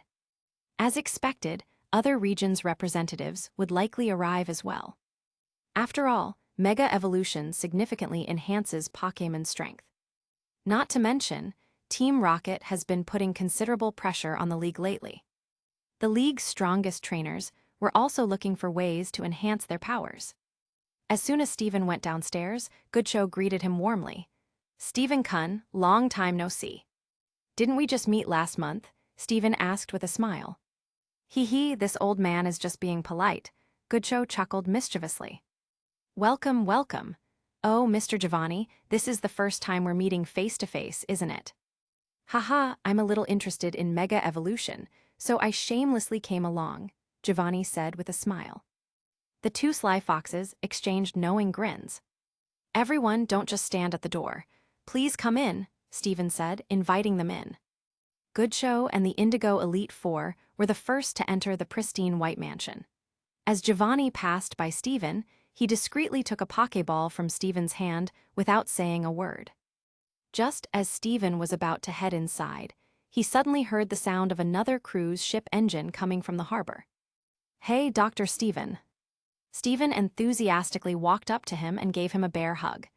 With Metagross back at its peak, Steven's mood was through the roof. Behind him, Wallace's expression was oddly complicated. His girlfriend was gone, and now it seemed like his friend might be gone too. "And this is..." Steven released Steven and was immediately drawn to a middle-aged man with a prominent belly standing behind him. "Haha, nice to meet you, Dr. Steven. I'm Professor Birch," the man said with a kind smile, shaking Steven's hand. Beside him was a tomboyish girl who had a slightly mischievous aura. "Oh, this is my daughter, May. Come on, girl, say hello." "Hello." A girl around Ash's age shouted energetically. Steven scratched his head. He thought to himself, does Haruka not exist in this world? What a pity, he had a pretty good impression of Haruka. Of course, not in a romantic sense, but purely in admiration of her as a trainer. After all, Haruka was one of the most capable female companions in the anime. And she didn't inherit Ash's bad habit of refusing to evolve his Pokémon. Her Torchic, Bulbasaur, and other Pokémon all evolved to their final forms. Even her Squirtle eventually evolved into Wartortle. It seemed only a matter of time before it became a Blastus. Meanwhile, Ash's Kanto starters, except for Charizard, were still unevolved babies even when he became champion. "There's an inflatable castle in the reserve. Let the kid go play there," Steven suggested. Not long after, Professor Oak also arrived with Gary. Gary's starter Pokémon was a shiny Stufful and a Swablu. They were practically the tagalongs of Steven's Beware and Altaria. Whenever the two senior Pokémon trained, the little ones followed suit. But rather than mentoring disciples, Beware seemed more like babysitting, always holding the shiny Stufful in her arms and cuddling it. The Mega Altaria also had a good temper and would occasionally guide the Swablu. Lance, who wasn't very familiar with Steven, proactively struck up a conversation with him. Stephen, still troubled, said, "I can't guarantee that the method used on Metagross will work on Dragonite. After all, Mr. Lance, your Dragonite's condition is different. Strictly speaking, Dragonite's situation isn't even an injury. Xerneas should be wandering around Kalos right now. If we locate her, we'll notify you," Stephen added. At that moment, Diantha arrived.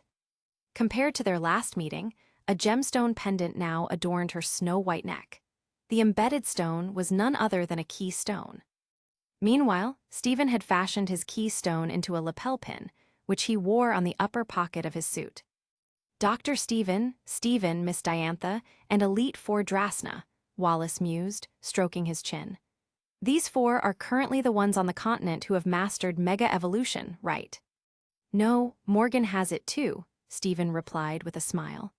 "I left in such a rush last time that I accidentally swapped her piquet balls with mine. It turned out to be a blessing in disguise. Morgan's Houndoom gained the power of Mega Evolution as well." "So, the Pokémon with Mega Evolution potential include Metagross, Gardevoir, Altaria, and Houndoom?" Professor Oak asked curiously. "With just these clues, it's hard to deduce which other Pokémon have Mega Evolution potential. It seems like we'll have to research one step at a time." "Dragonite definitely has it," Lance growled through gritted teeth. Representatives from other leagues began to arrive. When the private jet bearing the Macro Cosmos logo landed on the artificial island's airstrip, it wasn't Chairman Rose or Champion Leon who stepped out first. Instead, Macro Cosmos employees in work uniforms disembarked, unloading crates of fine wine and gourmet food. In an instant, the plaza on the artificial island took on the lively atmosphere of a festival. To celebrate Dr. Stephen's groundbreaking accomplishments in the scientific community, please accept this humble gesture, Rose announced as he finally stepped off the plane. The atmosphere reached a fever pitch. Many couldn't help but share a common thought: what a sycophant. Will, who hadn't obtained Mega Evolution for his Pokémon, drank quite a bit. He jumped onto a table, crying and shouting, "Stephen, you traitor! You care more about women than your bros." In Sonya's arms, Mew found Stephen's Zoroark also disguised as Pikachu by his feet.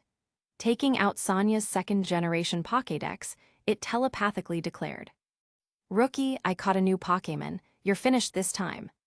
Stephen's Zoroark-disguised Pikachu wasn't intimidated.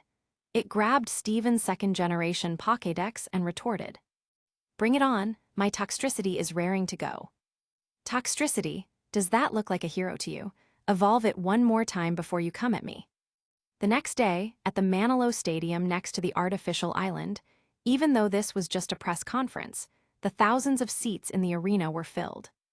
Not only ordinary spectators, but media from all regions also filled the stands, their cameras and equipment lined up like an army. Amid Stephen's wave of greeting, a thunderous cheer erupted from the crowd. As they saw Stephen's gesture, Diantha, the new champion of Kalos, and Stephen, heir to the Devon Corporation, emerged from the players' tunnels on either side. "Huh, is it Champion Diantha and Stephen doing the exhibition match? I thought it would be Brother Stephen and Miss Diantha, two regional champions." In the audience, Gary was a little surprised. Yesterday, while playing at Etha Paradise, he overheard the adults saying there would be an exhibition match during today's press conference. Stephen had a permanent mega-evolved Altaria, and Gary had even brought his own Swablu to the event, hoping to learn a thing or two. Well, according to Dr. Stephen's research, key stones and Mega Evolution stones can only be found in Kalos and Hone. This is probably a way to show goodwill and promote those two regions. Plus, Miss Diantha can use this opportunity to prove her strength, and Mr. Stephen mentioned he wanted to showcase the full resurgence and next-level power of Metagross on this grand stage, said Leon, smiling from a row above. Makes sense. After all, a lot of people online question whether Miss Diantha is at champion level. She probably wants to use this chance to silence them, added Chantal, the Unova Elite Four member, who had a good relationship with Diantha thanks to Cynthia. Using Mega Evolution to prove herself, that power was gifted to her by Stephen, not something she trained for herself. What's there to be proud of? Lorelei coldly. In her view, Relying on external items instead of personal training to force a breakthrough was essentially cheating.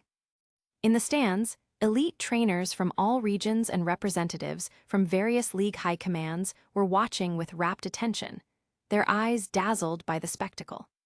Television commentators rattled off the names of each powerful trainer in attendance like reading off a menu, though even a trainer of Leon's caliber only received less than a second of screen time. All eyes were now focused on the arena. Whether it was Steven in his sharp suit or Diantha in her signature winged gown, the two trainers themselves were already captivating enough. But now, the world's attention was entirely drawn to the keystone pendant and chest pin each wore prominently on their necklines. Diantha smiled politely. Speaking of which, I haven't thanked Mr. Steven yet. Thank you for buying us some time during the Yveltal incident. Steven waved it off, indicating it wasn't a big deal. Not at all. I benefited from it in the end, didn't I? If we're going to thank anyone, let's thank Dr. Steven together. After a brief exchange of pleasantries, the two turned and walked back to their respective command platforms. Let's show them the strength of our bond, Gardevoir. Your first opponent after your comeback will surely be worthy of you, Metagross. Both trainers simultaneously sent out their ace Pokémon. Just like their trainers, Gardevoir and Metagross now sported new accessories. Gardevoir wore a pendant, and Metagross had a leg guard strapped to its right foreleg. Each was embedded with a dazzling gemstone, significantly larger than the trainer's key stones, which were only the size of a fingernail. So those are the key stones and evolution stones required for Mega Evolution, Lance asked with interest. All around the world, audiences craned their necks in anticipation. Gardevoir Mega Evolve. Metagross Mega Evolve. Diantha extended her right hand, her finger lightly touching the Mega Pendant, while Steven removed his chest pin and brought it to his lips as if to kiss it. Is Steven turning feminine after spending too much time with Wallace? Winona teased with a raised eyebrow. The next moment, the key stones on the trainers and the evolution stones on their Pokémon began to emit dazzling multicolored light. The lights connected and converged, growing brighter and brighter. Under the close-up footage of the drones, the world could faintly see Metagross and Gardevoir inside, expanding and transforming. Huo. Kamehi. The rainbow light, symbolizing Mega Evolution, finally dissipated. Gardevoir and Metagross reappeared in their new forms. Gardevoir now looked as if it were wearing an even more elegant princess gown, exuding an aura of grace and nobility. Metagross, on the other hand, had bulkier arms, hovered midair in an X shape, and had 4 short legs folded like thrusters on its back.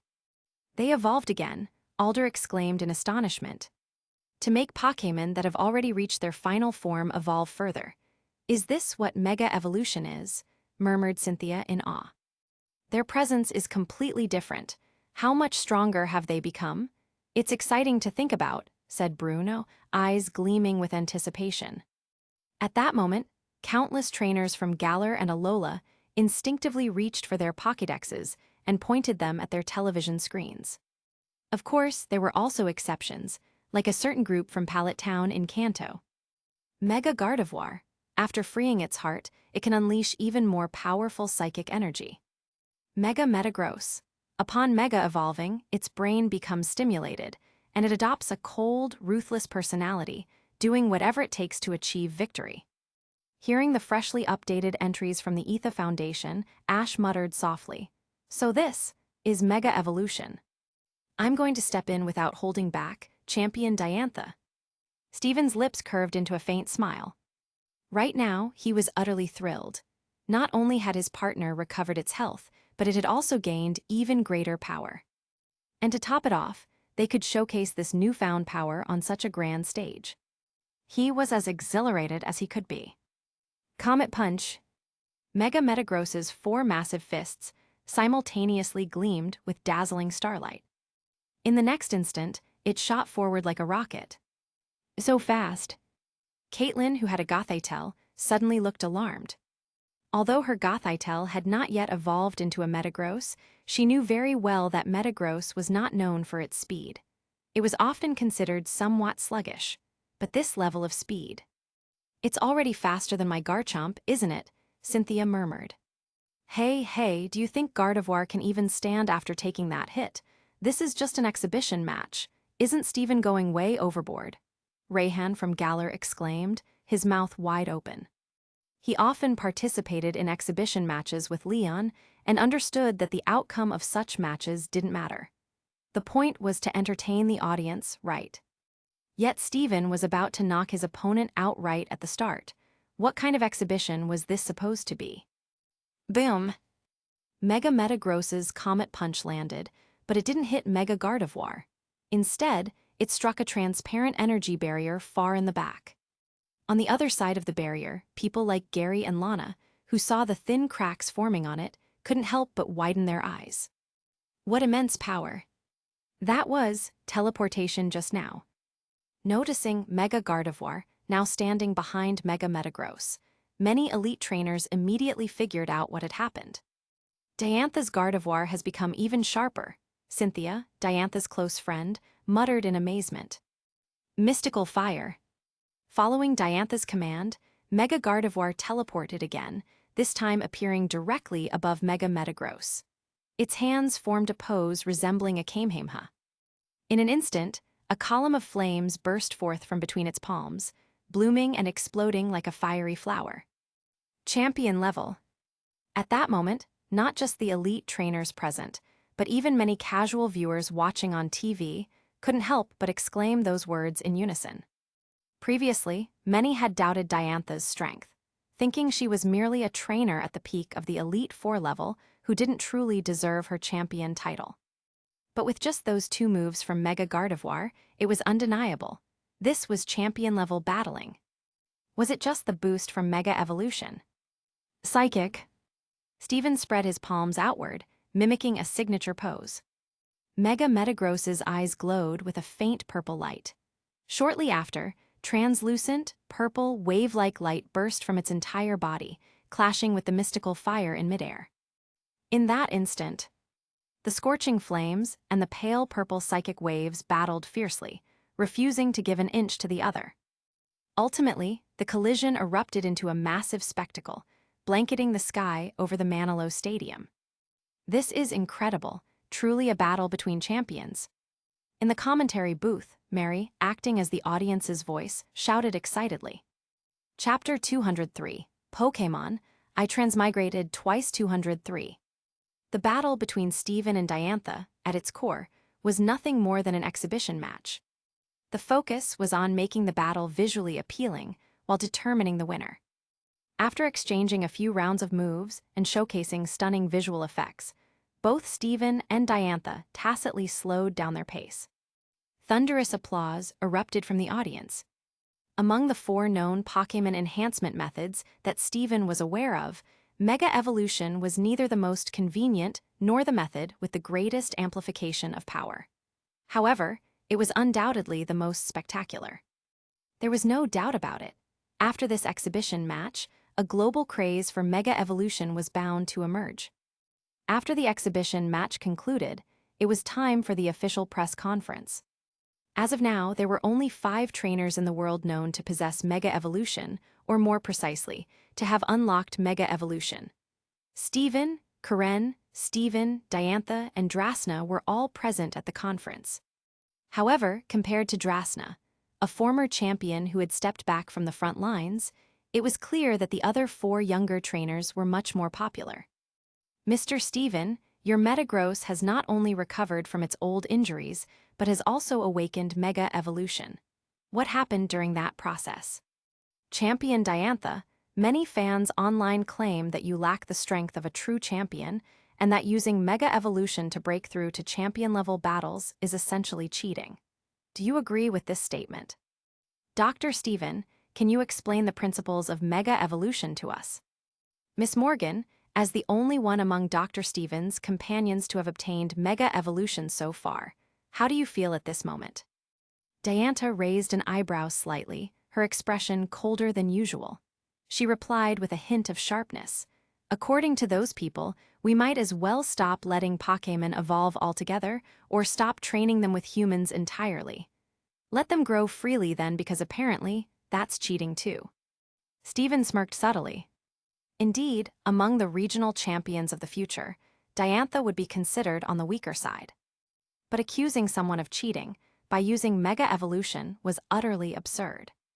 Doctor, could you elaborate on the principles of Mega Evolution? Sensing Diantha's sour mood, the reporters quickly shifted their focus to Stephen. Mega Evolution transcends the limits of Pokémon evolution, allowing them to reach an even higher level, Stephen explained.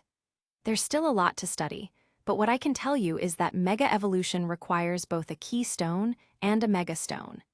Each Megastone corresponds to a specific type of Pokémon. For example, Champion Diantha's Gardevoirite is for her Gardevoir, while Mr. Stephen's Metagrossite is for his Metagross. Stephen gave a summary. Why was Miss Morgan the first to obtain Mega Evolution? Does this indicate a fallout between you and Miss Nessa? Stephen smiled and replied, Mega Evolution requires the Pokémon's inner strength and the trainer's bond with it to reach a certain level. Without this, it's easy for the Pokémon to lose control. I treat all my girlfriends equally and don't favor one over the other. He recalled Corina and her Lucario as a prime example of what could go wrong. As for Nessa, if she wanted to achieve Mega Evolution, she would need to continue training. Besides, Stephen suddenly remembered that Mega Blastoise relied on a turret-based combat style, which didn't suit Nessa's current water-type martial arts battle approach. If anyone were to Mega Evolve, it should be Swampert, another big blue Pokémon. Hearing Stephen casually refer to his girlfriends, the press erupted in murmurs, while Karen rolled her eyes discreetly. What other Pokémon can Mega Evolve? This is still under investigation, Stephen replied. Aside from the known ones like Gardevoir, Houndoom, Metagross, and Altaria, just this morning, Professor Sycamore from the Kalos region informed me that he discovered a Mega Stone resonating with Garchomp. As of now, we've only confirmed 5 Pokémon capable of Mega Evolution. More research is needed. That's all I know for now. The Keystones and Megastones originate from the Kalos and Hone regions, so good luck to all trainers watching from home. Stephen stood up, and Karen, Stephen, and the others followed him as they left the stage. Later that evening, back on the Etha Paradise artificial island, Chairman Rose once again ordered his staff to prepare a luxurious banquet. After learning from Stephen that Charizard also had a Mega Evolution, Rose was in an excellent mood. This meant Leon's ace Pokémon could become even stronger. However, it wouldn't be surprising if, in a couple of years, Leon decided to switch to a new ace Pokémon. Mudkip, no problem. At the banquet, upon hearing Stephen's desire to find a high potential Mudkip for Nessa, Stephen cheerfully gave an okay gesture. Stephen took out his phone and said with a smile, It's perfect timing. Old Man Swamp from the Mudkip Swamp Breeding Center recently told me they've discovered a very large Mudkip egg. I'll arrange to have it sent to gym leader Nessa as a gift. Mudkip Swamp was a specialized breeding facility under the Hone League, focused on raising Mudkip for beginner trainers. It was somewhat similar to Johto's Cherisific Valley. A very large Mudkip egg. Stephen blinked. Could it be the same Mudkip that Brock once had? Stephen remembered that Brock's Mudkip was also caught at Mudkip Swamp, and its size was significantly larger than average. Although Stephen held a favorable impression of Brock, if he managed to intercept one of Brock's future Pokémon, he wouldn't feel guilty about it. Just like how Stephen had recommended Ash's Greninja to Serena. While Brock hadn't exactly wasted his Mudkip's potential, it was undeniable that its talent had gone largely untapped. Especially when compared to Ash's Sceptile and May's Ace Blaziken during the Hone region arc, Brock's Mudkip, which only evolved into Marshtomp, seemed pitiful. After all, without much deliberate training, Marshtomp was already able to overpower May's Eevee. If properly trained, it should at least reach Elite 4-level strength. Stephen, you're so good. Nessa stood on her tiptoes and gave Stephen a smooch on the side of his face. This left Stephen feeling quite awkward. Stephen, can you tell me about Mega Evolution? In order to escape the couple's public display of affection, Stephen quietly moved a bit farther away from Stephen and Nessa, but was immediately called over by Lance. Stephen was slightly surprised. From his impression, Lance was never the type to actively initiate conversation with others, let alone with someone he wasn't particularly close to. However, as two of the most affected from the last Indigo League battle, they still had plenty of shared topics to discuss. Among them, what Lance cared most about was the two key points: Mega Evolution and whether Xerneas could help heal his Dragonair. Stephen Kun, thank you so much. While Stephen and Nessa were enjoying their moment, Chairman Goodshow approached with a smile, raising a glass to Stephen. Thanks to you, the League has gained a new strength. Stephen shook his head. It's too early to say that. After all, today's news announced Mega Evolution to the world. Now, everyone knows about its existence, including certain individuals. The certain individuals Stephen referred to were well understood by everyone present. A fleeting look of worry flashed in Goodshow's eyes beneath his white brows, but the very next second, he smiled again. But no matter what, I still have to toast to you. You've made another contribution to the harmonious development of humans and Pokémon. After clinking glasses with Stephen, Goodshow glanced at Lance, who was engrossed in conversation with Stephen, and added, besides, your discovery of Mega Evolution has given Lance hope too. Hi. Stephen was momentarily stunned, not understanding what Goodshow meant. Goodshow explained, actually, ever since Lance's Dragonite, his lifelong companion, ended up in that state, Lance has been in a very suppressed mood. No, suppressed doesn't even begin to describe it. But after learning that Xerneas healed Stephen's Metagross and discovering Mega Evolution, hope has finally returned to Lance's heart. Truthfully, after the Indigo League battle and the conclusion of the Alola Friendship Tournament, seeing Lance's condition genuinely made Goodshow worry about his mental health. With Goodshow's explanation, Stephen finally understood. In the end, it was the appearance of Xerneas and Mega Evolution that had given Lance something to look forward to. At that moment, Stephen overheard the conversation between Stephen and Lance nearby. Stephen, Lance, there's no need to rush into studying Mega Evolution. After all, it's still uncertain whether Dragonite can even Mega Evolve. For what seemed like the first time since the Indigo League battle, Lance smiled. How could it not? If Metagross can Mega Evolve and Garchomp can Mega Evolve, then Dragonite can too. Oh, that makes some sense. Metagross and Garchomp, as pseudo-legendary Pokémon of Hoenn and Sinnoh, both had Mega Evolutions. It really wouldn't make sense if Kanto's pseudo-legendary, Dragonite didn't. Even Stephen had to admit that Lance had a point, so he stopped arguing. Hearing this, Stephen's expression turned a little strange. Lance's reasoning did seem logical. But the problem was, Johto's Tyranitar, Hoenn's Metagross, Salamence, and Sinnoh's Garchomp, these pseudo-legendaries all indeed had Mega Evolutions.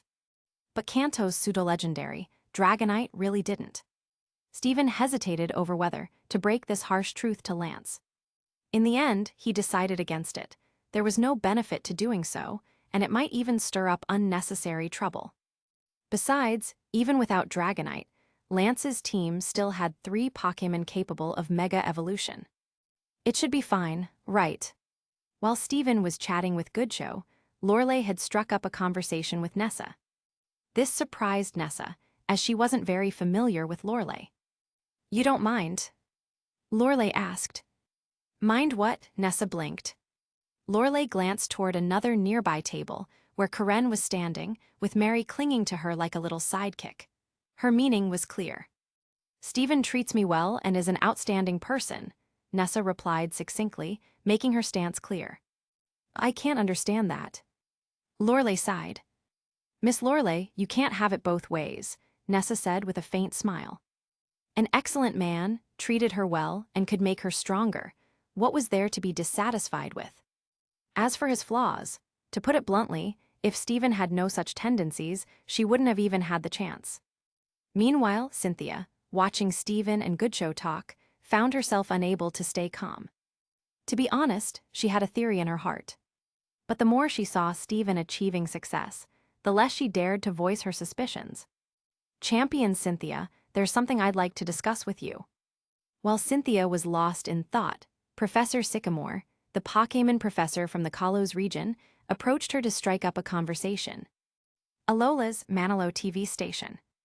Dr. Stephen, as the first champion of the league, has once again solidified his position as the leading researcher on the Pokémon continent. His discovery of Mega Evolution will usher Pokémon battles into a new era. Galler's Gate TV station. In an interview, Rose stated, "Not having Dr. Steven in Galar is our greatest regret. But rest assured, citizens of Galar, I've already learned from Dr. Steven that Charizard also can Mega Evolve. This means Leon's strength will be further enhanced. In 2 years, he will grow to stand on equal footing with Dr. Steven." Webnovel Daily. In just one day, the number of travelers heading to Hone and Kalos has surged. Dr. Steven has single-handedly boosted tourism in both regions. Unfortunately, most of these travelers are likely to return empty-handed, as Dr. Steven has revealed that Mega Stones and Keystones are extremely rare. Kanto's Saffron TV station. Chairman Goodshow has announced that the Indigo League will spare no effort in finding Mega Stones for the 4 elite. With the Indigo League's vast resources, it's believed that the power of the Elite Four will soon reach a new level, further cementing its status as the foremost league. Just as Steven had anticipated, after the announcement of Mega Evolution, a wave of tourism flooded Kalos and Hone. Although it was said to be tourism, in reality, it was a search for Keystones and Megastones. To be honest, Steven didn't think the average person would have much luck acquiring these items. One of the major drawbacks of Mega Evolution was the sheer rarity of the stones. And let's face it, could an ordinary citizen with a mere pickaxe possibly compete with corporations like Devon and Team Flare hiring workers to search for them efficiently? 2 weeks later, on Etha Paradise, in Steven's room, Steven found himself experiencing what it felt like to play as Kratos from the game God of War in his past life. Karen and Mary cosplayed as Gardevoir and Curlia, respectively, keeping Steven busy all night. However, Mary was still quite young, so aside from teasing, most of her time was spent just watching. When Steven entered the living room, he found Will sitting on the sofa watching TV. The 2 knockoff yellow rodents were, as usual, sitting at the dining table, using the second-generation Pokédex to play a game that featured royal battles. When the turn-based battles in Pokémon game were first introduced, they were met with heavy criticism from the natives of the Pokémon world. How could Pokémon battles be like this? You hit me, then I hit you. But as they played more, many found themselves hooked. Some even became obsessed with researching dirty tactics, like protect, don't protect, protect, or switch, don't switch, switch positions. Although such strategies were useless in real battles, they were quite entertaining for casual play. "Why haven't you left yet?" Steven curiously sat down next to Will. This guy had said last week that he'd be heading to Kalos or Hone to search for Megastones. "I spoke to Professor Sycamore from Kalos and Professor Birch from Hone. I asked them to notify me if they found a Megastone for Gardevoir or Slowbro, and in return, I promised to owe them a favor. They agreed to help me look." Will grinned. "Do you have that much influence?" Steven raised an eyebrow. Even if those 2 found something, wouldn't they prioritize trainers from their regions? You're underestimating me. Let's not forget I'm the 3rd strongest trainer in the Alola League." Will avoided making eye contact with Steven. In truth, the condition he had offered was, "If your region faces any trouble in the future, I'll team up with my companions to help." As for who these companions were, there was no need to elaborate. Hearing Will's terms, Sycamore and Birch readily agreed. Of course, Will had his calculations. In his view, the Kalos region was generally peaceful. Historically, its few crises mainly involved Yveltal causing trouble from time to time. But now that the cocoon of destruction was in Steven's possession, there shouldn't be any problems. Hone, on the other hand, had plenty of strong trainers and no known major criminal organizations, so it should be fine, right? Thus, he dared to offer such a vague promise. And if Steven didn't want to go in the future, Will could always request Karen or someone else instead. After all, he'd only said companions, not specifically Steven. If they misunderstood, that wasn't his fault. If Steven found out about this, he'd say, "You're a freaking genius." To be honest, aside from Alola, Paldea, and Galar, there wasn't a single region that wouldn't eventually face problems. At that moment, an interview on Kalos Lumios TV station appeared on the screen. Professor Sycamore, a researcher of mega evolution, said to the camera, "Yes, I discovered a megastone. With Dr. Stevens' help, we confirmed it to be a Garchompite. Unfortunately, although I own a Garchomp, it can't handle this power. After careful consideration, I decided to gift the megastone to champion Cynthia. After all, everyone knows she has the strongest Garchomp in the world." Will turned and said, "He's surprisingly generous, just giving it away." Stephen shrugged. Most people in this world are kind-hearted. Although Stephen felt that this world's Pokémon League bore some resemblance to the world government from his previous life, the two were fundamentally worlds apart in practice. If it were some other backstabbing world, like my previous life or that group of scheming folks in the Konoha Leaf Village, I would rather let the treasure rot in my hands than give it to someone else. At least, the ones Stephen knows are generally good people. Of course, that's under the premise of not counting those undercover agents. Oni-chan tilde, Oni-chan tilde. Suddenly, Mary's voice rang out. Of course, it wasn't Mary waking up. This was the new ringtone Stephen recorded on his phone last night. Will rolled his eyes hard, thinking to himself how ridiculous these people were. "Hello, Uncle, what's going on?" Seeing the caller ID on his phone, Stephen picked up and asked. "Stephen, that old fox Price is about to make a move." Upon hearing this, Stephen's demeanor changed dramatically. Chapter 204, Pokémon, I Transmigrated Twice 204. The announcement of Mega Evolution sparked a worldwide frenzy in the search for keystones and Mega Evolution stones. However, for the average person, obtaining a Mega Evolution stone and a keystone, or more specifically, the ones that match their Pokémon, is extremely difficult. 2 weeks passed, and not only were ordinary civilians empty-handed, but even the strongest gym leaders and Elite Four members within the league had only managed to acquire a handful. The only person who obtained a Mega Stone corresponding to their ace Pokémon was Cynthia, and even she didn't find it herself. It was gifted to her by Professor Sycamore. According to Giovanni, the timing of Price's plan to make a move was heavily influenced by Cynthia obtaining her Mega Evolution Stone. Sheena had been staying at the Sinnoh League headquarters, with bodyguards accompanying her wherever she went. This made it increasingly difficult for Price to act. Originally, Price had hoped that Stephen's push for this Mega Evolution craze might lure away Sinnoh's top battlers, including Cynthia, thereby creating an opportunity for him to strike. Although Price didn't take Sinnoh's high-ranking trainers too seriously, getting a few nuisances out of the way would still be beneficial. If Cynthia had taken Sheena with her while searching for Mega Evolution stones, that would have been even better. However, to Price's frustration, as soon as Cynthia returned to Sinnoh, Professor Sycamore immediately sent her the Garchomp Mega Stone. Naturally, Cynthia no longer had a reason to leave Sinnoh. This made Price increasingly impatient. Over the past few days, Cynthia had also begun training intensively for Mega Evolution. While Price still didn't take her seriously, he realized one troubling fact. The new generation of champions was growing stronger, and the longer he waited, the worse it would be for him. With this in mind, Price made a decisive decision. It's time to act immediately. "Let's go." Stephen hung up the phone and gestured to Will. This time, Will didn't hesitate and quickly followed. Kalos region, Archie Valley. "Hoopa, did my brother leave?" Walking around the house and not seeing her brother Beraz anywhere, Mary asked the floating Hoopa. "Beraz got a call earlier, and then happily told me he was heading to Dahara City before leaving." Hoopa replied in a playful, childlike voice. "Happily, I can guess who called him."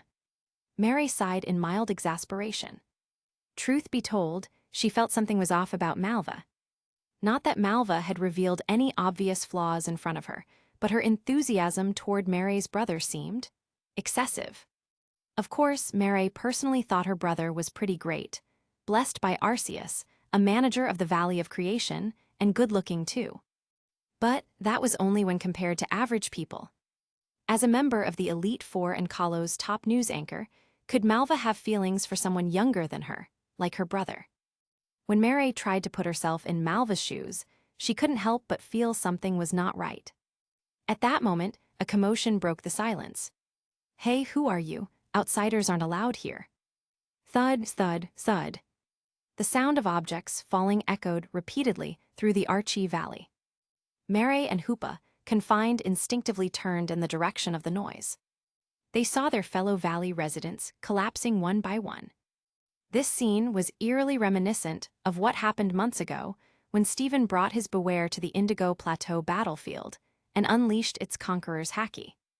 But this time, it wasn't Stephen and his Beware entering the valley. Instead, it was a figure with a sinister aura, difficult to discern whether they were male or female. Beside them stood a Pokémon radiating dark, eerie energy, like the embodiment of a nightmare. "Who are you?" Mary's instincts screamed of danger. She immediately pulled Hoopa, confined behind her, in a protective stance. Although she wasn't well versed in world affairs, she had some knowledge of external events. However, she didn't recognize the intruder in front of her. Serd had already become one of Team Rocket's 3 beasts, but due to the overwhelming fame of Joker, it wasn't surprising that someone from a region like Kalos wouldn't know who she was. "Hess, who I am doesn't matter, little girl." Serd placed her hand over her heart and gave a mocking bow, though it carried no trace of genuine respect. "All you need to know is that I'm here under orders from the king of Team Rocket to take custody of the Pokémon behind you." "Not a chance." Mary immediately raised her hands, shielding Hoopa, confined behind her. "Hess, without power, you can't protect anything. Right now, you're no better than a newly hatched Rattata. Even your anger is laughable." Lily of the Valley Island, the annual venue of the Sinnoh League Conference and home to the Sinnoh League headquarters, boasts a population nearing 7 figures. Today, it seemed like any other ordinary day. Tilde. Flint, one of the Sinnoh Elite Four, walked out of the headquarters building with his hands in his pockets, moving in a crab-like sidestep.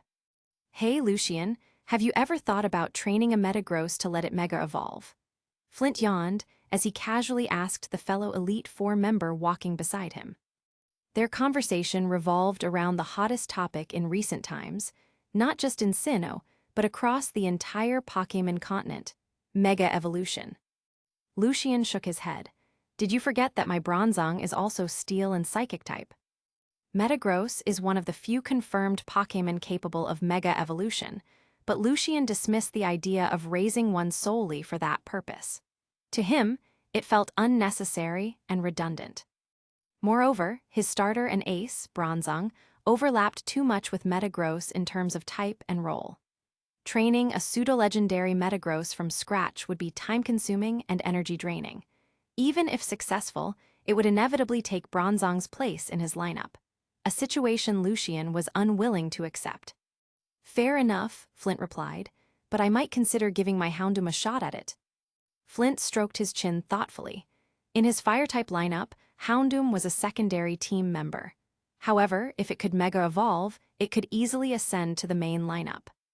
It reminded him of Drasna from Kalos. Originally, her ace was Noivern, but after obtaining an Altarianite, her ace shifted to Mega Altaria. Why are so many people gathering over there? As the two exited the building, Lucian suddenly noticed a crowd gathering in the plaza, all gazing skyward. Instinctively, the 2 Sinnoh Elite Four members followed the crowd's gaze upward. About 30 meters above the ground, a Deliberate hovered in midair, carrying a figure cloaked entirely in black. "Hey, up there, don't you know it's against league regulations to fly on Pokémon in city areas?" Flint, ever the outspoken one, shouted without thinking. Lucian frowned slightly. That silhouette, it looked familiar. High in the sky, the masked figure muttered to himself, "I can't waste any more time." This was no ice puppet. This time, Price himself had come in person. After all, his opponent was none other than Dialga, the god of time. There was no room for carelessness. Over the past 2 days of observation, Price had noticed that Cynthia was growing increasingly proficient in mastering mega-evolution. This gave him a faint sense of unease. Of course, it wasn't Cynthia he feared. What could that little girl possibly do? She was of no real threat. What Price truly feared was Stephen. As one of the only 5 trainers in the world currently capable of using Mega Evolution, Steven had yet to reveal his Mega Pokémon. Most trainers speculated it was simply Mega Altaria, which Steven had already showcased during the Indigo Plateau battle. But Price couldn't shake a nagging concern. What if Beware could Mega Evolve? Every time he met Steven, the boy always managed to pull off something unexpected. How could anyone be sure he wasn't holding back? Even as a master-level trainer, Price had to admit that Steven's Beware was terrifying. Not to mention, Steven also had a Shadow Lugia and Super Umbreon capable of freely changing forms. After much thought, Price decided he couldn't wait any longer. He knew perfectly well that Steven disliked him. To avoid complications, there was no better time than now. Today was the day to act.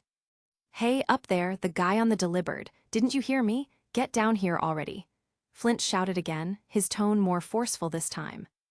"Shut up, brat." Already in a foul mood, Price grew even more irritated by Flint's yelling. With a casual wave of his hand, the Deliberate below him tilted its head and unleashed a freezing gust of wind from its beak. Whoosh! Although the Deliberate had not deliberately gathered its strength, the resulting cold air was enough to turn the entire sky silvery white in the eyes of the citizens below. For Flint and Lucian, both of whom had participated in the Indigo Plateau battle months ago, the sight immediately brought to mind the Shadow Articuno that had once been controlled by shadow forces. Could this much power come from such a casual move? Bronzong, Psychic. Lucian acted decisively, sending out his ace Pokémon.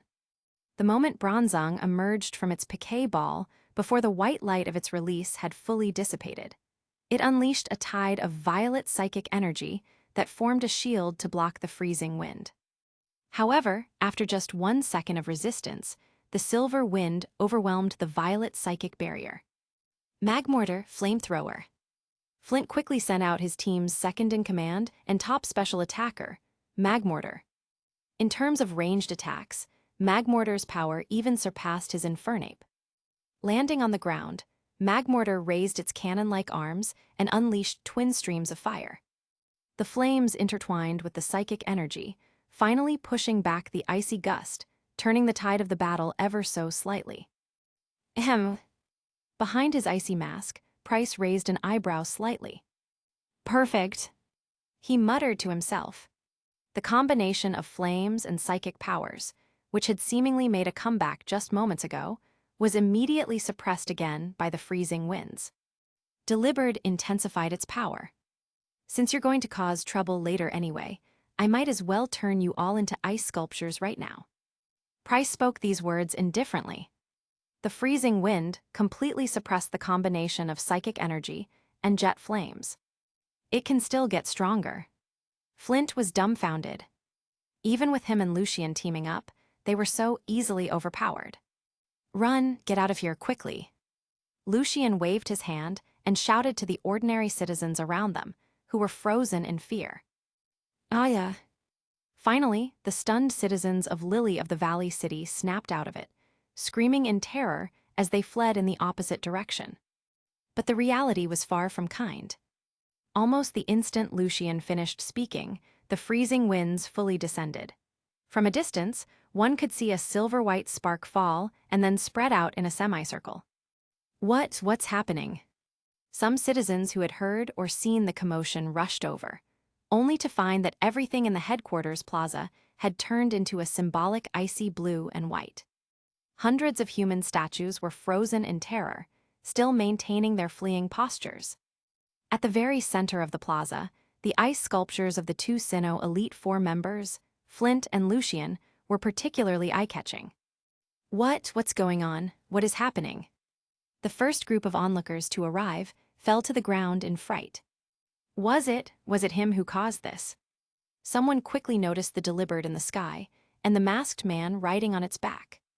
Isn't that the SSS class wanted criminal of the League, the masked man?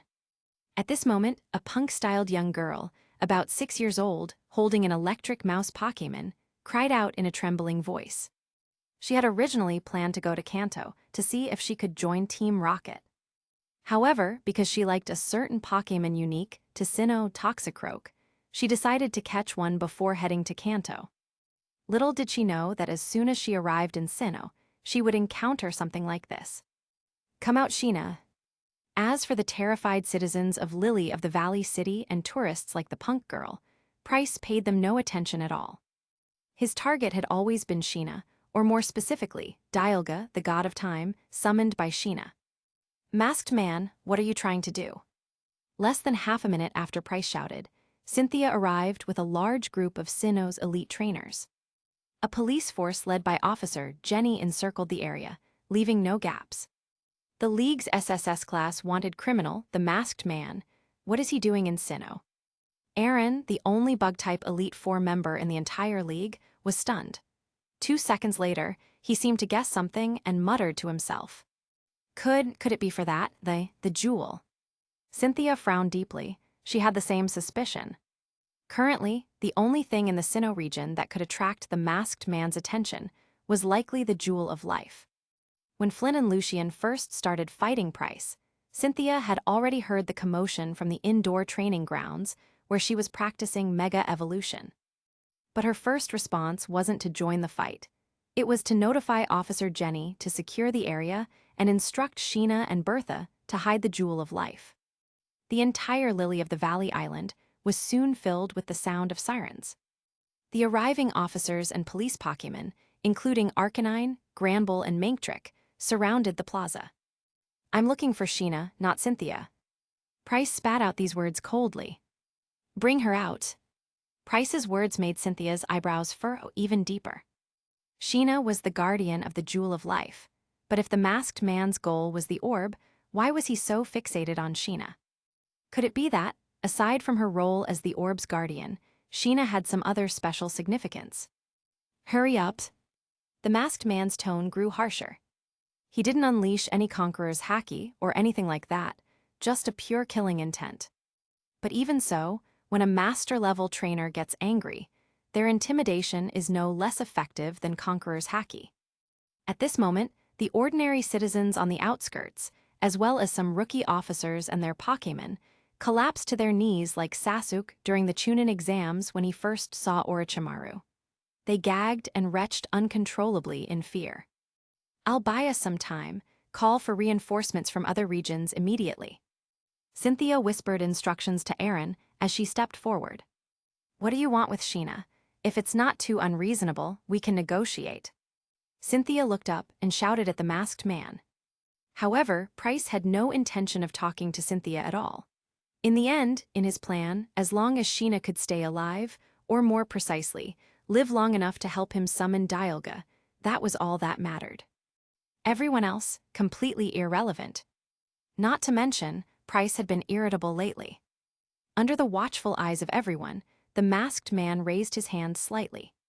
The Delibird beneath him opened its beak slightly, and a blue-white beam of extreme cold began to condense deep within its throat, ready to fire.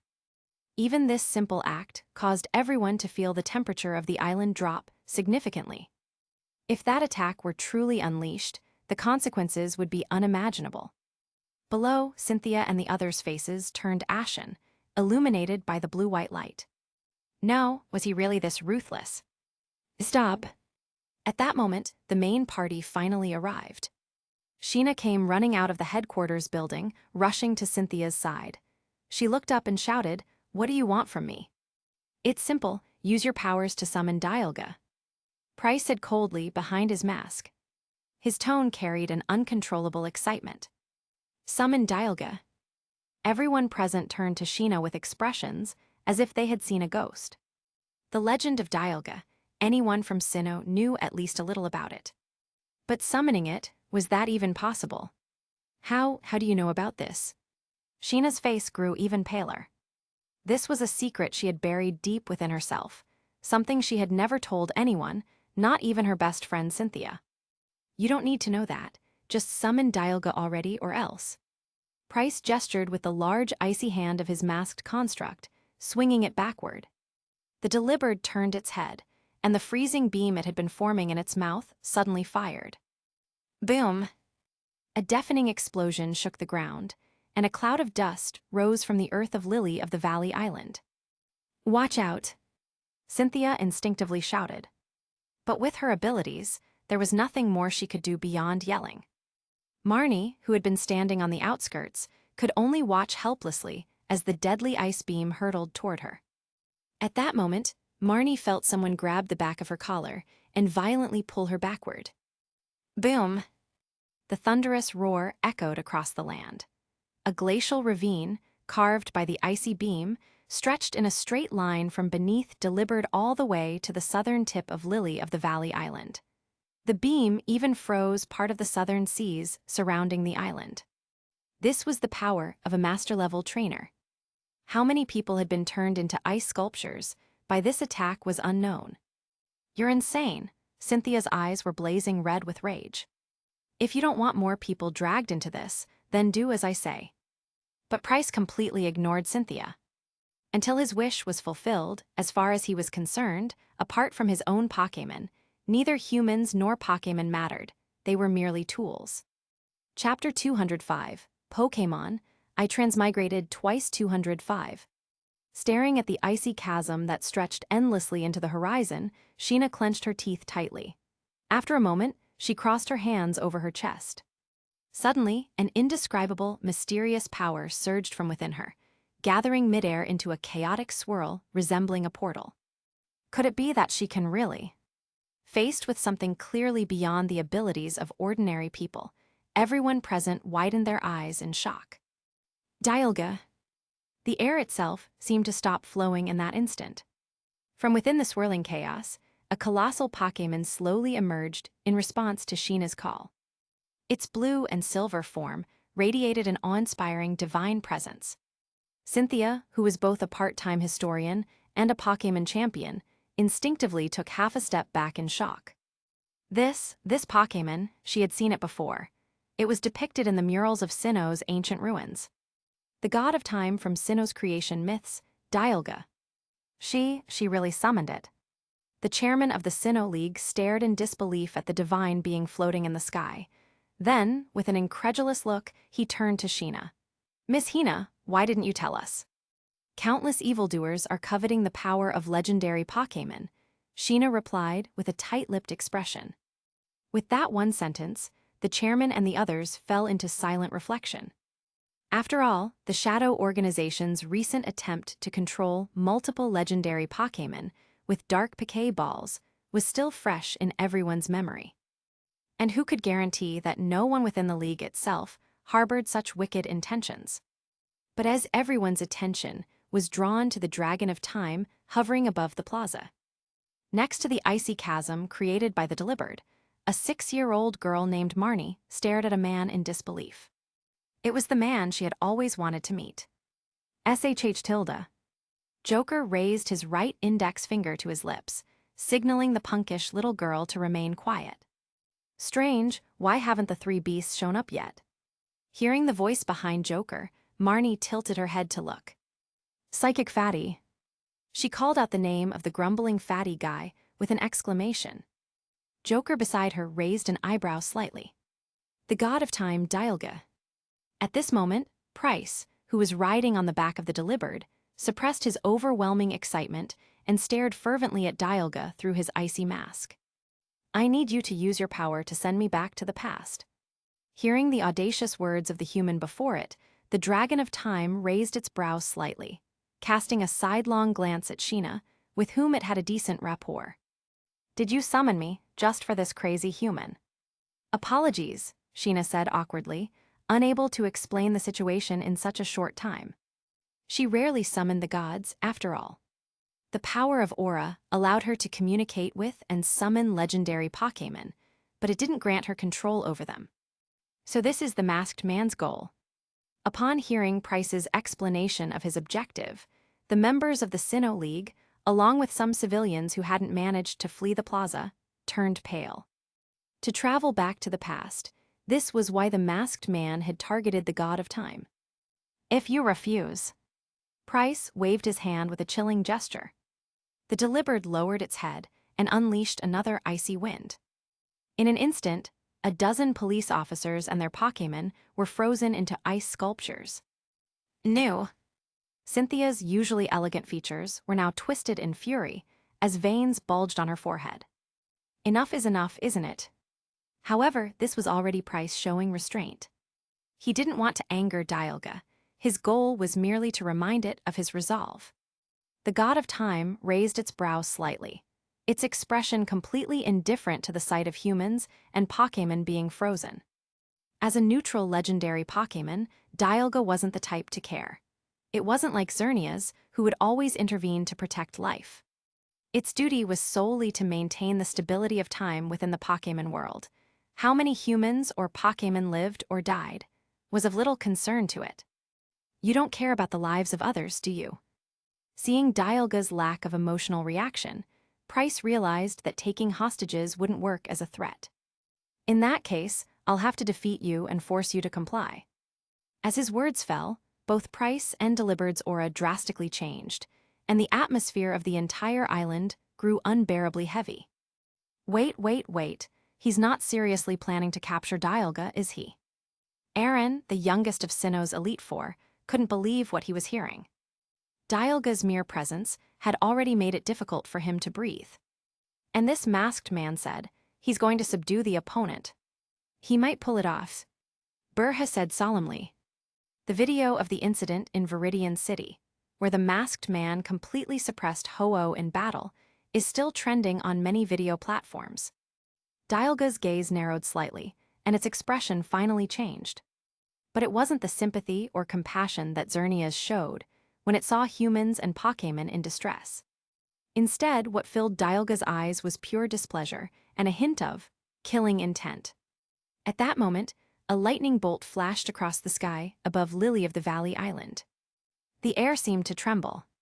A surge of dragon energy, blue and radiant, immediately coalesced in front of the mouth of the god of time. It was Dragon Pulse. Save them! Cynthia's face changed drastically as she shouted. Her first instinct was to protect the ice sculptures of the people frozen by the masked man. And almost simultaneously with Dialga's move, there was no fluctuation in Price's expression behind the icy mask. He simply tapped the back of Delibert's head lightly. Deliberate immediately understood his intention. The temperature across half of Lily of the Valley Island plummeted in an instant, an indescribable coldness gathering rapidly in Delibert's mouth. In that same instant, it unleashed its attack. Master-level Ice Beam versus the Dragon Pulse of a Tier 1 legendary Pokémon. In midair, an indescribable explosion erupted. Blinding light appeared as a single white point at the center of the collision between the two moves, and then it rapidly expanded outward. In an instant, the ground quaked violently. Every structure in the vicinity, including the towering Sinnoh League headquarters building, over 100 meters tall, was reduced to dust in the blink of an eye. Below, whether it was Cynthia, the Sinnoh chairman, Officer Jenny's reinforcements, or the civilians who couldn't escape in time, they all had the same thought running through their minds. Am I going to die here? Just as the blue and white shockwave was about to crash to the ground, a dark purple, nearly black, semi-transparent dome suddenly appeared out of thin air. It was as if Gara used sand to block Madara's Tengai Shinsei, isolating the dragon and ice energies above. Bertha is this, protect. Aaron, a black protect, the only one who could use this technique is. The moment Aaron said this, everyone present simultaneously thought of the same figure. A figure that haunted the hearts of everyone in the league like a nightmare. Boom! Suddenly, an ear-splitting roar resounded across the area. At the island's outermost harbor, tourists who had just arrived on Lily of the Valley Island for sightseeing found themselves staring in disbelief at the center of the island. At the heart of the island, a massive mushroom cloud was rising into the sky. And before their eyes, a crack in the ground was snaking its way toward them. Many tourists fell to the ground in terror. Fortunately, the deep and seemingly bottomless crack stopped just 10 meters away from the harbor. Even so, it was still overwhelmingly terrifying. At the center of the mushroom cloud, a man and a woman's voices suddenly rang out. Articuno Hurricane. Molter's Hurricane.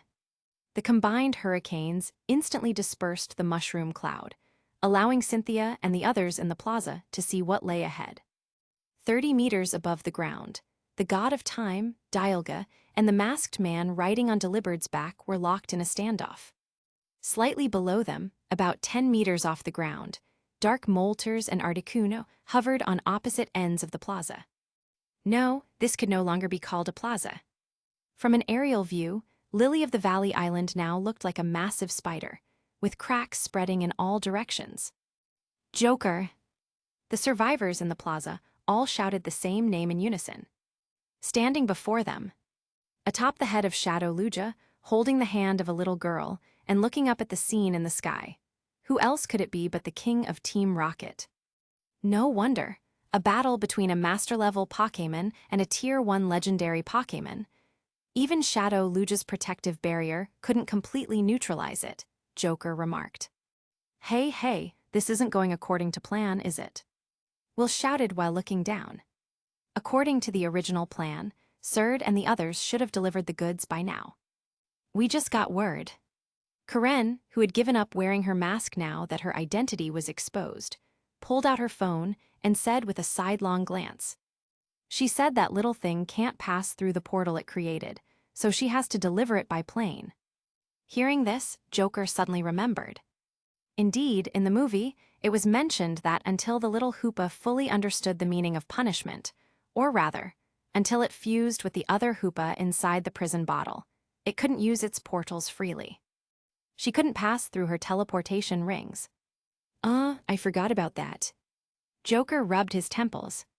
It'll take about 4 hours to fly here from Kalos, Karen said. What kind of joke is that?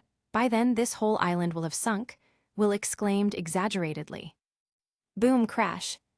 A deafening noise, as if crushing the very air, came from above. Dialga made another move. This time it was Roar of Time. The Delibird flapped its short little wings, narrowly dodging the Roar of Time, brushing past the attack. Compared to the little Swinub, which had put all its skill points into attack, Delibird's stats were much more balanced. It could be considered a jack-of-all-trades.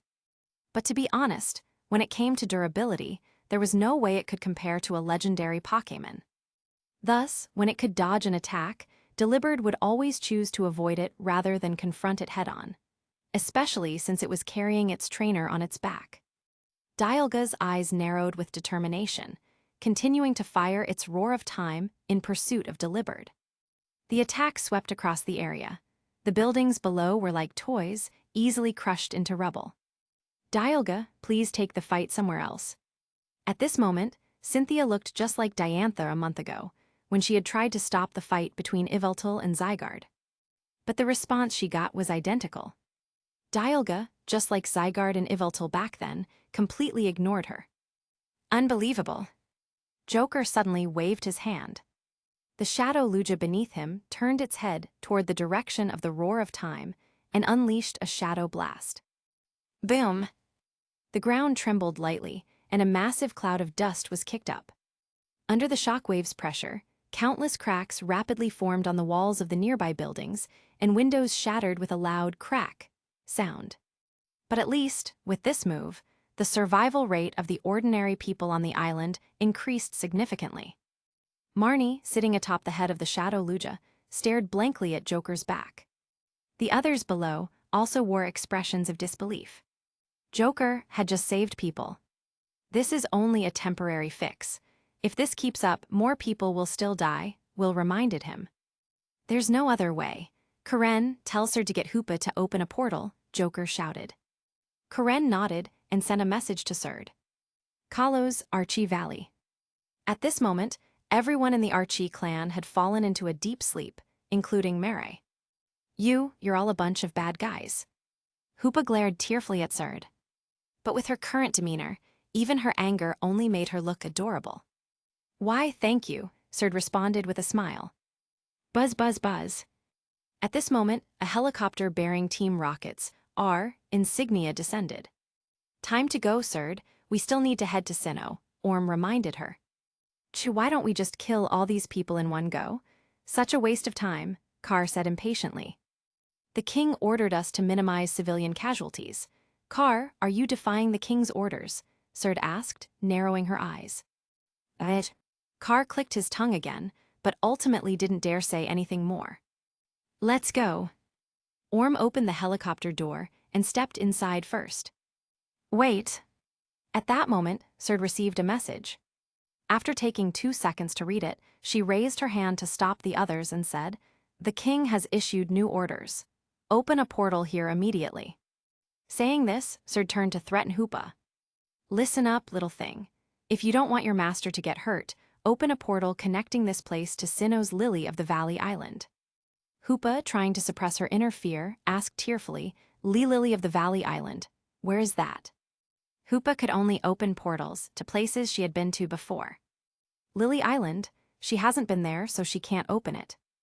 3 beasts. At Lily Island. Hearing the message from Serd, Joker shouted, "Just have that little thing open the door by following Dialga's aura." Hoopa has 2 ways to open portals. One way is like the move Fly, opening a portal to places it has been before. The other way is to sense the aura of a person or Pokémon, like Kakarot, and open a portal to their location. Hoopa uses this method to summon legendary Pokémon. As soon as Joker finished speaking, he felt 2 intense gazes from above. Looking up, sure enough, the Shadow Lugia had just acted. Its move had drawn the attention of both Dialga and Price. Dialga's gaze was filled with scrutiny and suspicion, as if asking, "Are you in cahoots with that ice wielder?" The black bird had just stopped Dialga's attack, so it was natural for Dialga to suspect that Joker and Price were working together. "Don't misunderstand. I just want to prevent too many people from dying at your hands. No worries, carry on. Beat him to death if possible," Joker said with a grin, pointing at Price. Price was furious upon hearing this. The moment he saw Joker appear, he had already guessed what Joker was planning. "So that's your scheme." "You." The enraged Price had just shouted one word when Karen and Will struck with lightning speed. "Burn out." "Ice beam." The 2 legendary birds attacked simultaneously. Seeing this, Delibird immediately fired a laser beam, blocking the 2 attacks. After a moment of stalemate, Delibird increased its power output. The combined attack from the 2 birds was pushed back toward them. Seeing this, Shadow Molters and Articuno flapped their wings and dodged the counterattack. Neither Karen nor Will seemed to care that their attack was missed. Their primary goal was merely to stop Price from saying things he shouldn't. At that moment, 3 golden rings suddenly appeared in the middle of the ruined plaza, rapidly expanding to the size of a door. Cynthia and the others were dumbfounded. What is this?" Even Dialga, who had been deciding which side to deal with first, froze momentarily. This thing looks a bit familiar." Joker slid down Shadow Lugia's back like skating on ice, holding Marnie in his arms. Pointing at the golden ring, he said, "Go in, quickly." "But..." Marnie hesitated, still wanting to watch the scene unfold. However, seeing Joker's solemn expression, even with the mask on, Marnie pursed her lips and nodded. Just as Marnie was about to step into the portal, the punk girl suddenly remembered something. She pulled out her phone from her bag and ran back to hand it to Joker. "Take my phone, okay?" After saying that, Marnie turned and jumped into the portal. Joker looked at the pink phone in his hand, complete with a tiny figurine of himself as a charm, and didn't know what to say. "She's got a terrible personality, but that girl's pretty cute, don't you think?" Will said with a wink. "Shut up, get to work," Karen scolded. "What are you standing around for? Let's go," Joker said, gesturing towards the golden ring as he addressed Cynthia and the others. Everyone exchanged glances. In the end, Cynthia seemed to think of something and stepped forward, shouting, "Carry the wounded inside and bring the island's citizens as well. Quickly." Hearing the champion's command, no one hesitated any longer. Bertha, Aaron, and the others called out their strong Pokémon, like Nidoking and Drapion, to carry the frozen Flint, Lucian, and many other casualties into the Golden Ring. At the Archie Valley. Seeing more and more Sinnoh residents emerging from the portal, Team Rocket's 3 beasts were stunned. "Holy crap, this ability is way too convenient." "You're Team Rocket." Just stepping through the portal, Aaron and Sheena locked eyes with the Rocket trio and were startled. Bertha, however, didn't seem surprised at all. "Joker is here, and with other Team Rocket members around, what's so strange about that?" But the key question is, where is this? I can't sense the presence of Dialga, Shadow Lugia, or any of those powerful legendary Pokémon at all. Is this still Sinnoh? The people of Lily of the Valley Island are rushing into the Golden Ring. However, Cynthia has no intention of leaving. She just keeps staring intently at that silhouette. Who exactly are you? Chapter 206, Pokémon, I Transmigrated Twice 206. Huff, huff, that was close, I almost lost my life. By the way, where is this place? Dad's mom, where are you? What's going on, and who's that crazy ice user? Oh my goodness, Team Rocket. As more and more citizens of Lily of the Valley Island passed through the Golden Ring, the entire Archie Valley descended into chaos. Because the situation was becoming increasingly uncontrollable, Serd had no choice but to squint and look towards Aaron, Bertha, and the others. If it were the Kanto Elite Four, chances were they wouldn't bother with anything else. They'd simply unleash their Pokémon and attack Team Rocket's 3 beasts on sight. However, although the Sinnoh Elite Four were less skilled in combat, they were undeniably calmer and more composed compared to Kanto. The Ground-type Elite Four, Bertha, immediately stepped forward and shouted, "Everyone, please calm down. This is a shelter prepared by the League for your safety. You are now safe here. Please remain calm, do not wander around, and leave everything to the League." Hearing these words, the panicked citizens of Lily of the Valley Island gradually calmed down. Meanwhile, the native residents of the Archie Valley, including Mary, began waking up one after another amidst the noise. Seeing her home turned into a marketplace by this crowd, Mary was completely stunned. How long did I sleep? What's going on now? That golden ring, it was something belonging to Hoopa. And Serd was standing there with Darkrai right beside Hoopa, which indicated that Team Rocket had forced Hoopa to do this. What do they want to achieve? Mary pursed her lips in contemplation for a moment before deciding to contact her brother Berez. While Mary was reaching out to her brother, Bertha and Aaron had already contacted the League's higher-ups in various regions.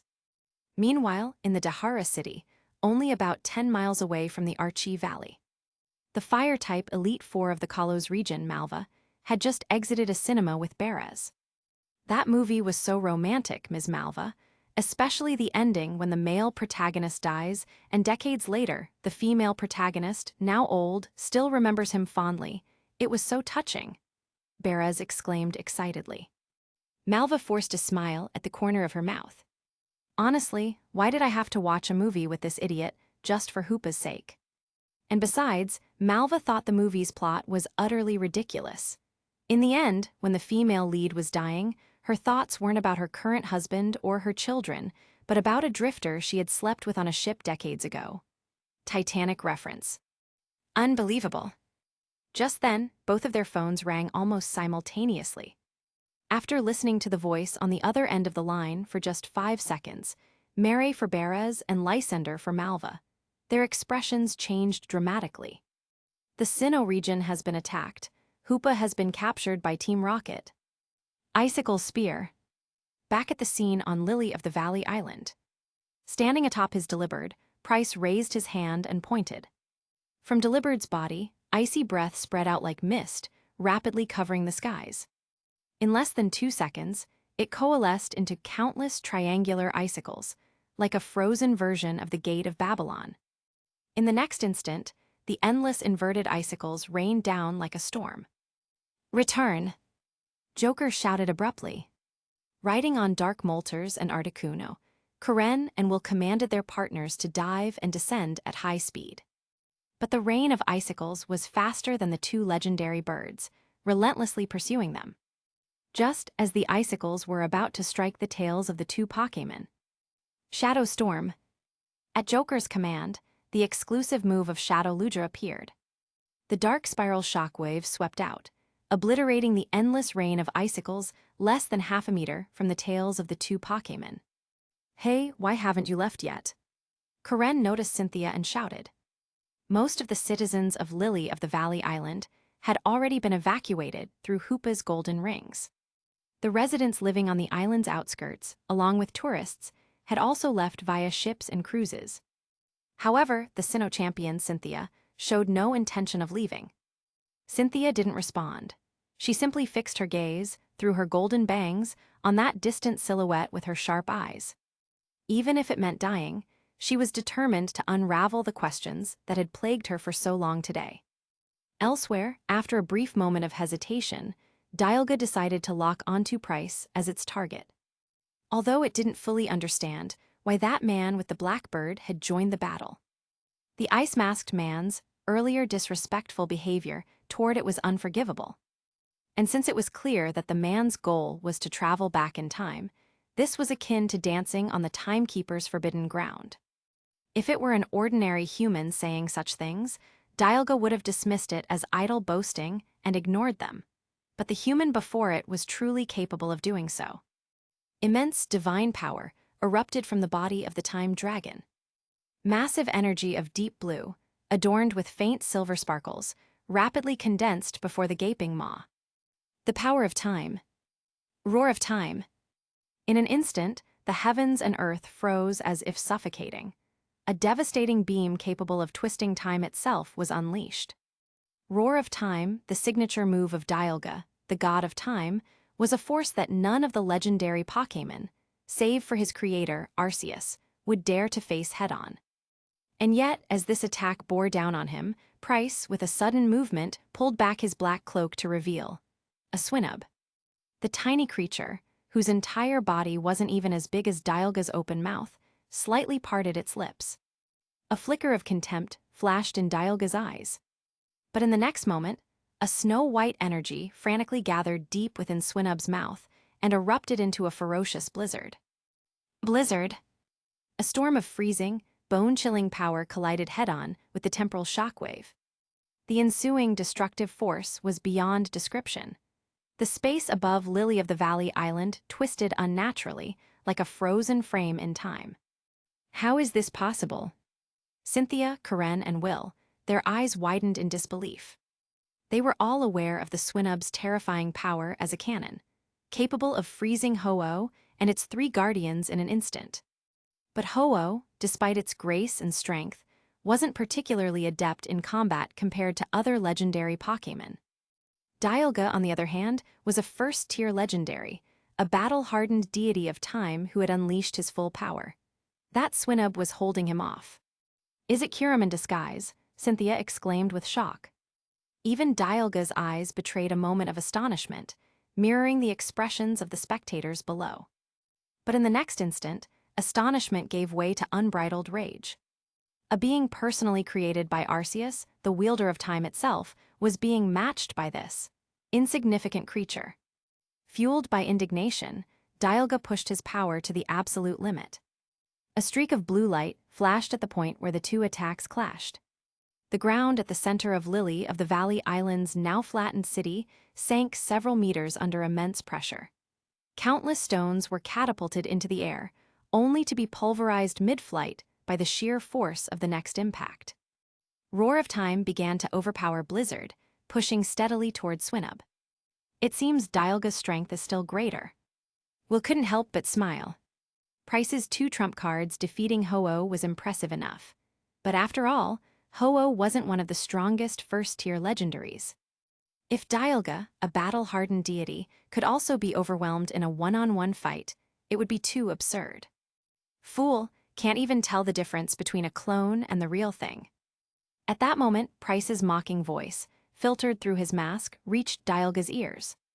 Dialga, who had poured all his power into Roar of Time, raised an eyebrow as the attack closed in on Price and his Swinub.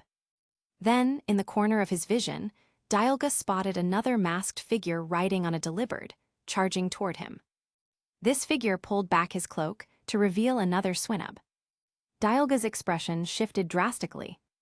The words from earlier echoed in his mind, clone and real body. Could it be the opponent standing before him was merely a clone? Hesitating for just a moment, Dialga abruptly turned and redirected Roar of Time toward the masked figure on his left. The devastating beam struck with precision, swallowing the masked figure, the Delibird beneath him, and the Swinub in his arms. Only the masked figure's head remained, tumbling through the air. But before it could hit the ground, it dissolved into ice shards, scattering in the wind. An ice clone. Cynthia's face paled in realization. Indeed, this was Price's signature technique, ice clone. He frequently created ice clones to spar with his own Pokémon, and even elite trainers struggled to distinguish his clones from the real him. If Dialga had taken the time to sense carefully, he might have noticed the difference.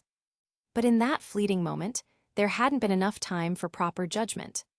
Mistaking the ice clone for the real body, Dialga had shifted his attack, leaving himself vulnerable. "This is the power of a top-tier trainer aiding their Pokémon," Joker commented. In the original tale, the three beasts, Entei, Reiku, and Suicune, had chosen trainers like LT. Surge, Blaine, and Misty as temporary partners to combat Price and rescue their master, Ho-Oh. Even they knew that their strength alone wasn't enough to contend with this terrifying human. They needed trainers worthy of their power to stand beside them. Double Blizzard. Seizing the brief opening, Price gave the order, unleashing simultaneous Ice-type ultimate moves from his two trump cards. Whoosh, whoosh. In an instant, the entirety of Lily of the Valley Island was transformed into a frozen wasteland. From the towns to the surrounding seas, as far as the eye could see, the world was blanketed in the icy whiteness of snow and frost. You should know that in the game, the Plasma team only used HAREM to freeze Oplucid City in Unova. However, with just two combined moves, Price not only froze an area equivalent to Oplucid City on Lily of the Valley Island, but also froze the surrounding sea.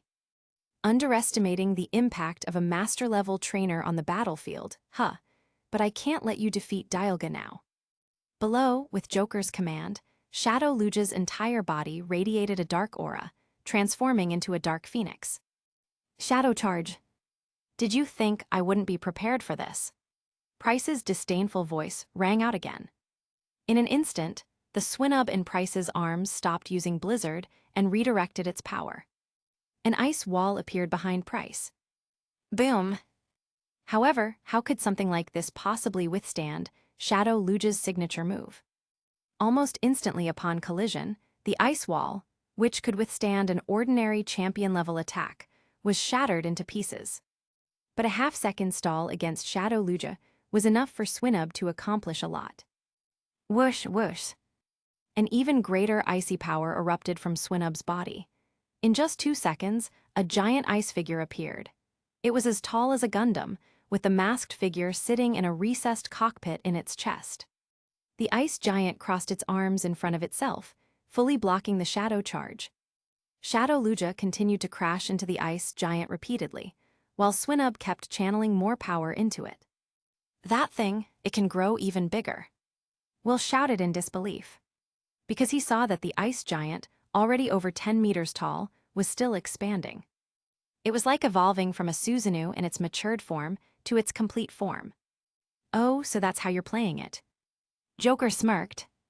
In the original story, during Price's final battle with the protagonist's group, because Swinub, acting as the artillery, couldn't take on multiple opponents at once, Price created ice giants matching the number of the protagonist's group to fight them. But when facing only one opponent, Swinub could naturally focus all its power on creating a much larger ice giant. In the blink of an eye, the ice giant swelled to a height of over 30 meters, as colossal as a Dynamax Pokémon, and grabbed Shadow Luja in its arms. It slammed Shadow Luja hard into the ground. However, just before the impact, Shadow Luja opened its mouth again. Shadow Vortex. How much longer until we reach Lily of the Valley Island? On a small private jet bearing the Devon Corporation logo, Lance shouted impatiently with a dark expression. At our current speed, probably another 15 minutes, Stephen replied.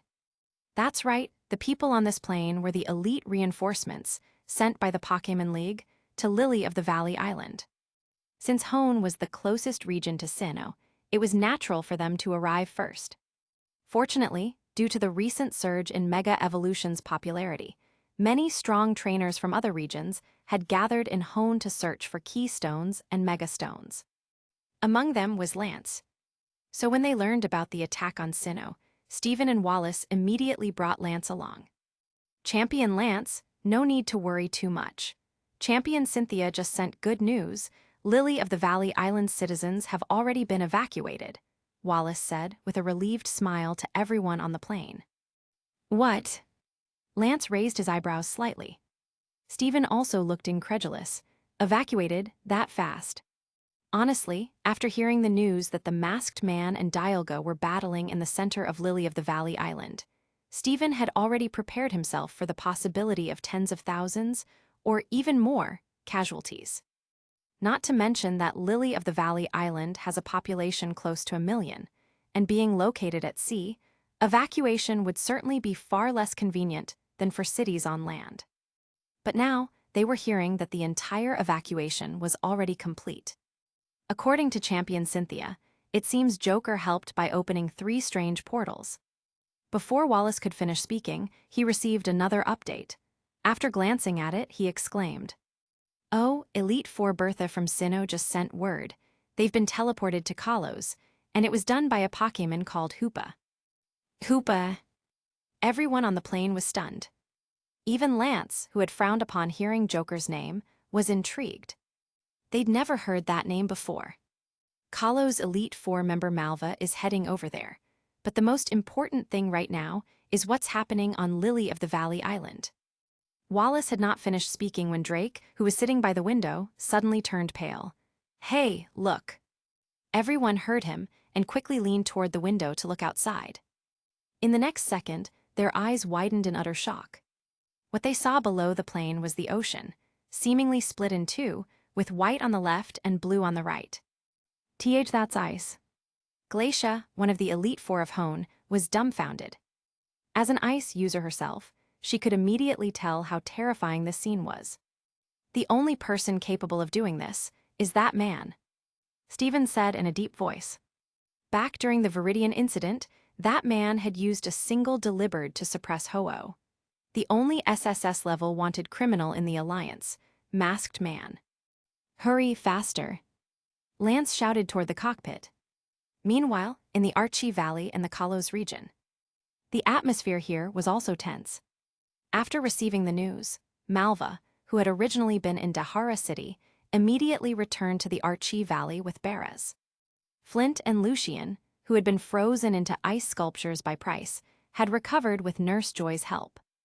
Now, the Sinnoh Elite 4 were in a tense standoff with the Team Rocket trio beasts.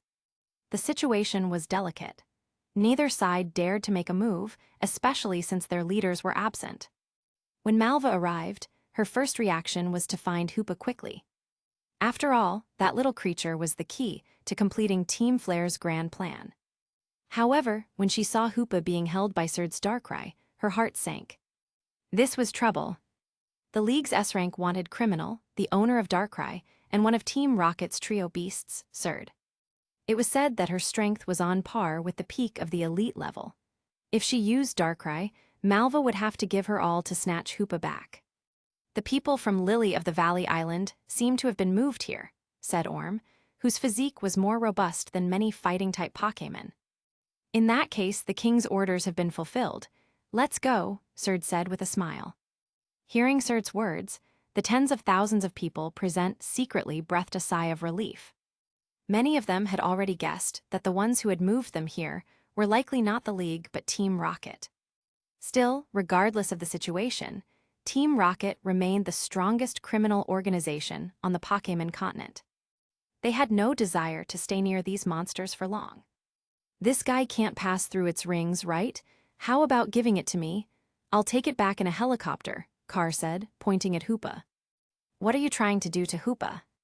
Mary could no longer sit back and immediately stepped forward to reprimand them. "Don't you dare touch it." Bertha and Aaron, who had remained cautious earlier, suddenly became aggressive, summoning their Nidoking and Drapion. If the trio beasts showed any intention of taking Hoopa, they would not hesitate to fight. After being transported to the Archie Valley, they had witnessed Hoopa's powers firsthand. To say the least, the little creature seemed harmless. But its abilities were extraordinary. If Team Rocket got their hands on it, the Sinnoh Elite 4 could not even begin to imagine the horrors they would unleash. Even if it meant fighting here, they had to stop them.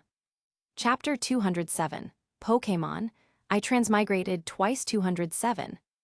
Hundreds of thousands of people who had been transferred from Lily of the Valley Island to the Archie Valley held their breath, not daring to exhale too loudly. The timid ones cowered in the corners of the village, trembling, while the braver ones merely swallowed nervously, watching the two opposing groups locked in confrontation. Infernape. Gallade. Two elite-level Pokémon emerged from their Piquet balls, released by Flint and Lucian, who had just recovered from being frozen in ice.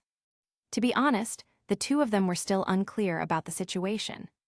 But upon seeing their colleagues Bertha and Aaron in a standoff with others, and noticing the striking R insignia on the uniforms of Surd, Carr, and Orm, they didn't need to ask any questions to know what to do.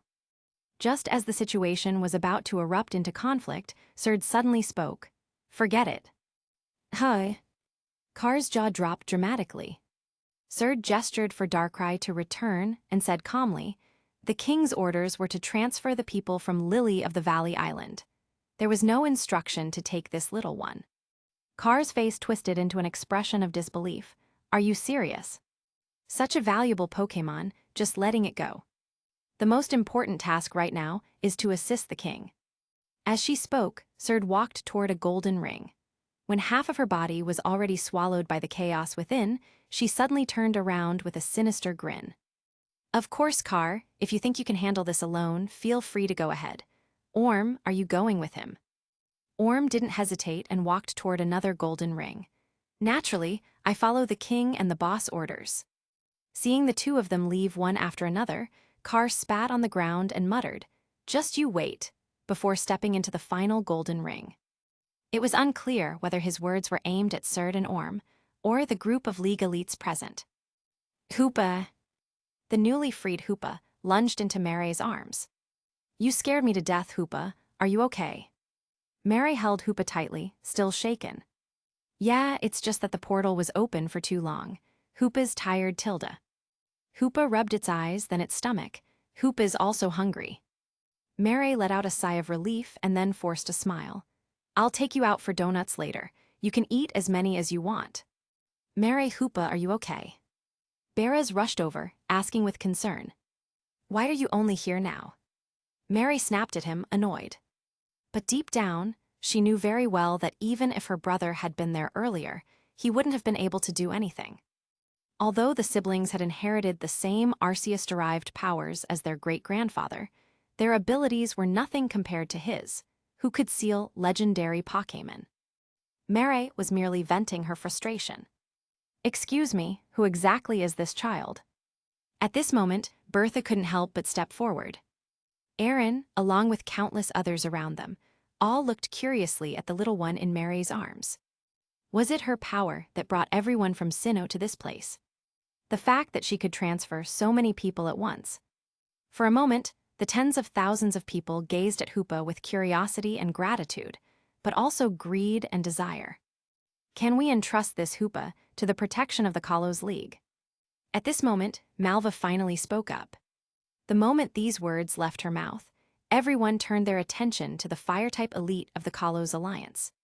Flint, who also used fire types, had already been briefed by Aaron on the sequence of events. Hearing Malva's suggestion, he nodded in agreement and said, "That does make sense. The Team Rockets are aware of this little one's existence. It would be better to let the League protect her than to leave her here." After all, something similar had already happened in the Sinnoh League. When they learned about the existence of the Jewel of Life, didn't they move Sheena and the Jewel to Lily of the Valley Island? "Beraz, what do you think?" Seeing Mary hesitate, Malva immediately turned her attention to Beraz. This does make some sense." Under Malva's gaze, Beraz stammered. Mary rolled her eyes in annoyance. Her earlier outburst wasn't just due to the upheaval in her homeland or dissatisfaction with her brother, the village leader, for being absent. It was also because she couldn't stand Beraz's sycophantic behavior. After gaining Beraz's support, Malva turned her gaze back to Mary. "Little Mary, what do you think?" "Who are you calling little?" Mary retorted internally. After 2 seconds of silence, she coldly replied, "Elite Malva, it doesn't seem like you can protect Hoopa." The moment these words were spoken, at least 10,000 people collectively gasped. Was she being that blunt? Above the frozen waters, surrounding Lily of the Valley Island. "Watch out!" Winona suddenly shouted from her seat by the window. Looking out through the window, they could see Lily of the Valley Island trembling slightly below. Waves of swirling black and white energy erupted outward, shattering the ice over the sea. But before long, frost breath swept across the area, forming new layers of ice. One of the shock waves, however, was heading straight for the plane. Boom! A deafening explosion echoed. In Winona's wide-open eyes, the plane was caught in the blast, and flames surged into the sky. The plane is going to crash. Seeing this, Drake acted without hesitation, pulling open the cabin door and shouting against the chaotic turbulence. "No choice, summon your flying Pokémon and get out of here." With that, Drake was the first to leap out, tossing a piquet ball midair to release his salamence. Following him, Lance summoned his Dragonite, while Steven deployed his Metagross, trailing close behind. It reached this far. Winona couldn't believe her eyes. They were still several miles away from the island. Thud! At the center of the battlefield, the god of time staggered, dropping to one knee. Although Joker's intervention had prevented him from taking the full brunt of Price's double blizzard, he was still completely struck by the blizzard from the delivered. The relentless cold was sapping his strength, leaving him in a dire state. Shadowluja Hurricane, Umbreon Sacred Fire. As soon as the Umbreon Joker summoned appeared in a flash of white light, it transformed into Entei, releasing golden flames from its mouth. These flames were identical to the sacred fire of Ho-Oh, the master of the three legendary beasts. Shadowluja followed up with Hurricane, amplifying the flame's intensity. This was the most powerful fire-type move Joker's current team could muster. In the next instant, the ice giant created by the Swinub suddenly extended 2 additional arms, taking on a 4-armed form resembling Machamp. But that wasn't all. 2 of the arms quickly raised massive shields, combining them to block the fiery hurricane. "Steven, if you want my life, it won't be that easy." Price sneered coldly, his voice booming. The moment he spoke, Cynthia's expression below changed drastically. Her suspicions were correct. "You bastard." Hearing Price call out the real name, Karen couldn't help but curse. A single bead of cold sweat slid down Will's face as he glanced downward and chuckled nervously. "Well, the silver lining is that there's only one outsider here to witness this.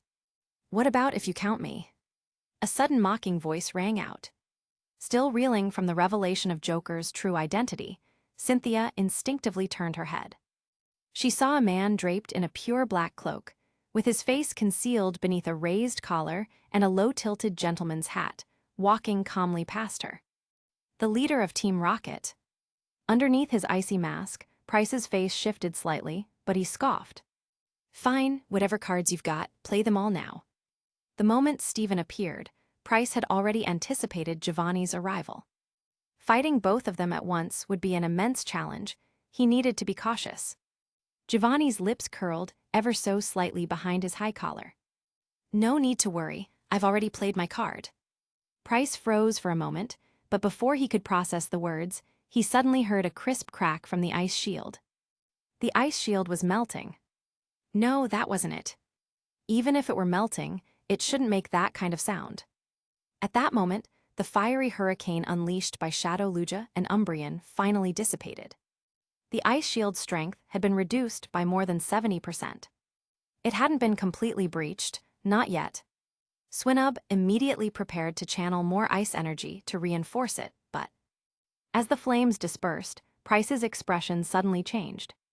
Because standing before the now-thin ice shield was a Pokémon he had never seen before. A mysterious Pokémon, entirely black, with gold-red magma-like highlights at the tips of its tail and shoulder spikes. Its humanoid body was feline-like in its head structure, bearing traits of many cat-like Pokémon. At this moment, its right fist was poised for a punch. Without a doubt, the sharp cracking sound he'd heard earlier had been its doing. "Aura Sphere."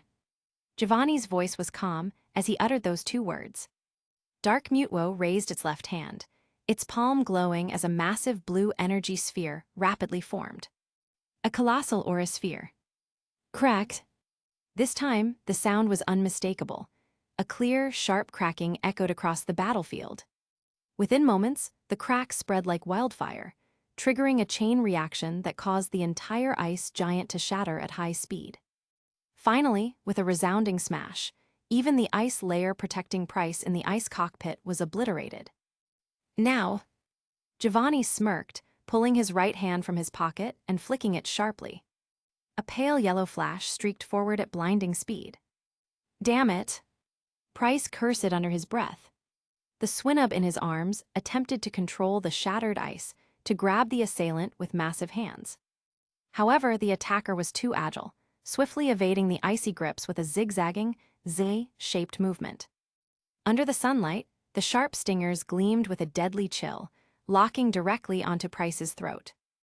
Chirp!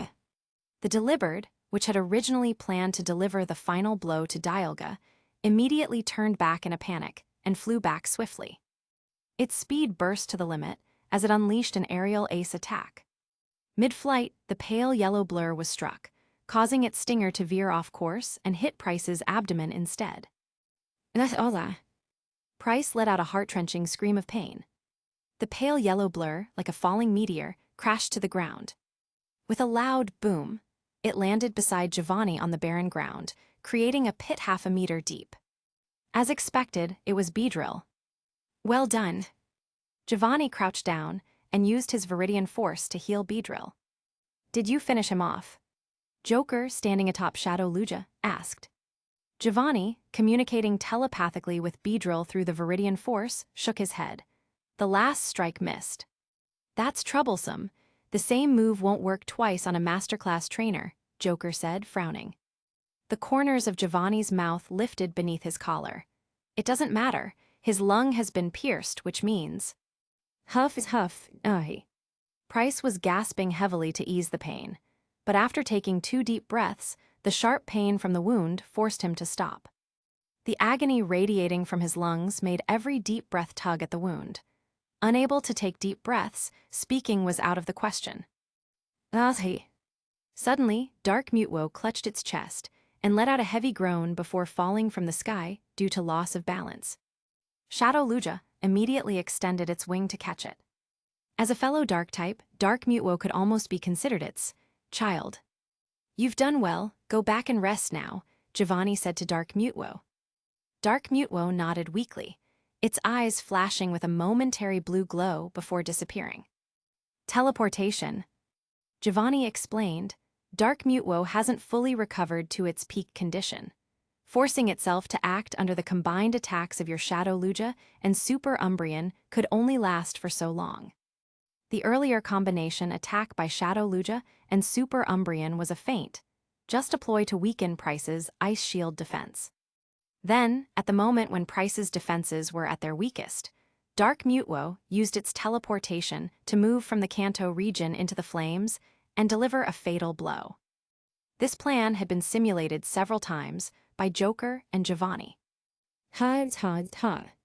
Price continued panting, while the Delivered quickly used ice to freeze his wound, preventing it from worsening. This allowed him to take deeper breaths, though speaking was still a struggle. Very good. Now, all we need to do is focus our attacks on the trainer. The Delivered and the Swinub won't be able to perform at their best, Giovanni said confidently, certain of his impending victory. Although the Delivered and Swinub still had the strength to fight, with their trainer injured, as long as they targeted Price, those 2 masterclass Pokémon would undoubtedly be distracted. You. Cynthia was about to speak when she suddenly felt a tightness around her throat and her right hand being restrained from behind. Turning her gaze slightly to the left, she saw it was Karen. Steven, this one has overheard things they shouldn't have, Rika said to Joker. What should we do, should I? Stop. At that moment, a voice shouted angrily from a distance. Everyone turned to look. Lance Stephen Wallace, a group of League elites, primarily the Hone League's top trainers, had arrived. Release Miss Cynthia. Riding on the back of a massive Skarmory, carrying Glacia with her, Winona pointed at Karen and shouted. What's going on here? No, before that, we need to figure out how to save Champion Cynthia, Stephen muttered to himself, quickly analyzing the situation in his mind. You're here too, perfect. Allow me to send you off with my new power. For the first time, Lance didn't focus his attention on Joker. His bloodshot eyes glared at Giovanni with rage. It was this scum who had harmed his Dragonite. Joker! Karen turned to Joker again, her tone changing as more outsiders arrived. Let her go, Joker said after a brief moment of thought. Karen was surprised. Will added, are you sure about this? Yes, release her, Joker said with a nod. Although reluctant, Karen slowly released her grip. As she let go, she gave Cynthia a shove, pushing her forward. Miss Cynthia. Winona immediately hugged Cynthia and supported her, asking, Are you all right? Cough cough tilde. Cynthia coughed twice, her gaze complex and filled with emotion as she looked at the man opposite her. I'm fine. Joker, with his back to the League reinforcements, turned toward Price and said, Our primary target now is the masked man. He must not leave this island alive. That's right. At that moment, a strange, androgynous voice chimed in. Serd appeared, accompanied by a foolishly grinning Orm and Carr who looked incredibly displeased. With a cheerful smile, Serd said, How about it, members of the League? Would you consider teaming up with Team Rocket? After all, this is an SSS-level fugitive, and he stirred up such a huge mess. Surely you'd like to get rid of him too, right? Hearing this, Stephen and the others hesitated. To be fair, Serd's suggestion did make some sense. What a joke. Before rational figures like Stephen or Wallace could respond, Lance erupted in anger. The masked man is evil, and Team Rocket is also evil. They're both vermin and naturally, we should wipe them out all at once. To be honest, if Giovanni weren't present, Lance might not have outright agreed with Serd's proposal, but would likely have chosen to stand by and watch. However, Giovanni's presence changed everything. Take him down, Hiatus. Without waiting for the others to respond, Lance immediately sent out his current main Ace Pokémon, which had replaced his iconic Dragonite. The massive Hiatus roared furiously as it glared at its target as if declaring, I will avenge my brothers. Sigh. Giovanni exhaled deeply, a brainless brat. Are you sure you're okay, old man? Joker, still facing away from Giovanni, spoke up. After all, Mutewo can't fight anymore. In truth, Dark Mutewo's condition had not yet fully recovered, and its participation in this battle had been forced. After all, the opponent was the only living master-level trainer of this era. Taking some risks was unavoidable. Fortunately, the plan had succeeded. But now, Dark Mutewo was also out of action. A brat driven by anger like him is too easy to deal with. You just focus on sending that old fossil to the afterlife. Giovanni chuckled faintly. You're pretty confident, aren't you? Lance's lips curled into a smile, filled with killing intent, as he rolled up his sleeve. Revealed on his wrist was a bracer embedded with a keystone. Giovanni's eyes flickered slightly. In the next second, Lance placed his left index finger on the keystone. Instantly, rainbow-colored light erupted simultaneously from Lance's keystone and Hiatus's body. It was just like the performance battle in Alola, where Stephen's Metagross and Diantha's Gardevoir had showcased their mega evolutions. So it's Hiatus, huh? Joker thought to himself. In his past life, while playing the Let's Go games, Lance indeed used Mega Evolution. However, his Mega Pokémon back then was Charizard X. To be honest, the dragon-like Charizard X better matched Lance's aesthetic. But given Lance's current situation, Mega Hiatus was the more logical choice. After all, Charizard was only a second-string Pokémon in Lance's team, while Hiatus was second only to his former ace, Dragonite. Now, with the added power of Mega Evolution, Mega Hiatus could rival or even surpass his former ace. Chapter 208, Pokémon, I Transmigrated Twice 208. Did you think gaining Mega Evolution would make you my equal? Seeing the already massive Hiatus expand even further in size after Mega Evolution, Giovanni's lips curled slightly beneath his high collar in a mocking sneer, his disdain evident. Go! Giovanni flicked his hand forward. Facing the Mega Hiatus, a Pokémon tens of times its size, the Beedrill showed no sign of fear. Its twin needles shot forward to attack. "Crunch it, Gyarados," Lance commanded coldly. The Mega Gyarados opened its gaping maw, its fangs appearing as if coated in dark, ominous energy, like a weapon infused with sheer destructive force. It bit down with incredible ferocity, creating a sound akin to a sonic boom as its massive fangs collided with such force that even the air itself seemed to explode. However, the Beedrill executed a swift, zigzag maneuver. The fangs of the Mega Gyarados grazed just past the Beedrill's wings, narrowly missing.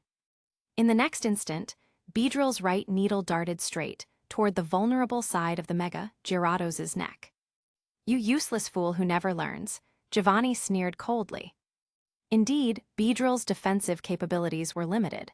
To be precise, bug-type Pokémon were naturally lacking in defense. This was an innate trait that Giovanni could not change. But that was only relevant if you could land a hit. Using its extraordinary agility and ghost-like speed, Giovanni and his Beedrill had taken down countless strong opponents, including, during that battle at the Indigo Plateau, Lance's ace Dragonite. "Scald," Lance barked. Hearing Lance's command, Giovanni's expression, hidden beneath his hat and collar, grew even more scornful. Sure, Gyarados had grown larger after Mega Evolution. Its attack and defense had increased significantly. But it was also clear that it had become more cumbersome. Now, his Beedrill was already at the back of the Gyarados' neck. Did Lance think it could turn around and launch a long-range attack? Ridiculous. But what happened next left Giovanni visibly shocked for the first time. As the Beedrill's needle closed in on its target, the Mega Gyarados' scales lifted, revealing a series of pores beneath. At the last possible moment, with the needle mere inches from its throat, scalding hot water erupted from the pores, steaming and hissing as it sprayed out. The force of the water acted as a counter-thrust, allowing the Mega Gyarados to suddenly slide several meters to the side, narrowly avoiding the Beedrill's strike. Not only did the Gyarados evade the attack, but the boiling water also shot directly at the incoming Beedrill. The Beedrill's eyes widened, and it quickly crossed its twin needles in front of itself to block the attack. Even so, the force of the water sent it flying several meters back. "What was that?" Giovanni frowned deeply.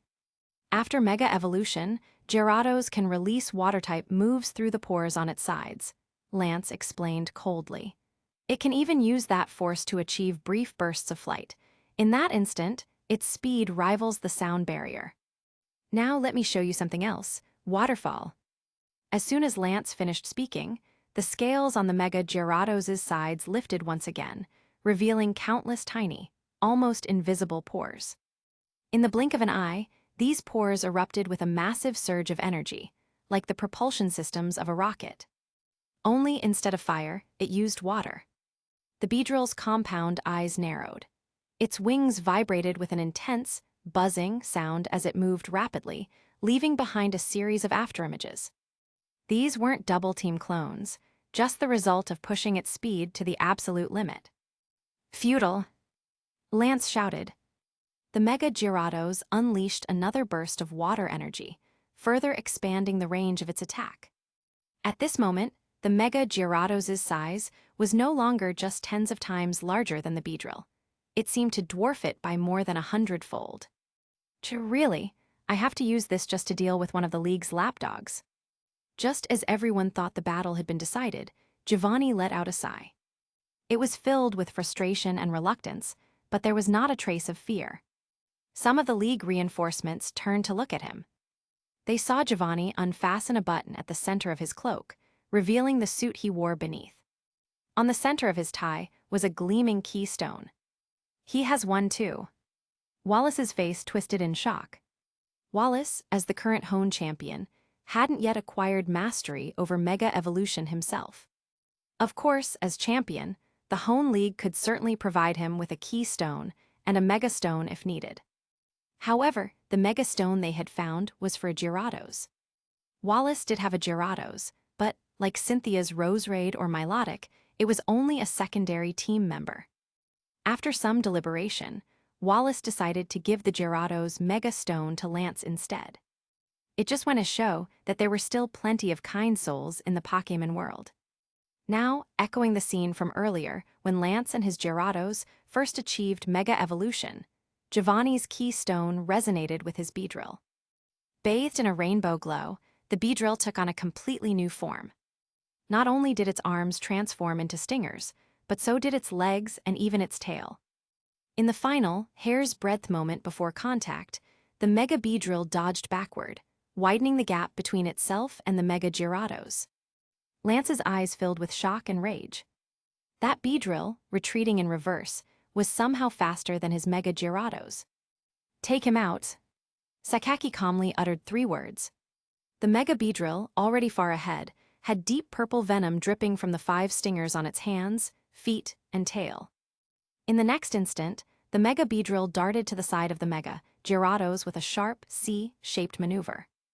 Pierce. This time, the stinger finally sank into the neck of the Gyarados.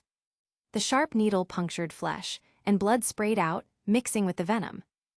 "Gyarados!" Lance shouted urgently. "Roar!"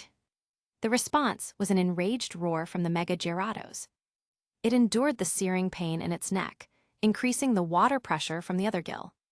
Its massive body swung sideways, aiming to crush the Beedrill beneath it. The scene resembled a toppling tank trying to squash a grasshopper on the roadside. Giovanni's pupils contracted slightly. Without hesitation, he commanded, "Beedrill, retreat." A flash of yellow light streaked by as the Mega Beedrill retreated to a position 100 meters away in the blink of an eye. With a thunderous crash, the Mega Gyarados slammed into the ground. A jagged crack extended far into the distance, and water surged out from the ground. The sheer power of the move was evident. A lunatic, both the man and the Pokémon. Giovanni muttered softly. Meanwhile, Joker, along with his Shadow Lugia and Umbreon, rushed toward Price in the sky. Even if he uses ice to stop the bleeding, without immediate treatment, he'll die in half an hour. This thought surfaced in Joker's mind. He briefly considered playing for time, but quickly dismissed the idea. Against such a dangerous opponent, it was best to settle things quickly to avoid unnecessary risks. Then, Lugia Dark Weather. At Joker's command, the Shadow Lugia beneath him spread its wings wide, channeling its power into the blue and white sky. In an instant, dark clouds shrouded the skies over the island, and a sinister black and purple downpour began. This was Shadow Lugia's exclusive move, Dark Weather. It transformed the weather into a dark aura, enhancing the power of dark-type moves while causing the life force of non-dark Pokémon to rapidly decrease over time. Not this again. Steven, Cynthia, and the others who had already witnessed this move at the Indigo Plateau frowned deeply, instinctively clutching their chests or temples. They hoped this would ease the overwhelming discomfort surging within them. The effect wasn't limited to Pokémon, it affected humans too. And Joker's objective in using this move was clear. Cough coughs. Under the influence of the dark aura, Price coughed violently. A mouthful of blood sprayed out, staining the inside of his icy mask. Damn it! At this point, Price could no longer hide his true identity. He ripped off the bloodied ice mask and flung it away. That man is. When everyone saw Price's face, the elite trainers of the Hone League below were utterly dumbfounded.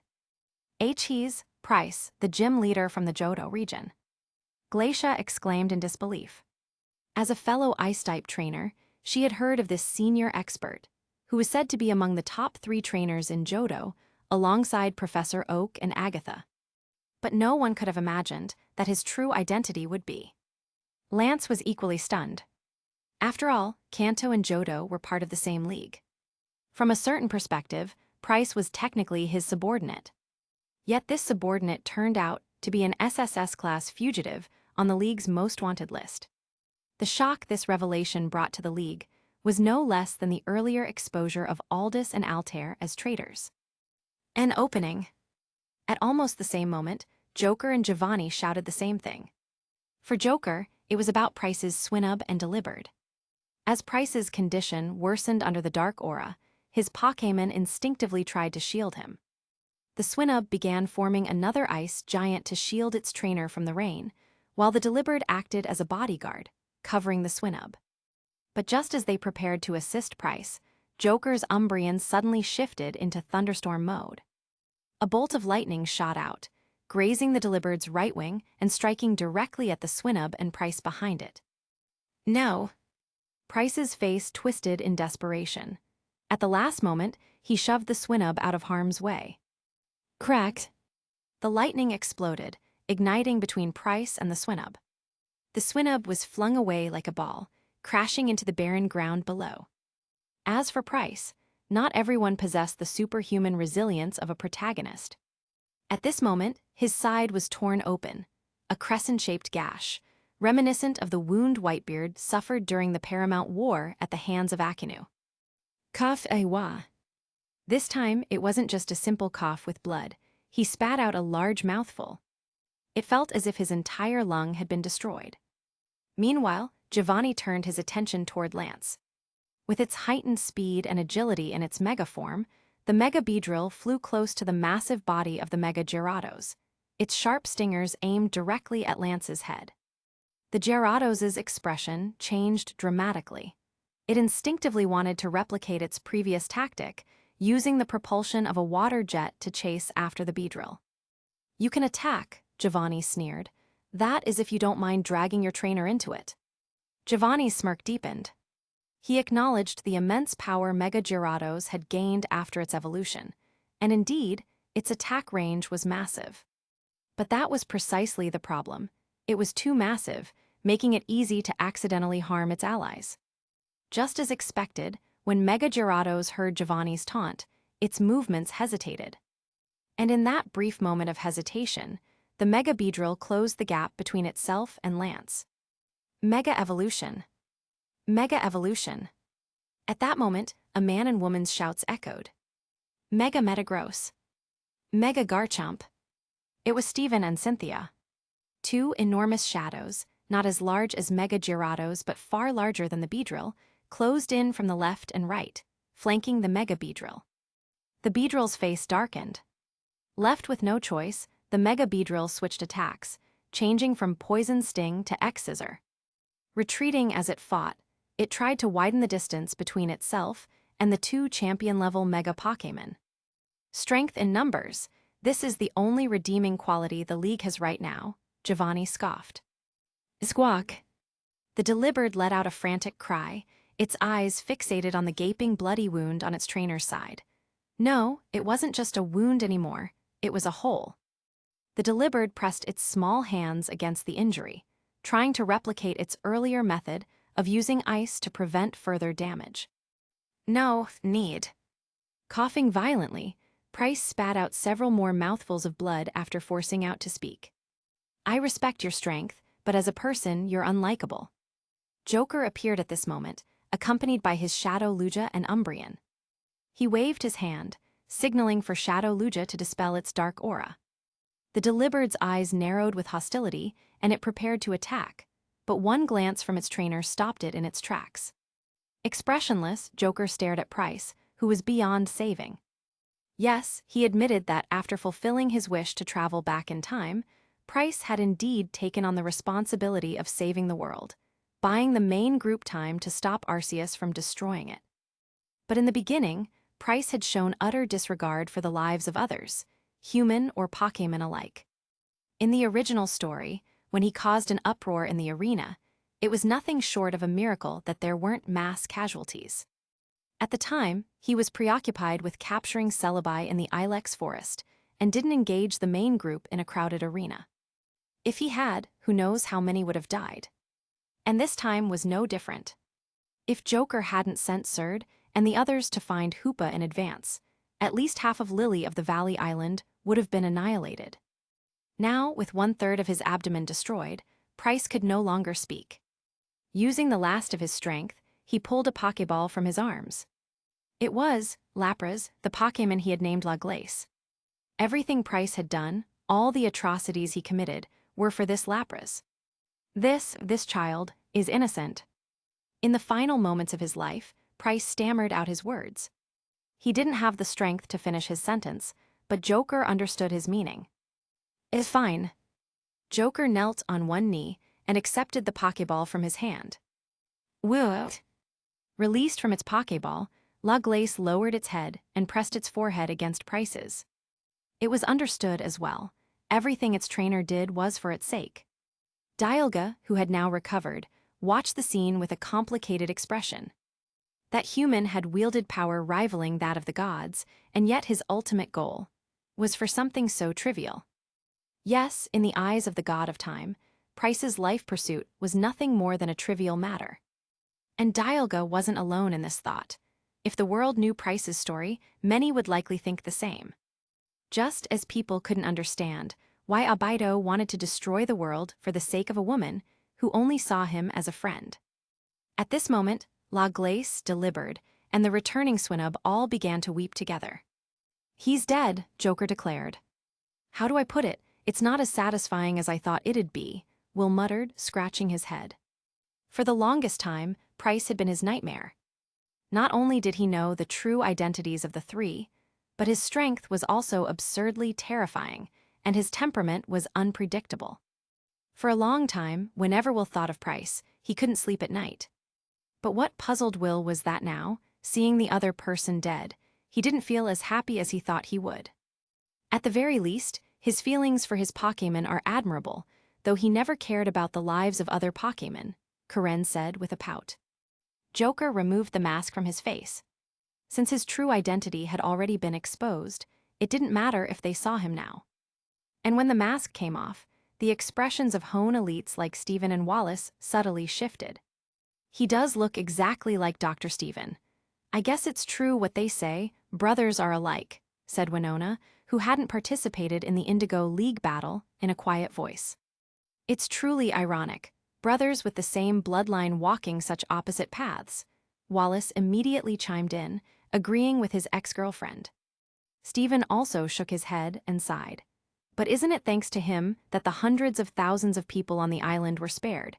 It shows that he still had some conscience left."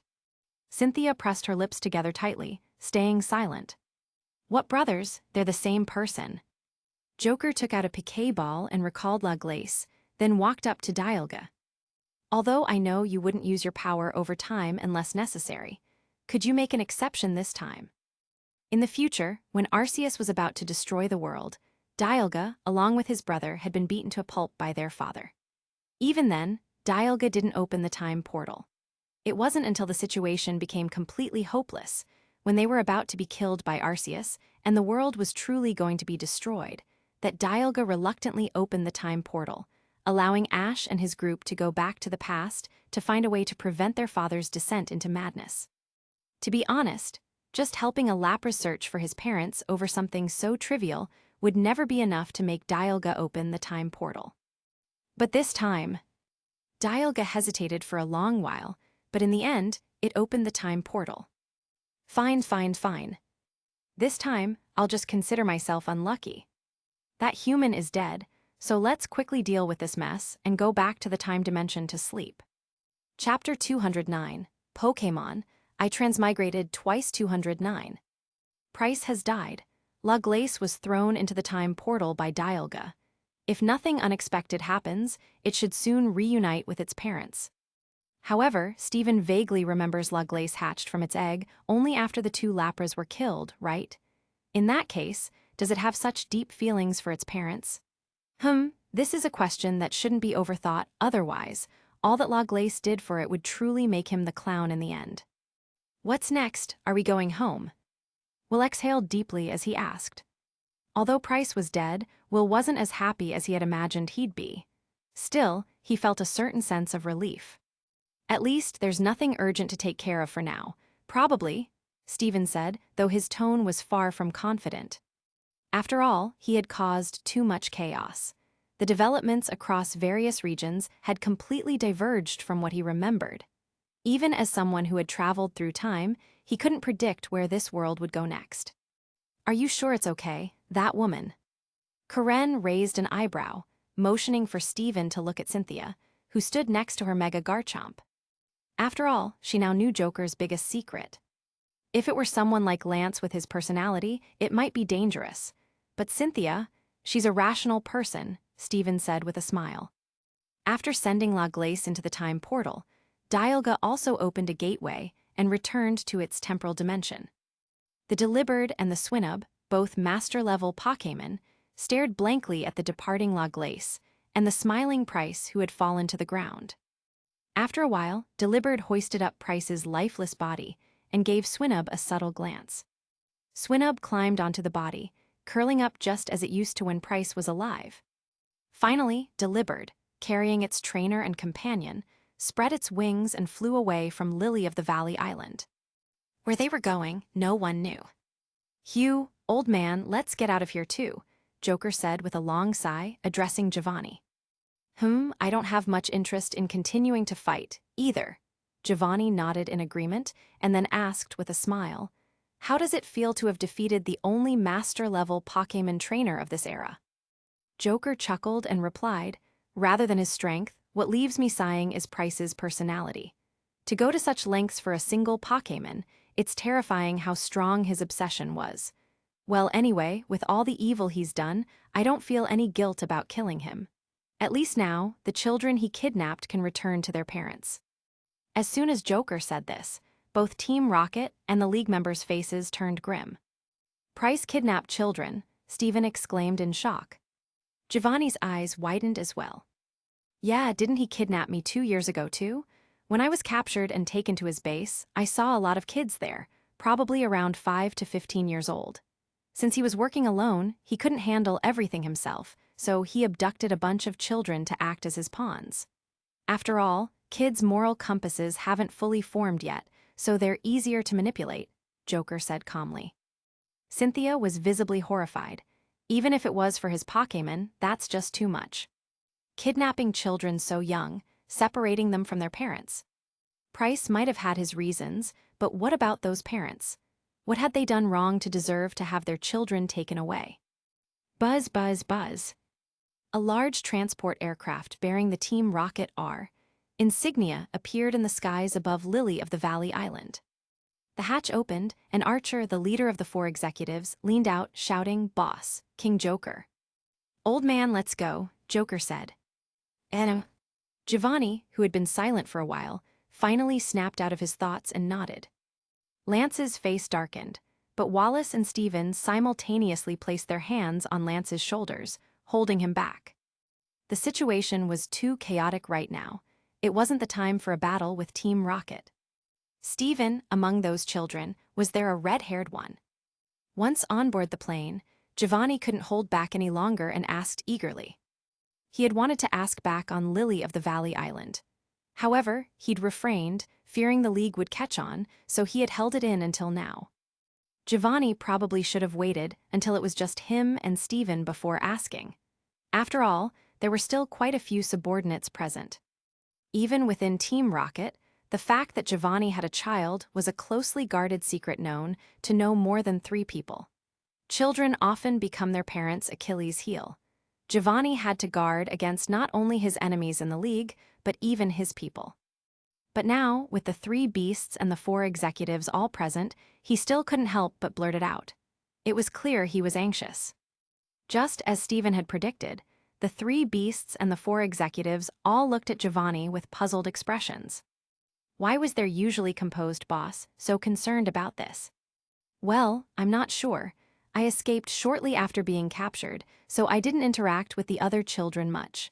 Price also strictly forbade them from communicating freely," Stephen replied after some thought. He had intended to use this opportunity to inform Giovanni about Silver's situation. However, based on the information he'd recently learned about the Silver Feather and Rainbow Feather, both Silver and Green had likely escaped Price's control. Finding Silver among the vast sea of people would not be easy. "Damn it," Giovanni cursed through gritted teeth. That bastard Pry, he should have made sure he had taken Silver before killing him. Boss Giovanni cares about this, could it be? The sharp-minded Surd, along with Archer and others, began to piece things together. Even the less perceptive members, like Carr and Petrol, could sense that something was off. After all, this was the first time they'd ever seen Giovanni so anxious, even showing a bit of desperation. The diminutive Carr furrowed his brows and muttered quietly to himself, The boss has a child. The atmosphere on Team Rocket's side was tense, and things weren't much better on the League's end. Seeing the now completely desolate Lily of the Valley Island, the only Sinnoh native present, Cynthia, fell silent. It's okay. If a house is destroyed, it can be rebuilt. But if lives are lost, they can never be restored, Stephen said, attempting to comfort her. Although rebuilding Lily of the Valley Island would surely cost a fortune, Stephen viewed the outcome of this massive battle, which resulted in relatively few casualties, as nothing short of miraculous. This result was entirely acceptable, at least to him. Moreover, let's not forget that this battle, unlike the Indigo Plateau battle, wasn't broadcast live to the entire world. Public opinion would be far easier to manage. Cynthia didn't respond to Stephen, as she hadn't even registered what he said. Cynthia wasn't mourning the destruction of the island, but was instead preoccupied with the earth-shattering secret she now carried. What was she supposed to do next? Still, Cynthia was the most level-headed among the future champions. After a moment of silence, she suppressed her inner turmoil and called Bertha to ask about the displaced Lily of the Valley residents who had entered the portal. What, they're in Kalos? Hearing Bertha's answer, Cynthia's right eye widened in shock. Kalos was tens of thousands of miles away. What kind of power could transfer hundreds of thousands of people such a vast distance all at once? If I hadn't seen it myself, I wouldn't have believed it either. But that Pokémon called Hoopa does have that ability, Bertha replied from the Archie Valley, glancing at the Hoopa being held by Mary. She then asked, "You're calling me so the battle's over, right? What's the situation?" Cynthia was silent for a moment before responding. It's a bit complicated. Tens of thousands of Lily of the Valley residents have been relocated, and we need to find them a new place to live. Also, someone will have to take responsibility for this. Although the chaos caused by the battle on Lily of the Valley Island might not rival the Indigo Plateau battle from a few months ago, its impact on ordinary people was far greater. After all, the Indigo Plateau wasn't densely populated. If it was destroyed, so be it, few civilians were affected. But Lily of the Valley Island was different. It was home to hundreds of thousands of people. Now, in its ruined state, where were they supposed to live? Even if the League paid for accommodations at hotels, public dissatisfaction was inevitable. Someone would have to step up and take responsibility. Or rather, someone would have to take the fall. Cynthia took a deep breath and then made up her mind. I'll take responsibility for this. Leave it to me. Before Cynthia could finish her sentence, the chairman of the Sinnoh League, with his ice cream-like hairstyle, suddenly spoke up. Chairman Yu. Cynthia was stunned. As Sinnoh's champion, it was her duty to protect the region from external threats. No matter how strong the enemy was, if she failed to defeat them, the blame ultimately lay with her.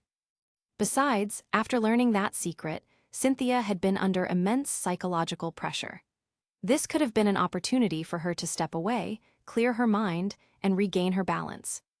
You are Sinnoh's hope, our pride. You cannot take on this burden, the chairman said with utmost seriousness. Then, as he continued, a smile crept onto his face. As for me, I'm different. I'll just treat this as an early retirement. Besides, I've already thought of a great successor. Who? Cynthia instinctively asked. A man named Cyrus. He's an up-and-coming philanthropist in the Sinnoh region. Meanwhile, Stephen and his two companions arrived in Johto aboard a Team Rocket private jet. After the collapse of Team Shadow, most of the underground businesses in Johto had fallen under Team Rocket's control. In Cyanwood City, by the sea, they stood before a dilapidated house. Looking at the old building, Will clasped his hands behind his back and joked, "This brings back memories. It's just like 10 years ago."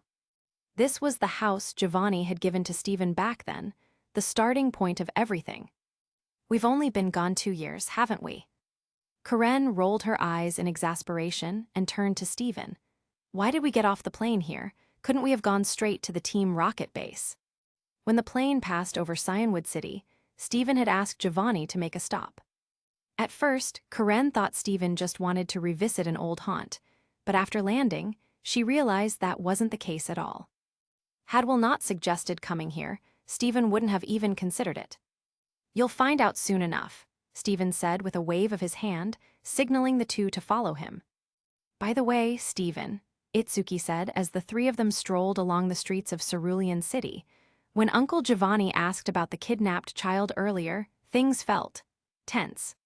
"Yeah, well, the idea of Uncle Giovanni having a child is a bit shocking," Stephen replied calmly. "What's so shocking about that? He's almost 40. Isn't it normal for someone his age to have kids?" Will asked, confused. "You idiot," Karen snapped. "If you were the head of a massive organization with countless subordinates waiting for a chance to take over, and suddenly the boss revealed he had an illegitimate child, how would you feel?" Will immediately jumped in realization. "You're saying someone's planning a rebellion?" "Not necessarily. Most of the organization still respects Uncle Giovanni. Even if there were a rebellion, it wouldn't amount to much," Stephen said. In the original story, the only one who truly broke down after learning Giovanni had a son and planned to make Silver his successor was Archer. Honestly, Stephen was curious as to why Archer rebelled in the first place. Even if Giovanni didn't have a son and chose a successor based on merit, Archer wouldn't have been the top candidate anyway. Both Proton and Ariana outranked him in terms of qualifications, not to mention the two undercover agents in Kanto.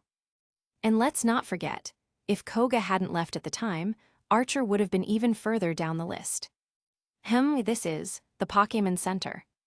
When Stephen stopped walking, Will raised his head and looked around, clearly surprised. "Welcome, wait, are you? Stephen-kun? Oh no, I can't call you Stephen-kun anymore."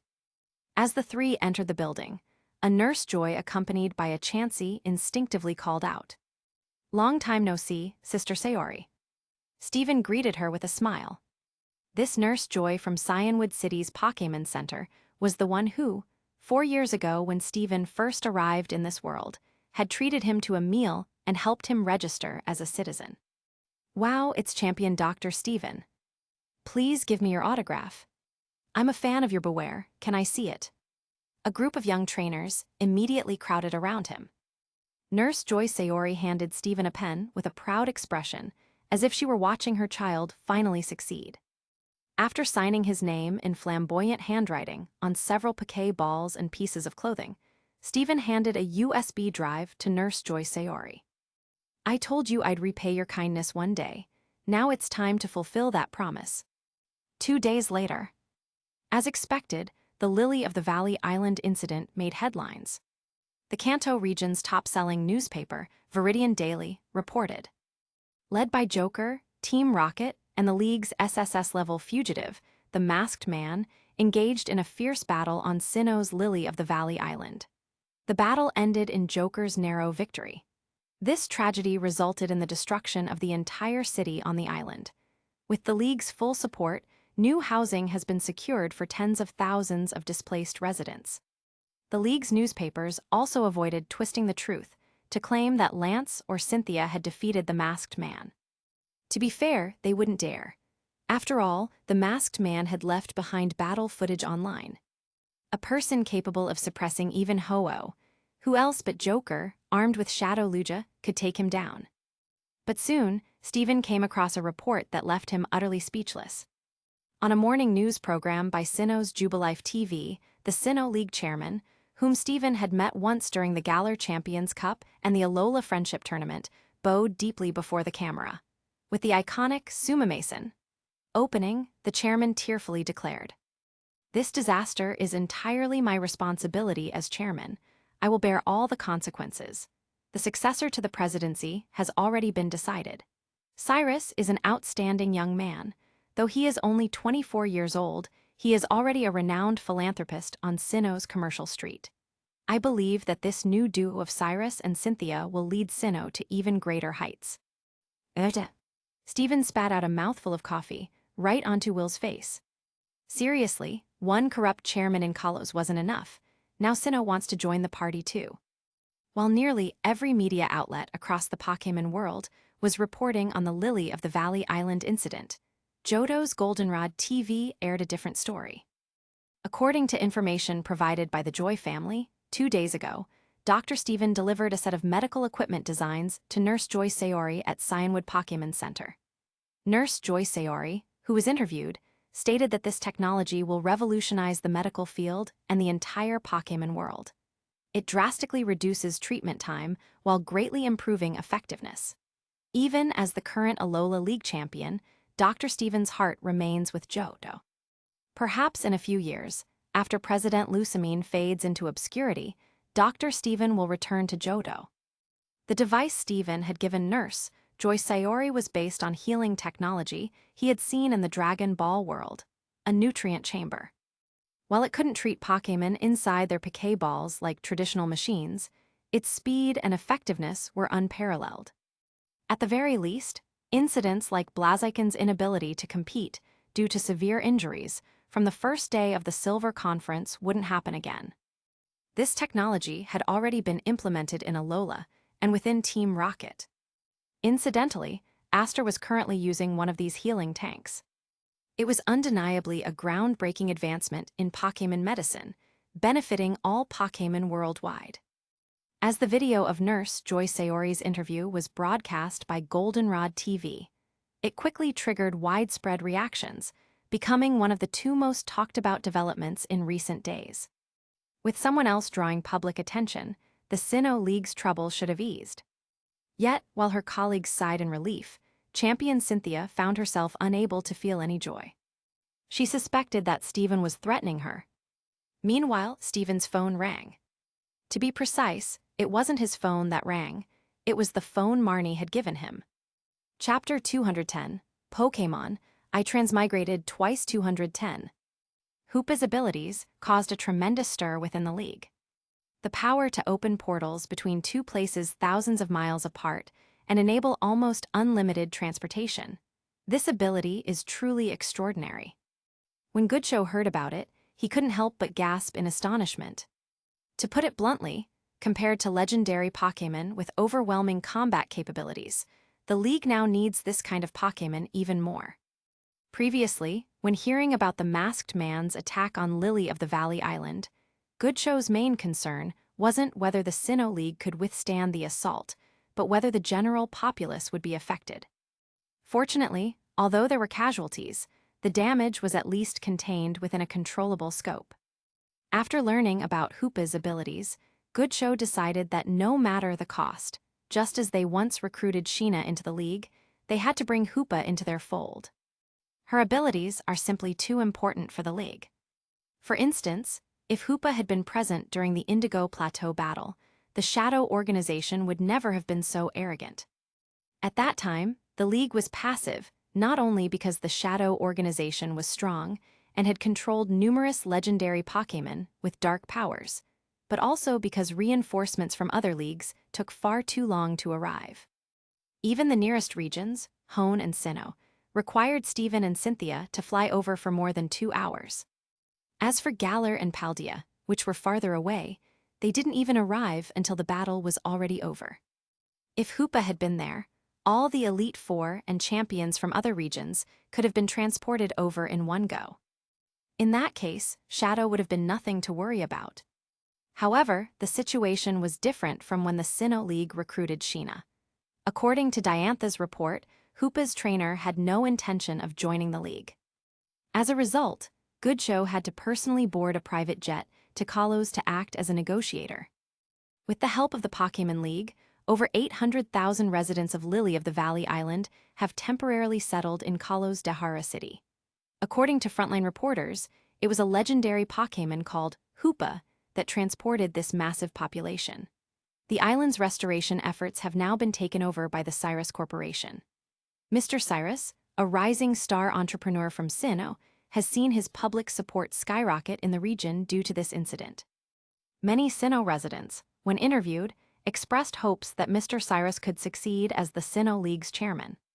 Sitting at an outdoor table in a cafe in Dahara City, Marnie didn't pay much attention to the words of the host on the large screen in the square. Instead, she occasionally glanced at her watch. The person she had agreed to meet yesterday had promised to meet her here at this time.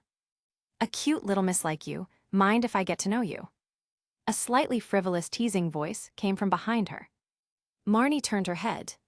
What came into her view was a young man wearing a hoodie, with the hood covering the upper half of his face. He was smiling at her. "Joe." Before the usually stoic Marnie could blurt out the word in her excitement, Stephen reacted quickly, reaching out to cover her small mouth with one hand while raising a finger to his lips with the other, making a SHH gesture.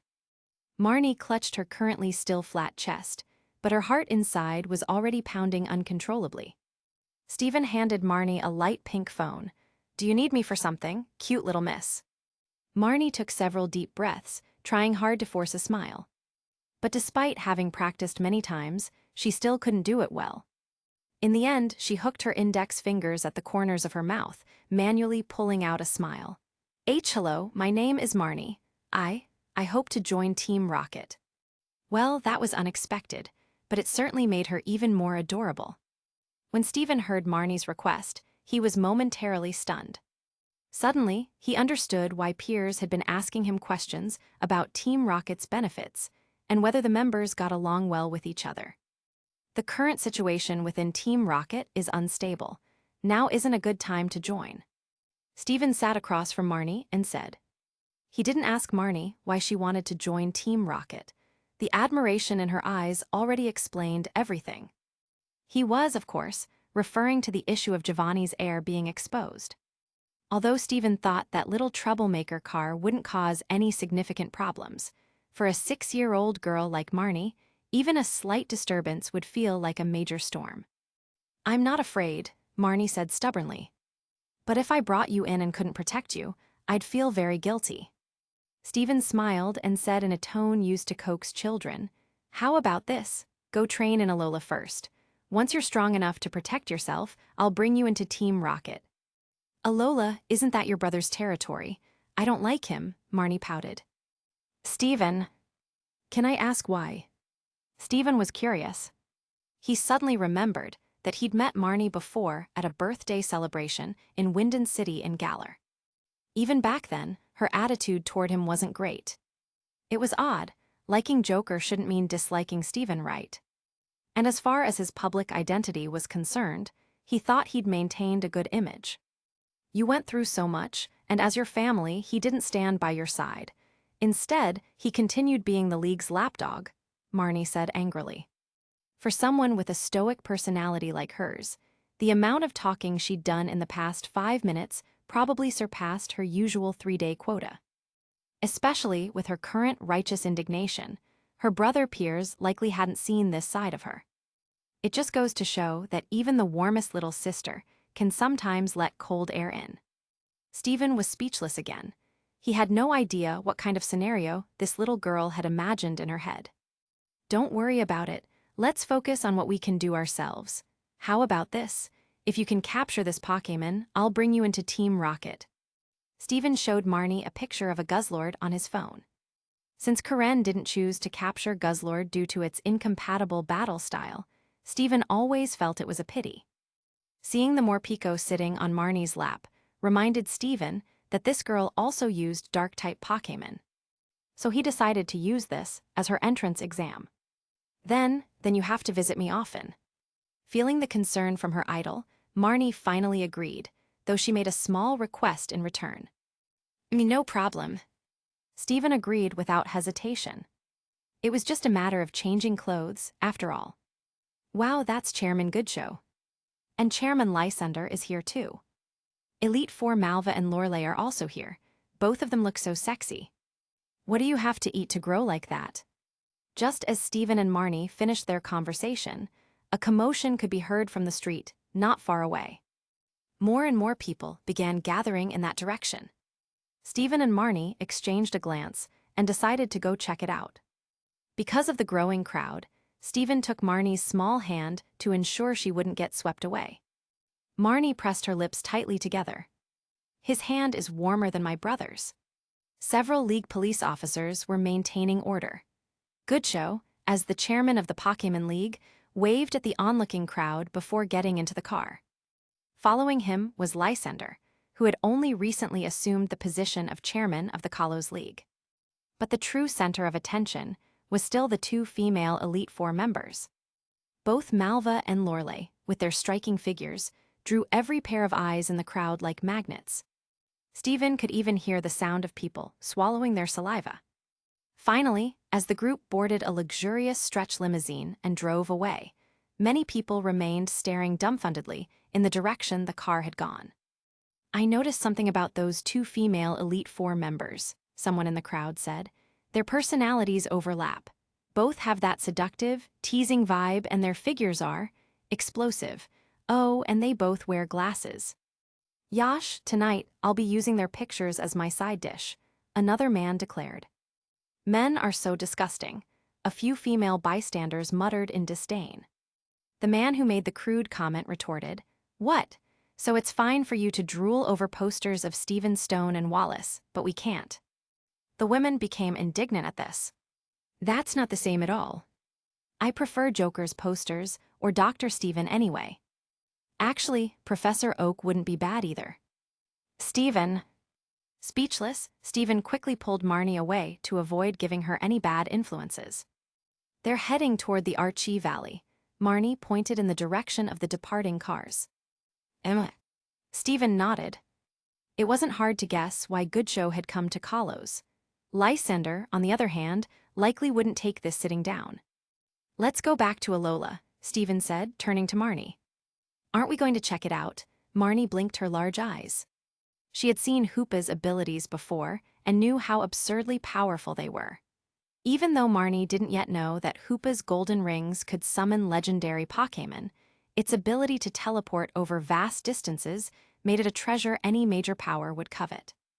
The phrase, "whoever possesses Hoopa rules the world," wouldn't be an exaggeration.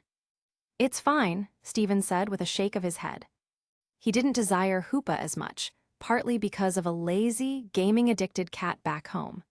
Every time he needed anything from that cat, he had to offer bribes and keep it secret from Sonia, which was troublesome enough already. More importantly, Stephen thought Mary was a good girl and didn't want to take away something she loved. Yes, Stephen prided himself as a pure-hearted warrior of love, never one to meddle in other people's relationships. Less than an hour later, near the Archie Valley, just a dozen kilometers from Dahara City. The Archie Valley was once a rarely visited place due to its harsh environment. Hardly anyone came here throughout the year. But ever since the Lily of the Valley Island incident, this place has turned into a tourist attraction. No, to be precise, it wasn't the Archie Valley itself that attracted people. It was the legendary Pokémon capable of teleporting tens of thousands of people at once. At first, visitors just wanted to take pictures together or pet them a little.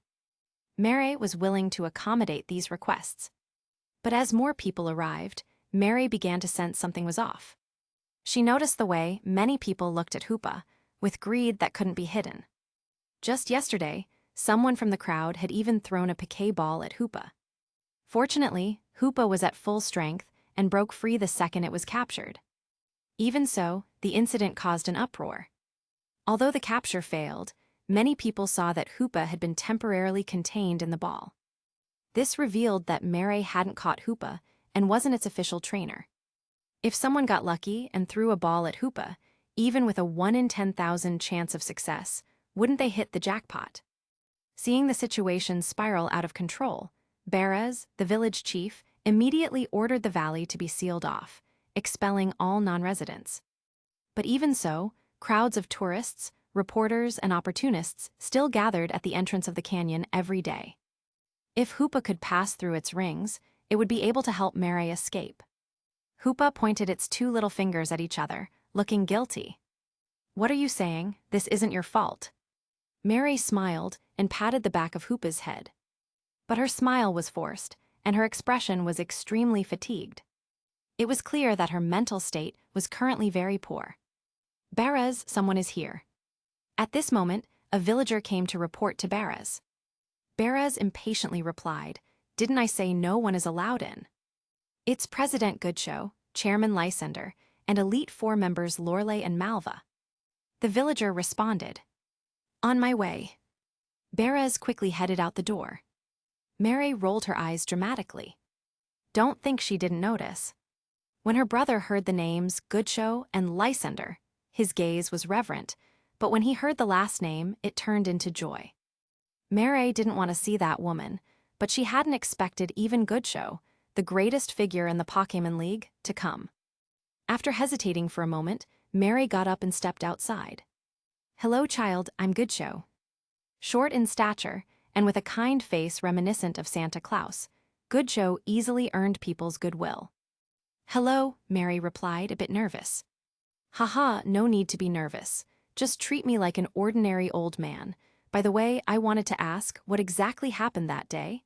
Could you tell me about it?" Goodshow didn't immediately bring up Hoopa, but instead started with another topic, chatting casually with the siblings Beres and Mary. He already knew the full story from the reports of Cynthia, Stephen, Bertha, and Lucian. The reason he asked Mary to recount it was simply to start a conversation and build rapport through small talk. Team Rocket knew about Hoopa, but what surprised me even more was that they didn't take Hoopa away. Goodshow sighed in relief. Hoopa can't pass through its portals. If they wanted to forcibly take Hoopa, they'd have to capture it. But with Sinnoh's elite Bertha and Lucian present at the time, Team Rocket probably couldn't act easily. Mary had become much more talkative compared to when she first came out. It had to be said, Goodshow's ability to stay in the league president position for so many years was not without reason. Setting everything else aside, his affability was unmatched. Even Lance, who was notoriously proud, had to show him respect. "There's another reason. They were in a hurry to reinforce Joker," Lorelei interjected. At the time, a very short member of Team Rocket insisted on capturing Hoopa, but the other two disagreed, so he gave up, Mary added, recalling another detail. "Car right, that guy's insane," Lorelei scoffed. None of Team Rocket's 3 beasts were easy to deal with. There was Surd, with her Darkrai and champion-level strength. There was Orm, towering and even more muscular than Bruno, but whose battle style relied on sneak attacks and underhanded tactics. And then there was the explosives maniac, Carr, who carried at least 10 Forretress and started every fight with explosion. Since Team Rocket already knows about Hoopa, keeping it in the Archie Valley is no longer safe. After all, no one knows when Team Rocket might return. Lysander stepped forward and said, "Why not let our Kalos League take over?" Goodshow frowned slightly. "What are you butting in for, upstart? Now is not the time to say that." Goodshow sneaked a glance at Mary. Sure enough, the girl's face instantly darkened. But in truth, Lysander's urgency was understandable. Currently, the cocoon of destruction was in Dr. Stephen's possession. If Team Flare wanted to get their hands on it, they'd need Hoopa's abilities. If Hoopa ended up in Team Rocket's hands, their plans would be ruined. "Chairman Lysander, I've already discussed this with Elite Four Malva. I don't think it's suitable for Hoopa to go with you, and I've explained my reasons clearly, haven't I?" Mary responded expressionlessly. Her rejection of Lysander had both personal and public reasons. On a personal level, she could see that Malva didn't like her brother, but also didn't reject his advances. This left Mary both puzzled and suspicious. What was an Elite Four member, of all people, gaining from stringing along her brother, a mere village chief? On a public level, Mary truly believed that the Kalos League was incapable of protecting Hoopa. The Kalos League's overall strength was widely regarded as the weakest on the continent. Their current champion could only reach champion-level strength through Mega Evolution. With your level of strength, how could you stop Team Rocket if they came to take Hoopa? Lysander frowned slightly. At this moment, he couldn't very well say in front of the league president, "Actually, Malva's true strength is champion level, and I'm also at that level, so you can trust us to protect Hoopa." If he dared to say that, Goodshow would immediately turn his attention to him and ask, "Why are you hiding your true strength?" If that happened, Team Flare wouldn't even get the chance to act before the league came to take them down. If there were someone capable of protecting Hoopa, Mary-chan, would you be willing to entrust Hoopa to them? Lorelei suddenly asked. Chapter 211, Pokémon, I Transmigrated Twice 211.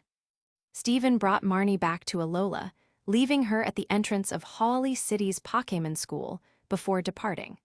If nothing unexpected happens, Marnie will be studying here for the next 2 years alongside classmates like Gary and Lana. Back at Etha Paradise, Lusamine handed Steven several newspapers reporting significant recent events across various regions. Steven skimmed over articles related to himself, such as the Sinnoh Conference battle, the Mega Evolution advancements, and other familiar topics. Instead, he focused on news unrelated to him. One report from Paldea's desk, TV, caught his attention. The two greatest Pokémon professors of the Paldea region have successfully invented the Terra Orb. After confirming its effectiveness in practical combat during recent experiments, the technology has been handed over to the Paldea League. Under the leadership of Chairwoman Jita, the League has decided to distribute this technology unconditionally to all students of Naranja Academy and registered trainers of the Paldea League. Steven's eyes lit up.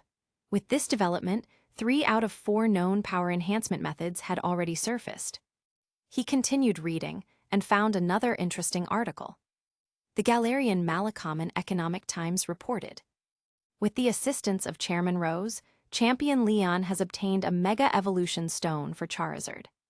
Galar's second strongest trainer, Raihan, claimed this wouldn't pressure him, as his Duraludon has already broken through its limits and is fully prepared to face Leon's Mega Charizard.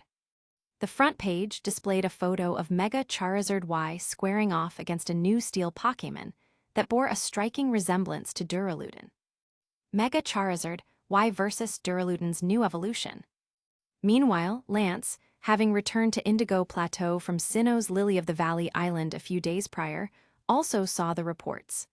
Without hesitation, he grabbed his Piquet balls and requested a private jet from the League to Paldea. Lance had been watching Leon and Raihan's latest exhibition match. He was intrigued by the newly discovered Mega Evolution form of Charizard and Duraludon's new Steel Dragon evolution. However, the news about Terra Orbs in Paldea, claiming they could adapt to any Pokémon, unlike Mega Evolution, which required specific Pokémon, caught Lance's full attention. He decided to prioritize visiting Paldea. After all, Mega Charizard's battle style focused heavily on special attacks and long-range combat, which didn't align with his preference. And while Duraludon's new evolutionary form was impressive, raising one from scratch would take too much time. After losing to that cursed Team Rocket boss, Lance was desperate to find a quick way to grow stronger. "Lance, you don't need to be so obsessed with gaining power," Bruno tried to advise him after receiving word from Lorelei. "That little girl who owns Hoopa has already agreed to hand over Hoopa to the League. The shadowy disasters caused by Masked Man and others won't happen again." Bruno had just read Lorelei's group message, announcing that Mary had transferred Hoopa to the League. However, it wasn't the Indigo League but another branch. This news brought relief to many League elites because, with Hoopa under supervision, reinforcements could immediately arrive in any region facing a severe incident, like those caused by Masked Man or Shadow Pokémon. This was one of the rare pieces of good news for the League recently. "I still have unfinished business with that damn Team Rocket leader," Lance coldly remarked, ignoring Bruno's attempts to dissuade him. He boarded the plane, his eyes filled with determination. Watching the aircraft disappear into the clouds, Bruno scratched his head helplessly. "Forget it, I'll just go back to training with Hitmonchan and grab some Rage Candy bars afterward to cool off," he mumbled. Across other regions, gym leaders, Elite Four members, and even champions who saw Lorelei's group message all breathed a sigh of relief. The tragedies at Indigo Plateau and Lily of the Valley Island were finally behind them. Moreover, given that Hoopa was entrusted to that man, there seemed to be even less reason to worry. While champions like Leon, Diantha, and even Team Rocket's Giovanni celebrated the news, Cynthia furrowed her brows so tightly that they formed an 8. "Wait, they gave Hoopa to him. Are they insane?" "Book me a ticket, I'm heading to Alola," Cynthia shouted, startling the Sinnoh Elite Four. Why was their champion suddenly so agitated? That evening, a private jet bearing the Indigo League emblem landed on Etha Paradise's artificial island. "Welcome, Chairman. It's an honor to have you here." QQE greeted the visitor warmly, but couldn't help glancing at the Hoopa in Mary's arms. "So this is the Hoopa that reportedly transported the entire population of Lily of the Valley Island to Kalos in one go? Speaking of which, Why didn't you just use its powers to teleport here directly? QQE asked curiously. Hoopa can't pass through its rings, Mary explained briefly before asking, is Dr. Stephen here? Yes, yes, of course. Please follow me, QQE said hastily, leading the way. Meanwhile, behind the group, Lysander and Malva of Team Flare whispered to each other. This isn't looking good, Sir Lysander, Malva said. When Stephen took the cocoon of destruction, Team Flare had already been troubled enough. After much internal discussion, they concluded that as long as Hoopa remained in Kalos, there was still a chance to turn the situation around. But now, with Hoopa being handed over to Stephen, their plan seemed doomed. Stop talking, I'm thinking, Lysander muttered, his fists clenched. If he had known things would turn out this way, he would have acted sooner, stealing Hoopa before it reached Stephen's hands. Inside the residential area behind Etha Foundation's headquarters, Stephen, Lusamine, and Karen were already seated on the sofa, waiting. Dr. Stephen, Mary greeted warmly upon seeing him. It's been a while, Mary-chan. I heard you encountered some scary situations. Are you all right? Stephen stood to greet her. Mary still looked a bit shaken as she recalled the events. I'm fine now, though it was frightening at the time. Stephen-kun, you probably already know why we're here from Lorelai's group message, Chairman Goodshow began. Would you be willing to take charge of this little Hoopa for us? All eyes turned to Stephen. He handed a donut from the table to Hoopa, who eagerly accepted it, saying, "Thank you," before taking a big bite. At this moment, Stephen responded, Mary-chan and Hoopa get along very well. I think it's better not to separate them. But Team Rocket already knows about Hoopa's existence. What if they come back and take Hoopa away? Lorelai asked worriedly. Hoopa's abilities are too incredible. If the League possesses it, they can prevent disasters before they happen. But if a criminal organization gets it, unimaginable catastrophes could happen. Especially if Team Rocket gets it, the consequences are beyond imagination. Dr. Stephen, I think, it's better to entrust Hoopa to you. Mary's eyes revealed reluctance, but she ultimately made up her mind and pushed Hoopa toward Stephen. Mary. Hoopa, stuffing several donuts into its mouth at once, also looked reluctant. Mary's current situation is similar to Lily's in the game. In the game, after Cosmog evolves into Lunala or Solgaleo, Lily voluntarily suggests entrusting it to the protagonist. On one hand, she believes Cosmog should witness a broader world.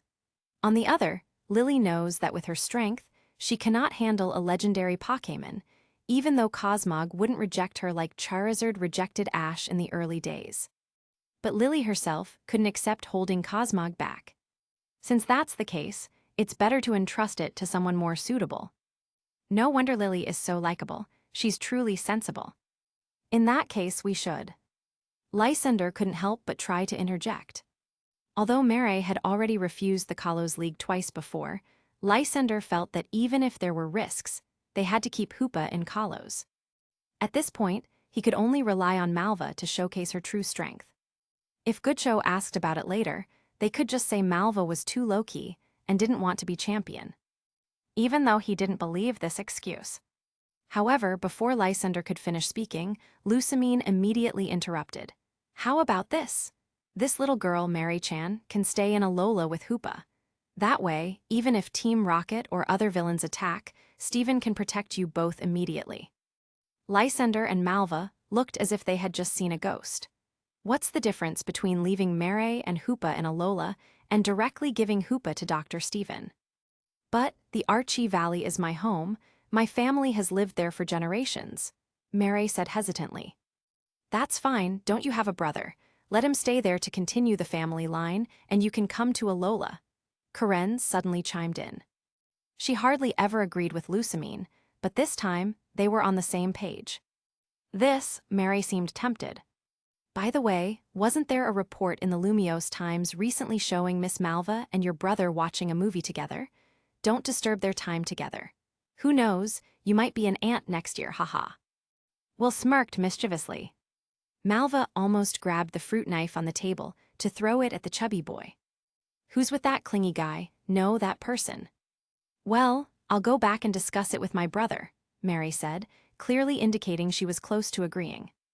Don't worry, he'll definitely agree, Goodshow chuckled. Beraz's feelings for Malva were obvious to anyone who wasn't blind. No one likes having their little sister around when they're in a relationship. Beraz had no reason to refuse. Even if he did, Goodshow was confident he could persuade him. Stephen and the others rose to see Goodshow's group off to the plane. At that moment, a small plane bearing the Sinnoh League logo landed, catching everyone's attention. Moments later, they saw Cynthia rushing out of the cabin. "See, Chairman, aye." Because she was in such a hurry, Cynthia stumbled on the steps and nearly fell. Stephen caught her arm and gently said, "Be careful." Seeing Stephen's face less than a foot away, Cynthia tightly pressed her lips together, trembling slightly. "Cynthia, why are you here?" Goodshow asked curiously. Cynthia looked like a duck with its neck grabbed, unable to get a word out. She had come to stop Stephen from taking Hoopa. After all, if Hoopa fell into Stephen's hands, it would effectively mean Team Rocket had it. But even after hours on the plane, Cynthia still hadn't figured out how to stop this. She couldn't exactly point at Stephen and say, "He's Joker, don't give Hoopa to him." If she pushed Stephen too far, who knows if he might bring out Shadow Luja or Beware. For days, Cynthia had been struggling with whether to report Stephen to the League. But after seeing reports of Stephen unconditionally providing healing technology to the Joy family, revolutionizing the medical field and earning praise across the Pokémon world, she decided to keep the secret, for now. It was clear to her that Stephen was warning her. "I'm a hero who saved the League. I'm a revolutionary in the medical field. I'm the idol of countless young trainers. If you speak out, think about the consequences." This was the message Stephen was sending her. However, when she saw Lorelai's message saying that Goodshow and Mary were about to entrust Hoopa to Stephen, Cynthia realized she couldn't just sit by and do nothing. Once Stephen had Hoopa, Team Rocket could strike any location on the Pokémon continent with precision at any time. That was too terrifying. But now that she was in front of Stephen and Goodshow, Cynthia didn't know what to say. "Are you okay, Cynthia? You don't look well." Goodshow frowned, noticing the unusual state of the Sinnoh champion. Looking closely, the dark circles around Cynthia's eyes were terrifying. Ever since the incident on Lily of the Valley Island, Cynthia hadn't had a good night's sleep. "Chairman, it was me who invited Champion Cynthia here." Just as Cynthia faltered, unsure of what to say, Stephen finally spoke. "Oh." Goodshow was slightly taken aback and turned to look at Stephen. The battle on Lily of the Valley Island caused quite a bit of psychological trauma for Champion Cynthia, so I invited her to Alola to relax. After all, as you know, Alola is one of the world's top vacation destinations. Stephen chuckled lightly. Goodshow nodded in sudden understanding. "That's true, who could have expected?" Sigh. The masked man's true identity turned out to be Price. As an elite of the same generation as Professor Oak and Agatha, Goodshow had quite an acquaintance with him back in the day. To be honest, he could understand the reasoning behind Price's actions. But why couldn't he just discuss it openly with everyone? Why did it have to come to this? As the sole witness to the entire battle, Cynthia undoubtedly took a heavy blow, so her mental state being affected wasn't surprising. Goodshow said considerately, "Cynthia, take your time to relax here in Alola. I'll reach out to the new chairman and the Elite Four to take care of the champion's duties in Sinnoh for the time being. Speaking of which, the new chairman of Sinnoh, I believe his name is Cyrus, right? He's barely 25, if I'm not mistaken, yet managed to secure so many votes. Truly impressive." After saying that, Goodshow left with Lorelai and the others. "Dr. Stephen, I'm going to talk to my brother. I'll leave Hoopa with you for now." Mary carried Hoopa under her arm like a pet, handing it to Stephen as though she were giving away a gift. "Oh, sure, be careful on your way. And from now on, just call me by my name, no need to be so formal." Stephen nodded and smiled. "All right, I understand. Then, Big Brother Stephen, I'll get going now." Mary responded shyly. "Do you treat every girl this gently?" Lorelai, passing by Stephen, quipped with a smirk. "Equal treatment for all, just like how every trainer should treat every Pokémon on their team fairly." Stephen shrugged. Lorelai rolled her eyes elegantly and boarded the plane with Goodshow. This guy always had an excuse for everything. In the end, Lysander still couldn't figure out how to snatch Hoopa back from Stephen. Frustrated, he had no choice but to return to Kalos and plan his next move. After Goodshow, Lysander and their group departed, Cynthia suddenly felt like a wooloo surrounded by a pack of houndom. She turned to look and found Stephen, Karen, Will, Lusamine, and the others all squinting at her. "Cynthia, is it too late to leave now? Miss Shirna this way, please, Tilda." Stephen gestured toward the door with an inviting motion. Hearing him call her by that nickname, Cynthia's pupils contracted slightly. This was the nickname Joker gave her. He's not even trying to hide it anymore. 5 minutes later, in the villa's living room. "All right, everyone, go do your own thing. I'd like to have a private chat with our Sinnoh champion here." After Stephen sat down, he spoke.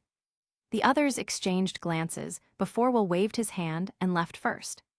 Although he was curious to see what would happen, his instincts told him staying here would spell trouble. Lusamine didn't say much either. She nodded and left as well. The last one to leave was Karen, who hesitated slightly. But considering it was broad daylight and Stephen probably wouldn't try anything, she leaned close to his ear and whispered, "If you're into it, I can dye my hair blonde tonight," before throwing a disdainful glance at Cynthia and walking away. "Stephen, I already have a blonde at home, why go through the trouble? If I wanted to spice things up, how about twin tails next time?" Chapter 212, Pokémon, I Transmigrated Twice 212. "Feeling conflicted, aren't you, Miss Shirna?" Stephen raised his hand and made a "please sit" gesture to Cynthia, smiling warmly. "Keeping such a big secret in your heart, these past few days, you must not have been sleeping well, right?" Cynthia, still in her growth phase but already showing signs of her sharp figure, took a deep breath. After a while, like a balloon deflating, she asked, "What do you want?" "I don't want anything. On the contrary, I'm more curious about what you want." Stephen said calmly, "I'm a little curious. What are you so nervous about, rushing over here from Sinnoh in such a hurry?" Cynthia bit her lips tightly. Finally, she couldn't hold it in anymore, and the words she had buried deep in her heart poured out like a flood. "If Hoopa falls into your hands, Team Rocket could strike any region at any time. I can't let that happen." She had kept these thoughts bottled up for far too long. Once the floodgates opened, the words spilled out uncontrollably. Stephen bent slightly, rubbing his chin thoughtfully. "First of all, I'm not that interested in Hoopa. It came to me on its own. Second, why are you so convinced that if I had Hoopa, I'd attack the regions? You guys, back at Indigo Plateau and Lily of the Valley Island." Cynthia was about to argue back, but her words stopped halfway in her throat. Because, thinking back to those two events, she realized that neither Stephen nor Team Rocket were the primary instigators. "Looks like you figured it out," Stephen said with a shrug. "At the end of the day, wasn't it Shadow and Cation who acted first in Indigo and Lily of the Valley? We just picked up the leftovers, just like with that Jewel of Life incident. Although you probably won't believe me, the Jewel of Life that Sheena had from her ancestors 1,000 years ago was a fake. The real one was sealed in the ruins the entire time. So when the news said I stole the Jewel of Life from Sheena, it was completely false." He shrugged again. "What exactly are you trying to say?" Cynthia asked, her expression complicated. Her lips, bitten so hard, had turned pale. "You're trying to say Team Rocket is innocent. Do you even know how many horrible things they've done?" "I know." Before Cynthia could finish her sentence, Stephen interrupted her, speaking in an unbothered tone. "Large-scale violent capture of wild Pokémon, taking promising Pokémon even if they already have trainers, monopolizing the underground black market, conducting illegal transactions, and Pokémon experimentation. Team Rocket has done plenty of heinous things. I know that better than you." Cynthia's eyes widened in surprise, clearly not expecting him to describe his organization as heinous. For someone who, though not from a noble family, had grown up in a sheltered environment, his bluntness was overwhelming. "Since you know all of that, then why?" "Me, I'm an orphan. Before I turned 10, I was wandering in the wilderness. 5 years ago, I ended up wandering to Cyanwood City in Johto. You probably know that too, right?" Stephen poured himself a cup of tea, taking a sip before pouring one for Cynthia as well. She, however, had no interest in drinking tea. Back then, it was Sayori Joy from the Cerulean Pokémon Center who gave me a meal and helped me register for an ID. That's why, just last week, I gave her, or rather, the Joy family, my latest research on the healing capsule as a token of gratitude. Isn't that a threat? Cynthia blurted out instinctively. Stephen froze for a moment, then broke into laughter after 2 seconds. You're overthinking it. With your current strength, do you think I'd need to go to such lengths to threaten you? His laughter grew more unrestrained. If I wanted to threaten you, I'd just find some small room, corner you, and say, Miss Shirna, you wouldn't want me to destroy the League, would you? Isn't that much simpler? Cynthia's face turned slightly red. Now that she thought about it, he was right. If Stephen wanted to threaten her, he could have just come to Sinnoh and put a knife to her throat. Why go through so much trouble? But wait, why did this logic feel so off? Realizing this, Cynthia silently cursed Stephen in her heart. No wonder there were so many rumors about him, damn playboy. After that man, the leader of Team Rocket, came to me. Stephen continued his story. He taught me Pokémon battle strategies and breeding techniques and funded my scientific experiments. From that moment on, I became, more or less, a member of Team Rocket. Cynthia's eyes revealed a trace of unwillingness. That's just how criminals win people over. In my hometown, there's a saying, judge actions, not intentions. I didn't care what he was thinking at the time. What mattered to me was whether or not he helped me. Since Cynthia already knew his true identity, Stephen didn't bother hiding anything. He released all his Pokémon at once, Umbreon, Beware, Shadow Lugia, letting them do as they pleased. Umbreon, like an affectionate ragdoll cat, immediately jumped onto the couch and curled up on Stephen's lap to sleep. Zoroark tugged at Stephen's sleeve, looking exactly like a child seeking permission to play with a phone. With a helpless expression, Stephen handed over his Pokédex to Zoroark. She eagerly opened the communication app and contacted a certain yellow rodent for some online gaming. Watching this, Stephen couldn't help but wonder if he should warn Zoroark to stay away from that slacker Mew. Whoever helps you, you help them. That's just being morally blind. Team Rocket is evil. Before knowing their true identity, helping them might have been understandable. But now that you know what they are, you should. Cynthia snapped out of her shock from seeing Stephen's powerful Pokémon and began to argue again. Should what? Should I switch sides from Team Rocket to the League? Stephen asked, smiling. Aren't I already one of the League's champions? Cynthia. She had forgotten that this guy had another identity. And it's not like I'm only repaying Team Rocket. Sayori Joy helped me register for an ID and gave me a meal, so I gave her family the healing capsule. Professor Oak gave me research ideas, so I gave him half the royalties from the Pokédex. Chairman Rose helped me a lot too. Oh, I haven't repaid him yet, but I will eventually. Stephen shrugged. Honestly, Miss Shirna, in terms of contributions to the League over the past 5 years, heck, even 10 years, who's done more than me? Cynthia fell silent again. If Stephen had only left her speechless earlier, now she truly had no words. Not just the past 5 years. Over the past 10 years, perhaps even since the League's founding, there weren't many people whose contributions could compare to Stephen's. And there were still a few major accomplishments he hadn't even mentioned. The reason Cynthia didn't dare to report Stephen wasn't just because of his unparalleled strength. It was also because of his position as the idol of countless young trainers. If he were to fall from grace, the consequences would be unimaginable.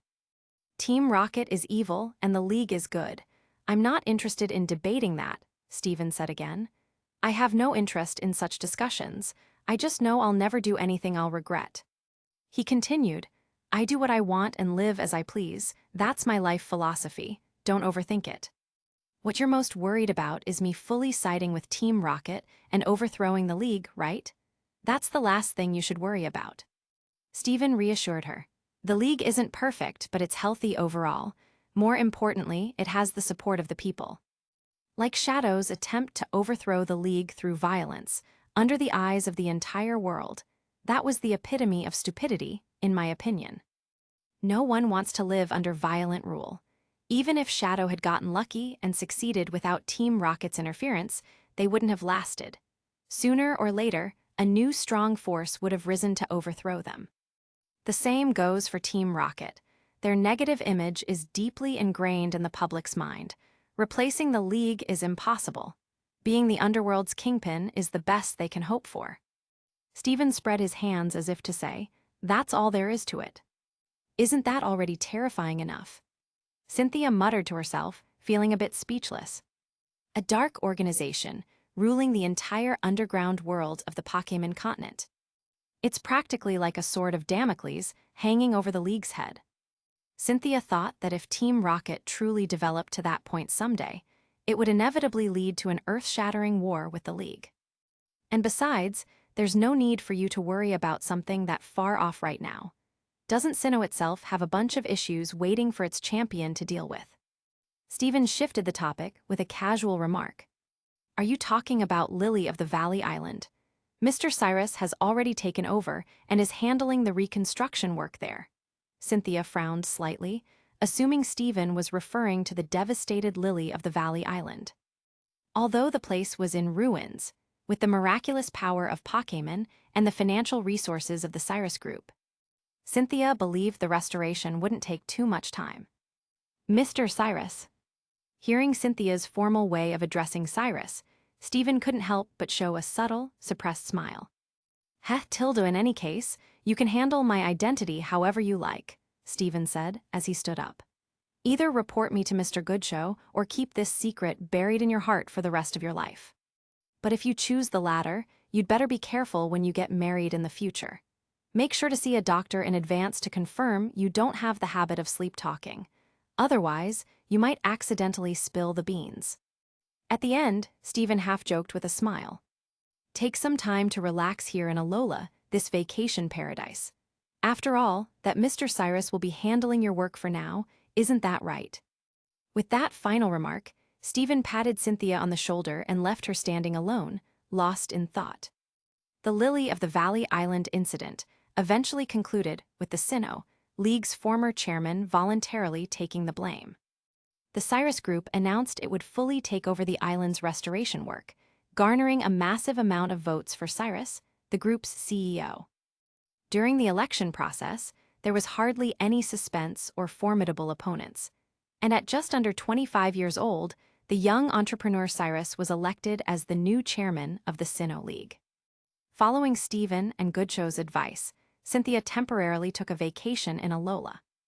After learning this, Caitlin, who had recently received an invitation from the Unova League's chairwoman and transferred from Sinnoh to Unova, hurried over to check on Cynthia. She asked if Cynthia was feeling unwell lately. Cynthia explained that she was just a bit tired after the Lily of the Valley Island incident. But while Cynthia claimed she was on vacation, in reality, she was secretly observing Alola, Stephen's territory. She wanted to see for herself what kind of person Stephen was. When she learned that the original ground-type gym leader, Safu, had passed away without even holding a single gym battle, and that Professor Kukui was temporarily acting as gym leader, Cynthia considered whether she should transfer here to take over as gym leader, so she could keep an eye on Stephen. When Caitlin heard about Cynthia's plan, she was utterly dumbfounded. Why would you give up being a champion just to become a gym leader? Miss Cynthia, you're not falling for that playboy, are you? Caitlin's eyes gradually lost their sparkle.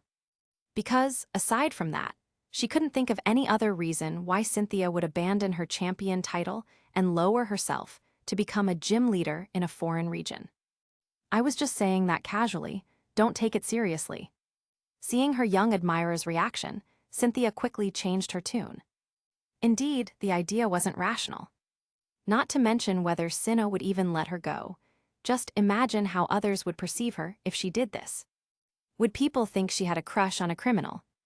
Just imagining that scenario made Cynthia feel deeply uncomfortable. The next day, while having afternoon tea with Caitlin, Cynthia picked up a newspaper and sipped her tea. It was a newspaper from Messagoza, the capital of the Paldea region. Messagoza Daily. Lance declines Jita's invitation and rejects terrestrialization. Seeing this headline, Cynthia raised her eyebrows with interest. The Paldea region had developed a new Pokémon enhancement method called terrestrialization.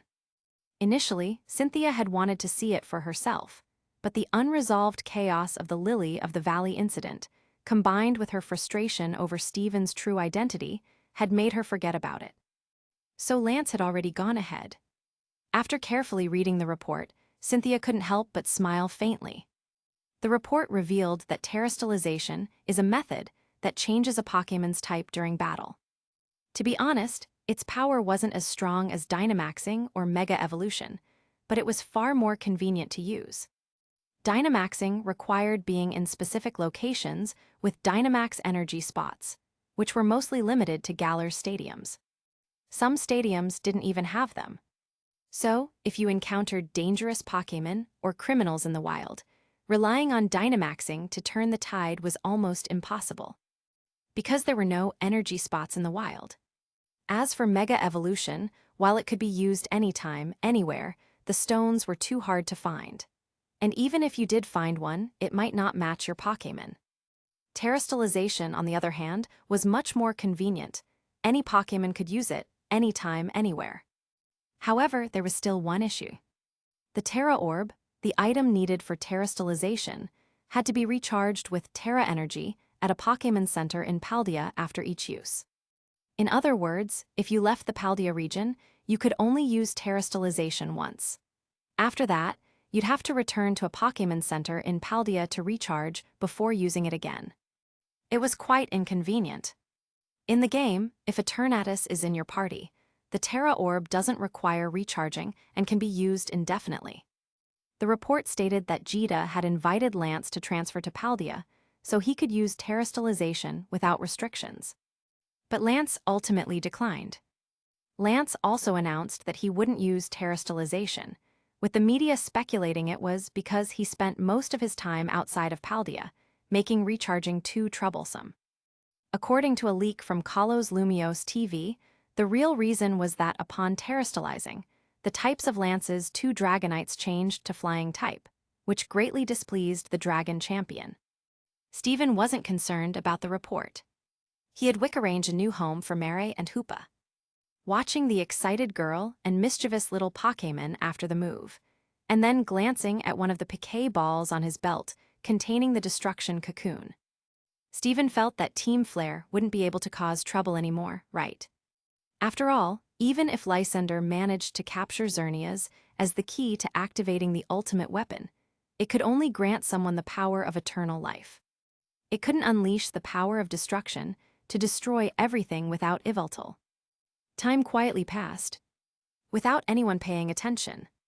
At the beginning of the new year, 2 boys who had just turned 10 received their first Pokémon, a Charmander and a Squirtle, from Professor Oak at his lab in Pallet Town, marking the start of their journey as Pokémon trainers. When the 2 10-year-old boys embarked on their journey, their younger brothers also came to the entrance of Pallet Town to see their older brothers off. After watching the 2 leave, the younger brothers quickly started fighting again. As always, they took out their starter partners, Shiny Stufful and Pikachu, for a battle. The result was unsurprising. The Pokémon that had yet to awaken the 50-50 ability was pinned to the ground and thoroughly beaten by the Shiny Stufful. Chapter 213, Pokémon, I Transmigrated Twice, 213. 2 boys from Pallet Town in Kanto had just received their starter Pokémon and set off from their hometown. At first, no one paid any attention to this event. Compared to other towns, Pallet Town, aside from the title hometown of Professor Oak, had nothing particularly special about it. Moreover, due to Steven's influence, Professor Oak, who should have been the leading authority in Pokémon research, was relegated to 2nd place. So, their journey naturally didn't attract much attention. But within just 2 months, these 2 had stirred up quite a storm among the gym leaders of the Indigo League. Brock from Pewter Gym and the 3 sisters from Cerulean Gym all commented in their group that these 2 boys from Pallet Town were simply monsters. They had defeated the main teams of these gyms with overwhelming force. Other gym leaders in the Indigo League, upon seeing these comments, all scoffed and laughed. Who didn't know Pewter and Cerulean gyms were there to pad the numbers in Kanto. Most trainers who challenged those gyms got free badges. These so-called strong new trainers, how strong could they be? Half a month later, LT, Serge commented in the group, "Are those two really rookies? They're just like Leon was back in the day." When even LT, Serge said that, the elite gym leaders realized these two kids might not be so simple after all. Who is Leon? A monster who, within a year, became unbeatable throughout Galar and claimed the title of champion. Although the reigning champion Peony was already considering retirement and may have held back in the final battle, it was still terrifying. And yet, LT, Serge compared these two rookies to Leon. Looks like Kanto produced two extraordinary newcomers this time. But Giovanni, who always appreciated talent, didn't pay much attention to this. After learning from Steven that Price had kidnapped many children as his minions, Giovanni concluded that it was that old bastard who'd kidnapped his son back then. But the problem was, the old guy was dead. The children he'd kidnapped had probably all scattered. If they were older, maybe they could find their way home. But Silver was only 2 years old when he was taken, barely able to speak. How could he possibly return by himself? So Giovanni had to find a way on his own. But as Steven had said, children are a parent's soft spot. Giovanni wanted as few people as possible to know about this. So, he wasn't about to use Team Rocket's network to look for his son. Instead, he pinned his hopes on legendary Pokémon. Just like Price spent decades trying to catch Celebi to go back in time, Giovanni hoped to use a legendary Pokémon's power to find his son. A Pokémon that can do that. As far as I know, only Dialga has that power, right? Steven mused during a video call after hearing Giovanni's idea. In the original story, Giovanni found Silver using Deoxys' psychic powers, similar to Hermit Purple's divination. But Deoxys hadn't been discovered by the Pokémon world yet, so Steven didn't mention it to Giovanni. Besides, even if he did, neither of them could just go to space to catch it. So the only one with the power was the god of time, Dialga. Have Dialga open a time tunnel to see where Silver went after Price died. But if Dialga knew about this, it would probably have a mental breakdown. Ever since Sheena's abilities were exposed, the Sinnoh League has been keeping a close eye on her. It's not easy to kidnap her, Steven said. Giovanni was considering copying Price's approach from 6 months ago, kidnap Sheena and force her to summon the god of time. But this would be much harder now. After learning about Sheena's powers, the Sinnoh League guarded her as strictly as the Jewel of Life. Except when sleeping or in the bathroom, she was always accompanied by at least one Sinnoh Elite Four member. After all, she could summon Sinnoh's 3 dragons. "Uncle, I think you should just use Team Rocket's network to find Silver," Steven suggested. Even for the largest criminal organization, controlling Kanto and Johto, finding a child missing for more than 5 years would be tough. But it was still easier than forcing Dialga. Besides, with Price dead, Green and Silver wouldn't have to hide their identities like in the original. It shouldn't take too long to find him. Giovanni was about to respond when his office phone rang. He didn't avoid Steven and pressed the speaker. Mattori's voice came through. "Giovanni-sama, sir requests an audience."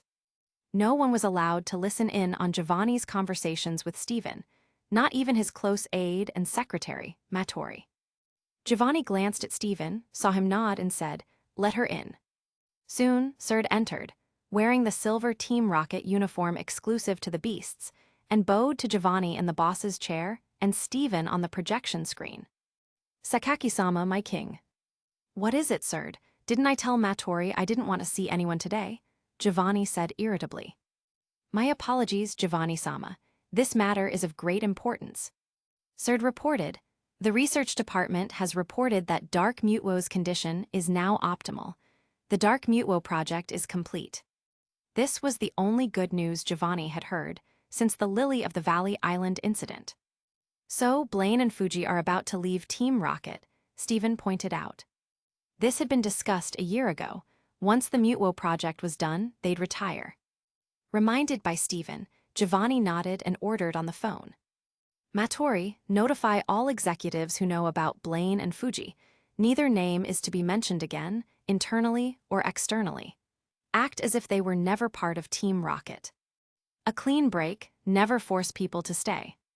As Steven had told Cynthia months before, Team Rocket had done countless bad things, but their treatment of people was genuinely good.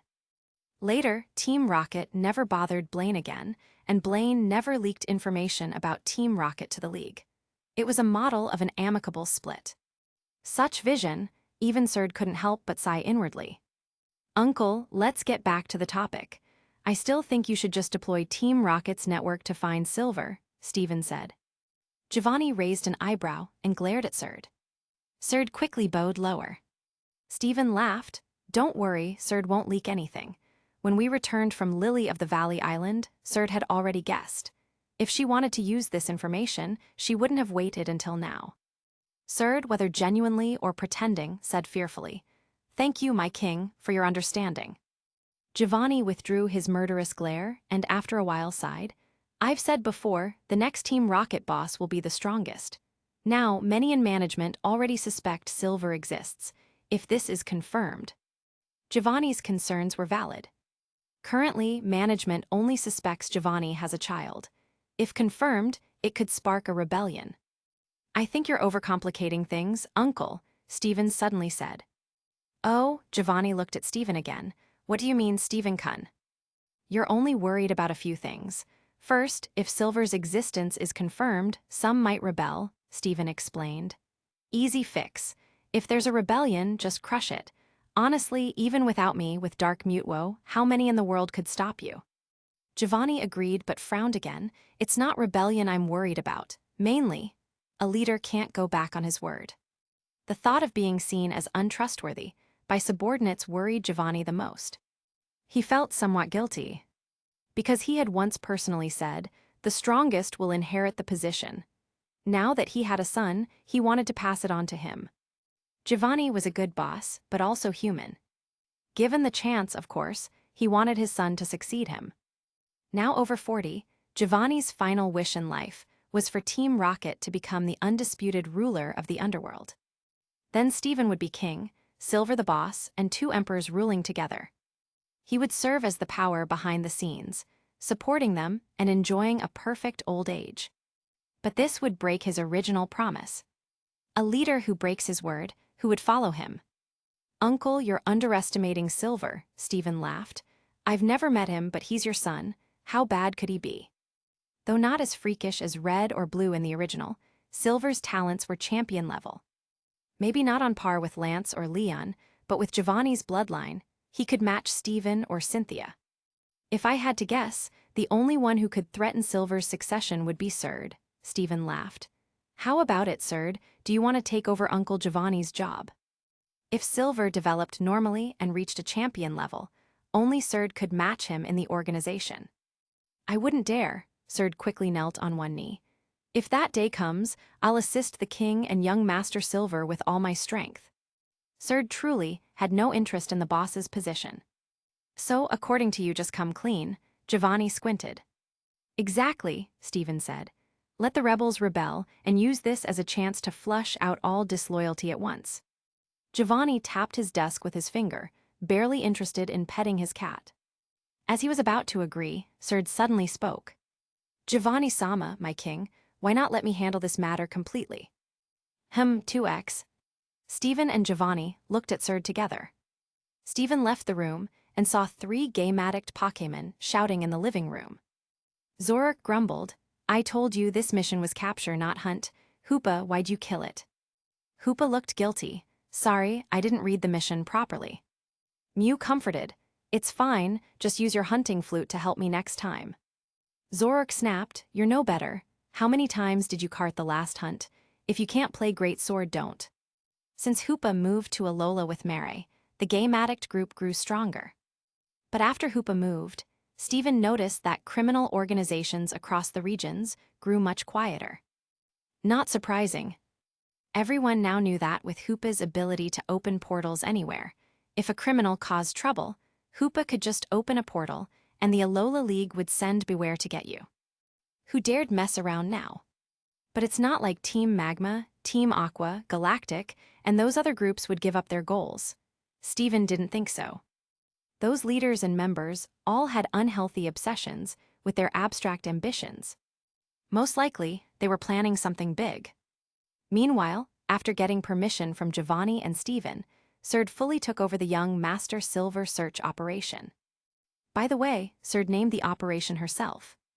After taking on the mission, the first thing she did was contact every Team Rocket executive in Kanto and Johto, telling them to look out for a red-haired boy about 7 years old during missions. Once this order went out, all the executives, beasts, generals, everyone were shocked. They had heard rumors, but this order confirmed their boss truly had a son. As expected, panic spread through Team Rocket as Giovanni predicted. At Johto's Cliff Cave, Team Rocket's Johto base. What kind of joke is this? As one of the beasts and a Johto base leader, Carr raged. The latest mission is to help the boss find his son. Are you kidding me? The surrounding Johto Team Rocket members froze, not daring to breathe. Do you have a problem, Carr? That distinctive eunuch voice sounded behind him. Carr turned, furious to see Surd, hands behind her back, walking in with Orm. Surd, how can you stay so calm? Carr demanded. I'm more curious why you're so angry, Surd smirked. Team Rocket belongs to Boss Giovanni, he can do what he wants. Are you going to oppose him? He said himself, the next boss would be the strongest member. That's why I've been risking my life, Carr shouted. Now what? Bring back his son so he can take over. A short silence, then Surd said calmly, if that's the boss will, so be it. What about you, Orm? I have no opinion, Orm replied simply. He knew his place, just a worker. Whoever's boss, as long as the pay is good. Damn, you two are hopeless, Carr cursed. Are you planning a rebellion, Carr? Saki's eyes narrowed. Defy the boss and the king. When Saki said boss, Carr was only wary. But when she said king, he was deeply terrified. The other Johto members buried their heads, not daring to look up. That man's deterrence in Team Rocket was at least as high as Boss Giovanni's. Carr gritted his teeth. If Boss Giovanni wants to make his son the new boss, the king has no objection. Heh, didn't know you were short both in height and brains, Carr, Saki laughed. To the king, it doesn't matter who's boss. The king's status is supreme, the boss doesn't threaten him. Carr frowned, so he won't get involved. Who knows, who can guess the king's mind? Surd looked to the sky, then back at Carr. At least for now, the king has no intention to interfere. For those unhappy with Boss Giovanni, that's probably good news. Carr frowned suspiciously at Surd. Why are you telling me this? He wasn't as sharp as Surd, but he wasn't an idiot. Surd was hinting, no, openly telling him, that the king won't intervene, so go ahead and rebel. Boss Giovanni's health is failing, Surd said shockingly, making Carr's face change. Even many base members looked at each other in shock. But Surd's expression remained calm. This illness can't be cured by current human medicine, only legendary Pokémon's power. Boss Giovanni can't travel far now. Only the king can help him catch legendary Pokémon to cure him, like Ho-Oh or Xerneas. But even for the king, catching a legendary isn't easy. It's a hassle to find them. Boss Giovanni is anxious to find his son, to establish an heir. But the king has no interest in a 7-year-old kid, and he's worried about Team Rocket's future. Honestly, rather than letting some random kid inherit, it's better to pick a capable current executive. Surd shrugged. Chapter 214, Pokémon, I Transmigrated Twice 214. With Surd's deliberate guidance, rumors spread rapidly within Team Rocket that the boss was suffering from a grave illness and seeking an urgent successor. Although Surd also mentioned that the king had gone out to find Ho-Oh, Xerneas, and other healing-type legendary Pokémon to help cure the boss, finding such top-tier legends was easier said than done. What if the boss died before the king succeeded? For a time, everyone in Team Rocket was filled with anxiety. Blaine and Fuji, both planning to withdraw completely from Team Rocket after completing the Mutwo project, were stunned when they heard the news. The two old men met in their shared hometown, Cinnabar Island, and couldn't help but discuss the matter. Fuji, do you think it's true? Blaine pondered for a while and replied, true or not, at the very least, it's certain that Giovanni has a son.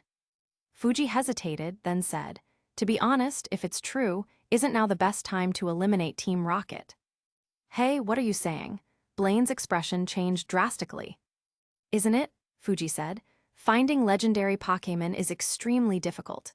Back then, Team Rocket went to great lengths and only managed to find a fossilized eyelash with Mew's DNA. If Giovanni can't hold out until Joker brings back Ho-Oh or Lugia, and the League strikes now, with Dr. Stephen's help, Team Rocket might be finished. Enough! We have nothing to do with Team Rocket anymore, and I won't tell anyone what you just said, Blaine said. He knew his old friend was even more disgusted by Team Rocket's actions than himself, hence such thoughts. If Giovanni was truly terminally ill, and the League seized the opportunity with Dr. Stephen delivering the final blow, Team Rocket really might become history. But what his old friend didn't know was, Dr. Stephen and Joker were the same person. Therefore, this plan could never succeed.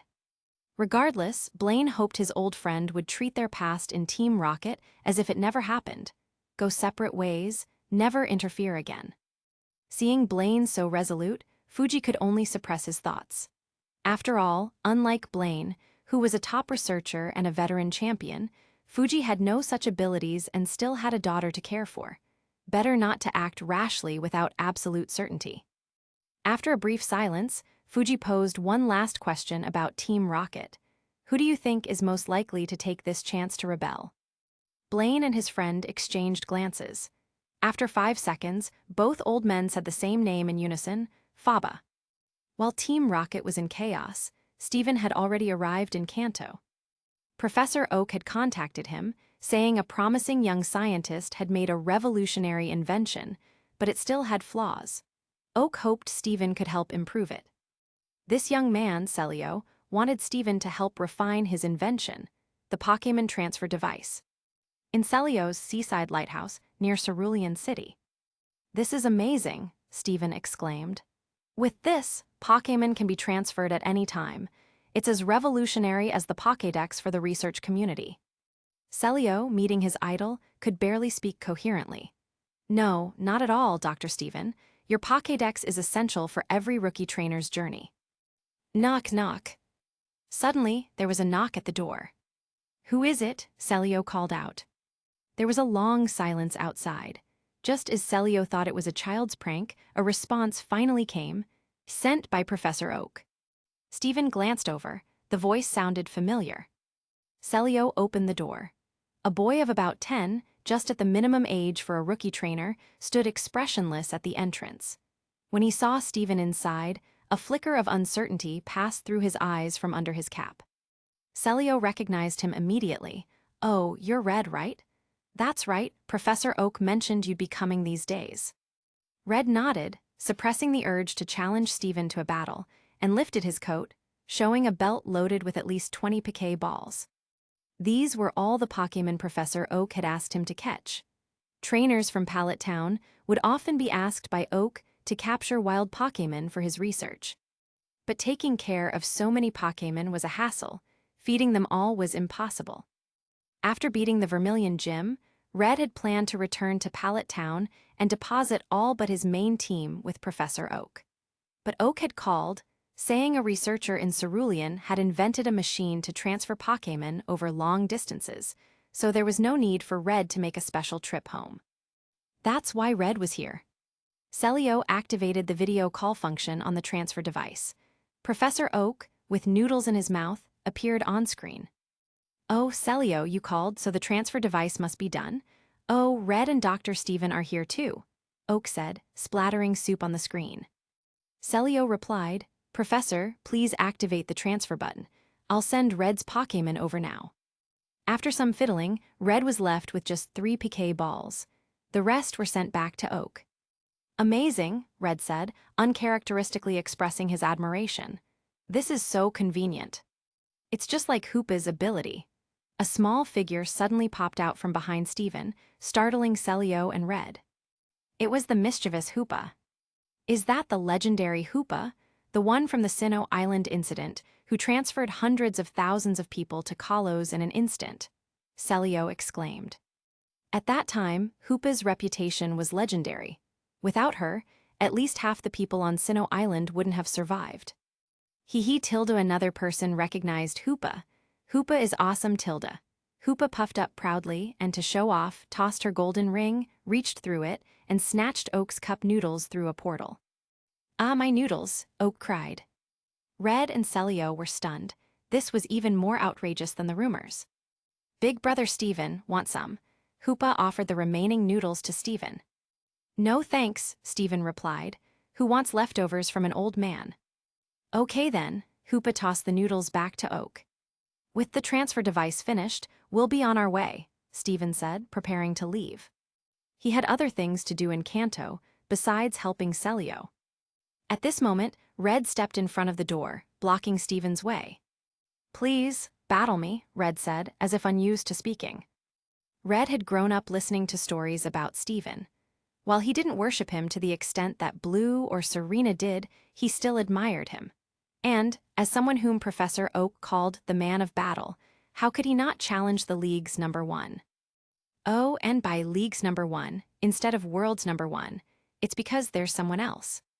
Steven glanced at the 3 piquet balls left on Red's belt and smiled. Your team doesn't look complete. I'm not afraid of losing, Red replied. He knew he couldn't possibly win, but as a true battler, facing a stronger opponent excited him, regardless of the outcome. I've got time lately, so let's battle, Steven said, not refusing Red. After all, beating up a future master trainer before he grows up, why not? Even when Red becomes the Silver Mountain boss, Steven wouldn't be afraid. They went to the straight outside the lighthouse. Celio was excited. Oh, something unexpected is happening. In that case, let me be the referee, a lively, girlish voice interrupted. The 3 turned toward the voice.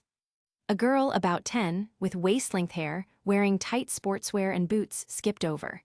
This kind of outfit often looks odd on a child, but it suits her surprisingly well. Who are you? Celio asked, confused. Hi, everyone, I'm Green, but you can call me Little Green. I just got my starter Pokémon from Professor Oak. I'm from Pallet Town too, Red Tilda, she said, winking flirtatiously despite her age. Red frowned. From Pallet Town? But he knew all the kids his age in Pallet, and there was no one like her, especially someone so noticeable. Sensing Red's confusion, Green explained. I left Pallet as a child due to an accident and only recently returned, so it's normal for you not to know me, Tilda. Looks like she finally dared show herself after hearing that Price was dead, Steven thought. In the original story, Green had escaped from Price with Silver, but because she held the silver and rainbow feathers, she always had to hide and disguise herself to avoid pursuit. Now, with Price dead, she no longer needed to hide. Based on her words, she'd returned to Pallet Town, reunited with her parents, and got her starter Pokémon, not stealing one as in the original. Can we start? Red ignored Green, focusing on Steven. Steven nodded, then asked Green, Little Green, what Pokémon did you pick as your starter? I'm not a little kid. I have a great figure, Green said, posing to show off. Indeed, for a 10-year-old, her development was impressive, maybe even better than Karen's. In the future, she might even rival Malva. But don't fall for me, Dr. Steven. I'm more interested in your brother Tilda, Green teased, then straightened up. The League's official explanation for the Sinnoh Island incident was that Team Rocket and the Masked Man fought, with Team Rocket barely winning and the Masked Man killed. Green, still hiding in the underworld at the time, was surprised but didn't believe it at first. After investigating in Sinnoh and confirming the Masked Man's death, she finally felt safe to return. As for Joker, who killed the Masked Man, Green couldn't help but feel grateful. Approaching Steven was partly to see if she could get closer to Joker and thank him. Steven, is this another Marnie? Hee Tilda, just kidding. I chose this one as my partner. Green threw a piquet ball, and a lively Squirtle popped out and was hugged by her. I named it Little Turtle. Cute, right? Green said, doting. Steven was speechless. He just checked Red's team and saw Red, Charmander, Green, Squirtle, Blue, Squirtle. Shouldn't it be Red, Charmander, Green, Bulbasaur, Blue, Squirtle? But both Green and Blue had Blastoise as their signature Pokémon. Poor Bulbasaur never gets any respect. Only in the manga does Red get Bulbasaur, giving the green frog some dignity. But Red using Venusaur and Green using Charizard is even weirder. Then let me be the referee, Green shouted, running between the two. Next is a 3v3 battle between Alola League champion Dr. Steven and Red from Pallet Town. When one side's 3 Pokémon are unable to battle, they lose. Now, the battle begins. In Gym or Elite Four battles, the leader usually sends out their Pokémon first, so the challenger can adjust. But as soon as Steven reached for his belt, Red already tossed one of his 3 Pokéballs. With a flash of white light, a Charmeleon, tail ablaze, roared energetically. Charmeleon, the evolved form of Kanto's starter Charmander. Your starter's already evolved. Well, not surprising. He set out 2 months before me, Green shrugged. This guy, he took the initiative against the league's #1. Celio was shocked by Red's courage. How bold of you to make the first move. Go Kartana, Steven smiled. A deep blue, net-patterned Ultra Ball opened, releasing Kartana, one of the Ultra Beasts. As its name suggests, it was paper-thin, about 30 centimeters tall, and floated lightly in the air. What kind of Pokémon is that? It looks so weird. Green and Celio were confused. Red took out his Pokédex. He rarely needed to use it, having memorized all the Kanto and Johto Pokémon during his studies, but he'd never seen this one. Kartana, the drawn sword Pokémon, one of the Ultra Beasts. Grass steel type, with a body as light as paper, but can become a sword that cuts through anything. The Pokédex's AI explained. Grass and steel, 4 times weak to fire, Dr. Steven is being generous, Green commented. Red frowned. He'd rather be beaten quickly than have Steven take him lightly. Don't misunderstand, Red. I didn't pick this to go easy on you. I intended to use it from the start. And you shouldn't underestimate it just because of type advantages, Steven said calmly. Red immediately cleared his mind of distractions. After a brief observation, Red commanded, "Smoke screen." Charmeleon released black smoke, covering the strait. Trying to disrupt Kartana's vision, Green shouted, "Swift!" From within the smoke, Red's voice rang out again. Suddenly, several glowing golden stars shot from the left, targeting Kartana. On the left, Green and Celio thought. Kartana effortlessly dodged, tilting its head as the swift stars nearly grazed it. But the mist stars suddenly made a 180-degree turn and attacked from the right.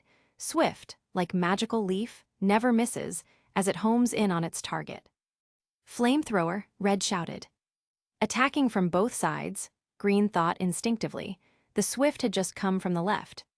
But to her surprise, the flamethrower came from below Kartana. What? Swift came from the left. How did Charmeleon end up below Kartana? He used Swift's homing ability. Steven saw through it immediately. After using Smoke Screen, Charmeleon had moved directly below Kartana, then fired Swift to the left, letting it curve around to fake his position. Red's tactical mind was impressive. Even with a huge overall gap, he could still surprise you. Chapter 215, Pokémon, I Transmigrated Twice 215. Facing a double attack from the jet flames below and the high-speed star ray coming in from the right, both Green and Celio widened their eyes, eager to see how the mysterious Pokémon, Kartana, would react.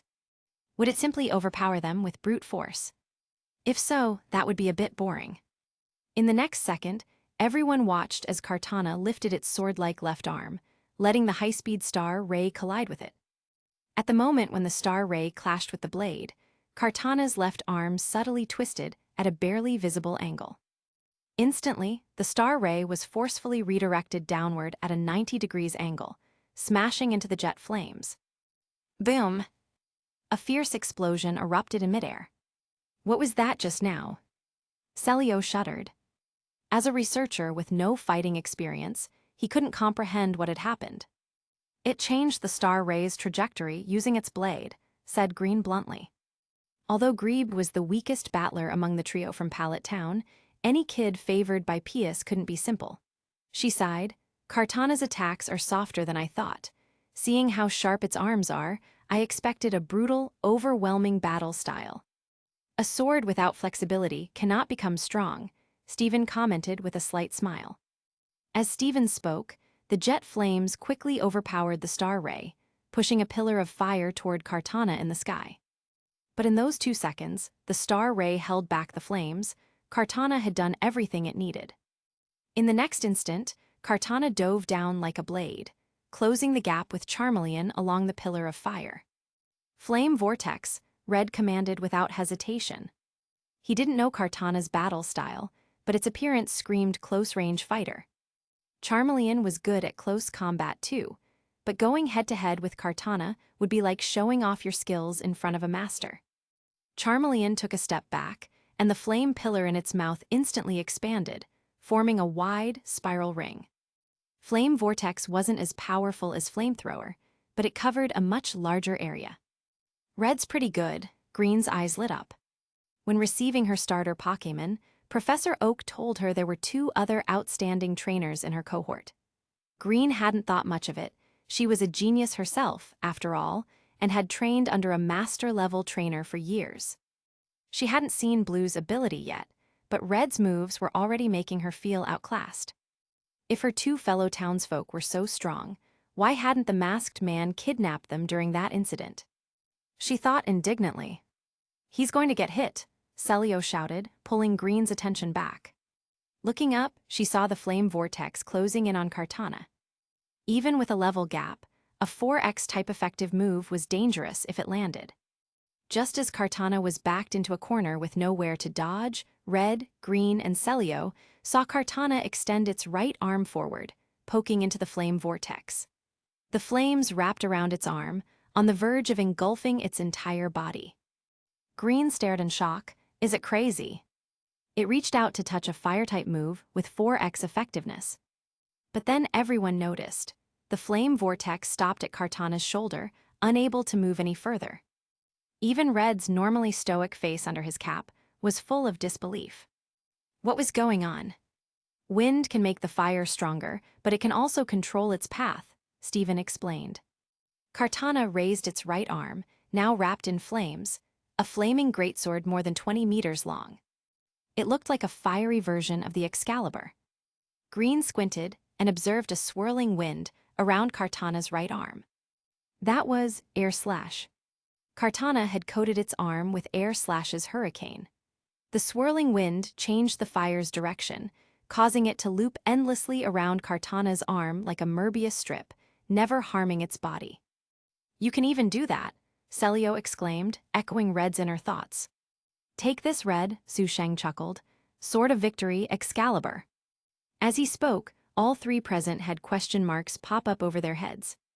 Even the Hoopa floating, and Kartana holding the flaming sword looked confused. "What the heck?" But Kartana quickly responded, swinging the 20-meter flaming blade down with a roar. "Dragon Claw," Red commanded instantly. With such a large area of attack, Charmeleon couldn't dodge. He could only hope to block some of the damage. Charmeleon's claws glowed blue, forming a trident shape, and met the flaming holy sword head-on. Boom! The flaming sword clashed with the twin claws. They held for less than a second before Charmeleon was completely overpowered. In the end, both Charmeleon and the flaming sword crashed down. A loud explosion echoed out. The ground was gouged with a straight trench 30 to 40 meters long. And in the center of the trench lay Charmeleon, flat on its back, tongue lolling out. Charmeleon is unable to battle. Kartana wins, Green finally announced after a stunned pause. Though it was unclear whether she was more shocked by Kartana's power or Stephen's naming sense. "My fault," Red recalled Charmeleon into its piquet ball, quietly apologizing before calling out his next partner, Pikachu. Red's 2 signature Pokémon. "Pikachu's typing won't help here, but typing isn't everything," Green commented. 10 minutes later, Kartana's super-effective Holy Sword finished off Red's last partner, Lapra's, ending the friendly match. Red tipped his hat, recalled Lapra's, nodded in gratitude to Stephen, and turned to leave. "He's just leaving. How boring," Green muttered. "He was born to battle. He knows there's no point staying, so he left," Stephen smiled. "Haha, after such a loss, it'll take him a while to recover," Green grinned mischievously. If Stephen had only won by level difference, it wouldn't have meant much. But in this 1 versus 3 sweep, Stephen had won through skill and technique. In other words, Red hadn't lost because of level, but because of a gap in their abilities as trainers. "That's a tough blow." "You're underestimating your fellow townsman," Stephen smiled. "Someone who would give up being champion just to improve himself isn't so easily defeated. This is goodbye for now. I hope you'll invent more things for the harmony of people and Pokémon, Celio, Stephen waved. Doctor, won't you stay a few more days? Just the other day I saw a mysterious giant Pokémon near the lighthouse. I have a feeling it's strong. Maybe you could catch it, Celio said, reluctant to part. I prefer to capture Pokémon by fate, Stephen replied. Though Etha Paradise could help with training, he still tried to keep his team at a manageable size so every Pokémon could shine. Where are you going next, Dr. Stephen? Green asked, intrigued. What do you want? Stephen eyed her suspiciously. If possible, I'd like you to introduce me to your brother. There's something I'd like to thank him for, Green said. Both of her fellow townsfolk had gone to challenge the Indigo League, but Green wasn't interested in becoming stronger or being champion. She just wanted to find Joker and thank him. Otherwise, she wouldn't dare return home and face her parents. Sorry, I can't reach him. You'll have to find another way, Stephen replied. He wanted to ask Green about Silver's whereabouts. The two had been partnered during training under Price, almost like siblings. He figured they were still in touch, but decided not to pry. Seeing Stephen leave, Green pouted. So stingy, whatever, finding someone isn't hard for me. Ditto, did you remember Dr. Stephen's face? Green released a Ditto, the best partner for egg hatching in the games. Ditto nodded its soft head, then transformed into Stephen. With this face, infiltrating Team Rocket will be easy, Green grinned. Just then, her phone rang. Hello, Silver, calling your sister. A boy's voice answered. I heard you got your starter, so I wanted to congratulate you. Thanks, how's living in Ecruteak City? Green replied. After hearing about the masked man's defeat on Sinnoh's Lily of the Valley Island, Green and Silver went there and confirmed the masked man was truly dead, told to them by Lance himself. Knowing the masked man was gone, Green returned to Pallet Town to reunite with her parents.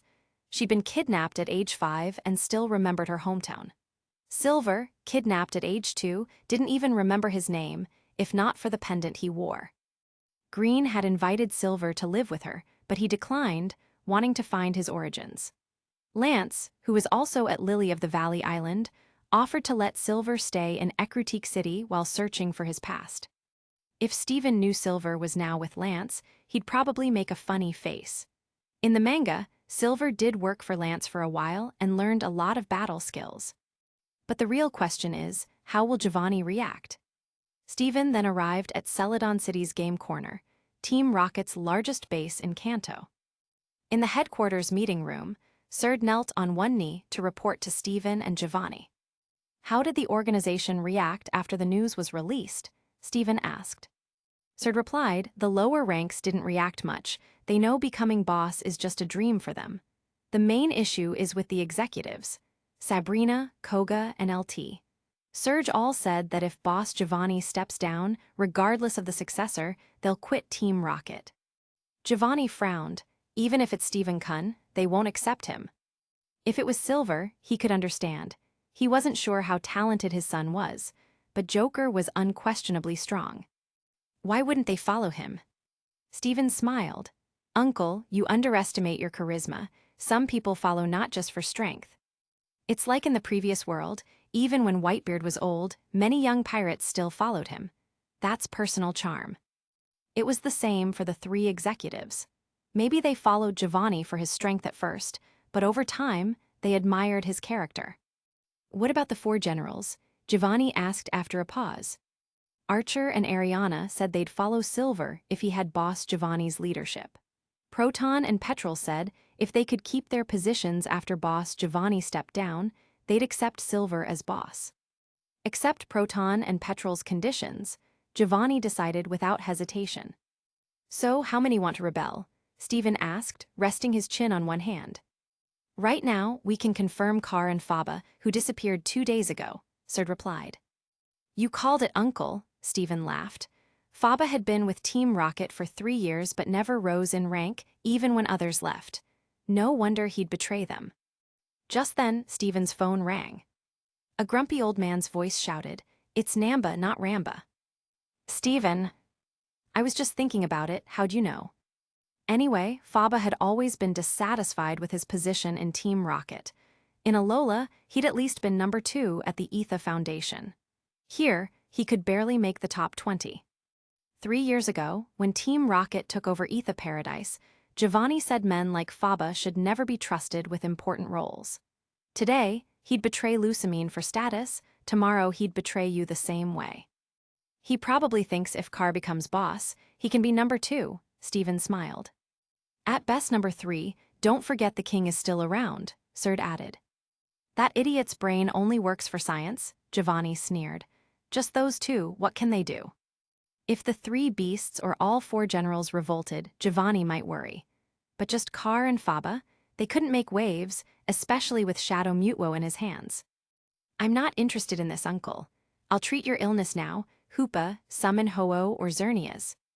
Stephen wasn't interested in cleaning up traitors. Serd's statements were mainly bait, mixing truth and lies to fish out the real traitors. The leader's fatal illness part was true, but it was in the early stages. Top scientists said as long as Giovanni avoided serious injury, he'd be fine for 3 years. But since Stephen was here, he figured he might as well treat Giovanni. Eat my Arachi, cry, scream, then die, wahahaha. In the now empty arcade, the only customer, Hoopa, shouted as it slammed the buttons with one hand while clutching its waist with the other, jumping around excitedly. Since befriending Mew and Zorark, Hoopa had joined the Alola gaming addicts. Please don't hit the machines, a red-haired, broom-headed young woman said, forcing a smile. If the boss hadn't told us you were a VIP, I'd have thrown you out already. Calm down, Jesse, this is the boss's VIP, a blue-haired man said, only to be interrupted by a voice. Hoopa, time to go, Stephen called. But I still have a lot of coins left, Hoopa pouted. We have things to do. I'll buy you some machines for home later, okay? Really? Hoopa's eyes sparkled then dimmed. No, put them at your house instead. Mary will just put them away. Stephen smiled, picked up Hoopa, gave the red and blue duo a friendly nod, and left. That was the king, right? Jessie whispered excitedly. If only I'd had time to flatter him, maybe I'd get promoted, James lamented. On the rooftop of the game corner. Hoopa summon Xerneas, Stephen decided. Both Ho-Oh and Xerneas were legendary healers, but Ho-Oh was too picky and wouldn't save someone like Giovanni. Xerneas, the benevolent saint, would have no such scruples. Okay, Hoopa didn't know who the bandaged man was, but if Stephen said so, it must be right. Hoopa enlarged a golden ring, his eyes glowing blue. Come out, come out. Meanwhile, in the Lumio City TV studio in Kalos, a golden ring appeared live on the news, broadcast for all Kalos to see. Chapter 216, Pokémon, I Transmigrated Twice, 216. 5 minutes ago. Inside the Prism Tower TV studio in Lumio City, the capital of the Kalos region, Malva, one of the Kalos Elite Four and the top female news anchor for the TV station, was broadcasting today's news. She had invited Professor Sycamore, Kalos' leading Pokémon professor and a major contributor to Mega Evolution research. At the start of the broadcast, Malva sat upright on the left side of the desk, hands on the table, facing the camera. Hello, everyone, and welcome to the Lumiose Evening News. Recently, news from the Kanto region reports that Dr. Stephen and a graduate from Kanto's Celadon University have developed a Pokémon transfer device. Now, let's have Professor Sycamore explain this invention, which the League calls epic making. Beside the news desk sat one of the transfer machines. Ever since Dr. Stephen improved the device invented by Celio, the League had distributed it throughout the regions.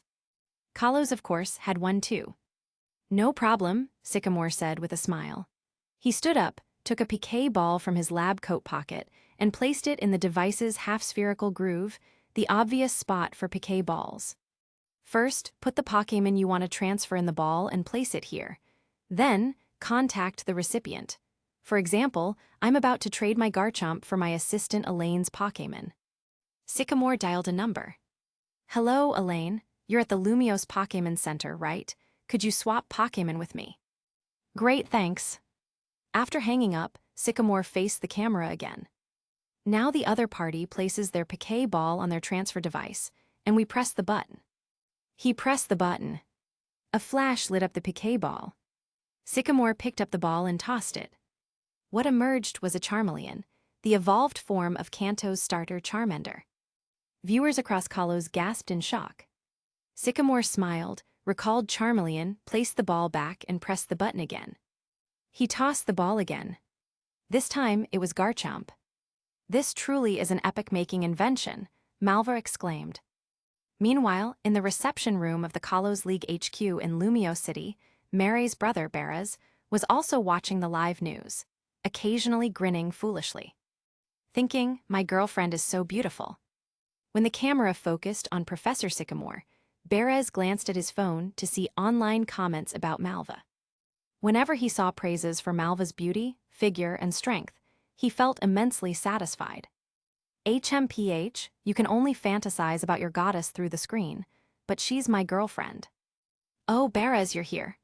Just then, Elite Four member Siebold, passing by the reception room and seeing the door ajar, greeted Beres. Since Beres often visited Malva, everyone in the league, from the champion down to security, knew about him. Many staff wondered if Malva was crazy to date such a nobody.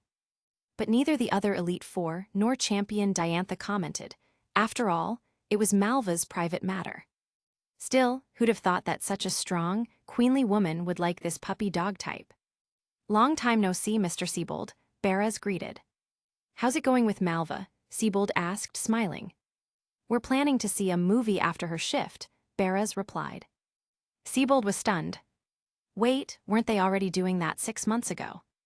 I mean, how far have you two got? Like holding hands, hugging?" Siebold hesitated, not daring to say kissing. "Well, Malva said she doesn't want to rush, so we haven't." Beres looked awkward. Siebold was shocked. Dating for half a year and not even holding hands. What kind of weird relationship is this? If he didn't know Malva, he'd suspect she was just stringing Beres along. But Beres had no background or resources for Malva to use. "So I string him along. Is she just slow to warm up?" Outside the studio, Lysander was watching, eyes narrowed. "This thing is convenient," he thought, recalling the cocoon of destruction that Steven had taken away. "If I could steal it and use the transfer device, I could send it from Alola straight to Kalos. But first, I'd have to steal it." As Lysander pondered, suddenly a golden ring appeared out of thin air in the studio, broadcast to thousands of Kalos homes. "What's that?" many citizens wondered. But those who'd experienced the Lily of the Valley Island incident 6 months ago, like Malva and Lysander, had their pupils contract in shock. They immediately recognized it. After all, they'd experienced its power firsthand. Meanwhile, atop the Celadon game corner in Kanto, staring at the chaotic golden portal, Steven and Giovanni exchanged glances. Giovanni, "Why's nothing happening?" Steven blinked. While Hoopa can summon legendary Pokémon, it can only bring ones willing to come, but Xerneas shouldn't be refused. Unlike Unbound Hoopa, which could control legendaries and forcibly use them, confined Hoopa can only summon those willing to help. During the Ragnarok War, many viewers joked that the Latios/Latia's siblings were freeloaders, leaving Mega Rayquaza to do all the work, but Hoopa didn't have many choices. She can't mind control anyone, so she calls on easygoing legendaries like Rayquaza and the Dragon siblings. Xerneas was an option, but its absence now was out of character for the Holy Deer. Could it have turned back into the Tree of Life? Steven wondered. But that shouldn't be. Xerneas hadn't fought Yveltal or expended much life force lately. Hoopa, try harder. Hoopa's eyes glowed blue as it exerted its powers. Back in the Lumios TV studio, an invisible force gripped Malva, lifting her from her seat and pulling her toward the golden ring. The Fire-type Elite's face changed. She instinctively grabbed her belt with her right hand and threw a piquet ball with her left. Out came Delphox, the final evolution of the Kalos starter Fennekin. Delphox swung its wand-like stick, pulling Malva back and breaking Hoopa's psychic hold. "This, could it be?" Professor Sycamore gasped, half guessing the ring's identity. On the game corner rooftop, Hoopa said to Steven, "Big brother, Xerneas broke free from my psychic power."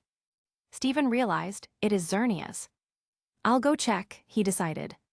"Don't forget, Hoopa is your Pokémon," Giovanni reminded him.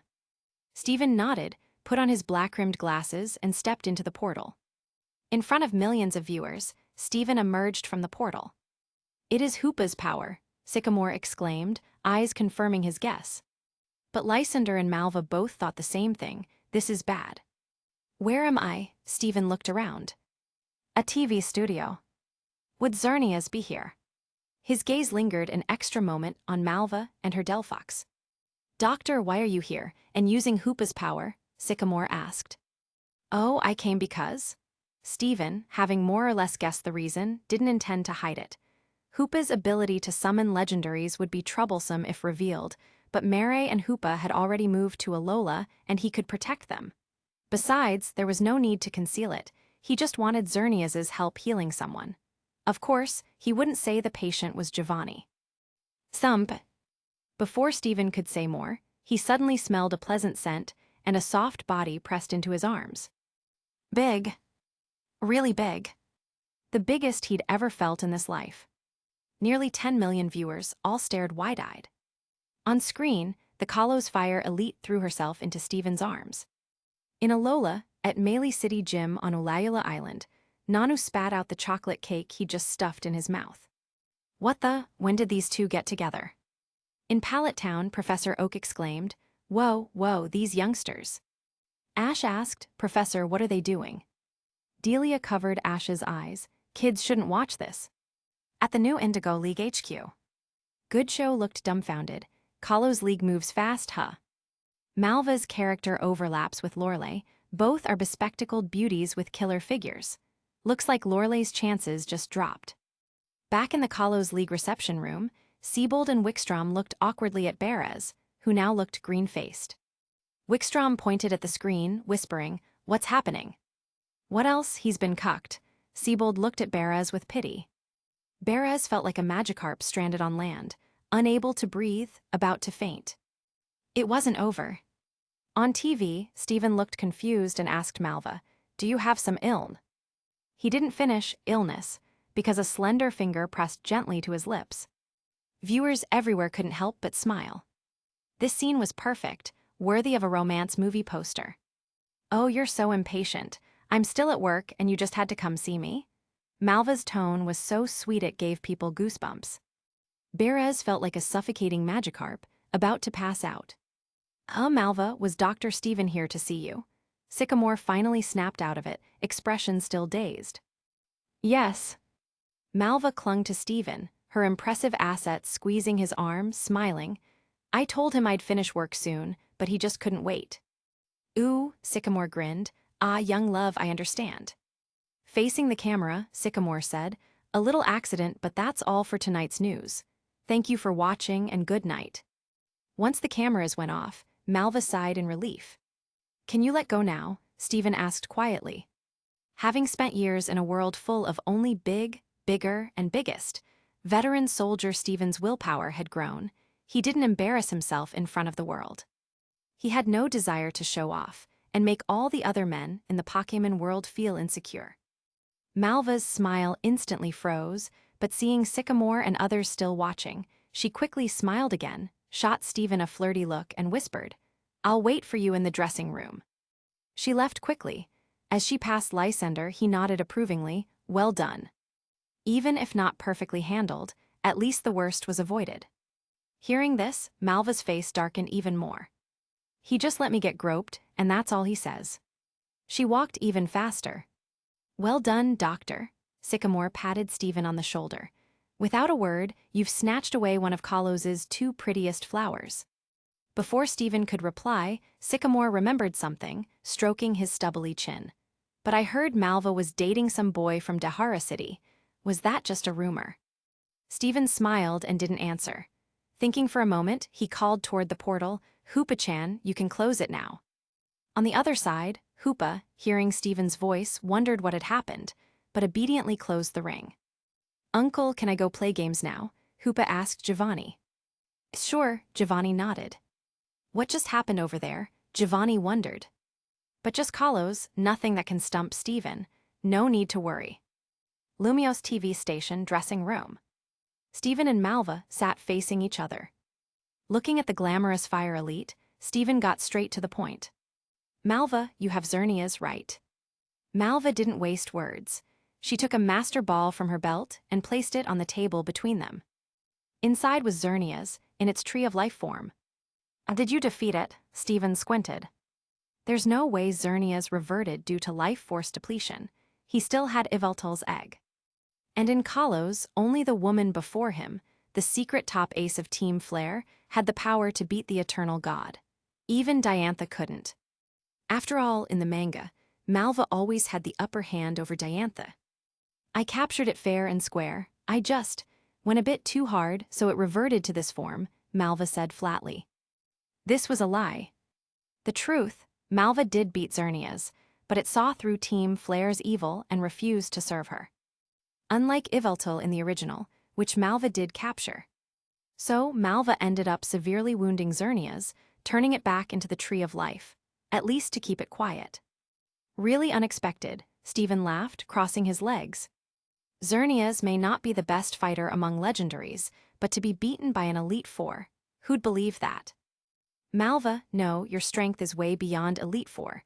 I should call you Miss Malva instead. You also interrupted me earlier to stop me from revealing you had Xerneas, right? Malva's face darkened. True. Honestly, things were so rushed then that she couldn't think of any better way to stop Stephen than using her charms. Otherwise, as a champion-level trainer, would she have to stoop to something so humiliating? After a long silence, Malva finally spoke again. I, Malva, just want a peaceful life. So yes, I caught Xerneas, but I don't want my strength to be public knowledge. Dr. Stephen, would you please keep my secret? A peaceful life. What, did you get inspired by the Mona Lisa too? Oh, got it, I'll take my leave then, said Stephen, getting up to go. Malva was dumbfounded. Did he believe that reason? Even I don't. But in the heat of the moment, she couldn't come up with anything better. Just like earlier, when she had to stop Stephen from revealing her secret in the studio, her only option was to use her beauty to silence him, even if it was humiliating. Mainly, Malva didn't know Stephen wasn't in a hurry for Xerneas.